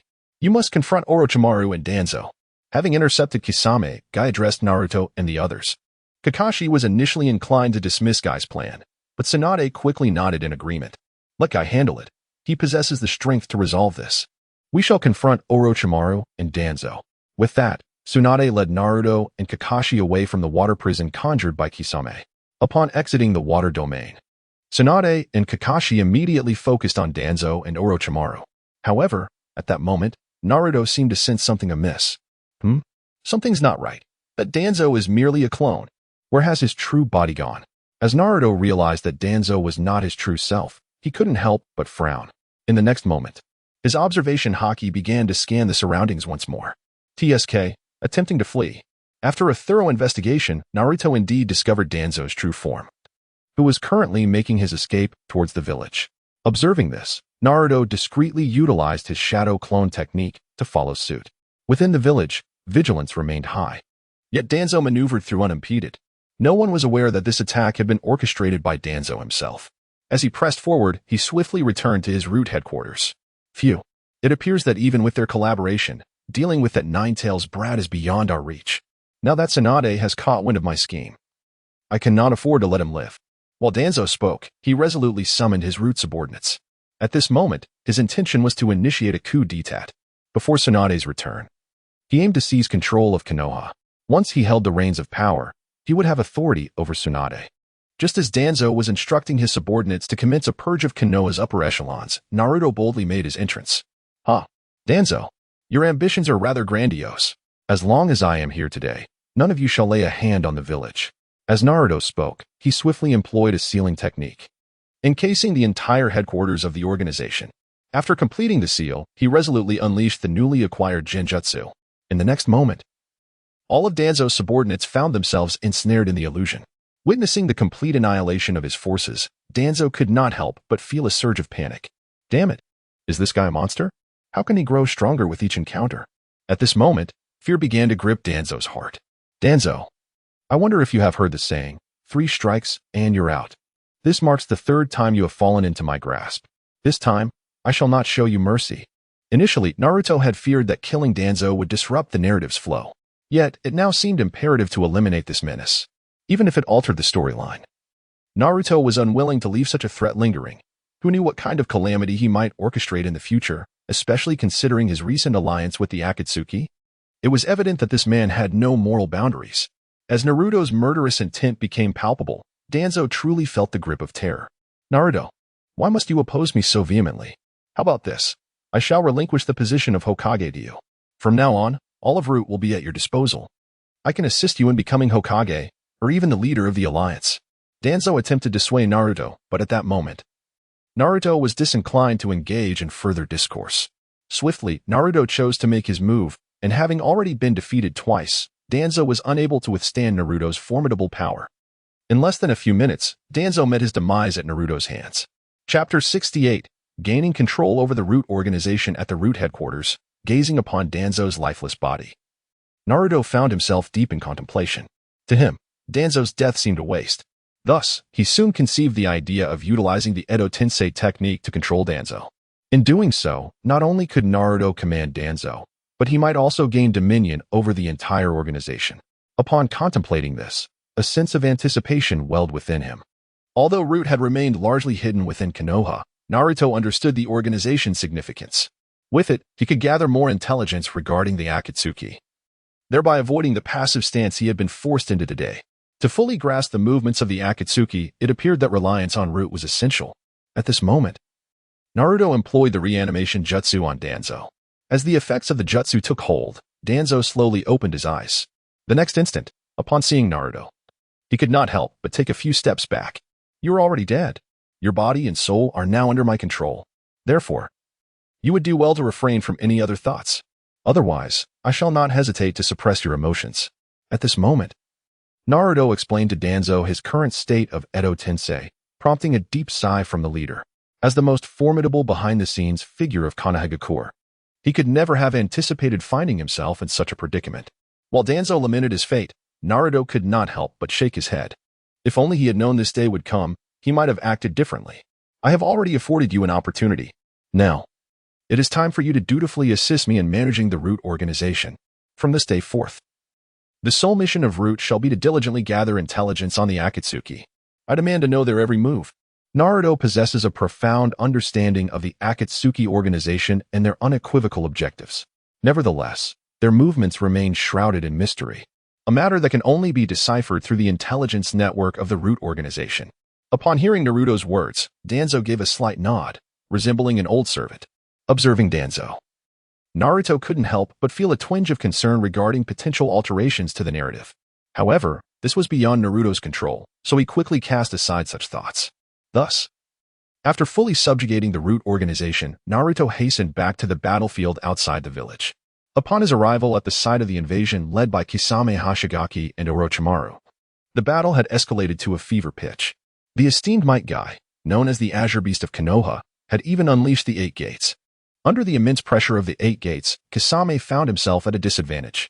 Meanwhile, Orochimaru was battered and bruised, struggling against Tsunade and Kakashi, appearing as though he could not endure much longer. Just as Naruto arrived, Danzo's clone vanished completely. Realizing that their combat strength had diminished with the loss of one ally, Orochimaru began to contemplate retreat. It seems today's plan is doomed to fail. I shan't waste any more time with you. Until next time. As he spoke, Orochimaru summoned the great serpent, Manda. Once Manda appeared, Orochimaru leaped onto its back, vanishing into the air. Following Orochimaru's hasty escape, Kisame erupted in fury. These 2 scoundrels are utterly unreliable.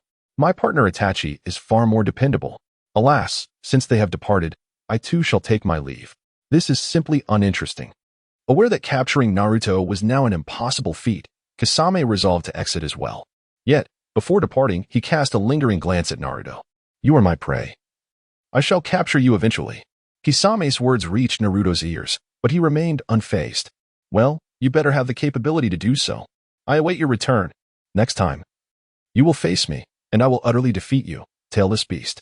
Naruto responded to Kisame, and upon hearing Naruto's reply, Kisame was filled with excitement. Until we meet again, he exclaimed, before vanishing with the aid of water ninjutsu.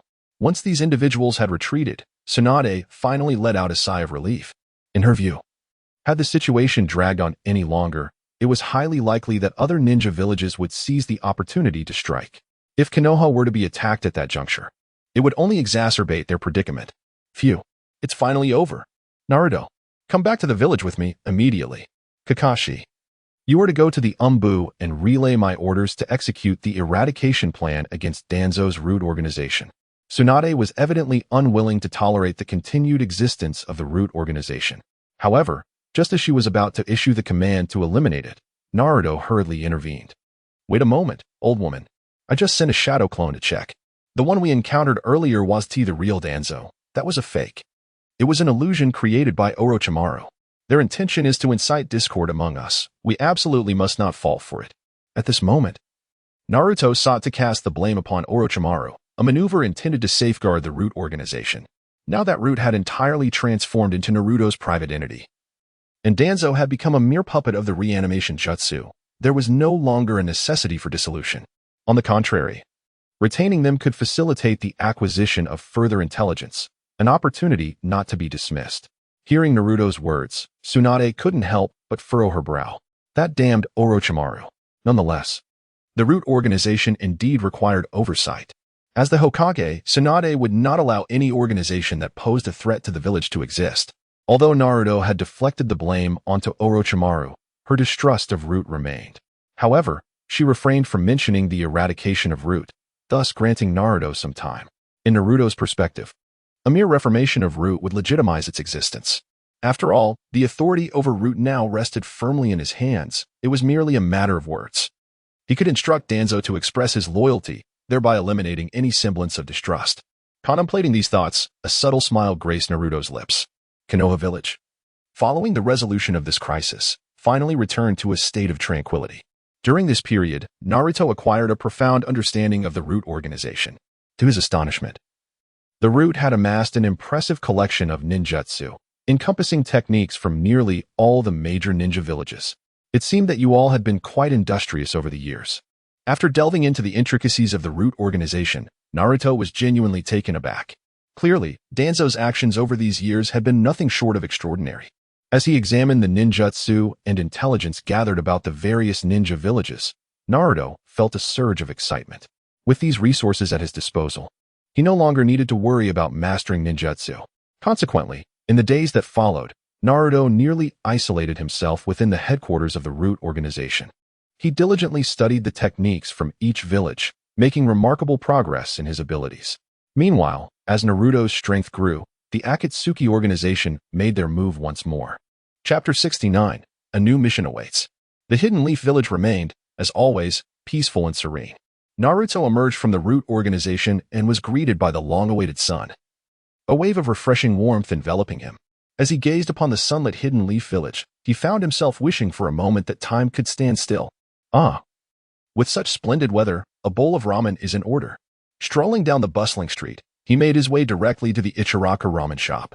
Coincidentally, it was mealtime, and the establishment was bustling with patrons. Upon entering the ramen shop, he unexpectedly encountered his long-lost friends, Kiba and Shino, as well as the bashful Hinata, who blushed upon seeing him. Hey everyone, it's been a while. Naruto greeted the trio, who promptly raised their hands in acknowledgement. Naruto, it's been quite a while. We haven't seen you around the village lately. You haven't been hiding away, slacking off, have you? Why, the most cheerful among them, remarked. While Shino was preoccupied with his bowl of ramen, and Hinata was too shy to raise her gaze. However, just as Naruto finished conversing with Y, he unexpectedly seated himself beside Hinata. Naruto was well aware that Hinata would eventually become his wife. He felt quite content with this prospect and decided to tease her a little. "Oh, Hinata, why is your face so flushed? Could it be that you were shy upon seeing me?" Naruto deliberately exposed Hinata's thoughts, which made her even more embarrassed.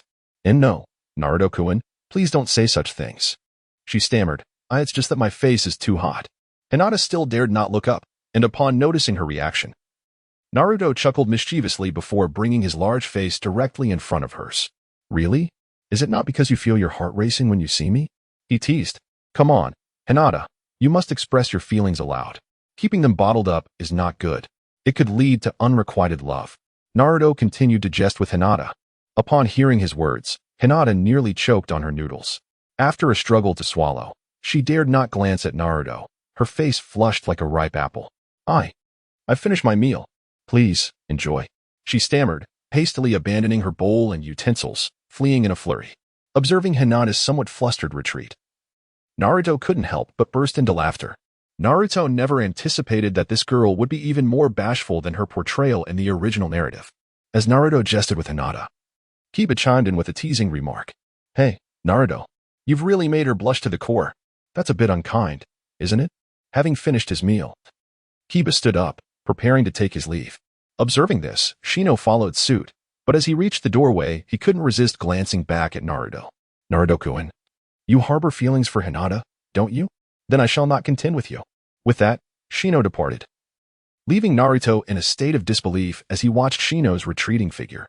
He had never imagined that this fellow would also have feelings for Hinata. "Ahem, Shino. Hinata is mine. Keep your distance from her in the future." Naruto called out towards the entrance of the shop before turning back to savor his bowl of ramen. Meanwhile, in the Hokage office, Tsunade was perusing a report. "Has the surveillance team detected any anomalies?" she inquired of Shizen, who stood nearby. At that moment, Shizen shook her head. A look of confusion etched on her face. "No abnormalities have been found. According to the report, Danzo is indeed connected to Orochimaru. However, he seems to have remained at the headquarters of Root lately. Moreover, Naruto-kun has also been at the Root headquarters. I cannot fathom why he would associate himself with Danzo." The more Shizen spoke, the stranger it seemed to her, for she regarded Danzo as a particularly perilous individual. "What did you say? Naruto is mingling with Danzo? Has this guy lost his mind? Go fetch Naruto for me. I need to give him a proper scolding." Tsunade did not wish for Naruto to be entangled with Danzo, as she feared he might be exploited by him. Little did Tsunade know, the current Danzo had become a mere shell of his former self. Under Naruto's control through the Edo Tensei technique, Danzo had become a puppet on strings. In fact, the entire Root organization was now under Naruto's command. Moreover, the Root organization had undergone a complete transformation under Naruto's influence, which explained its recent tranquility. In the ramen shop, as Naruto relished his meal, Shizune appeared behind him. Before long, he was brought before Tsunade. Upon seeing Naruto, Tsunade delivered a swift punch to his head. "Ouch, ouch, ouch. Granny, why did you hit me? What's the deal? Did you summon me just to beat me up?" Naruto voiced his grievances, yet Tsunade remained oblivious to his complaints. "Naruto, why have you entangled yourself with the Root organization? Are you not aware of the peril posed by Danzo? I command you to sever ties with them immediately." Tsunade was deeply troubled by the prospect of Naruto being deceived by Danzo, leading him to commit actions unbefitting of him. Thus, for the sake of Naruto and the village's safety, she felt compelled to take such measures. However, as Tsunade instructed Naruto to distance himself from the Root organization, he shook his head defiantly. "Old hag, I will not be led around by Danzo. Rest assured. In truth, my recent association with them was to gather intelligence on the Root organization. Moreover, I have convinced Danzo to abandon his aspirations of becoming Hokage. He has agreed. Henceforth, the Root organization will solely serve the village and harbor no ulterior motives." In order to dispel Tsunade's suspicions regarding the Root organization, Naruto resolved to bring them into the light from the shadows. However, Tsunade remained skeptical of Naruto's assertions. In her eyes, the cunning Danzo was not so benevolent. "Naruto, you fool, how can you trust Danzo's words? In any case, you are forbidden from associating with them any longer. By the way, you are to continue investigating Orochimaru. Sakura has obtained some intelligence from Sasori." As Tsunade spoke, she handed the mission details to Naruto. Upon noticing that Captain Yamato was listed among the tasks, Naruto immediately thought of another individual. "Ahem, Granny, with Kakashi-sensei absent, our team is a bit short-handed. How about this? To demonstrate the changes within the root organization, I propose that we include a member from the root in our team. As Naruto spoke, he cast a glance at Tsunade, who, at that moment, appeared somewhat hesitant. It was evident that if the root organization were to be more exposed to the public eye, it would indeed be easier to manage. Contemplating this, Tsunade ultimately nodded. Very well. However, I shall not place my trust in them so easily. This matter shall be entrusted to you. Later, you will meet with Yamato to coordinate before setting off. Chapter 70. Emotionless Machines. Upon exiting Tsunade's office, Naruto's first course of action was to hasten to the headquarters of the root organization. In Naruto's perspective, the value of the root organization to Konoha could rival that of the Umbu. Thus, he aspired to transform the root into a formidable force for Konoha through his efforts. Yet, prior to this, the paramount task was to earn Tsunade's trust. Otherwise, words would be futile. Soon after returning to the headquarters of the root organization, Naruto sought out Danzo without delay. At this juncture, although Danzo had not been suppressed emotionally by Naruto's Edo Tensei, he remained under Naruto's influence. Upon seeing Naruto, Danzo slightly inclined his body, displaying a demeanor of utmost respect. Danzo, I am aware that the root organization has trained numerous assassins over the years. From now on, I hope that all these assassins can become a strength for Konoha. You do not oppose this, do you? Naruto gazed at Danzo and spoke, to which Danzo slightly nodded in response.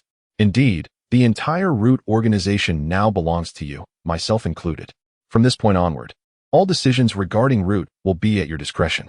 As for the individuals I trained, they are all present here.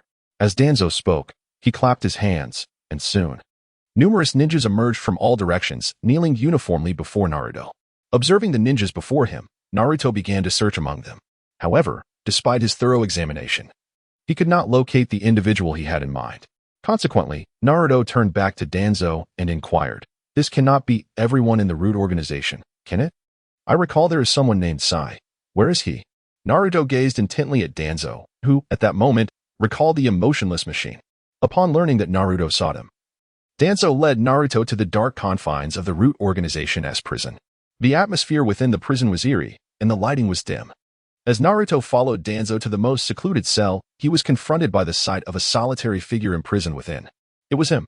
This individual, known as Sai, exhibited none of the emotions that defined humanity.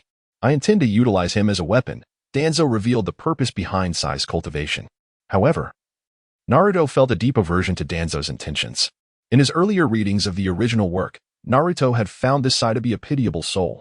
Not only was he unable to express his emotions, but he was also condemned to a life of manipulation. Such a fate was scarcely better than that of mere animals. It was not out of an excess of compassion that Naruto felt this way. Rather, he believed that beings like Sai should never have been brought into existence. A machine devoid of feelings was even inferior to the puppets of Sasori. From now on, there shall be no more cultivation of such individuals. I hope that the members of the root organization can live under the sun like the other ninjas in the village. Also, release the seals on him. I plan to take him on a mission. Naruto cast a glance at Sai, who was curled up in the corner, his expression devoid of emotion. He then addressed Danzo. In response, Danzo respectfully released Sai, stating, "From now on, you shall follow Lord Naruto. His commands are my commands. Absolute obedience is required." As Sai was released, Danzo couldn't help but offer a reminder. At that moment, Sai merely nodded, his face still expressionless.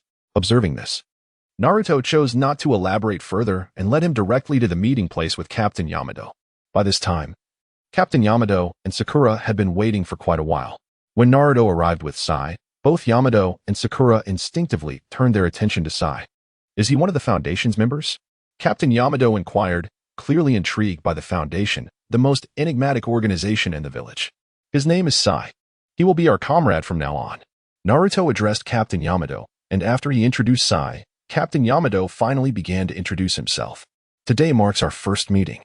Although I have already reviewed your profiles, from now on, we shall be members of the same team, and I look forward to a pleasant collaboration, especially from you, Sakura," Captain Yamato said, extending his hand.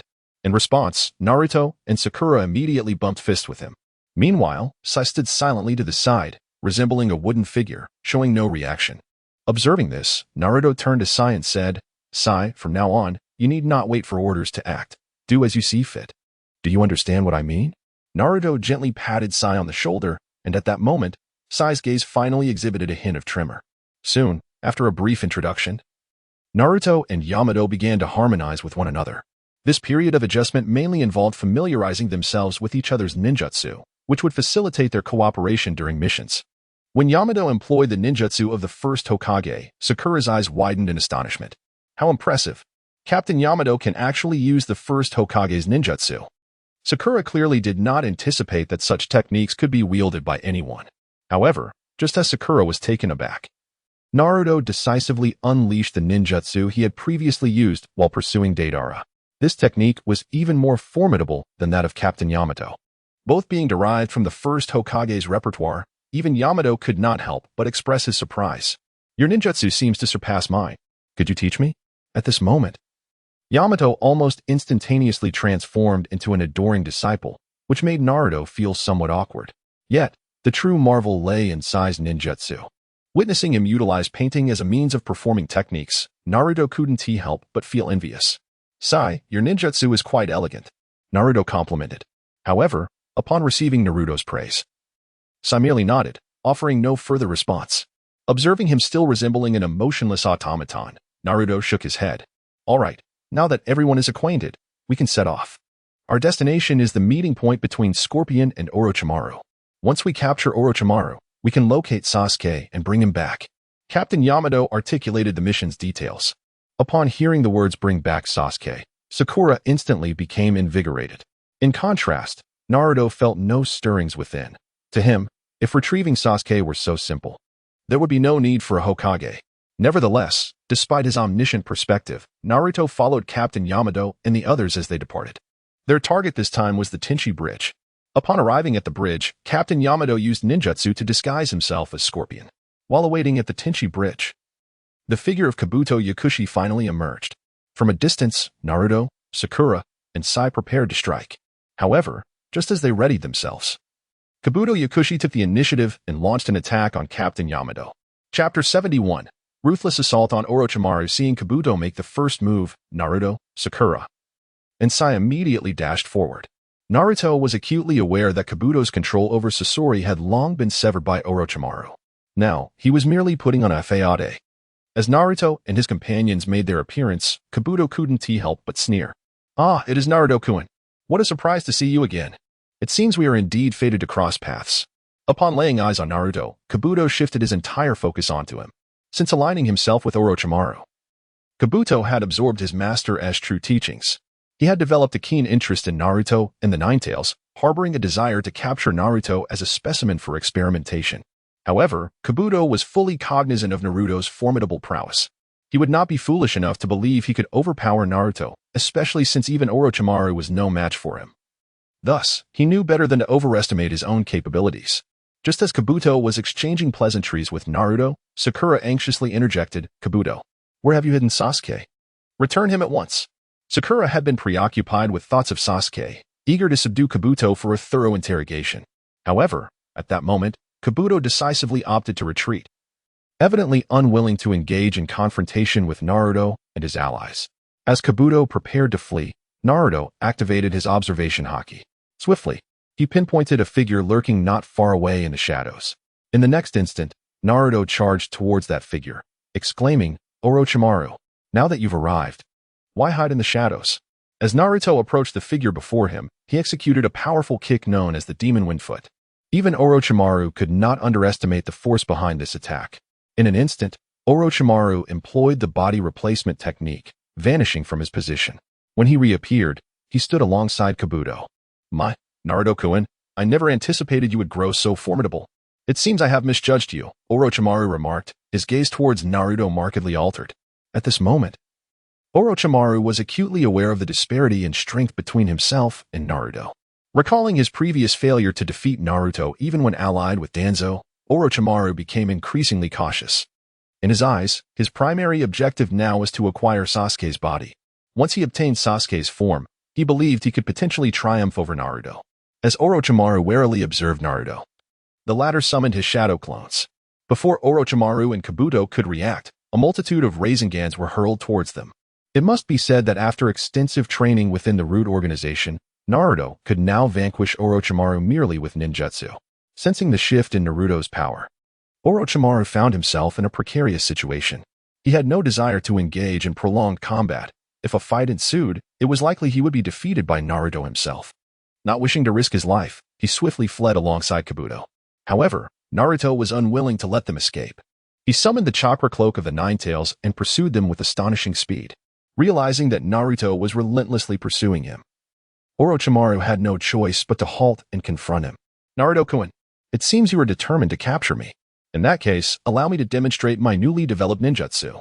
As he spoke, Orochimaru began forming hand seals. With the seals completed, several invisible walls materialized around Naruto, abruptly confining him within. Once Naruto was ensnared, Orochimaru promptly released a torrent of toxins into the enclosed space. As the purple poison infiltrated Naruto's vicinity, he frowned slightly. I am shielded by armament Haki and protected by the chakra of the Nine Tails. Such toxins are ineffective against me. As Naruto spoke, he unleashed a powerful punch. In the next moment, the sealing technique newly developed by Orochimaru was shattered almost instantaneously by Naruto's might. Witnessing this scene, even the perverse Orochimaru exclaimed that Naruto was indeed a freak of nature. It is important to note that Orochimaru's prowess was on par with that of a Kage-level ninja. Yet, the strength of a Kage-level ninja was unable to contend with Naruto's current capabilities, which was utterly preposterous. Just as Orochimaru began to sense an ominous foreboding, Naruto couldn't help but break into a smile. All right, now it's my turn. As Naruto spoke, he began to attempt the ninjutsu he had learned from the Root organization. These techniques had remained unpracticed since Naruto had acquired them, and Orochimaru served as the perfect target. Just as Naruto unleashed the ninjutsu he had learned upon Orochimaru, Kabuto decisively made his escape. Back in Orochimaru's lair, Kabuto immediately sought out Sasuke upon his return, noticing the cold glint in Sasuke's eyes. Kabuto could not help but divulge Naruto's current location. Sasuke, do you not wish to test your strength against him now? Then head to the Tenchi Bridge. Naruto is there. After Kabuto spoke, he gazed at Sasuke, who finally lifted his head. In the next moment, he vanished from sight, clearly unable to contain his eagerness at the mention of Naruto. In truth, his initial departure had stemmed from jealousy over Naruto's superior strength. Now, with Orochimaru's assistance, he had finally attained formidable power. Thus, he yearned to see who was truly the strongest between himself and Naruto. As Kabuto delivered the message to Sasuke and he rushed towards the battlefield, Orochimaru found himself being ruthlessly battered by Naruto. It must be said that the ninjutsu Naruto now wielded, when combined, was overwhelming even for Orochimaru. Cough. Damn it. How could this happen? This fellow's ninjutsu is ceaseless and so masterful. Orochimaru lamented as he was once again sent flying. It is worth noting that not long ago, Naruto's abilities were entirely dismissed by Orochimaru. Yet, in this brief span, Naruto had astonishingly developed to this extent, leaving Orochimaru feeling profoundly unsettled. For years, Orochimaru had invested considerable effort into the development of his ninjutsu to become stronger. He had once believed himself to be immensely powerful, but it was now apparent that reality was far from that. Faced with Naruto's relentless assault, Orochimaru could only evade, utterly flustered. Just as Naruto entered into a frenzied mode of tormenting Orochimaru, Sasuke finally arrived at the battlefield. Standing outside the fray, Sasuke's excitement grew as he observed Naruto's transformation. Naruto, let me see whether you are stronger, or if I shall prevail, Sasuke declared, drawing the long blade from his waist and charging towards the arena where Naruto and Orochimaru clashed. Chapter 72, The Growing Divide. At this moment, Naruto was not exerting his full strength. He was merely testing the various techniques of his ninjutsu. Such experimentation had already rendered Orochimaru unable to cope, forcing him to evade at every turn. It was evident how laborious it was for Orochimaru to contend with Naruto. Just as Orochimaru was desperately dodging wave after wave of Naruto's assaults, Sasuke finally swung the Kusanagi sword down toward Naruto. Bang! In the next instant, when Sasuke's sword struck Naruto, he almost instantaneously transformed into a cloud of smoke. Shadow clone? How could this be possible? Witnessing that what Sasuke had struck was merely a clone left even Orochimaru astonished. It was worth noting that Naruto's earlier clone had caused him considerable trouble. Now, realizing that it was merely a clone, Orochimaru felt increasingly vexed. This fellow, even a clone, can be this formidable. What manner of monster is he? Could all of this be attributed to the power of the Nine Tails? The only explanation Orochimaru could muster was that Naruto was harnessing the Nine Tails' strength. Just as both Orochimaru and Sasuke were engulfed in confusion, Naruto's true self finally made its appearance. Sasuke, long time no see. As soon as Naruto appeared, He fixed his gaze upon Sasuke in the distance. At this moment, Sasuke had indeed matured considerably compared to when he first departed. However, upon meeting Sasuke's eyes, Naruto could not help but feel a sense of irritation. Those eyes, which evoke such disdain, have remained unchanged. Naruto continued to speak, and at that moment, Sasuke, facing him, let out a disdainful snort. Humph. Naruto, I am no longer the person I once was. Today, I shall demonstrate the chasm that lies between us. In Sasuke's eyes, he had not been idle during his time with Orochimaru. He had absorbed nearly all of Orochimaru's techniques, and he no longer regarded Orochimaru with any semblance of respect. Were it not for Orochimaru's remaining utility, he would have long since dispatched him. Orochimaru, oblivious to Sasuke's thoughts, felt a sense of relief as Sasuke shielded him from Naruto's onslaught. Sasuke, I'll leave this to you.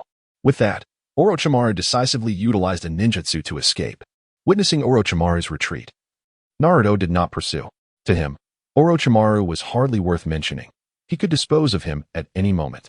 However, Sasuke's current demeanor was quite arrogant, piquing Naruto's interest. It is worth noting that during their time in the same class, Naruto had often been the target of Sasuke's ridicule. Now, seeing Sasuke eager for a rematch, Naruto felt a sense of anticipation. Although he had already taught Sasuke a lesson when he left, that was a long time ago. And the current Sasuke clearly believed himself to be stronger.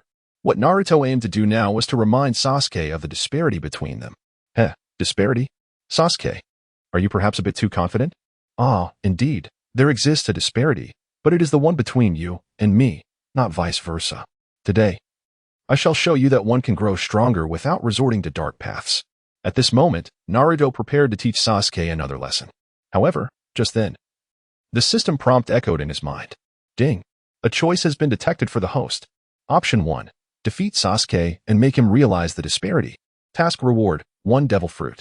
Option 2. Flee the battlefield and concede defeat. Task reward, 1 rotten egg.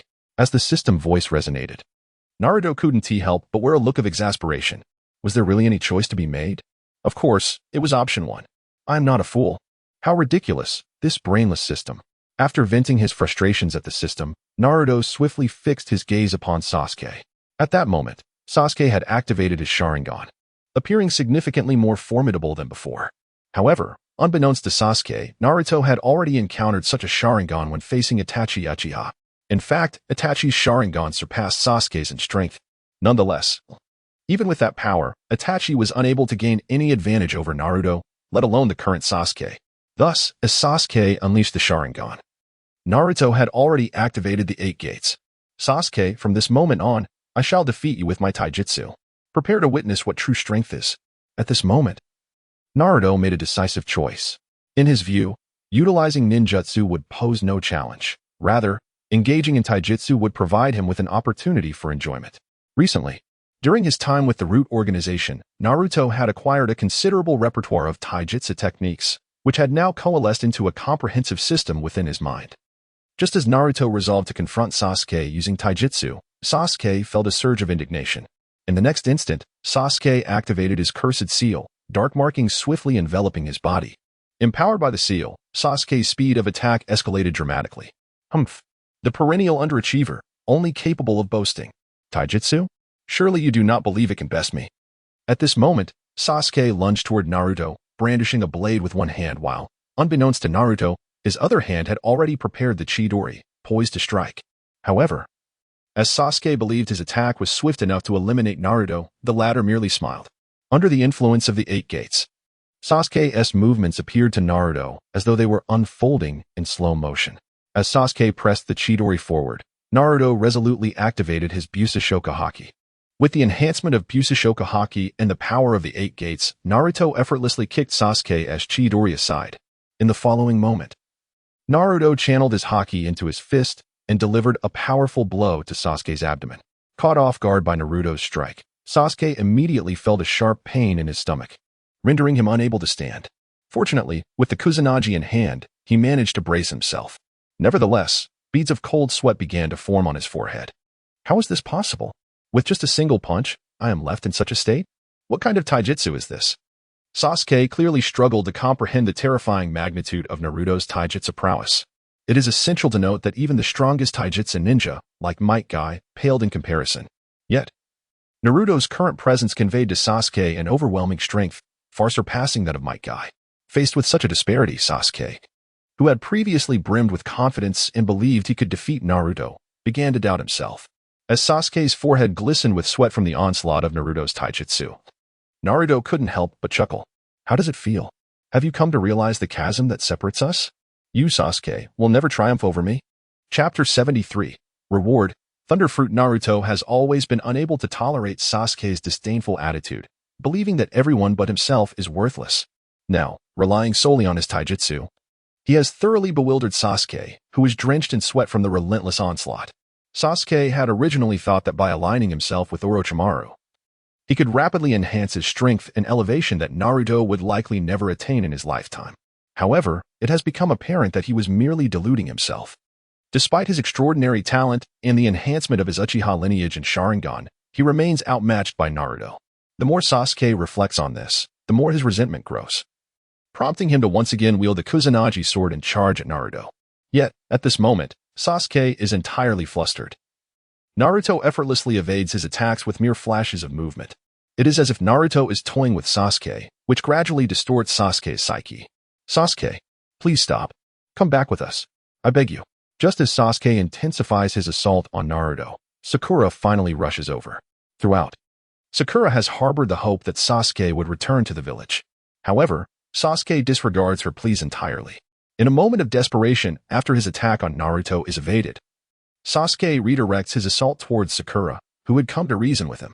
As his strike descends, mere moments from impacting Sakura, Naruto intervenes decisively. Clang! With a gentle flick, Naruto sent Sasuke's Kusanagi sword flying. Feeling a sharp pain radiating from his arm, Sasuke suddenly roared at Naruto. Why? How could this happen?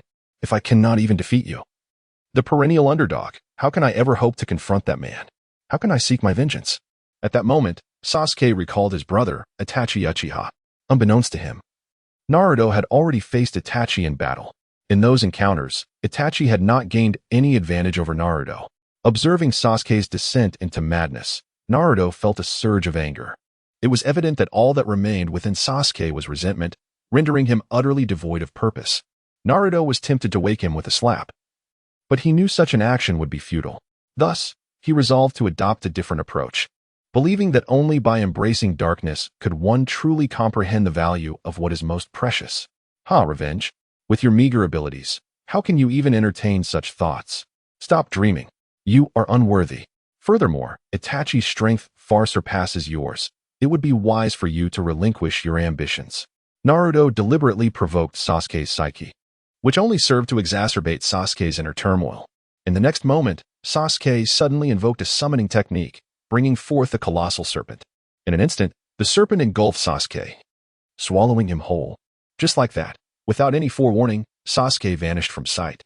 Observing Sasuke being carried away by the serpent, Naruto's gaze flickered with uncertainty. Meanwhile, Sakura remained steadfast, refusing to let Sasuke go, though her strength was utterly insufficient to impede his fate. Naruto, you must stop him. Bring him back. Sakura implored Naruto. Yet he forcefully pushed her aside. Sakura, please awaken to reality. What good would it do for him to return to the village in such a state? All he would be is a bitter and resentful shell of a man. It is far better for him to seek his own answers. As Naruto was about to depart, the voice of Sasuke resonated through the sky. Naruto, we shall meet again one day. By then, I will undoubtedly be stronger than you. Sasuke's voice gradually faded into the air. All right, I shall await your return. Naruto understood that even if granted 1,000 years, he could never surpass himself. While in the original narrative he might have had certain advantages, in this realm, it was Naruto who was truly extraordinary. The fleeting encounter at the Heavenly Bridge profoundly made Sasuke aware of the chasm that lay between him and Naruto. After Sasuke and Orochimaru departed, Sakura fell into a contemplative silence. Captain Yamato had originally led a team to confront Orochimaru, but it seemed such action was no longer necessary. Consequently, the four of them swiftly returned to the Hidden Leaf Village. Upon this return, Naruto's mindset had evolved. His primary concern should now be the Akatsuki organization. This group posed the greatest threat to him, overshadowing even Orochimaru. Currently, Orochimaru was no longer a formidable adversary, whereas the Akatsuki could potentially seek him out once more. Although Naruto had grown immensely powerful, he needed to remain vigilant against the members of the Akatsuki.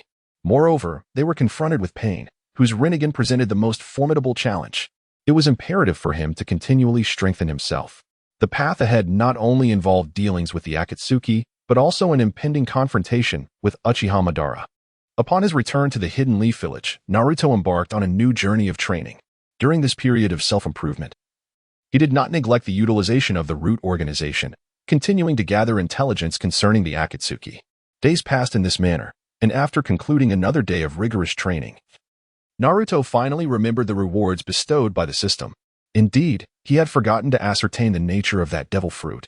Upon returning home, Naruto promptly retrieved the devil fruit. Gazing at the enigmatic fruit, he found himself engulfed in hesitation.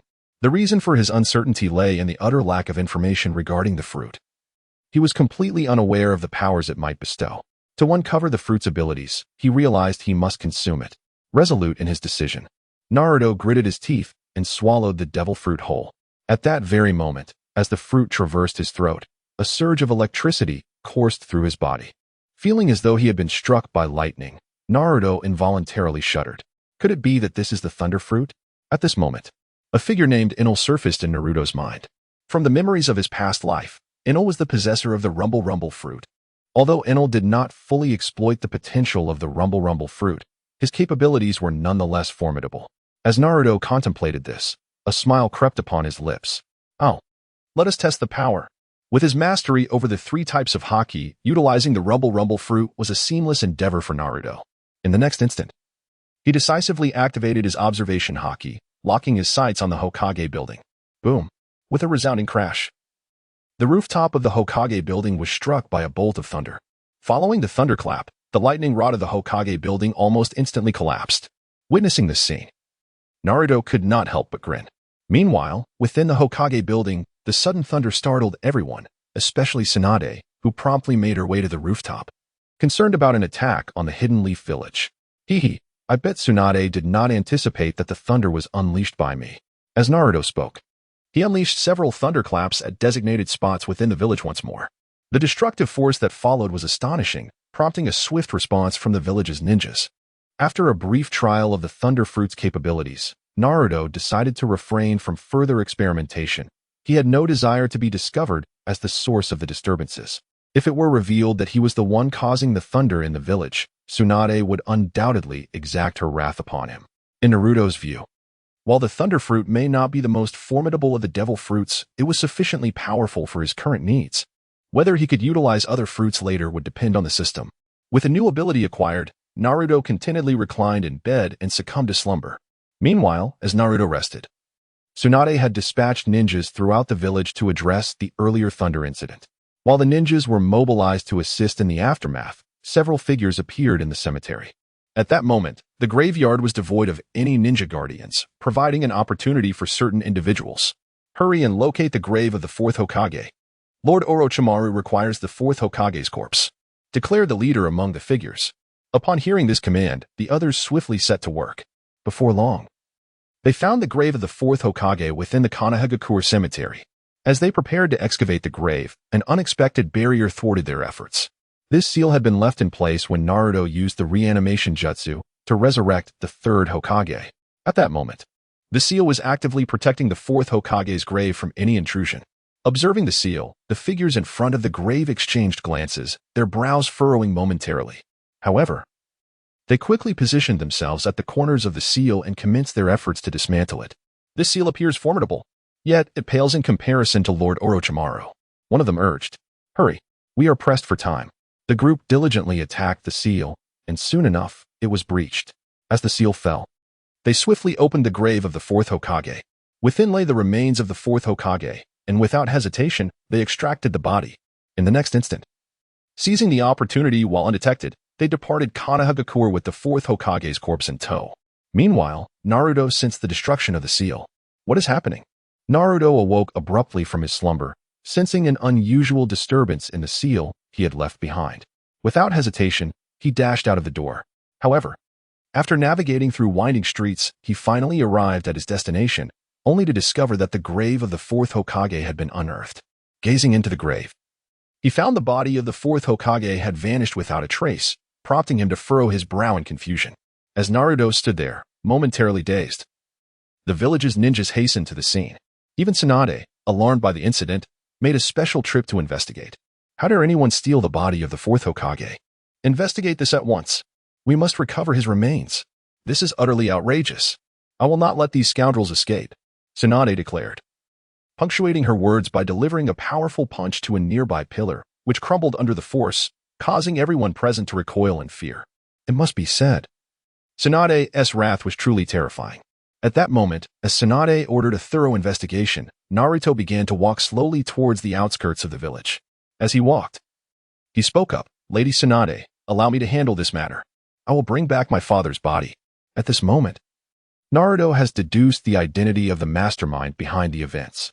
The only individual capable of utilizing the Edo Tensei technique, apart from Naruto himself, is Orochimaru. It is evident that Orochimaru, in a bid to augment his own power, has set his sights on the corpse of Minato Namikaze.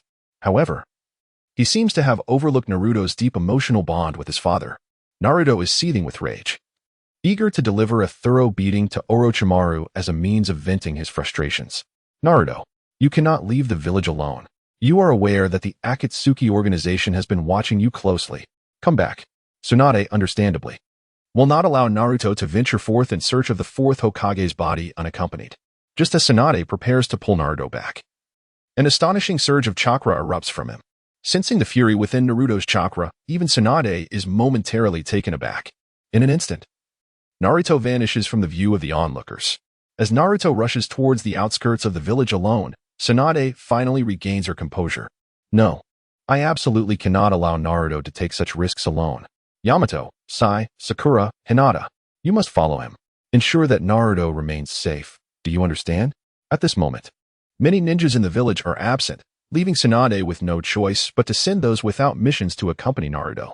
Upon receiving Tsunade's orders, Yamato and the others swiftly form a small team and set off in the direction Naruto disappeared. Outside the village, Naruto relies on the lingering traces of chakra from the fourth Hokage's corpse to guide his path.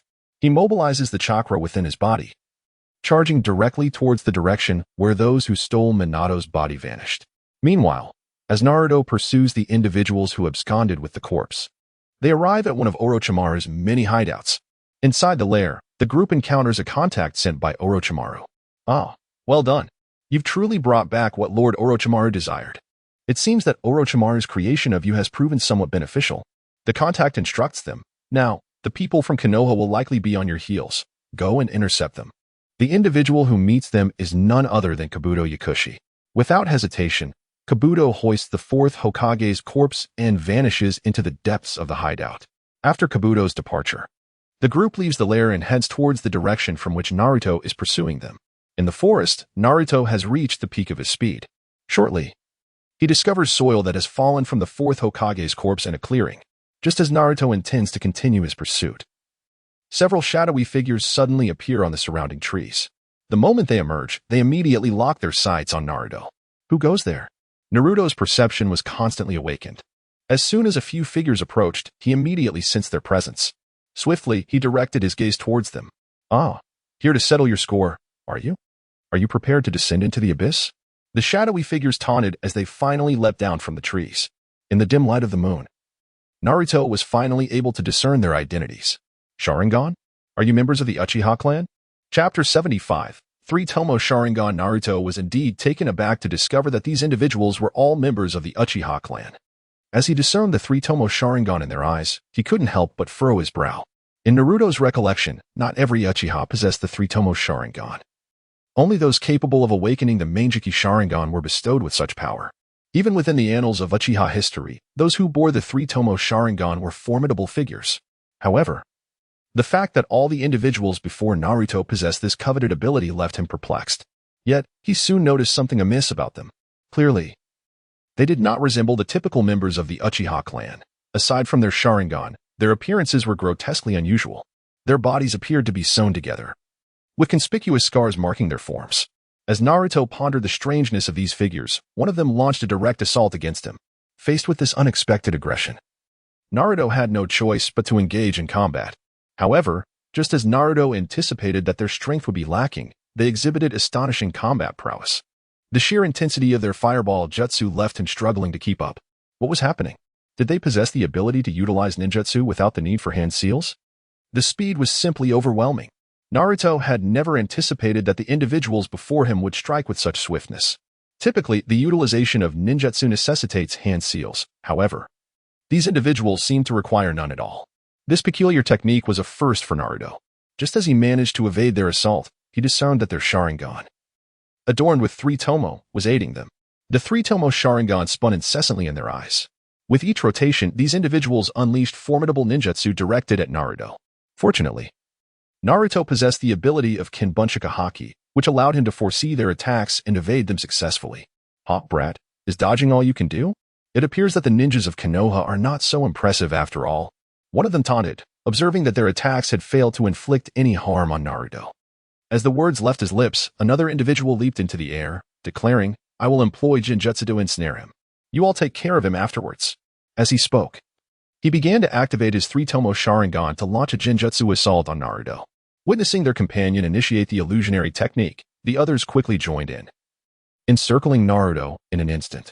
Just as the airborne individual prepared to cast the Jinjutsu, Naruto raised his hand slightly, and a bolt of lightning descended instantaneously.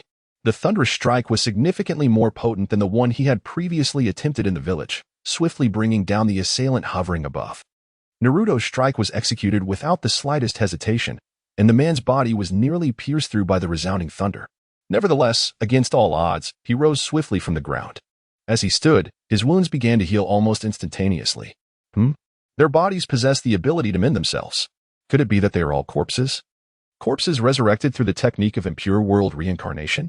Naruto was acutely aware that only those resurrected through the reanimation jutsu possess such astonishing regenerative capabilities. Generally, individuals brought back from the dead could only be severely harmed by sage techniques. However, at that moment, Naruto was utterly unfamiliar with sage arts. Just as he found himself in a precarious situation, Yamato and Sakura finally arrived. Upon their arrival, they immediately coordinated their efforts to subdue several adversaries. "Naruto, we are here to assist you. Are you all right, Naruto?" Sakura and Hinata spoke almost in unison, to which Naruto gave a slight nod. "I'm fine. But these foes are quite peculiar. Please exercise caution. Their Sharingan with 3 tomo is formidable," Naruto reminded Sakura and the others. And upon discovering that these individuals possessed the 3 tomo Sharingan, Yamato and his companions were taken aback. It is well known that the Sharingan is exclusive to the Uchiha clan, which has long since ceased to exist. The only known survivors are Sasuke Uchiha and Itachi Uchiha. Aside from these two, there should be no others endowed with the Sharingan, let alone the 3 tomo variant. Were these individuals not already eradicated by Itachi? Captain Yamato, visibly astonished, clearly understood the formidable nature of the Uchiha clan. Just as he was engulfed in confusion, Naruto voiced his hypothesis. "They must have been created by Orochimaru. I engaged them in a brief skirmish, and they exhibited extraordinary regenerative abilities. Therefore, the only way to deal with them is through sealing techniques." Naruto articulated a strategy to confront these adversaries. Yet the others found themselves in a predicament. After all, amongst those present, it seemed that only Naruto and Captain Yamato possessed considerable proficiency in sealing techniques. As for Sakura, Hinata, and Sai, they were entirely unfamiliar with the art of sealing ninjutsu. "Very well, we shall hold off the others. Naruto, you and Captain Yamato will handle the sealing." Sakura contemplated for a moment before devising a plan. Upon hearing her words, Hinata and Sai swiftly transitioned into combat mode. "It appears we have no alternative. However, exercise caution. They are formidable." In truth, had Naruto been alone, he might have resolved the situation with greater ease. Yet, with Sakura and the others present, he was hesitant to employ many of his jutsu recklessly. Thus, they had no choice but to proceed with Sakura's proposal. Soon, Sakura and Hinata each confronted an opponent, while the remaining adversary was entrusted to Naruto and Captain Yamato. At that moment, Captain Yamato unleashed his wood release, causing countless vines to emerge from the ground. As soon as the vines appeared, they surged toward one of the Sharingan users. The instant the foe attempted to flee, Captain Yamato ensnared him with a swift binding technique. "Naruto, now is your chance. Seal him," Captain Yamato called out after securing one of the enemies. Upon witnessing this, Naruto chose not to engage in idle chatter and promptly employed the 8 trigram sealing technique. However, just as he believed he could effortlessly seal his opponent, he was taken aback when the adversary suddenly vanished from his sight. Even Captain Yamato's entangling vines appeared incapable of restraining the foe, leaving both Naruto and Captain Yamato perplexed. How could this be? Captain Yamato furrowed his brow. No, it seems they are sharing ocular power. It is imperative to subdue them all and seal them simultaneously. As Naruto spoke, he directly utilized the technique of multiple shadow clones.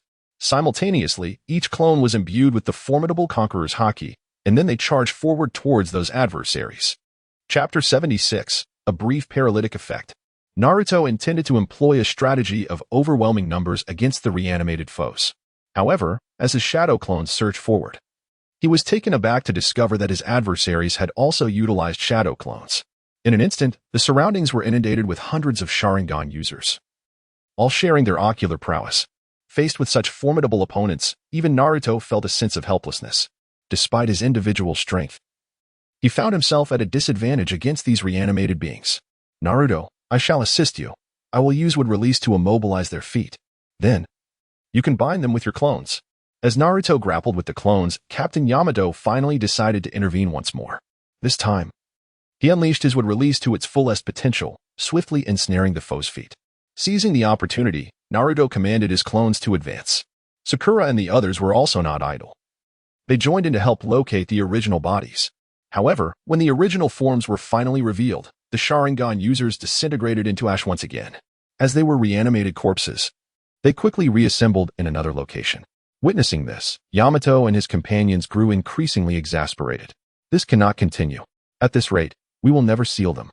No matter how we restrain them, they will always escape. Sakura lamented, while Hinata was visibly exhausted. Clearly, their efforts seemed futile. As fatigue set in for the group, Naruto's patience began to wane. He realized that if this situation persisted, the corpse of Minato, his father, could very well fall into the hands of Orochimaru's reanimation. The thought of his father's body being controlled by Orochimaru ignited a sense of urgency within him. No, we must stop them. As Naruto spoke, he charged forward once more, this time casting aside all reservations and directly employing the power of the Thunder Fruit. In the next moment, a bolt of lightning descended from the heavens, striking mercilessly upon the reanimated foes. At the instant the lightning made contact, those wretched beings experienced a brief pause. Capturing this fleeting insight, Naruto suddenly seemed to grasp an understanding. It appeared that the force of lightning could indeed slow their healing. Captain Yamato, are you capable of wielding lightning release? Upon discovering this secret, Naruto immediately turned his gaze towards Yamato. At that moment, Yamato was still in shock from Naruto's earlier use of the Thunder Fruit's power. Only after hearing Naruto's words did he regain his composure. He had a rudimentary understanding of lightning release. What is going on? Yamato queried, somewhat perplexed by Naruto's intent. At that instant, Naruto pointed towards the group of adversaries and spoke. It appeared they possessed no means of defense against lightning. In other words, lightning could induce a momentary paralysis in them. If sufficient lightning were to strike them, it might render them perpetually incapacitated. After Naruto's declaration, Yamato and the others immediately grasped the situation. Unfortunately, among those present, it appeared that only Naruto possessed the ability to wield lightning release and the powers of the Rumble Fruit. The others were utterly ignorant of lightning release, rendering them incapable of providing any assistance. Faced with this reality, Naruto resolved to handle the adversaries on his own. Thus, it was solely up to me to induce a brief state of paralysis in them. Then you shall proceed with the sealing. Sai, you are proficient in sealing techniques, are you not? Since his arrival, Sai had seemed rather inconspicuous. However, upon Naruto's call, he nodded affirmatively. All right, coordinate with Captain Yamato to seal them. Sakura and Hinata, retreat to a safe distance. I am about to unleash my ultimate technique. As Naruto spoke, he leaped into the air. In that moment, with his hands slightly apart, he appeared to float like a deity. The next instant, he decisively summoned the powers of the Rumble Fruit, hurling them toward the few individuals resurrected through impure reincarnation. At that moment, Sakura and her companions witnessed a scene they had never encountered before. Countless bolts of lightning descended from the heavens, each as robust as a colossal tree, evoking sheer terror. Come forth.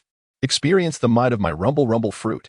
As the lightning cascaded down, Naruto pointed once more, and the bolts seemed to come alive, swiftly crashing down upon those individuals. In the next instant, deep craters formed in the ground where the lightning struck. The resurrected figures found themselves ensnared within these craters, rendered immobile. Now is the time. Captain Yamato, seal them. Sai, take action. Upon witnessing several individuals plunged into a deep pit, Naruto promptly directed Captain Yamato. Captain Yamato and Sai swiftly sprang into action. Soon, through the collaboration of Captain Yamato and Sai, one by one, the reanimated foes were sealed away. It was only when the final adversary was sealed that Naruto retracted his Thunder Fruit ability. Nevertheless, even after Naruto had withdrawn his power, Sakura and the others remained incredulous. Was that lightning truly conjured by you, Naruto? How terrifying. Indeed. How did you manage that? I recall that even with lightning release, one cannot produce such immense bolts. Both Sakura and Hinata were bewildered yet profoundly admired Naruto. After all, such a technique seemed beyond the capabilities of anyone in the entire Hidden Leaf Village. Even the second Hokage, renowned for his mastery of ninjutsu, would likely find it impossible to achieve such a feat as Sakura and Hinata gazed at Naruto with admiration. Yamato interjected, "If I am not mistaken, those striking thunderbolts from last night were indeed your doing, weren't they, Naruto-kun? I wonder how Lady Tsunade will react upon learning this." Yamato observed Naruto, who immediately broke into a sweat, his forehead adorned with dark lines. Haha, Captain Yamato will keep this a secret from me, right? Now, let us first retrieve my father's body. Naruto let out a chuckle and then hastened toward Orochimaru's lair in the distance. Behind him, Captain Yamato shook his head in resignation before promptly leading Sakura and the others to follow suit. Within the depths of Orochimaru's lair, Kabuto was currently placing the corpse of Minato Namikaze upon a stone pedestal. Once he had positioned the body, Orochimaru finally emerged from the shadows. Minato Namikaze, the fourth Hokage. The legendary Yellow Flash. With him, my combat prowess will soar. Perhaps then, I shall no longer have to worry about that Naruto. At this moment, Orochimaru felt a surge of excitement. The thought of enhancing his power made him eager to commence the Edo Tensei ritual without delay. However, just as Orochimaru was preparing for the ceremony, Naruto's voice echoed from outside. Orochimaru, get out here. Chapter 77, The Lair of Peril. Naruto's voice echoed throughout the long corridor, causing Orochimaru to furrow his brow. More than anyone else, Orochimaru understood that Naruto's strength had grown formidable. Even he found himself at a loss. Should Naruto discover his whereabouts, Orochimaru's plans for the Edo Tensei would be thwarted. Contemplating this, he exchanged a knowing glance with Kabuto, who immediately took his leave from the hidden chamber. Meanwhile, Naruto continued to search each room along the corridor. Observing the chambers on either side, he recognized them as Orochimaru's experimental facilities. Worry not at him, fearing that the fourth Hokage's body might be resurrected through the Edo Tensei. The fourth Hokage possessed sealing techniques, and if Orochimaru set his sights on him, it would spell trouble. In the original narrative, the fourth Hokage was only resurrected during the later stages of the conflict against Uchiha Madara.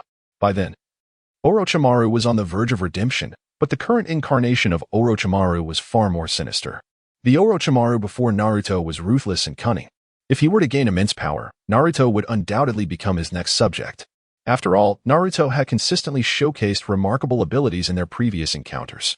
Individuals like Orochimaru, with their twisted inclinations, were particularly drawn to exceptional physiques such as those of Naruto and Sasuke, although Sasuke remained near him. And while Orochimaru had yet to see Sasuke's body, it was merely a matter of time. As for Naruto, should he fall into Orochimaru's clutches, he would likely be stripped of the Nine Tails. At that point, it would be no surprise to witness the extent of Orochimaru's machinations. With these thoughts weighing heavily on his mind, Naruto resolved to prevent Orochimaru from resurrecting the fourth Hokage.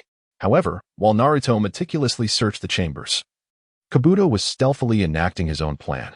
To ensure the success of Orochimaru's Edo Tensei, Kabuto began to unveil Orochimaru's creations. Ah, Naruto, you've taken advantage of me before, but this time, I shall make you pay. Kabuto consumed a concoction crafted by Orochimaru. The moment the potion touched his lips, Kabuto's pupils dilated and his body trembled violently, presenting a terrifying sight. After an indeterminate duration of shuddering, Kabuto's physique expanded exponentially. Furthermore, his aura intensified significantly. Orochimaru's elixir truly is remarkable. I am now brimming with strength, Kabuto declared, vanishing from sight in an instant. It must be noted that Orochimaru, as one of the most aberrant figures in the Naruto universe, conducted extraordinary research. In the original series, he even cloned an army from the Uchiha clan. Additionally, he developed mechanized armor capable of executing attacks akin to jutsu. Fortunately, he had not pursued such paths recently. Nevertheless, the substances he provided to Kabuto were formidable. Now, imbued with Orochimaru's potion, Kabuto's speed and strength had multiplied immensely. Previously, He had only been of a mid-CH level, but now, empowered by the elixir, he surpassed many J. Of course, such prowess was still insufficient to confront Naruto directly, prompting Kabuto to unleash other monstrous creations nurtured by Orochimaru. Over the years, Orochimaru had scoured various ninja villages, capturing individuals with unique bloodline limits for experimentation. Once deemed worthless for research, these individuals would be transformed into weapons. Kabuto intended to use these abominations alongside his newfound strength to impede Naruto. Soon, in the pitch-black corridor, just as Naruto was nearing its end, Kabuto erupted from the shadows.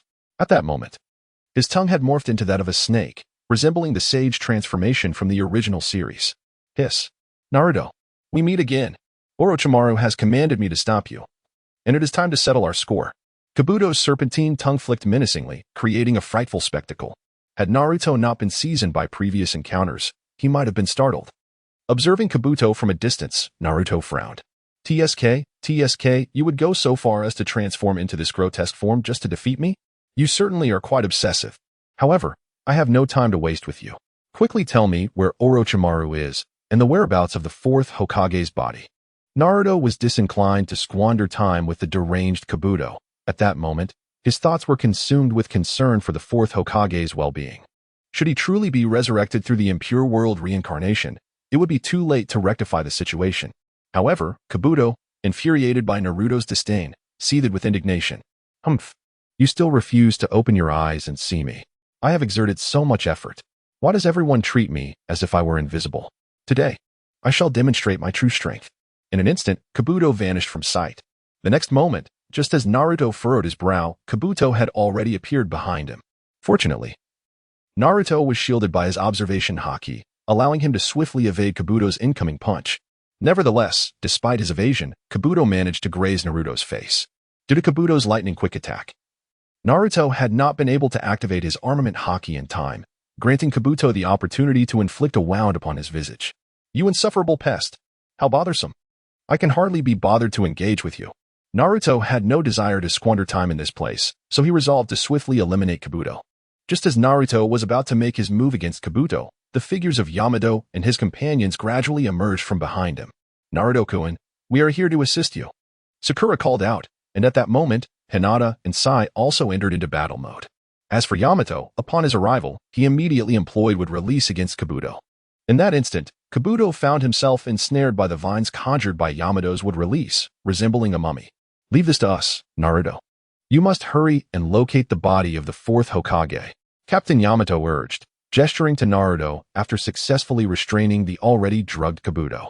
At this moment, although Naruto harbored some concerns that Captain Yamato and his team might not be a match for the formidable Kabuto, he nonetheless chose to press forward. In Naruto's view, even if Captain Yamato and his comrades were unable to contend with the rather peculiar Kabuto, they should be capable of holding him at bay. After casting a final glance at his companions, Naruto sprinted deeper into the shadowy chamber. However, just as he distanced himself from Kabuto, another figure emerged from the depths of the darkness. Chapter 78, The Corpse Bone Brigade. Upon encountering a shadowy figure in the darkness, Naruto felt compelled to tread cautiously. He had no desire to fall once more into Orochimaru's cunning trap, wasting precious time. However, as he fixed his gaze upon the figure not far away, poised to strike at any moment, an unexpected surge of white spikes erupted from the ground beneath him. These white protrusions sprang forth like bamboo shoots, catching Naruto off guard. Fortunately, he had activated his armament Haki from the outset, which spared him from injury. Nonetheless, he was still taken aback by the sudden emergence of these white spikes. Could it be bone? Naruto carefully examined the white spikes and couldn't help but draw a sharp breath. It was evident that these spikes seemed to be fashioned from human bones. The sight of so many bone protrusions emerging from the ground to launch an attack sent chills down Naruto's spine. At that moment, as he clung to the ceiling of the corridor with his chakra hanging upside down, he heard footsteps approaching once more. Following the sound, Naruto's gaze fell upon a white-haired youth who appeared before him. As he scrutinized the boy's features, a name suddenly surfaced in his mind. Kimimaro? Hadn't he been dealt with by Gaara long ago? Could it be another of Orochimaru's reanimations? Naruto recognized the identity of that individual. But just as he believed it to be Kimimaro resurrected through the impure world reincarnation, more figures emerged from behind. When Naruto discerned the scene under the dim light, an expression of astonishment crossed his face. How could there be so many Kimamaros? Was it a technique of multiple shadow clones? As Naruto scrutinized the scene, it appeared that behind Jumaro lay an entire legion. Observing their identical appearances, Naruto's first thought was of the shadow clone technique. However, it was evident that these Jumaro were not mere clones, as discernible from the depth of their gazes. Orochimaru, that cunning individual, truly possesses a mastery of both technology and ruthless tactics. Creating such a legion of Jumaro, does he intend to employ a strategy of overwhelming numbers? Naruto was acutely aware of Jumaro's formidable prowess, for he was the bearer of the Kage clan's Shikatsumiyaku, a unique bloodline limit. As the last surviving member of the Kage lineage, Jumaro's fate was indeed rather tragic. However, at this moment, Naruto was devoid of any sympathy for the man. For as he beheld the skeletal army formed by Jumaro, he observed the latter slowly unleashing bone spikes from his body. These bone spikes twisted gracefully in midair, ultimately coalescing into a colossal bone sword. As the sword took shape, the Jumaro below began to execute hand seals in perfect unison. With the completion of the seals, the immense bone sword suddenly lunged toward Naruto with alarming speed. Naruto, upon witnessing the scene, evaded with great agility. However, the colossal bone sword moved with astonishing speed. Furthermore, the sword emanated a peculiar chakra that was faintly discernible. For reasons unbeknownst to him, upon contact with that chakra, Naruto experienced an overwhelming sense of suppression. Unbeknownst to Naruto, this was a toxin meticulously developed by Orochimaru long ago, specifically designed to suppress other chakras. Once struck by this toxin, a ninja's chakra would instantly become ineffective, rendering them essentially incapacitated. Damn it, how is it that Orochimaru can devise such insidious techniques? Upon discerning the formidable abilities of the corpse bone pulse army before him, Naruto could not help but furrow his brow in contemplation. In the midst of his despondency, the ranks of the Komamaru's corpse bone pulse army continued to swell. The entire corridor was now besieged by this relentless horde, rendering any passage utterly impossible. Witnessing this dire situation, Naruto's frustration finally ignited within him. How infuriating! If you refuse to allow passage, then I shall incinerate you all. Fire style, fireball jutsu. Naruto formed a series of intricate hand seals, unleashing the great fireball technique in an instant. However, the flames produced by this formidable jutsu seemed to bear no effect whatsoever. Although the bodies of the Kimamaro's bone clan were charred beyond flesh, their Kekkei Jinkai, the Shikatsumiyaku, remained remarkably resilient. In the aftermath of the fireball, a row of white bones lay scattered along the corridor. Stripped of their flesh, these bones became even more amenable to reassembly. In an astonishing display, the members of Kimamaro's bone clan began to converge all the bones into a singular mass. In the next moment, a colossal serpent composed entirely of human bones loomed menacingly towards Naruto, poised to strike at any moment. This was untenable. There was no time to squander.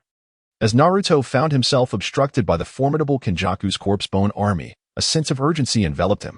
After a moment of contemplation, he resolutely employed his signature technique, the Shadow Clone Jutsu. With the appearance of numerous clones, Naruto infused each with a potent aura. Once this was accomplished, he commanded all the clones to commence the formation of the Raisin Shuriken. As the colossal Raisin Shuriken gradually took shape, Naruto harnessed the powers of the Sound Thunder Fruit, launching a thunderous strike ahead. Thus, with a flurry of attacks, Kenjaku's corpse bone army soon succumbed to a fleeting paralysis. Now is the moment, Raisin Shuriken. As Naruto spoke, he hurled numerous massive Rasengan towards the corpses of the Kimamaru's bone clan. At that moment, the bone clan finally retaliated. The bones swiftly transformed into a formidable shield, effectively blocking Naruto's Rasengan. However, while the Kimamaru's bone clan was preoccupied with the Rasengan, one of Naruto's shadow clones quietly slipped past. It turned out that all of Naruto's previous assaults were merely a ruse, designed to allow one of his clones to escape. In Naruto's eyes, if even one clone could get through, he could then switch places with it, thereby avoiding further entanglement with Kimamaru's bone clan. It must be said that Naruto's strategy proved effective, as he soon made his escape. After evading the bone clan, he finally discovered Orochimaru's secret chamber deep within the lair's corridors. At that moment, Orochimaru was in the final stages of the Edo Tensei ritual before the fourth Hokage. A smile crept across Orochimaru's face as he realized his technique was on the brink of success. Yet, just as he reveled in his impending triumph, Naruto's clone summoned his true self. In the next instant, Naruto unleashed his immense chakra in the 8 gates, delivering a powerful kick aimed directly at Orochimaru's head. Orochimaru, you scoundrel, prepare to face your end. Naruto concentrated all the fury in his heart into this one kick. If this kick were to truly strike Orochimaru, no matter how formidable he might be, he would likely perish on the spot. Chapter 79, the fourth Hokage in combat. Sensing Naruto's impending assault, Orochimaru mysteriously vanished from his location. Naruto's strike seemed to have merely struck the air, and by the time he landed, Orochimaru had already ascended the adjacent pillar. At that moment, Orochimaru's body was as supple as a serpent, his skin glistening with a repugnant slime that was truly nauseating. Naruto, you scoundrel. You've thwarted my plans once again. It appears that I should have extinguished your life when you were still weak. Orochimaru lamented, a tinge of regret evident in his voice. Yet, it was far too late for such sentiments. Currently, Naruto's strength surpassed that of Orochimaru, and he was no longer intimidated by a direct confrontation. Conversely, after several encounters with Naruto, Orochimaru grew increasingly wary of this formidable opponent. Is it too late for you to feel regret now? In truth, I had been holding back before. I merely wished to delay your demise, for you still hold some value for me. Otherwise, you would have long since been consigned to the grave. The reason Naruto has refrained from harboring any murderous intent towards Orochimaru is undoubtedly due to his fear of altering the narrative too drastically. Should Orochimaru meet his demise, the storyline would be significantly affected, leading to an uncontrollable chain of events. Naruto originally relied on his profound understanding of the plot to gradually develop his abilities. Consequently, he had to approach situations with utmost caution. However, at this moment, Naruto was no longer overly concerned about any alterations to the storyline. After all, with the aid of the system, he had matured significantly. With his current strength, he was capable of confronting the majority of adversaries. Naturally, this did not include the Akatsuki, as it housed the formidable Uchiha Madara, whose combat prowess was unparalleled. Naruto had to remain vigilant. You are indeed arrogant. Do you genuinely believe that I fear you? Do not be so naive. At this juncture, Orochimaru began to weave hand seals, seemingly preparing to unleash a terrifying technique. Observing Orochimaru's actions, Naruto activated his 3 colors of dominance at once, simultaneously summoning the chakra cloak of the Nine Tails. Naruto understood that in the face of a cunning ninja like Orochimaru, he must exercise utmost caution. Thus, he held nothing back. Just as Naruto prepared himself completely, 2 coffins suddenly emerged from the ground beside him. As the coffins were opened, the first and second Hokage were summoned forth. This time, Orochimaru displayed even greater cunning than before, refraining from exploiting the emotions that could potentially bind the 2 Hokage. Instead, he seized the opportunity to control them just enough to have them confront Naruto. Upon witnessing the scene, Naruto could not help but furrow his brows. Despite having attained formidable strength comparable to that of a Jonin, he found himself at a distinct disadvantage against these 2 legendary figures of the shinobi world, both of whom were not to be trifled with. In light of this, Naruto was compelled to invoke the reanimation jutsu to summon the 3rd Hokage. Upon his summoning, the 3rd Hokage sighed deeply at the sight of the 1st and 2nd Hokages. Alas, Naruto, you overestimate my capabilities. If these 2 were not restrained, their prowess would far surpass mine. With a sense of resignation, the 3rd Hokage acknowledged the overwhelming strength of his predecessors. Meanwhile, the 1st and 2nd Hokages appeared visibly reluctant to engage. However, despite their hesitations toward their old acquaintance, they had no viable alternative. Sorry, Hiruzen. We have no choice but to take action against you, declared the 1st Hokage, addressing Hiruzen Sarutobi, as the 2nd Hokage endeavored to dispel the reanimation jutsu. After several unsuccessful attempts, he ultimately conceded defeat in his efforts. Save your energy. Naruto and the 3rd Hokage are yours to handle. I have more pressing matters to attend to, Orochimaru remarked, striding purposefully towards the body of the 4th Hokage. Observing this, Naruto was determined to intervene, but was ultimately halted by the 2nd Hokage. Young man, though I may not know you, your achievements thus far are commendable. However, you must remain vigilant, for my ninjutsu is devoid of flaws. The 2nd Hokage, a genius in his own right, launched an assault against Naruto. Meanwhile, the 1st and 3rd Hokages engaged in their own fierce confrontation, causing the entire chamber to descend into chaos. To prevent interference with his reanimation jutsu, Orochimaru decisively sealed himself and the 4th Hokage within a barrier. Witnessing this, Naruto grew increasingly anxious. Focus, young one. Water style, water dragon jutsu. Just as Naruto's urgency escalated, the 2nd Hokage's attack descended abruptly. Naruto was unexpectedly struck and sent flying. Fortunately, he was safeguarded by his formidable aura and the protective cloak of chakra, which spared him from injury. Nonetheless, he still felt a pervasive ache coursing through his body. This predicament was untenable if he continued in this manner. He would undoubtedly be unable to thwart Orochimaru. He needed to devise a plan urgently. Naruto, aware that he is no match for the second Hokage, finds himself compelled to reassess his strategy. Even the Nine Tails, which had long slumbered within him, is summoned forth at this moment. Listen, kid. The second Hokage is not to be trifled with. In my current state, victory is utterly unattainable. The Nine Tails, despite being in a sealed condition, knows that even a united front with Naruto would not suffice against the second Hokage. Recognizing the truth in the beast's words, Naruto understands all too well the gravity of the situation, yet he finds himself bereft of superior options and must bide his time for the moment. Meanwhile, Orochimaru has inserted a talisman into the body of the fourth Hokage. Once he completes the hand seals, the reanimation jutsu will be fully realized. At that juncture, the fourth Hokage will fall entirely under Orochimaru's dominion, leaving Naruto with no semblance of hope. This thought sends a wave of urgency coursing through Naruto. Just as his anxiety peaks, a voice resonates within his mind, announcing a choice. Ding! The system has detected that the host is facing a decision. Choice 1. Defeat the second Hokage. Task reward, explosive tag. Choice 2. Abandon resistance. Task reward, golden horn and silver horn. As the prompt echoes through his consciousness, Naruto's heart skips a beat. What is this? Why are the system rewards so peculiar this time? Why does the reward for surrendering appear to be superior to continuing the fight? Is the system aware of my inability to overcome the second Hokage? And is it thus offering me leniency? What sort of trickery is this? At this moment, Naruto couldn't help but feel a twinge of astonishment. Clearly, the rewards from the system this time had exceeded his expectations. The ability to utilize explosive tags in tandem was indeed a formidable jutsu of the second Hokage. Quite impressive in its own right. However, when compared to the second reward, it paled significantly. The formidable duo of Kin and Jin, the lifelong adversaries of the second Hokage. Chapter 80. The Tug of Chakra. Speaking of Kin and Jin, these two are renowned elites from the village hidden in the clouds of the Land of Lightning. In the past, they were a significant nightmare for the second Hokage, who ultimately met his demise at their hands. In the original narrative, these two were resurrected by Uchiha Madara to serve as substitutes for the Nine Tails. The reason they could take the place of the Nine Tails was that they had devoured its flesh and blood to acquire its chakra. Furthermore, the special ninja tools they wielded were nothing short of devastating weapons. They also possessed the bloodline of the Sage of Six Paths, marking them as extraordinarily unique beings.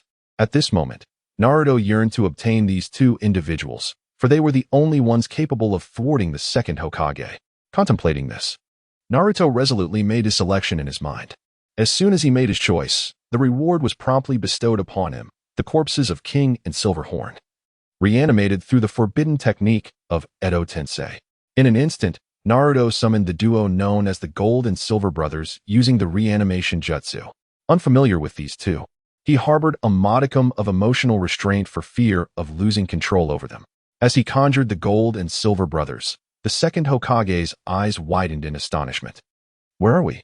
How did we end up here? Who knows what's going on? Wait, isn't that the second Hokage, the one we defeated? Wasn't he supposed to be dead? How is he still alive? No, we should have perished. How are we resurrected? The Gold and Silver Brothers appeared, their faces etched with confusion.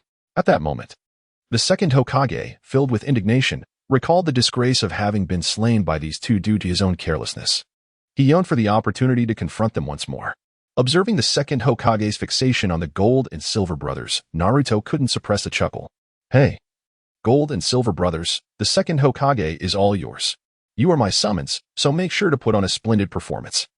Naruto commanded the duo of Kin and Jin, yet upon hearing his words, they could not help but roll their eyes. You little brat, who do you think you are to issue commands to us? I'll make you pay, Kin declared, preparing to strike. However, he soon realized that he was utterly incapable of attacking Naruto. Observing this, Jin sighed and remarked, alas, can't you see that we are the result of the Edo Tensei? How embarrassing, to have fallen victim to the jutsu of the second Hokage. Well, it cannot be helped. We might as well enjoy some time with him. Kin, let us go. With that, Jin beckoned Kin, and they both charged towards the second Hokage.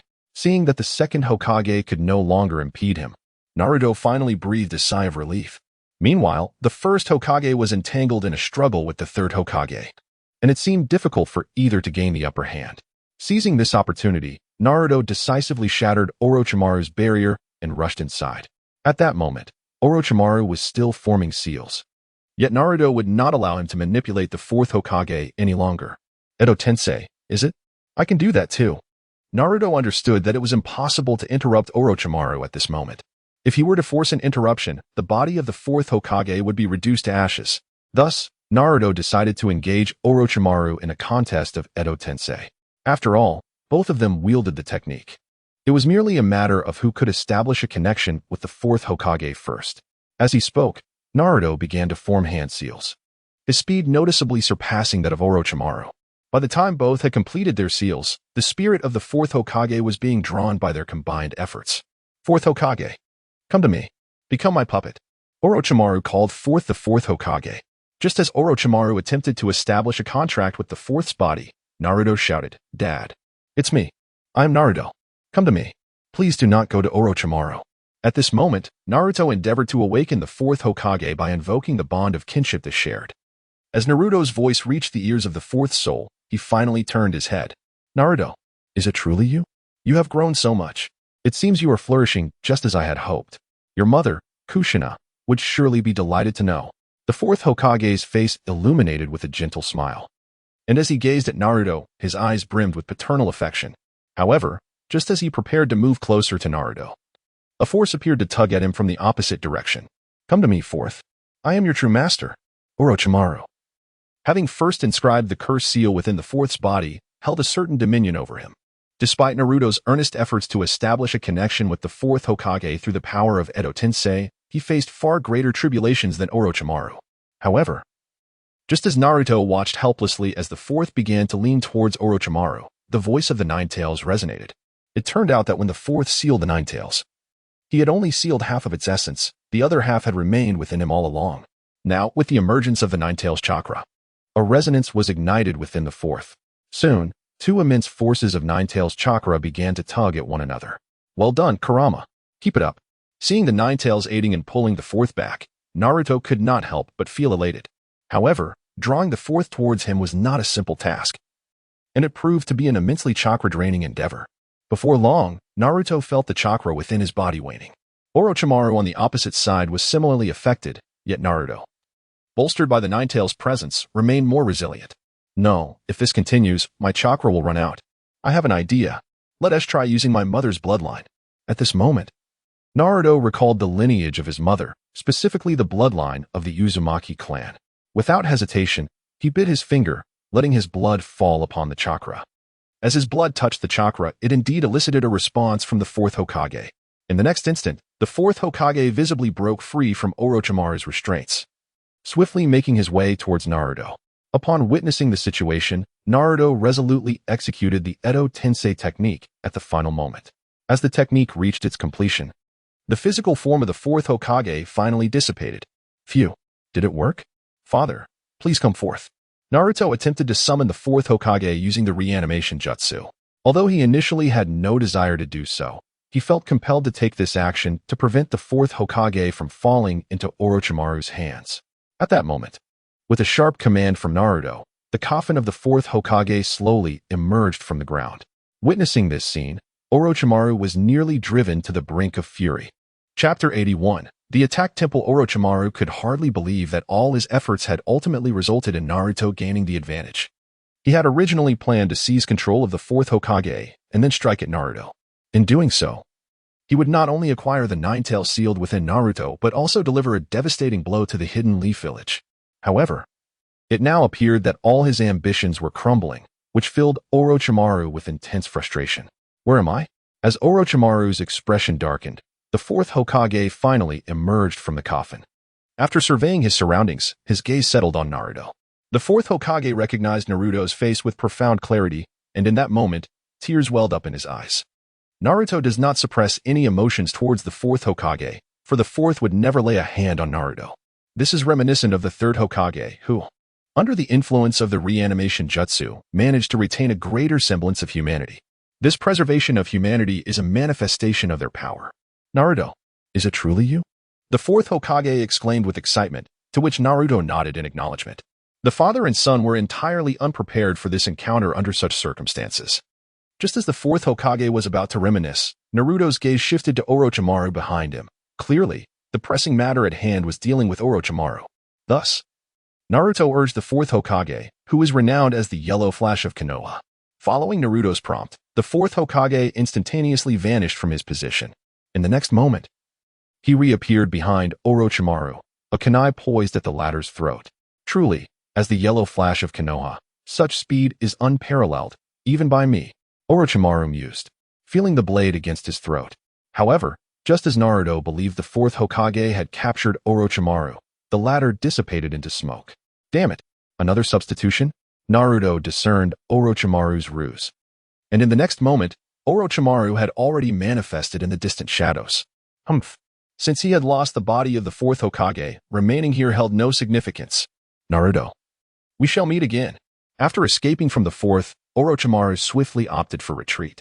In his perspective, Naruto not only had the third Hokage on his side but also the support of the fourth. Hence, gaining any advantage was now impossible. Lingering here would merely invite suffering. Consequently, Orochimaru resolutely chose to flee, and as he did, the first and second Hokages vanished completely. Faced with this, Naruto had no choice but to recall the third Hokage and the brothers, Kin and Jin. However, he did not allow the fourth Hokage to depart. After all, it was a rare opportunity for father and son to reunite, and Naruto was eager to reminisce with his father. Naruto, it seems your strength has grown remarkably. You can even employ such forbidden techniques now, but do not let the will of fire of Konoha down. The fourth Hokage expressed his regret at not being able to witness Naruto grow into adulthood. A tinge of guilt lingered in his heart, but the thought of being able to remain by Naruto's side in the future brought him solace. Thus, after sharing heartfelt memories, Naruto finally took his leave. Upon stepping outside, Naruto found Sakura and the others had already concluded their battle with Kabuto. It must be said that Kabuto's strength had become extraordinarily formidable with the aid of his drugs. Fortunately, Orochimaru was ultimately defeated, forcing Kabuto to follow suit and retreat. Naruto, are you all right? Captain Yamato inquired upon seeing Naruto. At this moment, Naruto gently shook his head, indicating that he was not significantly harmed. That's wonderful, Naruto-kun, Hinata whispered. Clearly, everyone breathed a sigh of relief. Although they had not captured Orochimaru and Kabuto, they had suffered no losses. Such an outcome was indeed the best possible.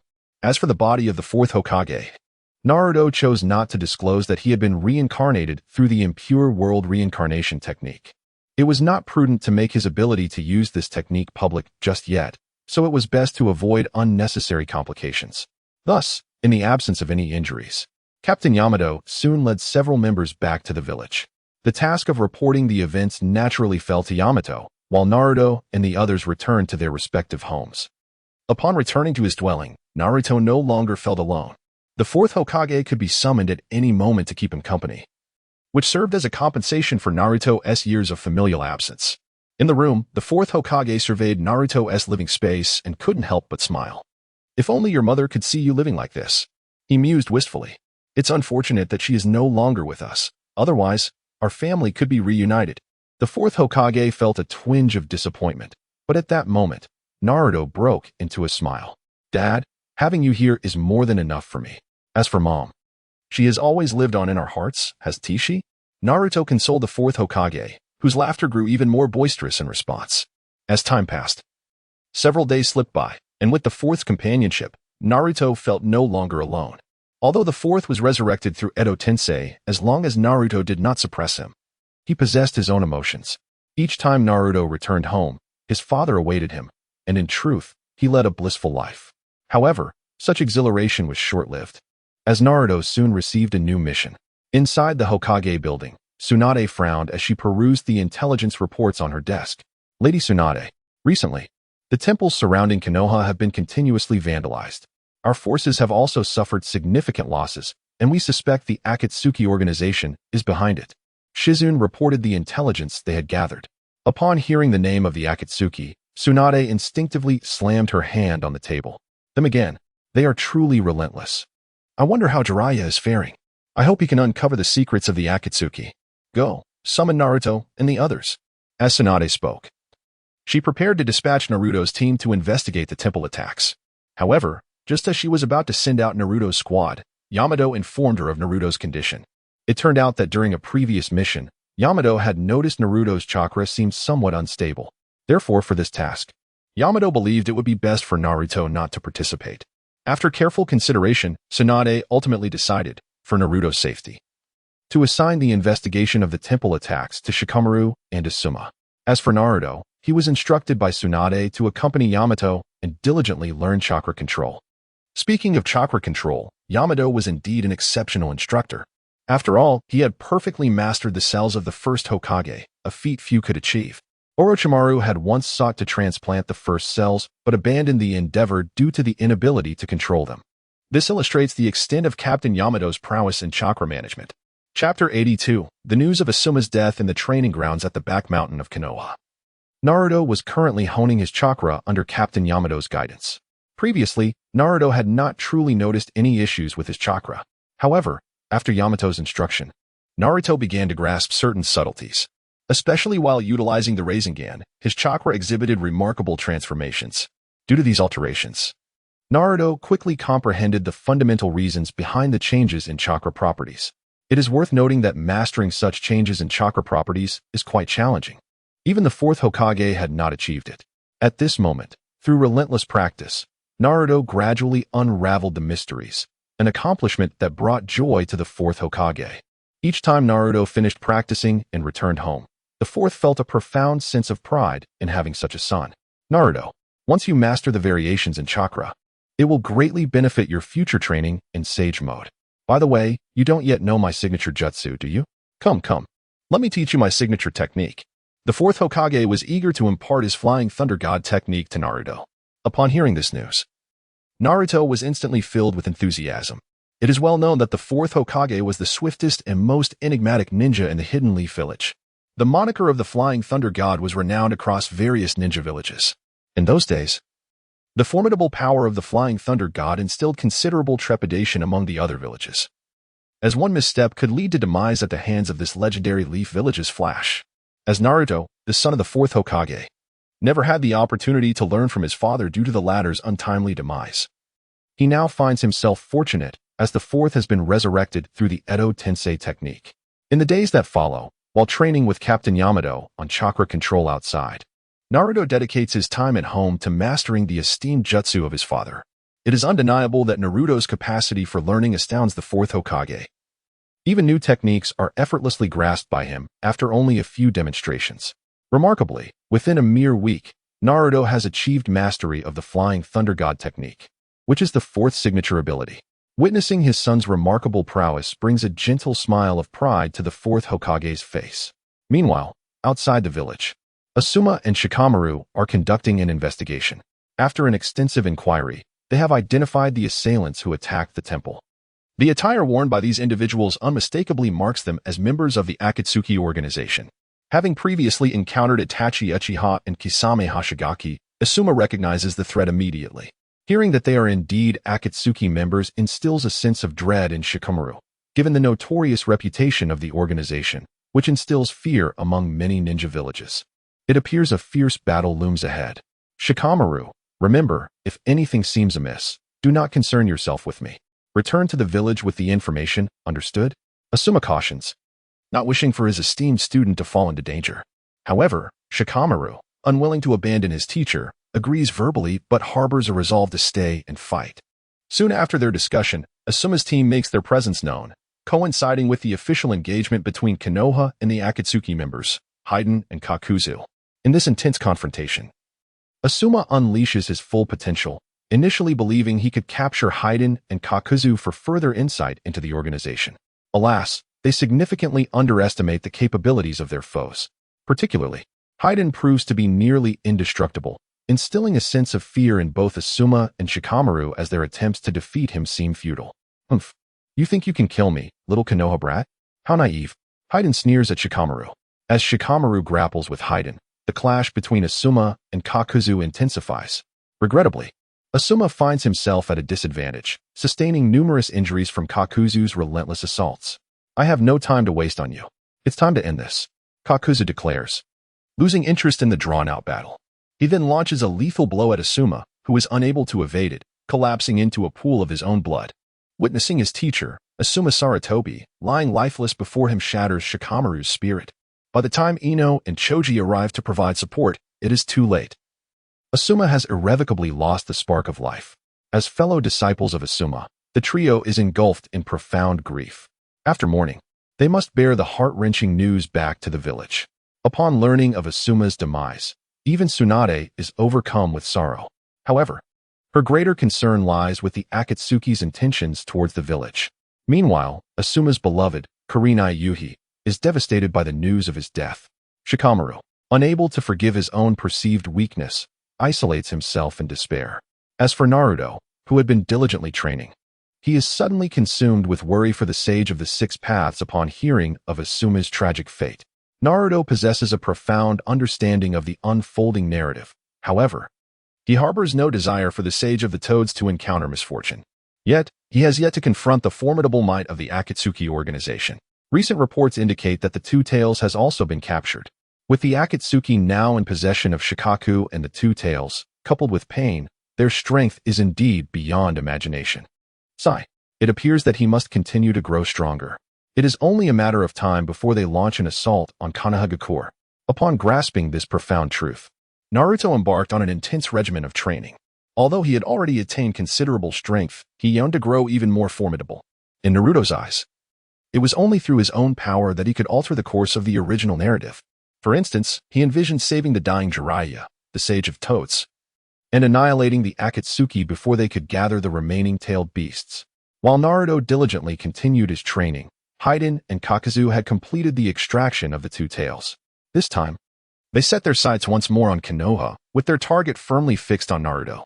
Just as Hyden and Kakuzu were preparing for their next move, several survivors arrived in the Hidden Leaf village. Among them was a man named Sora, who had survived the earlier destruction of the temple. The appearance of Sora captured Naruto's attention, for in the original tale, he too possessed the chakra of the Nine Tails and had nearly brought ruin to Konoha, prompting Naruto to treat him with utmost caution. The Hidden Leaf village remained, as always, tranquil. Upon noticing that the individual named K exhibited no peculiarities, Naruto proceeded to Kakashi's location. Kakashi had already returned, and Naruto was eager to engage in a friendly spar with him. Chapter 83, The Boy Beneath the Fox Cloak. In the rear mountains, Naruto arrived punctually, finding Sakura had been waiting for quite some time. "Hey, Naruto-kun, where have you been?" Sakura complained, clearly exasperated. "Kakashi-sensei and I have been waiting for you for ages." It must be said that ever since Sakura began training under Tsunade, her demeanor had increasingly mirrored that of her mentor. Coupled with her extraordinary strength, it left Naruto at a loss, often finding himself on the receiving end of her punches. "Sigh, Sakura, could you perhaps be a bit more ladylike? You're always so loud and far from gentle, not even in the same league as Hinata." Naruto rolled his eyes, but in the next moment, he was promptly knocked to the ground by Sakura's fierce punch. Observing their playful banter, Kakashi couldn't help but chuckle. At that moment, Kakashi was reminded of the times when Sasuke was still around. Indeed, those days held a certain nostalgic charm. "Hey, Kakashi-sensei, during your absence, I have grown considerably stronger. Come, let us spar and I shall showcase the fruits of my latest training." After freeing himself from Sakura's grasp, Naruto finally addressed Kakashi. At that moment, Kakashi appeared exceedingly languid, displaying little interest. However, when he observed Naruto generating an exceptionally pure chakra, coalescing it into a Rasengan, Kakashi's eyes widened in astonishment. "Well done. You've managed to perceive the nature and fluctuations of chakra with remarkable precision, and your Rasengan has certainly gained considerable strength." Kakashi recognized at a glance that the Rasengan Naruto had created was significantly more powerful than before, whereas the previous Rasengan left merely a large crater. The current one had the potential to amplify its impact by more than tenfold. This transformation was a direct result of Naruto's training with Yamato. As Kakashi praised him, Naruto swelled with pride. It is worth noting that his rapid growth was largely attributed to the system's support. Nevertheless, Naruto became acutely aware of a certain issue. During his development, he had overlooked many details. For instance, many ninjutsu could achieve greater potency with a more meticulous approach to their intricacies. Over the past period, he had focused on addressing his previous oversights, and with Yamato's assistance, the results were markedly evident. "Kakashi-sensei, allow me to demonstrate a technique." As Naruto spoke, he prepared to hurl the Rasengan in his hand towards Kakashi. However, at that moment, Kakashi unexpectedly revealed his hand from behind. At the instant Kakashi-sensei unveiled his hand, a Rasengan began to swirl in his palm. Upon witnessing Kakashi's Rasengan alongside his own, Naruto's eyes widened in astonishment. Kakashi-sensei, when did you secretly learn the Rasengan? How is this even possible? Naruto was utterly astonished to discover that Kakashi could perform the Rasengan. And to his surprise, Kakashi executed it with a single hand. Such prowess was beyond Naruto's imagination, considering the immense control over chakra it demanded. Just as Naruto was processing this revelation, Kakashi-sensei clenched his palm, causing the Rasengan to vanish into the depths of his hand. Witnessing this display, Naruto could not help but feel admiration. If it were Naruto himself, he would have to launch the Rasengan. Retracting it would be an inconceivable feat. Yet Kakashi accomplished it with ease. This starkly highlighted the gap between Naruto and his esteemed teacher. Continue to practice, Naruto. Your mastery over chakra has indeed progressed. But there remains a considerable distance to cover, Kakashi remarked meaningfully, sharing his insights once more with Naruto. Thus, another day of fruitful training passed, and it was only with the setting sun that Naruto finally returned home. However, just as Naruto was preparing to dine, the boy named Ku, who had been brought back from the temple, suddenly went berserk. In no time, a child clad in the guise of a demon fox appeared above Konoha, launching a frenzied assault. As explosions erupted throughout the village, ninjas promptly mobilized to thwart the attack. Yet, upon realizing that their adversary wore the demon fox's guise, many were filled with trepidation. Even Tsunade received news of the incident, which caused her great concern. What did you say? Naruto has gone wild? Impossible. The nine tails within him has always been sealed. The report Tsunade received indicated that Naruto was rampaging and attacking the village, with the criteria for this alarming conclusion being the presence of the demon fox's manifestation. However, it was understandable that the villagers would misinterpret the situation. After all, the nine tails resided solely within Naruto, making it impossible for anyone else to don the demon fox's guise. At that moment, as the village endured the assault, Naruto swiftly departed from his home. Upon arriving at the attack site, he observed Ku, who was rampaging under the influence of the demon fox's power. Humph. What a disgrace to think this wretch is worthy of wielding my chakra. Naruto, eliminate him and preserve my reputation. It seemed that the nine tails sensed Naruto's chakra and suddenly spoke within his mind. Upon hearing the words of the nine tails, Naruto felt a sense of helplessness. Alas, with this fellow appearing in such a manner, many in the village are likely to assume that I am the one causing the destruction. This will not do. I must put an end to this. As Naruto spoke, he prepared to act, but the individual known as K, enhanced by the guise of the demon fox, moved with astonishing swiftness. At this moment, Naruto found himself unable to keep pace without utilizing the chakra of the nine tails. However, as he faced this predicament, a brilliant idea struck him. He recalled the Flying Thunder God technique. Just a few days prior, during his training, Naruto had meticulously marked every location within the village. With this in mind, he decisively activated the Flying Thunder God and began to move. As anticipated, once the technique was unleashed, Naruto's speed surpassed that of the boy cloaked in the guise of a demon fox. In mere moments, he had closed the distance to the rampaging youth. Hey, stop right there. Upon catching up with the adversary, Naruto let out a fierce roar. In the next moment, he decisively employed the sealing technique of the Uzumaki clan. This particular sealing art was specifically designed to combat the nine tails, and soon the young man was ensnared. At that moment, Tsunade and her team arrived, and upon witnessing Naruto engaged in battle with the air, she finally grasped the entirety of the situation. Naruto, are you unharmed? Tsunade inquired. Tsunade, I'm fine. This fellow is already under my control. Now, I shall extract the nine tails chakra from him. Please, old lady, keep an eye on the surroundings and ensure that no one interrupts me. After a brief exchange with Tsunade, Naruto began to absorb the chakra emanating from the young boy. Given that this chakra was inherently a part of the nine tails, Naruto swiftly reclaimed it. Once he had retrieved the chakra of the nine tails, Tsunade instructed her subordinates to take the boy away and confine him. Thus, the immediate crisis was averted, yet another dilemma soon emerged. Chapter 84. Naruto the Scapegoat. Observing the disarray in the Hidden Leaf Village, Tsunade could not help but furrow her brow. Although Naruto had subdued the boy who was wreaking havoc with the chakra of the nine tails, Tsunade found herself unable to explain the situation to the villagers. In their minds, it was universally believed that only Naruto could possess the guise of the fox demon. Consequently, all blame for the recent turmoil fell squarely upon him. While Tsunade could clarify that this was merely a misunderstanding, doing so would inevitably harm the boy, who had some ties to the village. This predicament left the Hokage in a rather difficult position. Naruto seemed to perceive Tsunade's predicament and resolutely took on the burden of blame. "Ah, old heck. It's quite all right. Just say it was my doing. I have grown accustomed to it. At worst, I shall assist in the repairs." From a young age, Naruto endured the scorn of others due to the nine tails residing within him, a burden he had long since grown accustomed to. In contrast, the boy K was pitiable in his own right, and Naruto, aware that he would continue to live in the village, wished for K not to suffer the same fate as he had.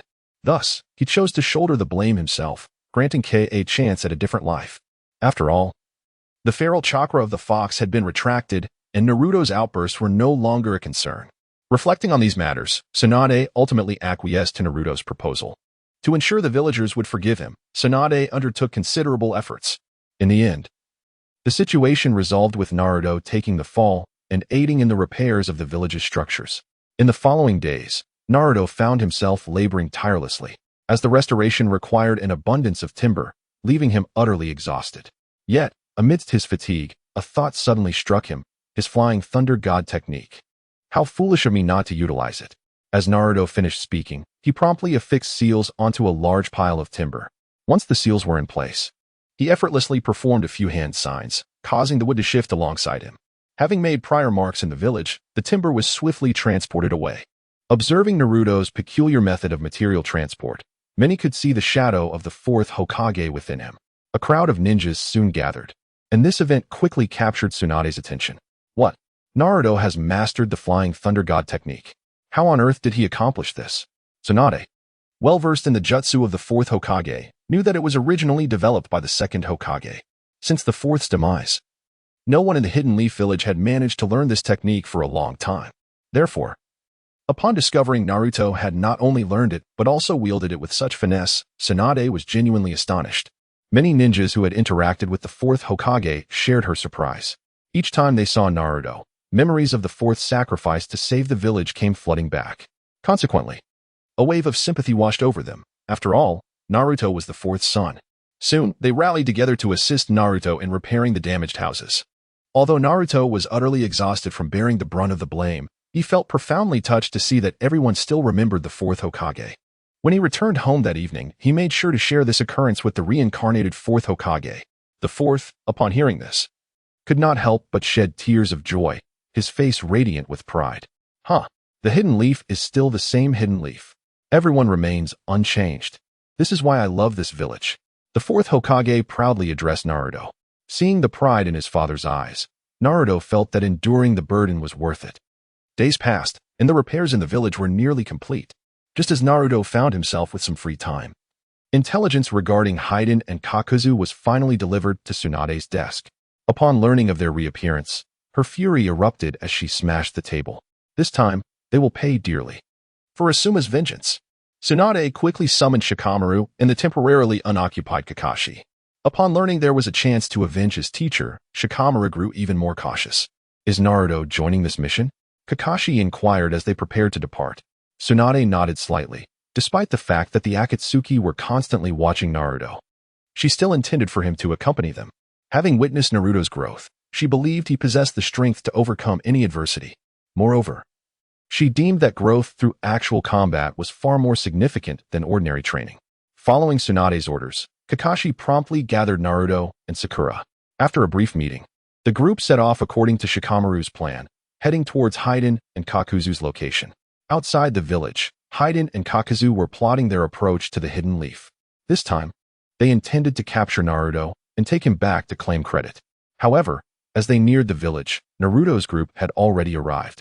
They first encountered Kakuzu, and due to their lack of knowledge about him, Kakashi decided to take the lead. In his view, such a dangerous individual should be dealt with personally. After all, Naruto and the others were still children, and Asuma's recent death served as a testament to the adversary's prowess.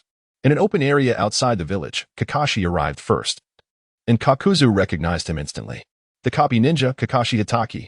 Well, I did not expect to encounter you here. This has certainly piqued my interest. Kakuzu was somewhat familiar with Kakashi's reputation, particularly regarding his Sharingan. Although he had faced Uchiha Itachi in the Akatsuki, he had never had the opportunity to fight him. Now, he would finally experience the power of the Sharingan. He certainly would not miss this chance. Come on, Kakashi, taste my secret technique. Earth Grudge Fear. Kakuzu launched his attack almost instantaneously, and as he unleashed his jutsu, Kakashi furrowed his brow. Suddenly, Kakuzu's form transformed into a nightmarish visage. Countless black threads erupted from his body, forming tendrils that surged towards Kakashi. Observing this, Kakashi immediately employed his Raikiri in an attempt to sever the black threads. However, these threads seemed to possess a life of their own, evading his strikes each time. Moreover, when Kakashi was caught off guard, they ensnared him, proving to be quite a nuisance. Lightning Release. Chidori. Kakashi unleashed his signature technique, directing it toward Kakuzu. Yet at that moment, Kakuzu responded with a similar jutsu. Lightning Release. I can do that too. As he spoke, Kakuzu began to wield various powerful techniques, startling Kakashi. Typically, a ninja would train their jutsu according to their chakra nature. However, Kakuzu effortlessly mastered techniques of multiple natures, broadening Kakashi's horizons. Previously, the only individual capable of employing such a diverse array of jutsu was the third Hokage. Yet, unlike the third, Kakuzu acquired his abilities through the transplantation of various hearts. The disparity between their methods was vast. Kakuzu's approach appeared rather ruthless. Kakashi, unaware of Kakuzu's capabilities, felt increasingly challenged. Hey Kakashi, I have my sights set on your heart. It will become a part of me. After engaging in combat for a while, Kakuzu finally voiced his intentions. He had fixated on Kakashi's heart, believing that such a formidable ninja's heart should not go to waste. However, Kakashi was not to be trifled with. At this moment, he activated his Sharingan. As he gazed into Kakashi's Sharingan, Kakuzu grew even more exhilarated. I've always wanted to face off against Itachi, but I never had the chance. Now, I can practice on you. Let me see what secrets the Sharingan holds. Kakuzu licked his lips and once again attacked Kakashi. This time, numerous black threads surged forth, but with the aid of his Sharingan, Kakashi easily evaded them. This guy is incredibly bizarre. Kakashi was utterly at a loss for how to counter Kakuzu, just as he found himself forced to retreat. Naruto and his companions arrived on the battlefield. Kakashi-sensei, are you all right? Sakura and Sai stood alongside Kakashi, remaining vigilant. At this moment, Naruto stood at the forefront. And upon catching sight of Kakuzu, an involuntary joy surged within him. Clearly, Kakuzu was an excellent target for Naruto to hone his skills. Recently, Naruto had acquired several new ninjutsu techniques and had been lamenting the lack of a sparring partner. Kakashi-sensei, allow me to handle this one. You all go and assist Shikamaru. He has already located that individual named Hayden. Naruto understood that Hayden was a formidable adversary, as that individual was nearly impossible to kill. Although Shikamaru had managed to defeat him single-handedly in the original narrative, Hayden was not so easily vanquished. Upon hearing Naruto's words, Kakashi, of course, would not acquiesce. He had previously engaged in battle with Kakuzu and recognized his formidable prowess. In Kakashi's estimation, Naruto was no match for Kakuzu, thus, he had no intention of departing. However, Shikamaru indeed required assistance, prompting Kakashi to send Sai and Sakura to support him, while he chose to remain and confront Kakuzu alongside Naruto. At this juncture, Kakuzu had shifted his focus to Naruto, clearly identifying him as his target. So, you are the Nine-Tails brat? I was just pondering how to infiltrate Konoha to find you. And here you are? This certainly saves me a great deal of trouble. Now, I shall eliminate you and take you back. As Kakuzu spoke, tendrils of black lines lunged toward Naruto. Observing this, Kakashi quickly cautioned Naruto. However, Naruto possessed a far greater understanding of Kakuzu than Kakashi did, rendering the latter's warning ineffective in Naruto's eyes. Just as Kakuzu was about to strike Naruto, another figure descended from the trees. In the next moment, this figure decisively employed would release to counter Kakuzu's tendrils. Yamato, you've arrived as well. Kakashi recognized the figure as Yamato, and with his presence, Kakashi felt considerably more at ease. However, as Kakashi and Yamato positioned themselves in front of Naruto to shield him, Naruto had already taken action. At this moment, Naruto raised one hand, and a Rasengan suddenly materialized in his palm. As the Rasengan manifested, Naruto expertly manipulated his chakra, inducing a transformation into wind release. Naruto, you can control chakra transformation with such finesse? Kakashi, taken aback by Naruto's prowess, could not help but express his astonishment. Just as Kakashi was enveloped in surprise, Naruto abruptly launched his newly conceived ninjutsu, Wind Release. Raisin Shuriken. This was the name Naruto had given to his latest technique. In truth, the wind-release Raisin Shuriken bore some resemblance to the giant Rasengan. At the moment Naruto unleashed his ninjutsu, Yamato also coordinated his efforts. Countless vines swiftly ensnared Kakuzu, rendering him immobile. Meanwhile, Kakashi utilized his Sharingan's Kamui to contend with Kakuzu. As Kakuzu became entangled by the combined efforts of Yamato and Kakashi, Naruto's wind-release Raisin Shuriken struck true, hitting Kakuzu with precision.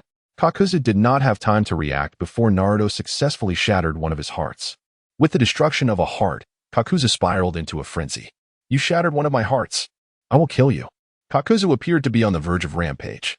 Witnessing this, Naruto could not help but chuckle. "Huh, did you think that having multiple hearts granted you multiple lives? Allow me to silence you once and for all." As Naruto spoke, he began to form hand seals, and with the completion of the seals, he abruptly vanished from his original position. The next moment, he reappeared before Kakuzu.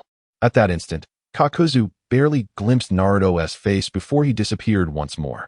Is that the Flying Thunder God technique? Kakuzu seemed to discern the jutsu Naruto was employing, and a figure flickered in his mind. However, before he could utter the name of the fourth Hokage, Naruto had already surrounded him with explosive tags. It must be said that the Flying Thunder God technique proved unexpectedly effective. At that moment, Kakuzu faced the imminent threat of detonation. Yet, this was far from sufficient. Naruto unleashed his full power. After ensnaring Kakuzu with the explosive tags, Naruto activated the 8 gates, directly opening the 6th gate. A display of might that even left Kakashi in awe. "Huh, you think this will be enough to kill me?" Kakuzu, taken aback by Naruto's formidable strength, remained undeterred. In an instant, he wrapped the black threads around himself, forming a protective shield, seemingly prepared to withstand Naruto's onslaught. Naruto, however, showed no hesitation, launching a barrage of fierce kicks at Kakuzu, distorting his form until he finally relented. Yet, in that very moment of pause, Naruto's hands crackled with lightning. The power of the rumble fruit suddenly descended upon Kakuzu, shattering those black threads into fragments. "Now is the moment. Die." With a chilling shout, Naruto commanded the explosive tags to detonate. Chapter 86. The Clash of Composite Ninjutsu. Countless explosive tags erupted simultaneously. Even the strongest ninja could not withstand such devastation. Watching the flames dance before them, Kakashi and Yamato could not help but express their astonishment. Previously, Kakashi had found himself in a precarious position against Kakuzu. However, he never anticipated that such a formidable opponent would be vanquished by Naruto. It must be said that Naruto's training during this period had indeed borne fruit. Yamato, standing nearby, raised his thumb in admiration for Naruto. Though their partnership had been brief, he had already come to regard Naruto as both a friend and a disciple. Yet, just as Kakashi and Yamato felt a sense of relief at Naruto's impressive performance, Naruto furrowed his brow. This guy is still alive. At this moment, Naruto activated his observation Haki, swiftly detecting Kakuzu amidst the explosion. Initially, he had presumed that this foe would perish in the blast. Yet it appeared he had underestimated Kakuzu's resilience. My previous assaults had consistently targeted his several hearts. There was no justification for this outcome. At this moment, Naruto found himself somewhat perplexed, for he was well aware of Kakuzu's vulnerabilities. His previous assaults had been meticulously aimed at those very hearts.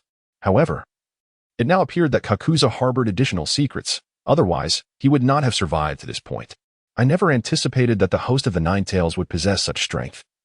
I must admit, I underestimated you," he proclaimed. "Now, I shall engage with utmost seriousness." Finally, the explosions subsided after a brief interval, and Kakuzu's voice resonated once more. Upon hearing Kakuzu's voice, Kakashi and Yamato became increasingly tense.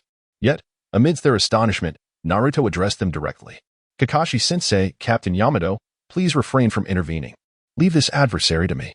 At this moment, Naruto was also stirred by the challenge posed by Kakuzu, and he wished to remain undisturbed. Upon hearing Naruto's request, Kakashi and Yamato exchanged a glance before ultimately acquiescing. Although the current situation appeared somewhat perilous, they chose to place their trust in Naruto. Thus, the two of them quickly retreated to a distance, standing guard nearby. Observing Kakashi and Captain Yamato stepping back, Naruto felt a surge of fervor once more. "Ah, relying on having more lives than others, how arrogant. Kakuzu, I am well aware of your weaknesses." Naruto candidly expressed his understanding of Kakuzu, which took the latter by surprise. "Well, I never imagined you had studied me." Kakuzu remarked, but that was in the past. I am far stronger now. As he spoke, he gradually revealed several faces from the dark lines, each bearing numerous scars, evidently inflicted by Naruto's attacks. Naruto gazed upon the faces before him, aware that behind them lay the heart of Kakuzu. However, it appeared that these hearts had undergone a peculiar treatment, remaining unshattered. This was, indeed, the reason he had survived the explosion. Well, it seems he could only resort to the use of a composite ninjutsu. As Naruto realized that ordinary ninjutsu could not penetrate Kakuzu's heart, he finally conceived the idea of employing a combined technique. However, just as Naruto prepared to execute this advanced ninjutsu, Kakuzu initiated his assault. Ninetales brat, allow me to demonstrate my true power. With a chilling shout, Kakuzu unleashed his combined technique, Flame Peak Torrent. In an instant, the several faces adorning his body opened their mouths simultaneously. The next moment, a multitude of fireballs surged forth, hurtling directly towards Naruto. As the fireballs drew ever closer, Naruto discerned that these were no ordinary projectiles. Is this a ninjutsu combining wind release with fire release? I never anticipated this fellow possessed such a skill. Yet, my combined technique is formidable as well. Upon witnessing his opponent reveal their most formidable techniques, Naruto decided to relinquish his own reservations. During his prior training, he had been diligently developing a composite ninjutsu. Now, the moment had arrived for its application, igniting a spark of excitement within him. Since you have chosen to employ a combination of wind and fire release, I shall respond with a fusion of water and earth release. Since Naruto was resurrected through the Edo Tensei technique by the third Hokage, he has inherited the will of his predecessor. Mastering all of his ninjutsu, Naruto is now prepared to employ the techniques of mutual creation and restraint against Kakuzu. In the next moment, Naruto raises his hand to form a series of hand seals, and the ground begins to rise dramatically. With the surge of dragon energy from the earth, a colossal splash of water suddenly erupts from below.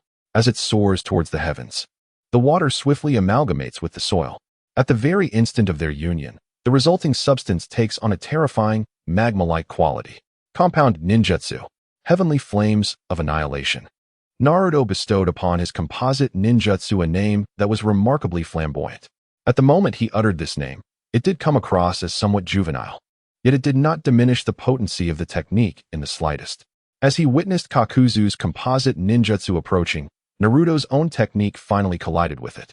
In that instant of impact, it seemed as though even the very fabric of space had twisted. Nearby, Kakashi and Captain Yamato could not help but widen their eyes at the spectacle of these two jutsu clashing. The power of this composite ninjutsu was indeed 100-fold greater than that of ordinary techniques. When had Naruto conducted such research? Kakashi, as Naruto's mentor, realized that he had never taught him any of this. Observing Naruto unleash such formidable ninjutsu, Kakashi found himself marveling at it. Unbeknownst to Kakashi, however, was the fact that Naruto had not only received guidance from the third Hokage, but also had the fourth Hokage by his side. With two Hokage, each possessing a wealth of experience, personally mentoring Naruto, it was clear that no one else could compare. In the wake of the encounter between the two composite ninjutsu, the outcome was swiftly determined. Since Naruto employed two chakra attributes that countered Kakuzu's, his attacks were quickly obliterated. By the time Kakuzu grasped the situation, Naruto's composite ninjutsu had already struck him. As he felt the pain coursing through him, Kakuzu realized that his heart was fracturing piece by piece. In his final moments, as his heart shattered, Kakuzu collapsed to the ground. This time, he could no longer substitute his heart for his demise. Gazing upon Kakuzu's lifeless body, Naruto couldn't help but smile. This composite ninjutsu was indeed effective. It seemed he should endeavor to develop more techniques in the future. As Naruto spoke, he had already arrived beside Kakashi and Yamato. After the trio gathered, they set off towards the location of Hiden. However, before departing, Naruto utilized his shadow clone to bring back the corpse of Kakuzu.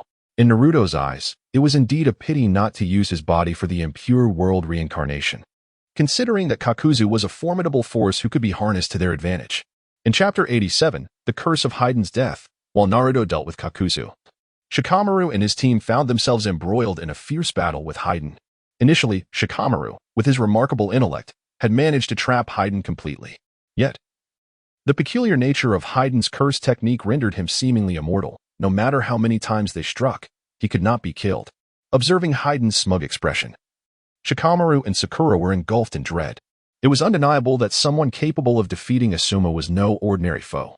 At that moment, Haiden gazed at Shikamaru with a sense of pride, his face reflecting admiration. TSK, you forced me into quite a corner, haven't you, kid? I suppose I can no longer afford to waste time with you. As he spoke, Haiden began to inscribe strange circular symbols at his feet, initiating another round of his cursed ritual. This troublesome ritual proved to be a source of frustration for Shikamaru and the others. Be careful, his jutsu can return damage. So we must not attack him while he stands within that circle. Shikamaru warned Sakura and Sai, having discerned Haiden's patterns through their previous encounters. However, despite understanding his tactics, they found themselves unable to counteract them, which was the most infuriating aspect. Haha. Although you've seen through my technique, you are utterly powerless against me. How does it feel to be so helpless? Haiden boasted, having set his formation. Shikamaru could only watch from a distance, uncertain of how to proceed. Just then, Naruto and Kakashi's figures finally appeared in the distance. Upon seeing Naruto, Haiden furrowed his brow. Kakuzu can't possibly be dead already. That guy had multiple hearts. Each one is alive. How could he have perished so quickly? Haiden felt no sorrow for Kakuzu, as their relationship bore no emotional ties. While Haiden speculated about Kakuzu's fate, Naruto and his companions halted beside Shikamaru. Did you take care of things on your end? Naruto inquired. This guy is incredibly tricky. As long as he stands in that circle, we cannot kill him. Shikamaru relayed Haiden's capabilities to Naruto and Kakashi. Despite acquiring intelligence about Haiden's abilities, they still lacked a solution. At that moment, they found themselves at an impasse. Meanwhile, Haiden was swinging his scythe, poised to strike. Should his scythe find its mark, the consequences would be dire. Haiden could bind himself to the injured through their blood, inflicting harm upon himself that would be returned to his adversary. Such a jutsu had few effective countermeasures. However, as the group pondered how to contend with Haiden, Naruto suddenly conceived a decisive plan. If we cannot kill him, then let us ensure that he cannot kill us. As Naruto spoke, he began to stride towards Haiden, simultaneously forming hand seals. Soon, a curse seal pattern materialized beneath his feet. Observing this, Haiden could not help but feel puzzled. What? How is this possible? How do you comprehend my jutsu? Haiden was utterly taken aback by Naruto's ability to employ the same technique. Nevertheless, despite witnessing Naruto utilizing the identical jutsu, Haiden remained skeptical about Naruto's competence. Thus, Haiden endeavored to bind himself to Naruto. In no time, he drew a weapon and inflicted a wound upon his own body. However, as Haiden harmed himself, Naruto simultaneously suffered injuries as well. Seeing Naruto's blood flow, Haiden erupted into laughter. Yet, just as Haiden believed he had gained the upper hand, Naruto swiftly redirected the damage back to Haiden. At that moment, Haiden had barely managed to chuckle before he was besieged by pain, causing him to stagger. It turned out that the damage returned was amplified by the disparity in chakra. While Haiden had indeed transferred the pain back to Naruto, Naruto had matched him with the same jutsu. Moreover, Naruto's chakra was significantly more potent than Haiden's, particularly the chakra of the Nine Tails, which few could withstand. Consequently, Haiden appeared to be in excruciating agony, beads of sweat forming on his brow. How could this be? Why has the damage returned to me become stronger? Haiden stared wide-eyed at Naruto, but Naruto dismissed him, uninterested in conversation. Now it seems neither of us can harm the other. What other tricks do you have up your sleeve? Naruto possesses the remarkable ability to replicate ninjutsu. As soon as Haiden employs his techniques, Naruto can effortlessly duplicate them. Thus, no matter how formidable Haiden may be, he instantly loses his advantage in the presence of Naruto. Witnessing Naruto counter Haiden with identical moves evokes a sense of camaraderie, bringing joy to those around. At that moment, Naruto exchanged a knowing glance with Shikamaru, who promptly grasped his intent and prepared to act at a moment's notice. Seeing that his curse technique was ineffective, Haiden resolved to switch to another ninjutsu. However, just as he attempted to do so, the formation beneath him dissipated, prompting Shikamaru to decisively employ the shadow imitation technique. In an instant, Haiden found himself ensnared by Shikamaru's control. Realizing Haiden was rendered immobile, Naruto seized the opportunity, unleashing a wind release, raising shuriken upon him. Haiden scarcely had time to react before being struck down by Naruto's assault. Given Haiden's immortality, Naruto swiftly resorted to the most potent sealing technique, the dead demon consuming seal. Under its influence, Haiden's soul was immediately sealed away. It was only at this moment that Haiden's fate was irrevocably sealed. As for his body, Naruto collected it, knowing that such formidable prowess should not go to waste. At last, they had triumphed. Asuma-sensei, you may now rest in peace. Shikamaru gazed skyward, reflecting on the defeat of Haiden, a sigh escaping his lips. Kakashi, standing nearby, placed a reassuring hand on his shoulder. Let us return. The Hokage awaits our good news. With that, the group swiftly vanished into the forest. Upon returning to the village, Kakashi and Captain Yamato meticulously reported the details of their mission. Meanwhile, Naruto and Shikamaru made their way to Asuma's grave, where they mourned their esteemed teacher. Asuma-sensei, rest in peace. The will of fire shall endure eternally. We shall carry your spirit forward. This is our ninja way. The group paid their respects at Asuma's tomb. While not far off, Yuhi Kurenai watched with tear-filled eyes. Chapter 88. The sealed ninjutsu in the village. Children frolicked in the streets, their laughter resonating like a joyful melody, creating a scene of tranquility. After mourning Asuma, Naruto was initially prepared to indulge in a bowl of ramen. However, at that moment, he suddenly succumbed to exhaustion and collapsed onto the ground. Fortunately, Hinata happened to pass by and promptly lifted Naruto from the ground, hurrying towards the Konoha hospital. Naruto, please hold on, Hinata exclaimed, her concern for Naruto's well-being urging her to quicken her pace. Upon arriving at the hospital, Sakura rushed forward. Hinata, what happened to him? He seemed fine just a moment ago. Let me examine him. Sakura quickly placed Naruto on the hospital bed. After a thorough examination, she discovered that Naruto's hands bore severe injuries, seemingly inflicted by a high-level jutsu. Soon, news of Naruto's injury reached Tsunade. Determined to investigate the cause personally, Tsunade examined Naruto's wounds and quickly deduced their origin. The damage stemmed primarily from Naruto's new jutsu, the wind release, Raisin Shuriken. This technique requires an intricate mastery of chakra control, a skill Naruto evidently had yet to attain. Despite Naruto's considerable strength, he still had much to learn in chakra training. Consequently, Tsunade promptly prohibited Naruto from employing similar advanced techniques. When Naruto eventually regained consciousness and learned that his new jutsu had been classified as forbidden, he felt quite disheartened. Nevertheless, despite Tsunade's restrictions, Naruto was not inclined to abandon his aspirations. Lying on the hospital bed, he began to ponder his technique after everyone had left. Just then, a whistle echoed from outside the window. Instinctively turning to the source of the sound, Naruto beheld Jiraiya hanging outside, making a face at him. "Ah, Frog Sage. You're back. Wonderful. I have something I wish to discuss with you." As Naruto spoke, he leapt directly from the hospital bed.